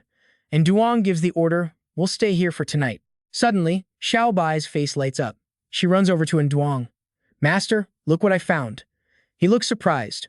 Xiao Bai, nice work. With this, we can track down that blood beast. Then she pulls out something else. Master, I also found this. Take a look. His eyes go wide. This is, reading the contents, his expression turns grim. Where did you find this? Xiao Bai explains, after you guys went up, I saw a hole in the wall where that zombie broke through. I went to check it out and found this inside. He focuses on the text. Year 3024, the beast god is reborn. The white dragon appears. Disaster strikes. An eastern beast hides, ready to turn the world upside down. 3024, the year of the beast god's rebirth. Was this all fated from the beginning? Or is someone pulling the strings? Xiao Bai asks what it means, but Duong shakes his head. Let's not worry about that for now. We need to secure the building first. He turns to Xiao Zhan. Uncle, who did you buy this villa from? The old man recalls, I got it from a broker years ago. We hear it belonged to a former beast king, but he went missing during a mission. Meanwhile, Zhou Tong is screaming into his phone. You couldn't even handle that one simple thing. Just get rid of the entire squad for me. The man on the other end panics. Sir, please don't be angry. I know what to do. A moment later, a sinister look crosses Zhou Tong's face as he turns to his mercenaries. All right, boys. And this, my friends, is where things always go wrong in these stories. Night falls. Xiao Bai looks around nervously. And Duong gives the orders, everyone be careful. Split up and clear the dangers. Yell if you run into trouble. But our girl Xiao Bai is a bit too confident, so she always wanders off alone. She opens a door to find an empty room, completely ransacked. Then, she spots a familiar figure slumped in the corner of the room. Xiao Bai gets closer, reaching out a hand. Zhao Zhao, is that you? For some reason, she keeps finding herself in these situations. Zhao Zhao's head snaps up, her eyes bloodshot red. Green veins pop all over her face, just like Shen Menjiao before she was cured. Xiao Bai jumps back. Hey, what's wrong with you? Ignoring her completely, Zhao Zhao lunges forward with her mouth wide open. Xiao Bai scoffs, completely annoyed. You lunatic. Back in the main hall, and Duong and Shen Mengyao hear the scream. Xiao Bai. Worried, they both bolt in her direction. Not good. Zhao Zhao has gone completely feral, pinning a struggling Xiao Bai to the ground. Luckily, there's a potted plant right next to her. She grits her teeth, grabs it by the stem, and smashes it right over Jiao Zhao's head. Jiao Zhao collapses. Xiao Bai immediately sits up, looking at the crazed girl. Damn, psycho, just ruined my mood. Just then, and Duong and Shen Mengyao arrive. What happened? Xiao Bai just points. I found her in here, thought it was Jiao Zhao. I tried to wake her up, and she just attacked me like a rabid animal. Looking at the veins covering Jiao Zhao's body, and Duong makes a calm assessment. From your description and her current state, this is likely a mutation. Shen Menjiao is shocked. A mutation? Like what happened to me? He nods. Similar. It's a good thing we treated you in time, or the consequences would have been unthinkable. Just then, a loud bang echoes from another door, and Duong's head snaps toward the sound. Xiaobai moves to open it, but he warns her instantly. Careful. And Duong readies his weapon. The banging gets louder, more frantic. And then a hand smashes right through the wooden door. And Duong sees it and yells, Shen Menjiao, get the window open now. Shen Menjiao immediately does as he's told, but struggles. It seems to be locked. The horde of mutated people breaks through the door, one of them lunging forward to bite. In the other room, a whole swarm of them are crawling over each other in absolute chaos. And Duong swings his weapon, relentlessly bashing them back. Xiao Bai is just as fierce, but Shen Mengyao can only scream in terror as a man lunges for her. No! Out of nowhere, a bullet rips through the man's chest. He drops instantly. Zhou Dan's voice rings out with a clear warning. Everyone, get down. A massive explosion erupts, wiping out most of the mutated horde. Okay, let's pause for a second. Just when they were cornered, backup arrives with a literal explosion. You just gotta love the timing in these stories. Zhou Dan and Xiao Zhan have arrived just in time, and they brought the fire cloud beast. It lets out a terrifying roar, spewing fire. Bodies are sent flying out of the building, and Duong inspects the blood on the ground. It's the same as Shen Menjiao's after she was poisoned, he notes. This has to be Zhou Tong's handiwork. Xiao Jian adds, I found food and water in the cafeteria. These were probably survivors who got infected somehow. And Duong's eyes narrow. Now I finally understand why Zhou Tong was abusing the fire cloud beast. But what was the beast's mission? Just then, Zhou Dan cuts in. Everyone, look! A heavy rain starts to fall, putting everyone on edge. And Duong immediately suspects another one of Zhou Tong's schemes. Stay alert, he warns. We still don't know what other tricks Zhou Tong has up his sleeve. Xiao Zhan speaks up. I'll go to the cafeteria and get food for everyone. We can't keep burning through our energy like this. Zhou Dan stares at the downpour. I've heard rumors about a toxin called corpse rain. It can destroy buildings and trigger ecological imbalances. It could cause a full-blown biochemical crisis. And Duong adds, I've heard the same. But before he can finish, Xiao Zhan's voice shouts from the other room. And Duong, get over here and look at this. It's an egg. The old man explains, I was just getting some food for you all, and I found this hidden in a cupboard. And Duong picks it up, observing the intricate patterns on its shell. He feels a strange sense of unease and familiarity. He mutters to himself, this pattern. I've seen it somewhere before. He notices his own beast staring intently at the egg. Fire Cloud Beast, you seem very interested in this. A theory clicks in his mind. Could it be? Meanwhile, Zhou Dan is still watching the window. The rain stopped, but something feels wrong out there. In the distance, a strange fire has started burning for no reason, and over on the other side, Zhou Tong is far from finished. He gives his mercenaries a new command. Capture the Qilin beast alive. As for the others, if you find any survivors, eliminate them all. The fog is thick, so be careful. Hearing his orders, the mercenaries shout back, Yes, sir. They all push deeper into the fog. Suddenly, one of the men is grabbed by a dry tree branch that wraps tightly around his neck. The others stop, startled. What's going on? The man's face turns pale as the branch tightens its grip. A vortex of wind swirls around his body as he chokes out a desperate plea. Help me! With zero concern for his own man's life, Zhou Tong gives a single, cold command. Fire. Immediately, a dozen guns unload on the captured soldier. He didn't stand a chance, but here's the kicker. The bullets ricochet right back at the mercenaries. They fall in seconds. Then, the dry tree reveals its true form, a monstrous, mutated plant. Being chased by this thing, Zhou Tong is in disbelief. A sentient ancient tree? How? How is this possible? Back with our group, the ground itself begins to crack. Tonight is going to be a very long night. Joe Dan stares out the window in horror. Everyone, look! The biochemical crisis is here, and humanity is about to face disaster. The entire building begins to shake violently, and all Duong can say is, an earthquake? All right, you and I are about to see this quiet room turn into a creature feature. An egg starts to tremble and falls, but just as Shen Menjiao catches it, something claws its way out of the damp cracks in the floor. From inside, Xiao Zhan peeks out. When the noise stops, he thinks it's over, but Duong knows better, never let your guard down. And he's right. Tiny hands grip the edge of the puddle. They look like rats, but with blue fur and glowing red eyes, and they let out a sharp, chilling screech. The rat things seem drawn to the corpse on the ground, sniffing it for a moment before swarming towards the building. Xiao Zhan opens the window and takes aim. 2 shots ring out, and 2 of the creatures drop dead. He lets out a sigh of relief, glad he brought this little friend along. Suddenly, a loud scream echoes as a blinding flash of light floods the room, forcing everyone to shield their eyes.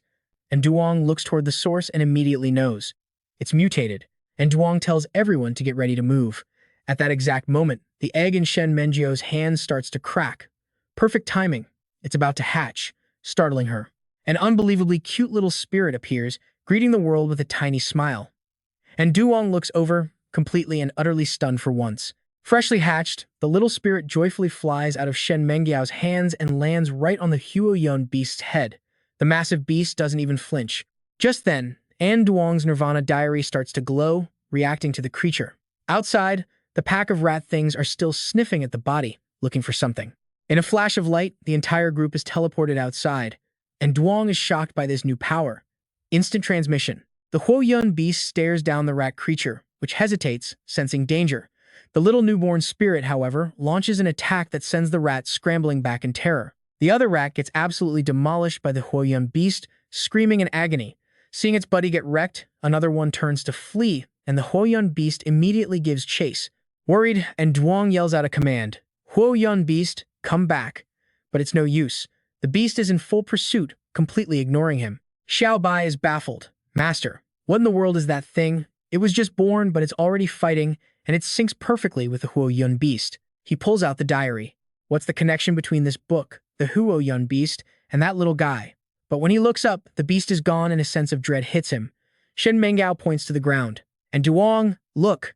He looks down and sees the tracks. Bad news. Someone captured the Huoyun beast. He turns to his spirits. They can't be far. We'll follow the footprints. The rest of you, stay here. Meanwhile, in Zhou Tong's camp, the man himself is gloating. Without this bait, catching that Qilin beast would have been impossible. The tiny spirit glares at him defiantly. Zhou Tong sneers. You had your chance. I just wanted to use you to kill the Chaos Beast and prove to the world that only mutated pets are the strongest, but you had to resist. He laughs, plunging a syringe into the Huoyun beast, which roars in agony. Its eyes flash with pure malice. If I can't have it, then neither can Duong. The tiny spirit kicks and screams in fury, but Zhou Tong just yells at it to shut up. He picks up a scanner. Unidentified life form 3 kilometers out and approaching. Zhou Tong's face darkens. Retreat, he orders, and bring them with us. Back within Duong's crew, Xiao Bai senses something. Master, someone's here. Without waiting for an order, she darts off to investigate on her own. She slams a henchman's head to the ground. Where is Zhou Tong? Did you take the Huoyun beast? The man grits his teeth. I swear, I don't know anything. I got separated from them. She presses down harder. Don't lie to me. He panics. It's the truth. We were scattered by some kind of monster. Okay, pause for a second. This is where the story takes a sharp, terrifying turn. A zombie-like creature shambles toward them, biting the mercenary, who convulses in fear. Master, Xiao Bai asks, what do we do? And Duong checks the man's pulse. He's dead. They turn away from the body, but Xiao Bai points. Master, look. The dead mercenary suddenly lurches back to life, scrambling around like a rabid dog, his teeth growing long and sharp. Something is very, very wrong.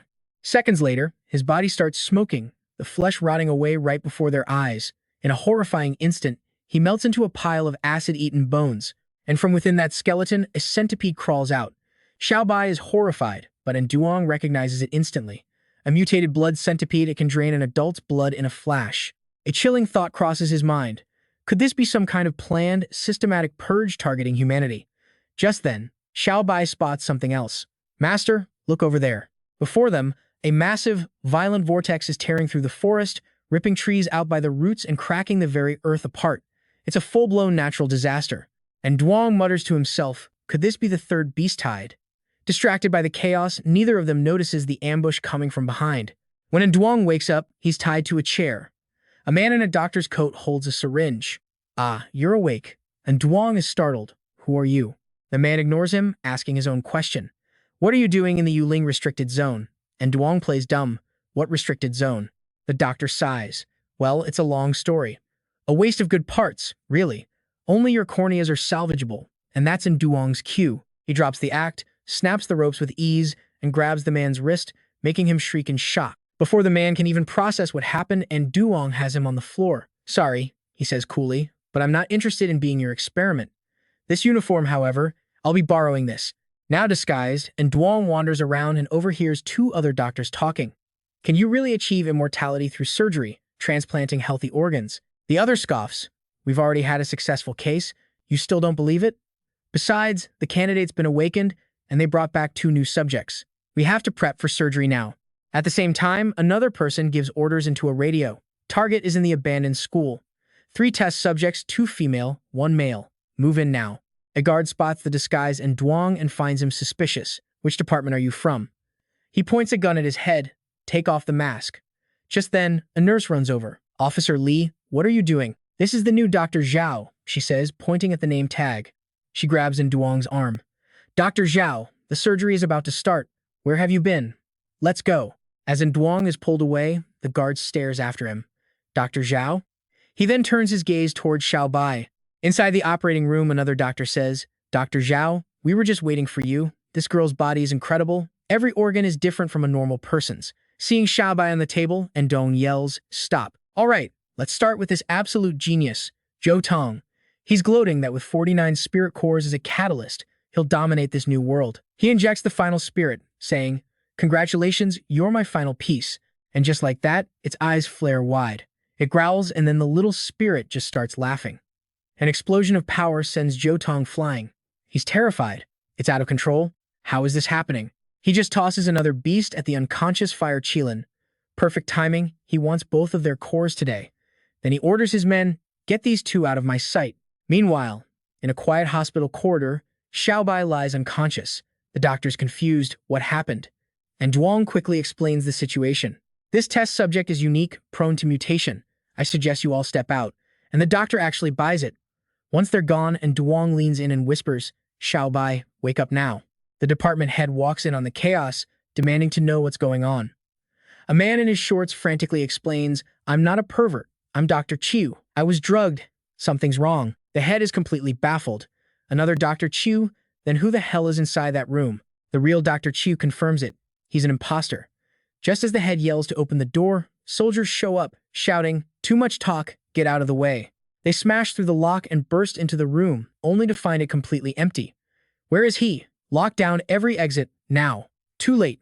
And Duong's already disguised as a janitor, pushing a trash cart.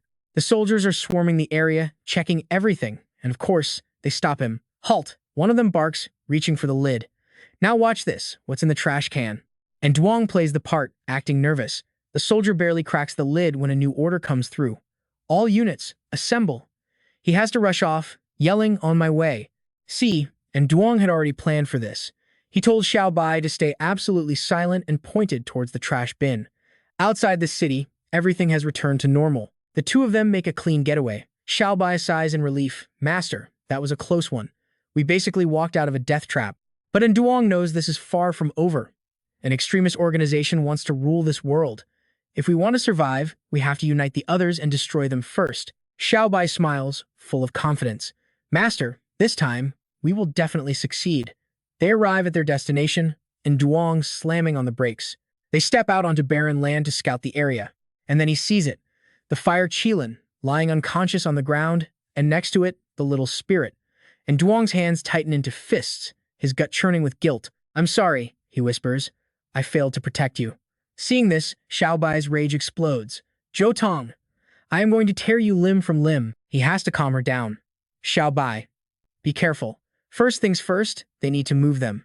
Elsewhere, Zhou Zhu and 2 others are facing a horde of mutated beasts. Don't let them get any closer. Li Yi yells. planning to use a beast to distract the others. Facing a colossal one, Zhou Juo gives a worried warning to the team, the scent of fresh blood. Meng Jiao summons her own beast, Yu Ming, attack it.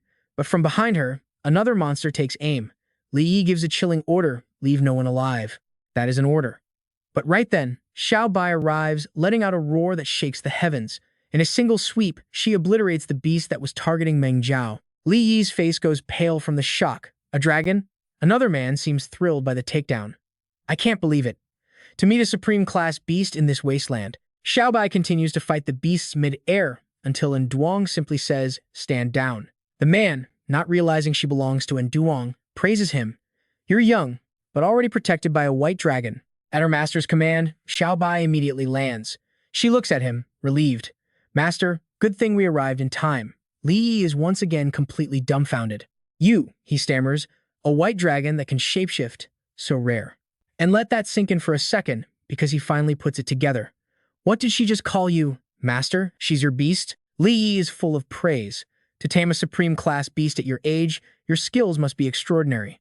And Duong is getting tired of this. Just say what you want to say. Enough with the nonsense. The man finally introduces himself. I am Li Yi, commander of the Special Forces. Join me, and I will personally train you to become a beast god. And Duong feigns some interest.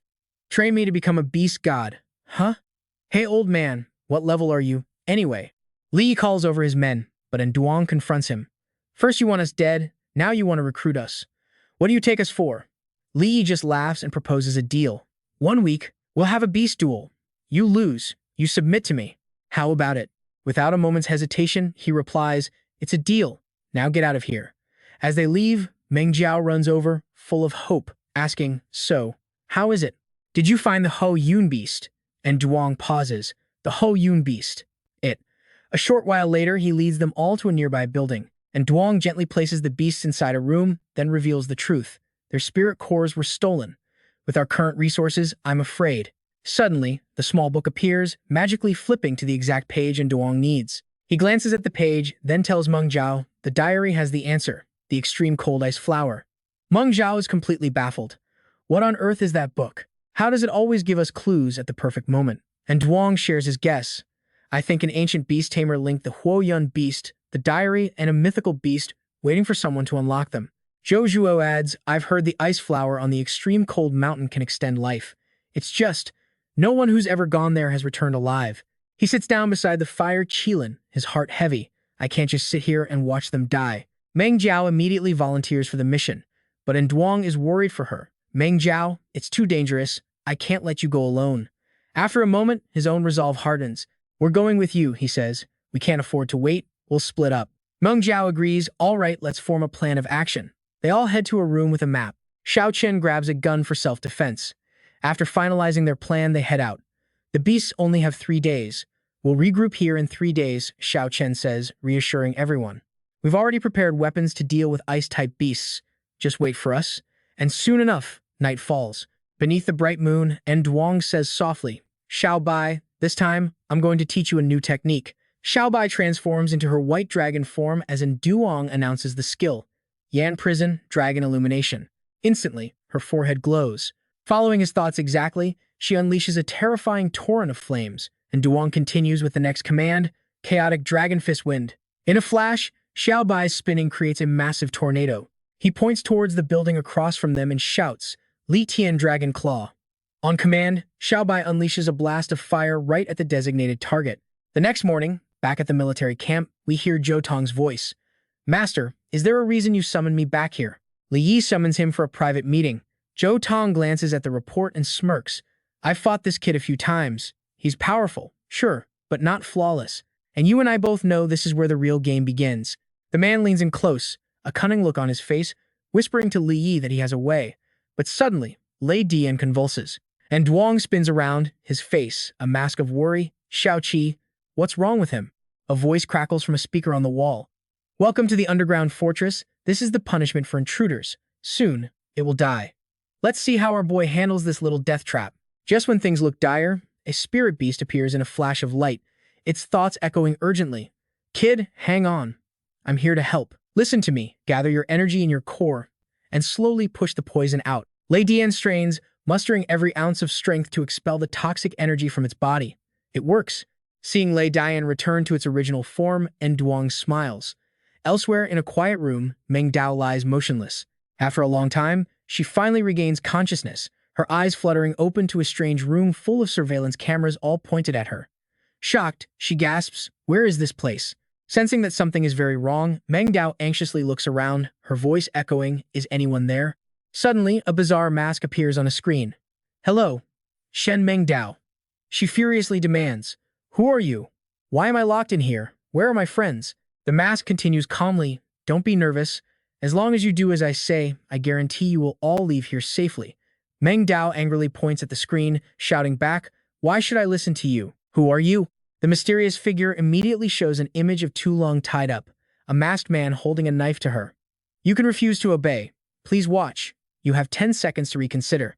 Seeing Xiao Lung's life hanging by a thread, Meng Dao screams, "Xiao Bai." Faced with her friend's certain death, Meng Dao has no choice but to agree. "Stop, I'll do it. What do you want me to do?" "That's more like it."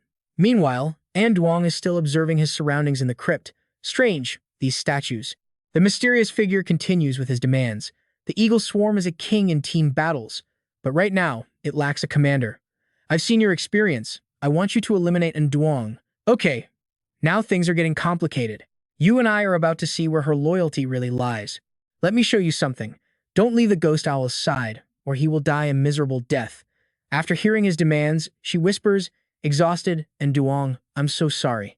At that moment, he calmly observes the giant owl spread its wings, then says, "Kid, prepare to fight." The flock of red-eyed ghost owls dives down in unison, and Duong leaps up to attack them. A blast of blue lightning erupts from the lead owl as a cold voice commands, "Windblade kill." But at the same time, she is secretly sending him a psychic message. "And Duong, it's me, Meng Dao. Someone is blackmailing me into fighting you. Among this eagle swarm, there is one leader. Take it out, and you're free." The flock of birds swarms them menacingly, the leader's eyes glowing with a threatening red light. And Duong seems to have gotten the message, as he says with sudden clarity, "So it was you." 2 pills are still in his hand.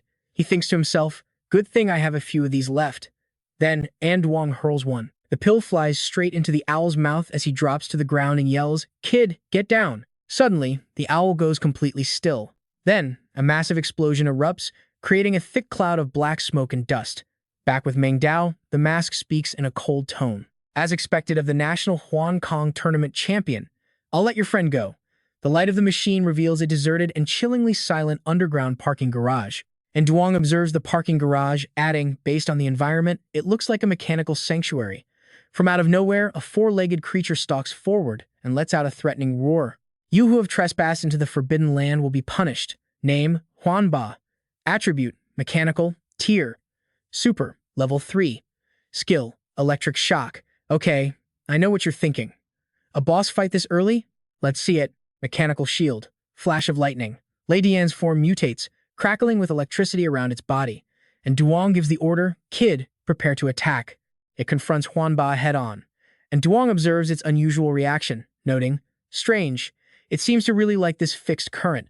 Huanba opens its mouth wide with a challenge, "Taste my power." A massive lightning bolt crashes down, forcing Duong to run for his life. While running, he glances back, trying to analyze the situation. "Kid, we have to find its weak point."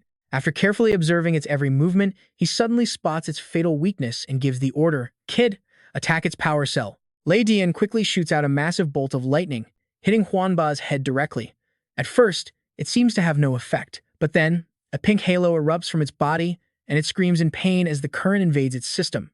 Seeing this, Duong looks absolutely thrilled with Lei Dian's performance, and says, "Come here, let's finish this thing for good." He stares as the hulking Huanba stumbles forward.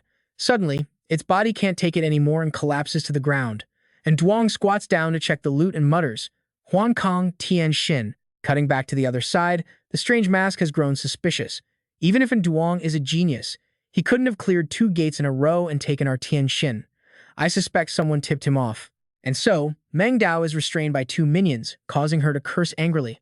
"What do you think you're doing, you bunch of despicable villains?" As Xiao Lung lies unconscious on a bed, a hand holding a syringe approaches her, and then decisively plunges the needle into her arm. A while later, Xiao Lung gradually opens her eyes. The person next to her speaks, You're awake? She looks up in shock at two nurses and asks, "Where am I?" One nurse quickly comes over. "Miss Bai, you can't get up." Not understanding what's happening, Xiao Lung shoves the nurse away and warns loudly, "Who are you people? Don't get in my way." In the midst of the chaos, a well-dressed man suddenly appears. She looks up at the newcomer with suspicion. The man just offers a calm smile. Zilong stares at the stranger's face, which brings a strangely familiar feeling. In an instant, a hazy memory of two children holding hands and running in the rain flashes through her mind, accompanied by a voice calling from the past. Min Hien. Have you ever heard of that legend? The name echoing in her mind makes her gasp, Min Hien? But before she can finish, her head spins and she moans, "I feel so tired." He gently advises, "Xiao Bai, just lie down." Though she's lying back on the bed, she doesn't stop asking, "Min Hien, tell me, what on earth happened? Why did I wake up from a coma in this place?" Min Hien pauses to remember, then begins to tell his story. "That day, I was preparing to negotiate business with the Lord of the Underground City. I never expected to find you there, unconscious. I had to find a way to bring you back. That day, I was actually ambushed, which is how I passed out. I don't know exactly what happened, but I knew I had to get you out of there. Xiao Bai, I'm sorry. Without your permission, I had my physician examine you. Your head was seriously injured and you need injections. I hope you'll cooperate." Xiao Lung still tries to sit up, determined to respond. "No, I still have things I need to do," but he firmly keeps her down.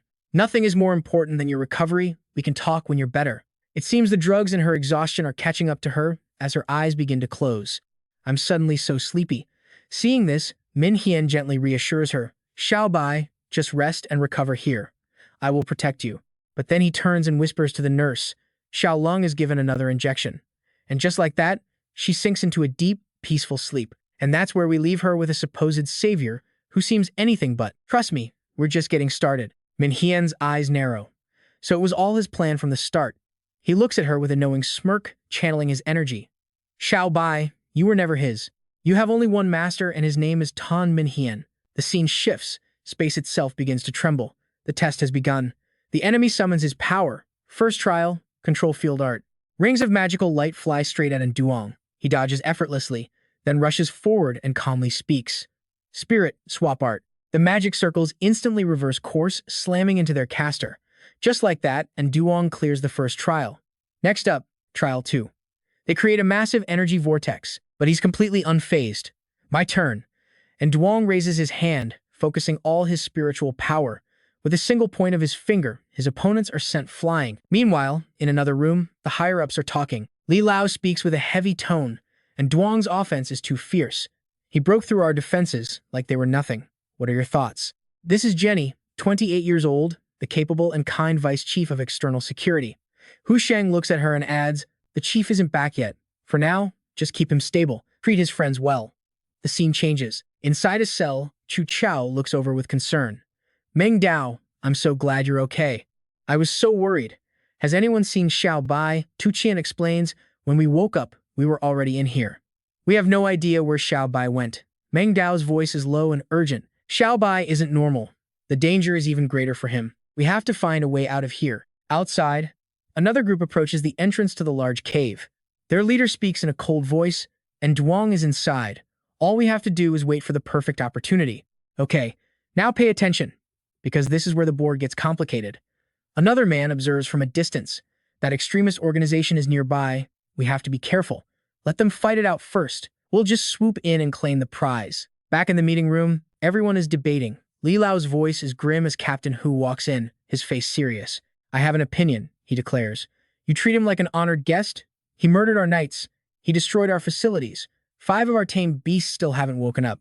Have you all gone insane? This is beyond humiliating." He strides forward angrily. Jenny sits with her legs crossed, radiating authority. "Captain Hu, before the chief left, he gave specific orders to take good care of his tamed beast. You don't need to worry about the city's affairs." Captain Hu scoffs, rubbing his chin. "Damn it." The scene cuts to a luxury home, and Duong enters as staff members guide his way, and he takes a look around. Jenny is already waiting for him. "Mr. and Duong, welcome to the underground city. Please, make yourself at home." And Duong enters a room filled with delicious food. He thinks to himself, they're really putting on a show. This isn't some kind of honey trap, is it? Jenny just smiles. "I didn't realize Mr. and Duong was not only an exceptional beast tamer, but also had a great sense of humor." Min Hien stands formally, one hand behind his back gesturing to a chair. Mr. Duong, please sit. The earlier confrontation was merely a defensive measure for the city. I hope you won't hold it against us. And Duong sits down calmly. I understand. Safety is paramount, after all. Jenny makes her pitch. Mr. Duong, our underground city is willing to grant your friends their freedom and form an alliance with you. And Duong raises an eyebrow, thinking, another trap. The scene cuts to a dark, sealed prison. The only light comes from a flickering torch and a tiny hand-sized window. Tu Qian grabs the iron bars, shouting, get over here. Someone's passed out. A guard runs in. What's all the noise? The door opens and a stone-faced man with a knife enters. He glares at Meng Dao and Chu Chao with cold, sharp eyes. Meng Dao is leaning weakly against Chu Chao's shoulder. The man lunges with the knife, but a gunshot rings out from behind. Tu Qian stands with a pistol, firing decisively. The guard collapses. Chu Chao breathes a sigh of relief. Thank goodness you brought a gun. I know what you're thinking. A prison break. Right? Well, it gets crazier. Tu Qian's expression is grim. They wanted to kill us. Fine. We'll play this game to the end. Release everyone. We're burning this place to the ground. Back in the dining room, Duong smiles. In that case, how about you two show some sincerity? Release my friends first. Jenny agrees without hesitation. No problem. I'll send for them immediately. Just then, footsteps rush in from outside. Min Hian turns, annoyed. Barging in without knocking? Can't you see we have an honored guest? The man who ran in whispers something urgently. Min Hian's face pales. What? The messenger points directly at Duong, while Jenny looks on, confused. What's wrong? Min Hian points a finger. Men, arrest him for me. The scene cuts to a tunnel. In the thick smoke, a man is shouting, fire! It's over. The city's treasure has been burned. Tu Qian and the others have escaped into the tunnel as the guards fall into disarray. Chu Chao is still worried. We still don't have any news about Duong and Xiao Bai. Meng Dao replies, I'll use my spirit resonance to contact them. An image of her appears, floating, but a voice cuts in, resistance is futile. You have only one master, and it is Tan Min Hen. Back in the room, Duong looks out the window, deep in thought. There's another power at play. A young man stands coldly, controlling a giant, glowing blue eye. Meng Dao has now escaped and rejoined the group. Chu Chao asks anxiously, what happened? She replies, I was blocked by a powerful wave of psychic energy. Tu Qian peeks around a corner, watching soldiers rush past. Look, they're definitely searching for us. We can't stay here long. Let's move. Meng Dao's eyes are filled with worry. I wonder how Duong is doing. Meanwhile, Jenny stands in front of Duong, blocking a group of guards. Wait a moment, she says firmly. I'm the one who brought him here. Min Hian arrives with two subordinates, hands in his pockets. Hold on, he can't leave. His friends escape from prison and burn the city lord's most prized tamed beast. And Duong speaks up calmly. I think there might be a misunderstanding here. If my friends truly did as you say, then please accept my apologies. Min Hian glares at his subordinate. Take him. We'll wait for the city lord's return to decide. Notify the shadow team to begin a citywide manhunt. Jenny seems displeased. Do you really think your shadow team can do anything? They're nothing but a pack of barking dogs. Min Hian's men lead Duong away. He turns back with a mocking smile. I owe you no explanation. Let's go. Jenny watches him go, frowning. And Duong, I will definitely get you out. Elsewhere, patrol teams and their hounds are searching everywhere. Search carefully. A dog stops at a tunnel entrance, sniffing the air. There's something here. Keep searching. The three friends are moving quickly through a long tunnel. Meng Dao looks back and sees the patrol closing in. Hurry! They're catching up. Tu Qian's face lights up. Look, there's light. Let's go.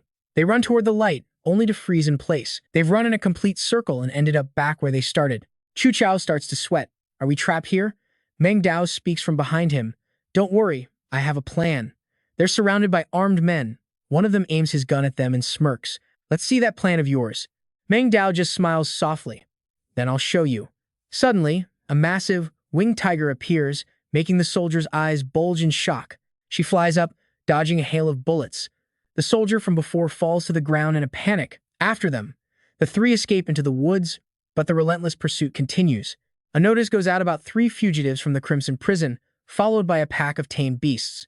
Chu Wai, who was relaxing in the forest, suddenly hears the commotion, and that's where we'll leave it for now. Chu Wai, a new player on the board, sees the 3 fugitives running for their lives. She recognizes one of them, it's Chu Chao. You and I both know this chase is about to get a whole lot more interesting. All right, let's dive right in. The pieces are finally moving on the board, under the bright sun and among the vibrant trees. Wai runs up and claps Joe on the shoulder, relieved to have found him. Joe just smiles. He's been on this mission for years. The first question is about Duong. The higher-ups know he's been by his side, and now it's finally time to reel in the net. But there's a problem. That divine beast is the ultimate prize, and every psycho organization out there is crawling out of the woodwork, ready to get their hands on it. If they don't strike first, they'll be torn apart. Wai agrees. Joe continues, explaining the girl with him is Meng Jiao, and she knows more than he does. They could use her power. Meng Jiao turns, taking command. She knows the city's layout and tells them to follow her lead once inside. And Duong is the key to finding the beast, so he's their primary target. Wai is impressed. With her here, their work just got cut in half. Meng Jiao looks on, determined. And Duong, I will get you out. Meanwhile, at the base, Jenny stands with her arms crossed. The guard shift is changing the perfect window to help Duong escape. Jenny is resolute. And Duong, I'm getting you out of here. The city lord values talent, so she'll explain everything later. But he's worried. This is incredibly dangerous for her. She steps outside, and that feeling hits. Something isn't right. This feels like a trap. Now, pay attention, because this is where the game changes. A glowing tiger with horns and burning eyes appears, a tiger soul weapon sent to kill him, the bastard. It lunges straight for Duong, who just sidesteps with lightning speed. As the beast swings its claws and Duong calmly touches the ground, the rampaging tiger just slumps over, falling into a deep sleep. Jenny screams, clutching her head, "You bastard! You really want us dead." She regains her composure and grabs Duong's hand. "Let's go." But three vicious snow leopards corner them against a door. Jenny panics. "And Duong, you go first, I'll hold them off." He stands before the huge door, hesitating. What the hell is this place? He cautiously presses a button on the door, watching it. The sound makes him flinch as the door slowly opens. Thinking fast, he pulls Jenny inside and they slip through into the darkness. Suddenly, a phantom beast flies up. Jenny is confused. Where are we? And Duong is just as tense. It's my first time here too. He frowns, stepping forward. This scene. Could it be from when the first phantom beasts appeared last century? And that creature. It looks way too familiar. Then the memory hits him like a truck. The beast transforms, growing more muscular, its tongue lolling out. A story about two beasts caught in a firestorm, one critically wounded by a nuke, a beast that finally escaped to this exact place. And Duong breaks into a cold sweat, watching the beast's bizarre transformation. A terrifying theory begins to form in his mind. This means this phantom beast reverted to its larval stage and was reborn. His eyes go wide. Rejuvenation? Rebirth? He looks down, thinking, this is exactly the same phenomenon that happened to me in Xiao Bai. He steps toward a glowing stone ahead. Could it be? Do mythical-grade phantom beasts have the power to rewind time, to be reborn right before death? As in Duong channels the stone's energy, Jenny suddenly screams a warning.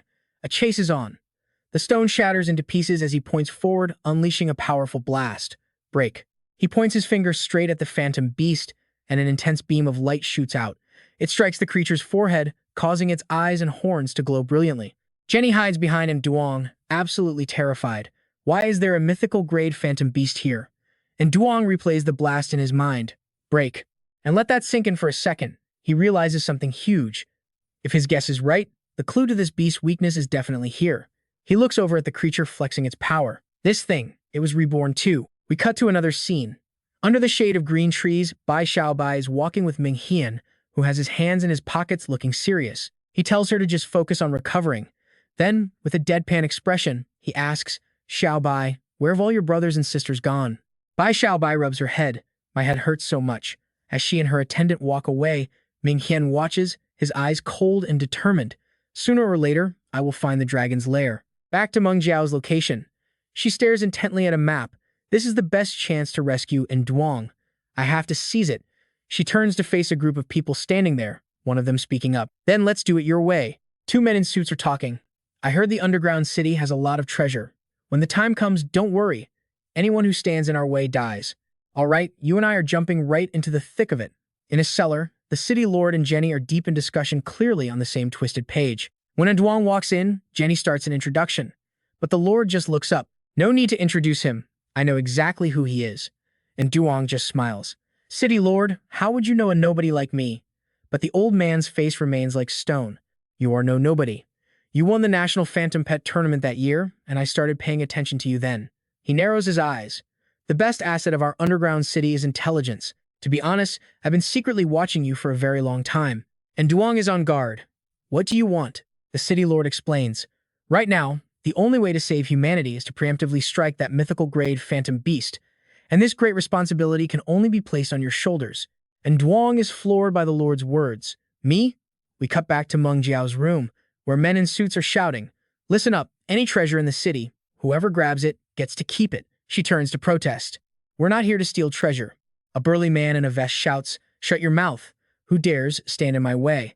Zhou whispers in Meng Jiao's ear, "Let them fight. I believe the underground city has its own defense force.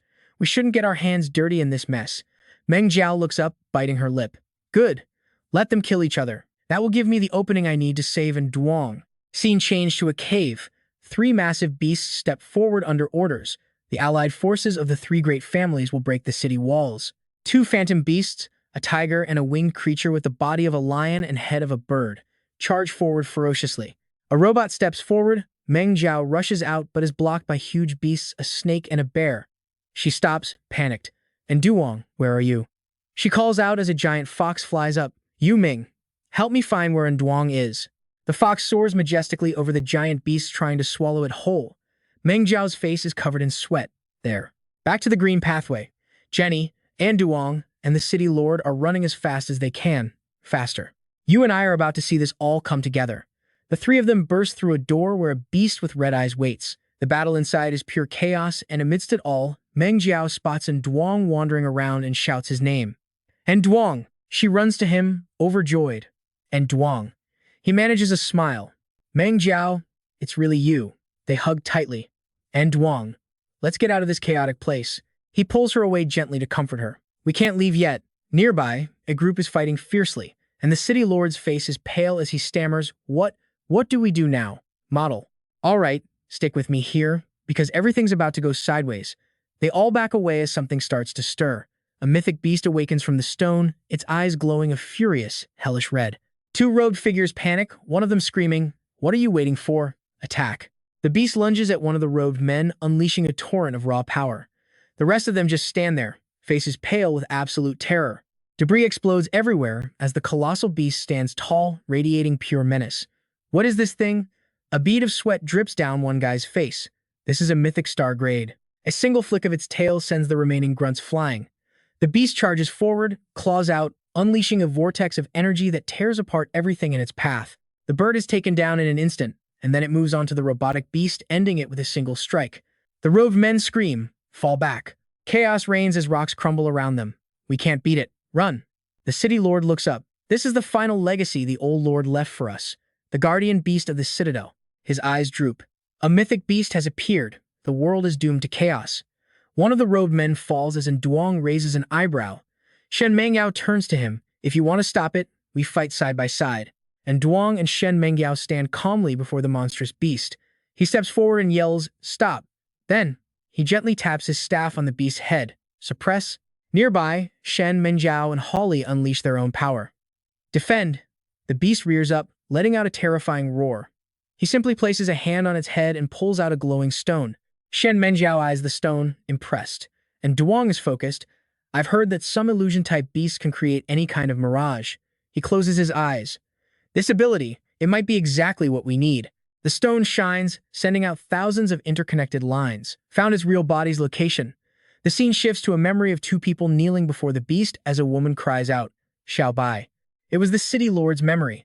The mythic beast had been hiding in the Dragon Clan ruins all along. And Duong doesn't hesitate. "We need to go now." The lord warns him, "You must proceed with caution." The scene shifts to a gloomy place full of stone pillars. "Now pay attention, because this is where the real trap is sprung." Hiding behind a rock, Ming Hian smirks. The prey has entered the cage. Strange objects fly towards them as Zhou Zhou shouts a warning. "It's a trap." Holy leaps into the air. Ming Hian emerges, face grim, and throws a ring, yelling, "Your lives end here." The ring's power activates, but Duong's beast surges forward with a counterattack, striking Ming Hian directly. And Duong quickly asks, "Xiao Bai, are you okay?" He's wounded, coughing up blood, but still wears that twisted, defiant smile. A voice shouts from behind, "Stop." Li Yi seems interested in Zhu Tong's idea. "Let's hear it." Zhu Tong answers, "Why don't we use a dragon to suppress a dragon?" Li Yi just smirks. "Do it immediately." The scene changes. Bai Xiaolung's voice rings out, "Master, Once I learn these ultimate skills, I'll definitely win the match. In the distance, two figures move cautiously, raising their weapons. They take aim at Bai Xiao Lung and Duong. Ready. Down below, Duong speaks. Ultimate skills aren't necessary for this particular match. Bai Xiao Lung looks confused. What do you mean? One of the men mutters, prepare to move. Strange green syringes are suddenly fired, and Duong immediately moves to shield Bai Xiao Lung. Be careful. 3 syringes slam into her body. She instantly feels them pierce her skin. Damn it. A moment later, Bai Xiao Lung unleashes a wave of magic that envelops her, blasting the syringes away. The wall her attackers were hiding behind suddenly shatters, and she immediately gives chase. Stop. And Duong asks, are you all right? Bai Xiao Lung replies, I'm fine. But these people were definitely sent by Zhu Tong. And Duong examines one of the syringes. Have they already locked onto you as the target? Bai Xiao Lung defiantly declares, let them come. I'm not afraid. Master, you don't need to worry either. Right now, the most important thing is the situation over with Qi Meng, Rao, and the Fire Cloud Beast. We cut to the inside of Li Yi and Zhu Tong's building, where a man is reporting Bai Lung's blood sample has been retrieved. We're now entering the gene recombination phase. Okay, let that sink in for a second. They literally have her DNA. Zhu Tong just chuckles. It won't be long now. Follow Duong closely for me, he orders. Report any movements immediately. The scene changes to a snow-covered region. Shen Meng Rao warns the group. The ground is frozen, and the path is steep. Everyone be careful. Look over there, everyone. There are plants here. This must be the Ice Flower Valley marked on the map. But suddenly, she realizes something is terribly wrong around them. This is bad. It seems we've woken something up. A massive flock of bluebirds dive towards them. Frost spirit sparrows. They can spit ice-based spirit orbs. When a spirit orb explodes, it releases a powerful wave of cold energy, freezing everything around it. They also use ice-based magic to create realistic illusions, disorienting their enemies. They're agile, active, and curious. Small, but incredibly brave. They don't back down from danger, using their wits to protect themselves. Yu Ming appears, launching high into the air, then diving straight into the flock. Shen Meng Rao quickly calls out when she sees Yu Ming getting a little too aggressive and driving the beasts away. Yu Ming. Shen Meng Rao steps inside a cave. This place has been attacked too. Yu Ming. Stop. Yu Ming immediately obeys, releasing the frost spirit sparrow in its grip. Shen Meng Rao slowly walks towards the trembling beast on the floor. Don't be afraid. I'm not going to hurt you. Just tell me what happened here.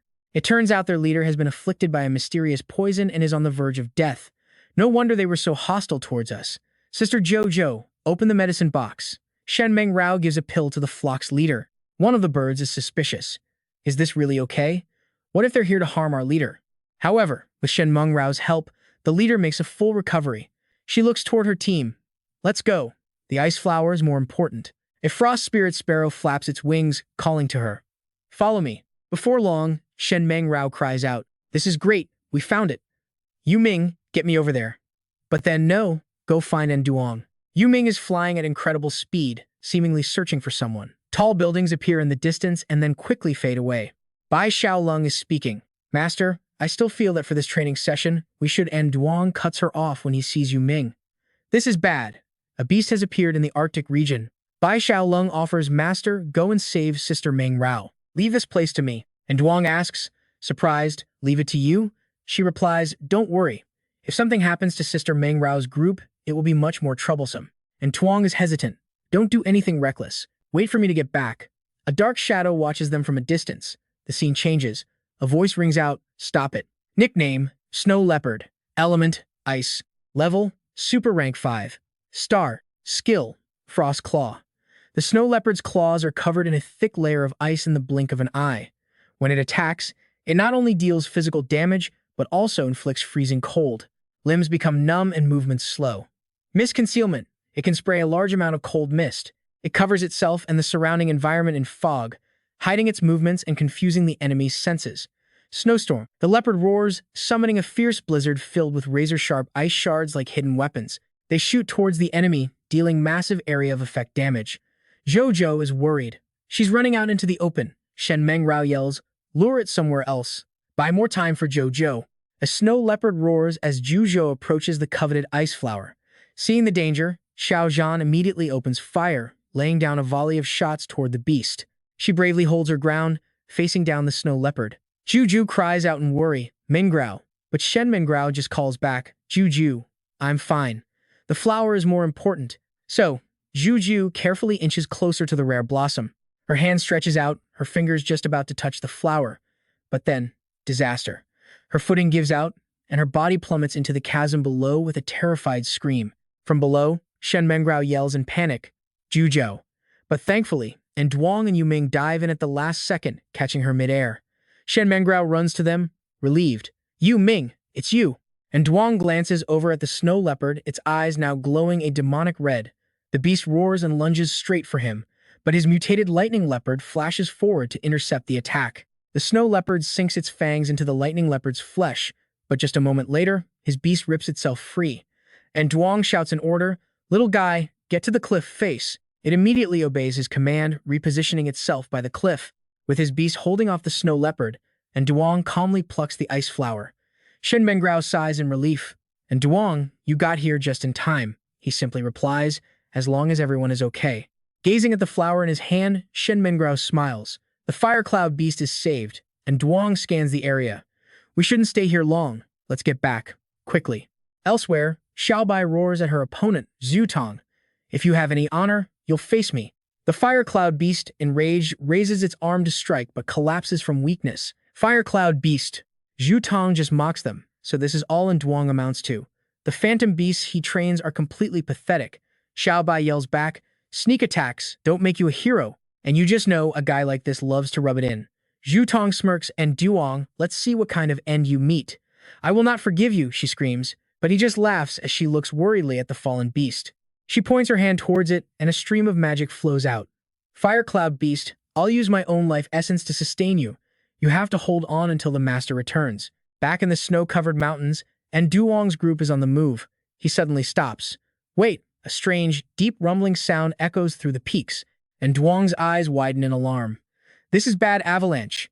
A massive wall of snow is barreling toward them. Run, climb the pine trees. A moment later, he points. Everyone, look over there. They spot two strange snow bears fighting fiercely. One of them lands a powerful blow, knocking a glowing crystal right off the other one's head.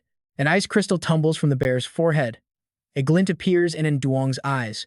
That could be a treasure for an ice system phantom beast. Shen Mengrao immediately gives the command, Yu Ming. Yu Ming dives down in a blur, snatching the crystal from the ground. The two bears roar in fury, realizing they've just been robbed. And Duong smirks. Perfect. This is the core crystal of an ice system bear. What incredible luck. But Jujo yells, bringing them back to reality. The avalanche is almost here. Look, what do we do? Just then, a flock of frost sparrows descends, and Shen Mengrao's face lights up. You are? One of them chirps. We will lead you to safety. Shen Mengrao quickly translates. It says it'll guide us out of here. Soon after, they arrive back, and Duong calls out, Xiao Bai, we're back. I not only brought back the ice flower, but I found something else too. I'll tell you later. Where's the fire cloud beast? Xiao Bai steps out to greet him, her face pale with distress. Master, what's wrong? She finally shouts, the fire cloud beast is in critical condition. Xiao Zhan demands, what happened to it? Speak. A moment later, Xiao Zhan is roaring in pure rage. Zhu Tong, you animal. And Duong calmly examines the weakened beast. There's still a chance. Prepare the ice flower. Now, pay close attention, because this is where our main character proves he's on another level entirely. The ice flower in his hand begins to glow, and Zhuzhou can only think in shock. How can he use spiritual materialization? That's a technique using pure mental force to alter matter. She remembers her teacher explaining that this is a power only someone who has reached the God Tamer rank could ever hope to use. The ice flower dissolves into thousands of tiny crystals, which he promptly feeds to the fire cloud beast. An hour later, the beast begins to stir, and Shen Mengrao looks at Duong with concern. What's wrong? He tries to play it cool. I'm fine, just used up a little too much spiritual power. I need to rest. But then, he suddenly coughs up a spray of blood. Everyone screams his name. Shen Mengrao rushes to support him. And Duong, what's really wrong with you? He forces a smile. It's nothing, really. Just tired from overexerting myself. A little rest and I'll be fine. Suddenly, Zhu Tong's arrogant voice booms from outside. And Duong, come out here and die. If you don't, I will demolish this building. If that happens, don't expect a single person to walk out alive. And Duong immediately gets to his feet, but Shen Mengrao stops him. And Duong, don't move. I'll go see what's happening. He instantly shuts her down. Mengrao, I can't let you face him alone. We have a spiritual link. I will face Zhu Tong with you. A moment later, Shen Mengrao steps outside. So, it was you after all. Zhu Tong sneers. And Duong. That little coward sent a woman to fight his battles for him. She just smirks back. You don't need a butcher's knife to kill a chicken. He narrows his eyes. Big words. An explosion erupts right where she stood, but she dodges it perfectly. Zhu Tong taunts her. That arrogance won't last long. Let's see your real strength. Name, Demon King. Bloodline, mutated. Attribute, fire type. Rank, special grade mutant. Skills, shockwave fist, meteor barrage. And its ultimate, void annihilation. Shen Mengrao shouts, Yu Ming, nine-tailed fox, attack. But in Duong's voice cuts through her mind, Mengrao, that power is demonic. Retreat, now. The Demon King lands a devastating punch on Yu Ming with its shockwave fist. Yu Ming cries out in pain as Zhu Tong mutters under his breath. That coward in Duong is still hiding behind a woman. You have 5 seconds to get out here. If not, I'm leveling this place. 5, 4, 3. Xiao Zhan raises his gun. To hell with it. Let's fight them. I survived an entire ice mountain. You think I'm scared of a spoiled brat like you? And Duong just smirks, thinking one single thought. Ice crystal. The front door explodes into a million pieces. The Demon King stomps inside at Zhu Tong's command. Go. And Duong pushes Zhuzhou safely to the side and steps forward. So you're finally here. He instantly materializes an ice shield to block the beast's charge. A bright blue light slams into the Demon King's forehead. It grabs its head, howling in excruciating pain. Zhu Tong is stunned. What is? Xiao Zhan has his gun aimed. I'm gonna kill you. But Duong stops him. Zhu, stand down. His phantom beast is useless now. Tell Li Yi to come and face me himself. Now get out of here. Zhu Tong's eyes burn with hatred. And Duong, you just wait. I'll make sure more people are buried along with my beast. Later, Shen Mengrao asks him, and Duong, are you okay? Xiao Bai interrupts. Master, how did you know to use the ice crystal against them?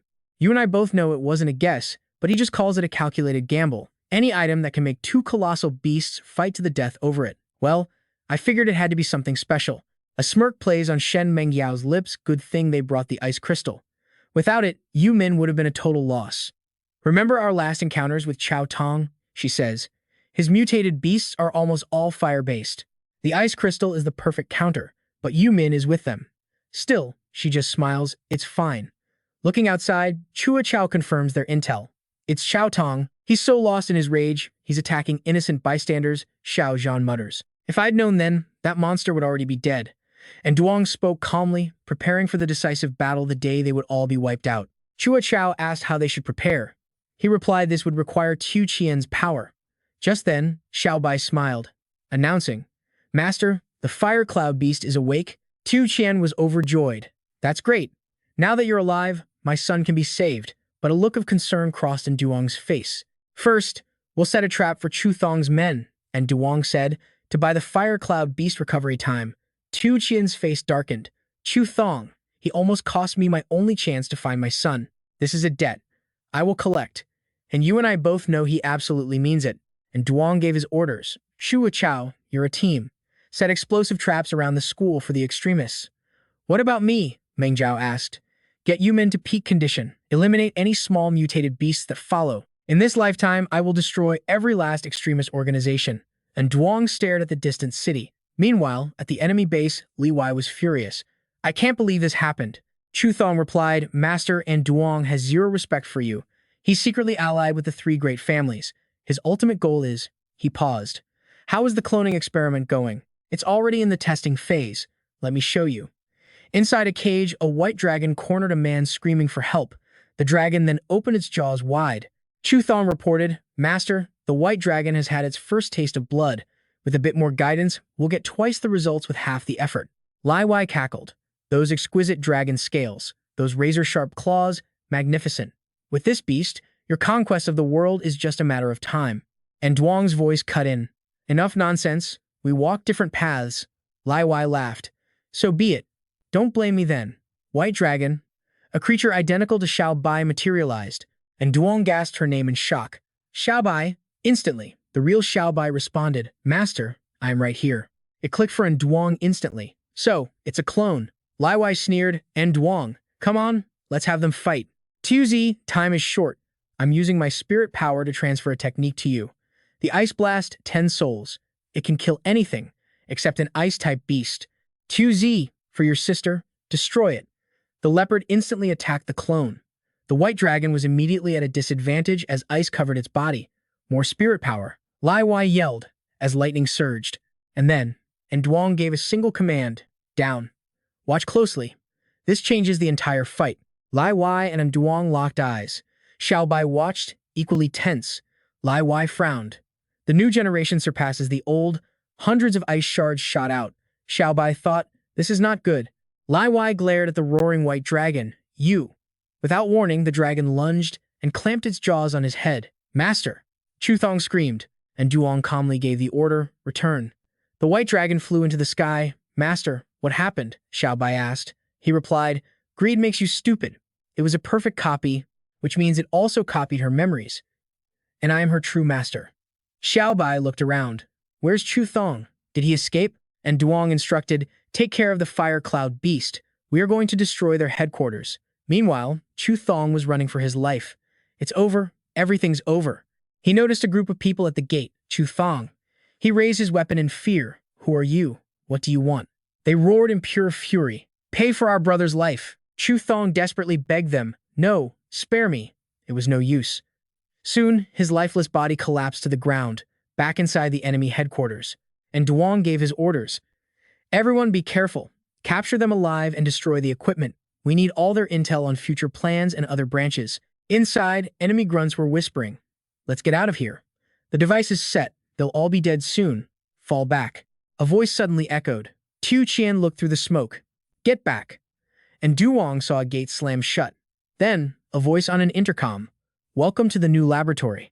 We have 2 tons of poison gas prepared for you. Enjoy. Then, dozens of giant spiders crawled towards them. Tu Qian raised his gun and fired, and a few of the beasts fell. And Duong commanded, Meng Jiao, use your spirit power to distract them. We're retreating to the door. Meng Jiao complied. Everyone, run. A purple light hit the spiders, destroying them. Finish them. And Duong yelled, but another spider lunged right at her. Meng Jiao coughed as the smoke appeared. And Duong yelled a warning. Meng Jiao, cover your mouth and nose. Then he looked at Tu Qian. Uncle, quick, grenade. Tu Qian pulled the pin, ready to throw. The grenade flew into the swarm of spiders, followed by a massive explosion. Outside the building, Tu Qian cursed. Damn, we were still one step too slow. We didn't get their intel. Chua Chao saw Meng Jiao clutching her head. Meng Jiao? A moment later, she collapsed onto Chua Chao's shoulder. And Duong rushed over. Meng Jiao, wake up. And Duong frowned. You guys. Before he could finish, Chua Chao and Tu Qian also grabbed their heads, groaning. I feel completely drained. My limbs are stiffening. With a grim look, he raised an ice crystal. Damn it. A poison from the extremists. The effects are unimaginable. He chanted, Beast God's art, ice to water. The crystal began to glow, emitting a cold light. After a moment, color returned to their faces. One of them spoke slowly. I feel much better now. He turned and explained, the ice crystal only suppresses the poison temporarily. To cure it, we need another way. We can't stay here. Let's go back and figure this out. As they ran, a book suddenly fell from Duong's coat. It landed open on the ground, and words began to magically appear, pointing to a cure. South to the Divine Valley. Find the honey vertebra. Kai Shen Mountain. After reading the instructions, he immediately urged them on. I've got it. Let's go. The scene shifts to a magnificent castle. From inside, a voice dripped with contempt. Are you telling me a single brat has you this terrified? A subordinate kowtowed, stammering, Minister, you don't understand. This and Duong, he's unbelievably strong, if I hadn't run fast. Suddenly, a bullet whizzed past his head. The subordinate froze, eyes wide with terror. A red-haired woman sat on an ornate chair, a smoking gun in her hand. The man who had just been speaking now lay dead. The name's Minister Huola. I'm 24, and yep, you and I just met our next big boss. Another subordinate entered. Huola gave her order. Captain Jiang, I want to know in Duong's every move. The man immediately complied. Yes, ma'am. The scene changes to the city skyline, the day still bright. All right, let's dive right in. Inside a room, 3 men are plotting something. Cut to Nanluo Mountain, where a team has arrived. One of them speaks up according to the book. What they're looking for lies somewhere in this valley. It's in Duong's group. As they push forward, he notices the mist growing thicker and heavier with every step, and Duong immediately clocks that something is wrong. He warns his team, this isn't normal fog, It's affecting our spiritual energy. Everyone stay sharp. Bai Xiaolong feels it too, her condition already unstable. Hand to her forehead, she murmurs, Master. But none of them notice a figure watching them from the shadows. The five of them press on. And Duong, leading the way, repeats his warning to stay vigilant. Just then, a winged fish materializes from the mist, hovering right in front of Xiao Jian, grabbing his and Uncle Ju's attention. These creatures have razor-sharp teeth and a killer instinct. System calls them flying fish. Water attribute, level 3, common grade. Skills, Thundernet, Water Arrow, and Sharp Fin. And trust me, before anyone could even react, one of them lunged forward, sinking its teeth into an arm, causing a sharp cry of pain. Suddenly, swarms of them pour out of the fog, and Duong just frowns and calls out one name, Xiao Zi. Instantly, his companion appears, unleashing its lightning to fry the attackers. The fish that bit Xiao Jian, he takes care of it personally, stomping it into the ground with a sneer. How'd you like that bite? Up ahead, and Duong glances back, noting that this valley is a strategic nightmare, easy to defend, but almost impossible to attack. He takes another step forward, and instantly falls through a camouflaged pitfall trap. His ankle gives way as he tumbles into the hole with a shout. Bai Xiaolong and Meng Jiao rush over, calling his name in a panic. Xiaolong gently places a hand on Meng Jiao's shoulder, trying to calm her. Sister, don't worry. I'll use my spirit. Her eyes narrow with focus. Find. She closes her eyes, trying to connect with Duong's presence. Master. But then, a loud explosion rings out. Her eyes snap open. Who's there? A moment later, the entire party lies unconscious on the ground. Let's pause here, because this is where everything goes south. Footsteps approach, and a cold voice orders, take them. The scene shifts to a dark cave, and Duong is motionless, until his eyes slowly flutter open. He pushes himself up, dazed, looking around the pitch-black cavern trying to piece together what happened. As he feels his way through the dark, his hand brushes against a loose stone, triggering a hidden mechanism. The floor gives way beneath him. He plummets into a chasm below, and just as he's clear, two massive stone doors slam shut above him. Down below, he gets his bearings and slowly assesses his new prison. Who would hide such a massive door deep underground? As he walks, a colossal shadow suddenly emerges from the darkness, blocking his path. A system panel flashes in front of him. Name, Pink Knight, attribute, Earth type, rank, level 2 superclass. Skills, Triple Play Axe, Gale and Storm, and Blazing Charge. Recognizing the threat, his face hardens as he screams, get back. In an instant, the giant's axe slams down, shattering the ground. Seeing that, and Duong can't help but be impressed. This thing isn't just a mindless beast, it knows how to use tools. It's intelligent. Just then, his mutated lightning weasel zips into action. Ignoring the Pink Knight's rampage, it calmly lands right on the axe, staring it down. Then, bolts of lightning rain down, a direct critical hit that makes the beast roar in agony. And Duong just watches with a smirk. Well, looks like we're having roasted pork tonight. The Pink Knight collapses, smoke rising from its defeated body. Suddenly, 3 beast cores materialize from the kill. Beast cores, he says, grabbing the loot from midair. His lightning weasel eagerly sniffs the cores, eyes gleaming with hunger. And Duong just chuckles and pets it. Hey, Xiao Zi, you're getting greedy. You can't do that next time. But then, its eyes flash a demonic red as it bares its fangs. He recoils. Xiao Zi, and you're not going to believe what happens next. The weasel's body erupts in crackling blue lightning, stunning and Duong. The small creature starts to grow, transforming into a massive beast before letting out a world-shaking roar.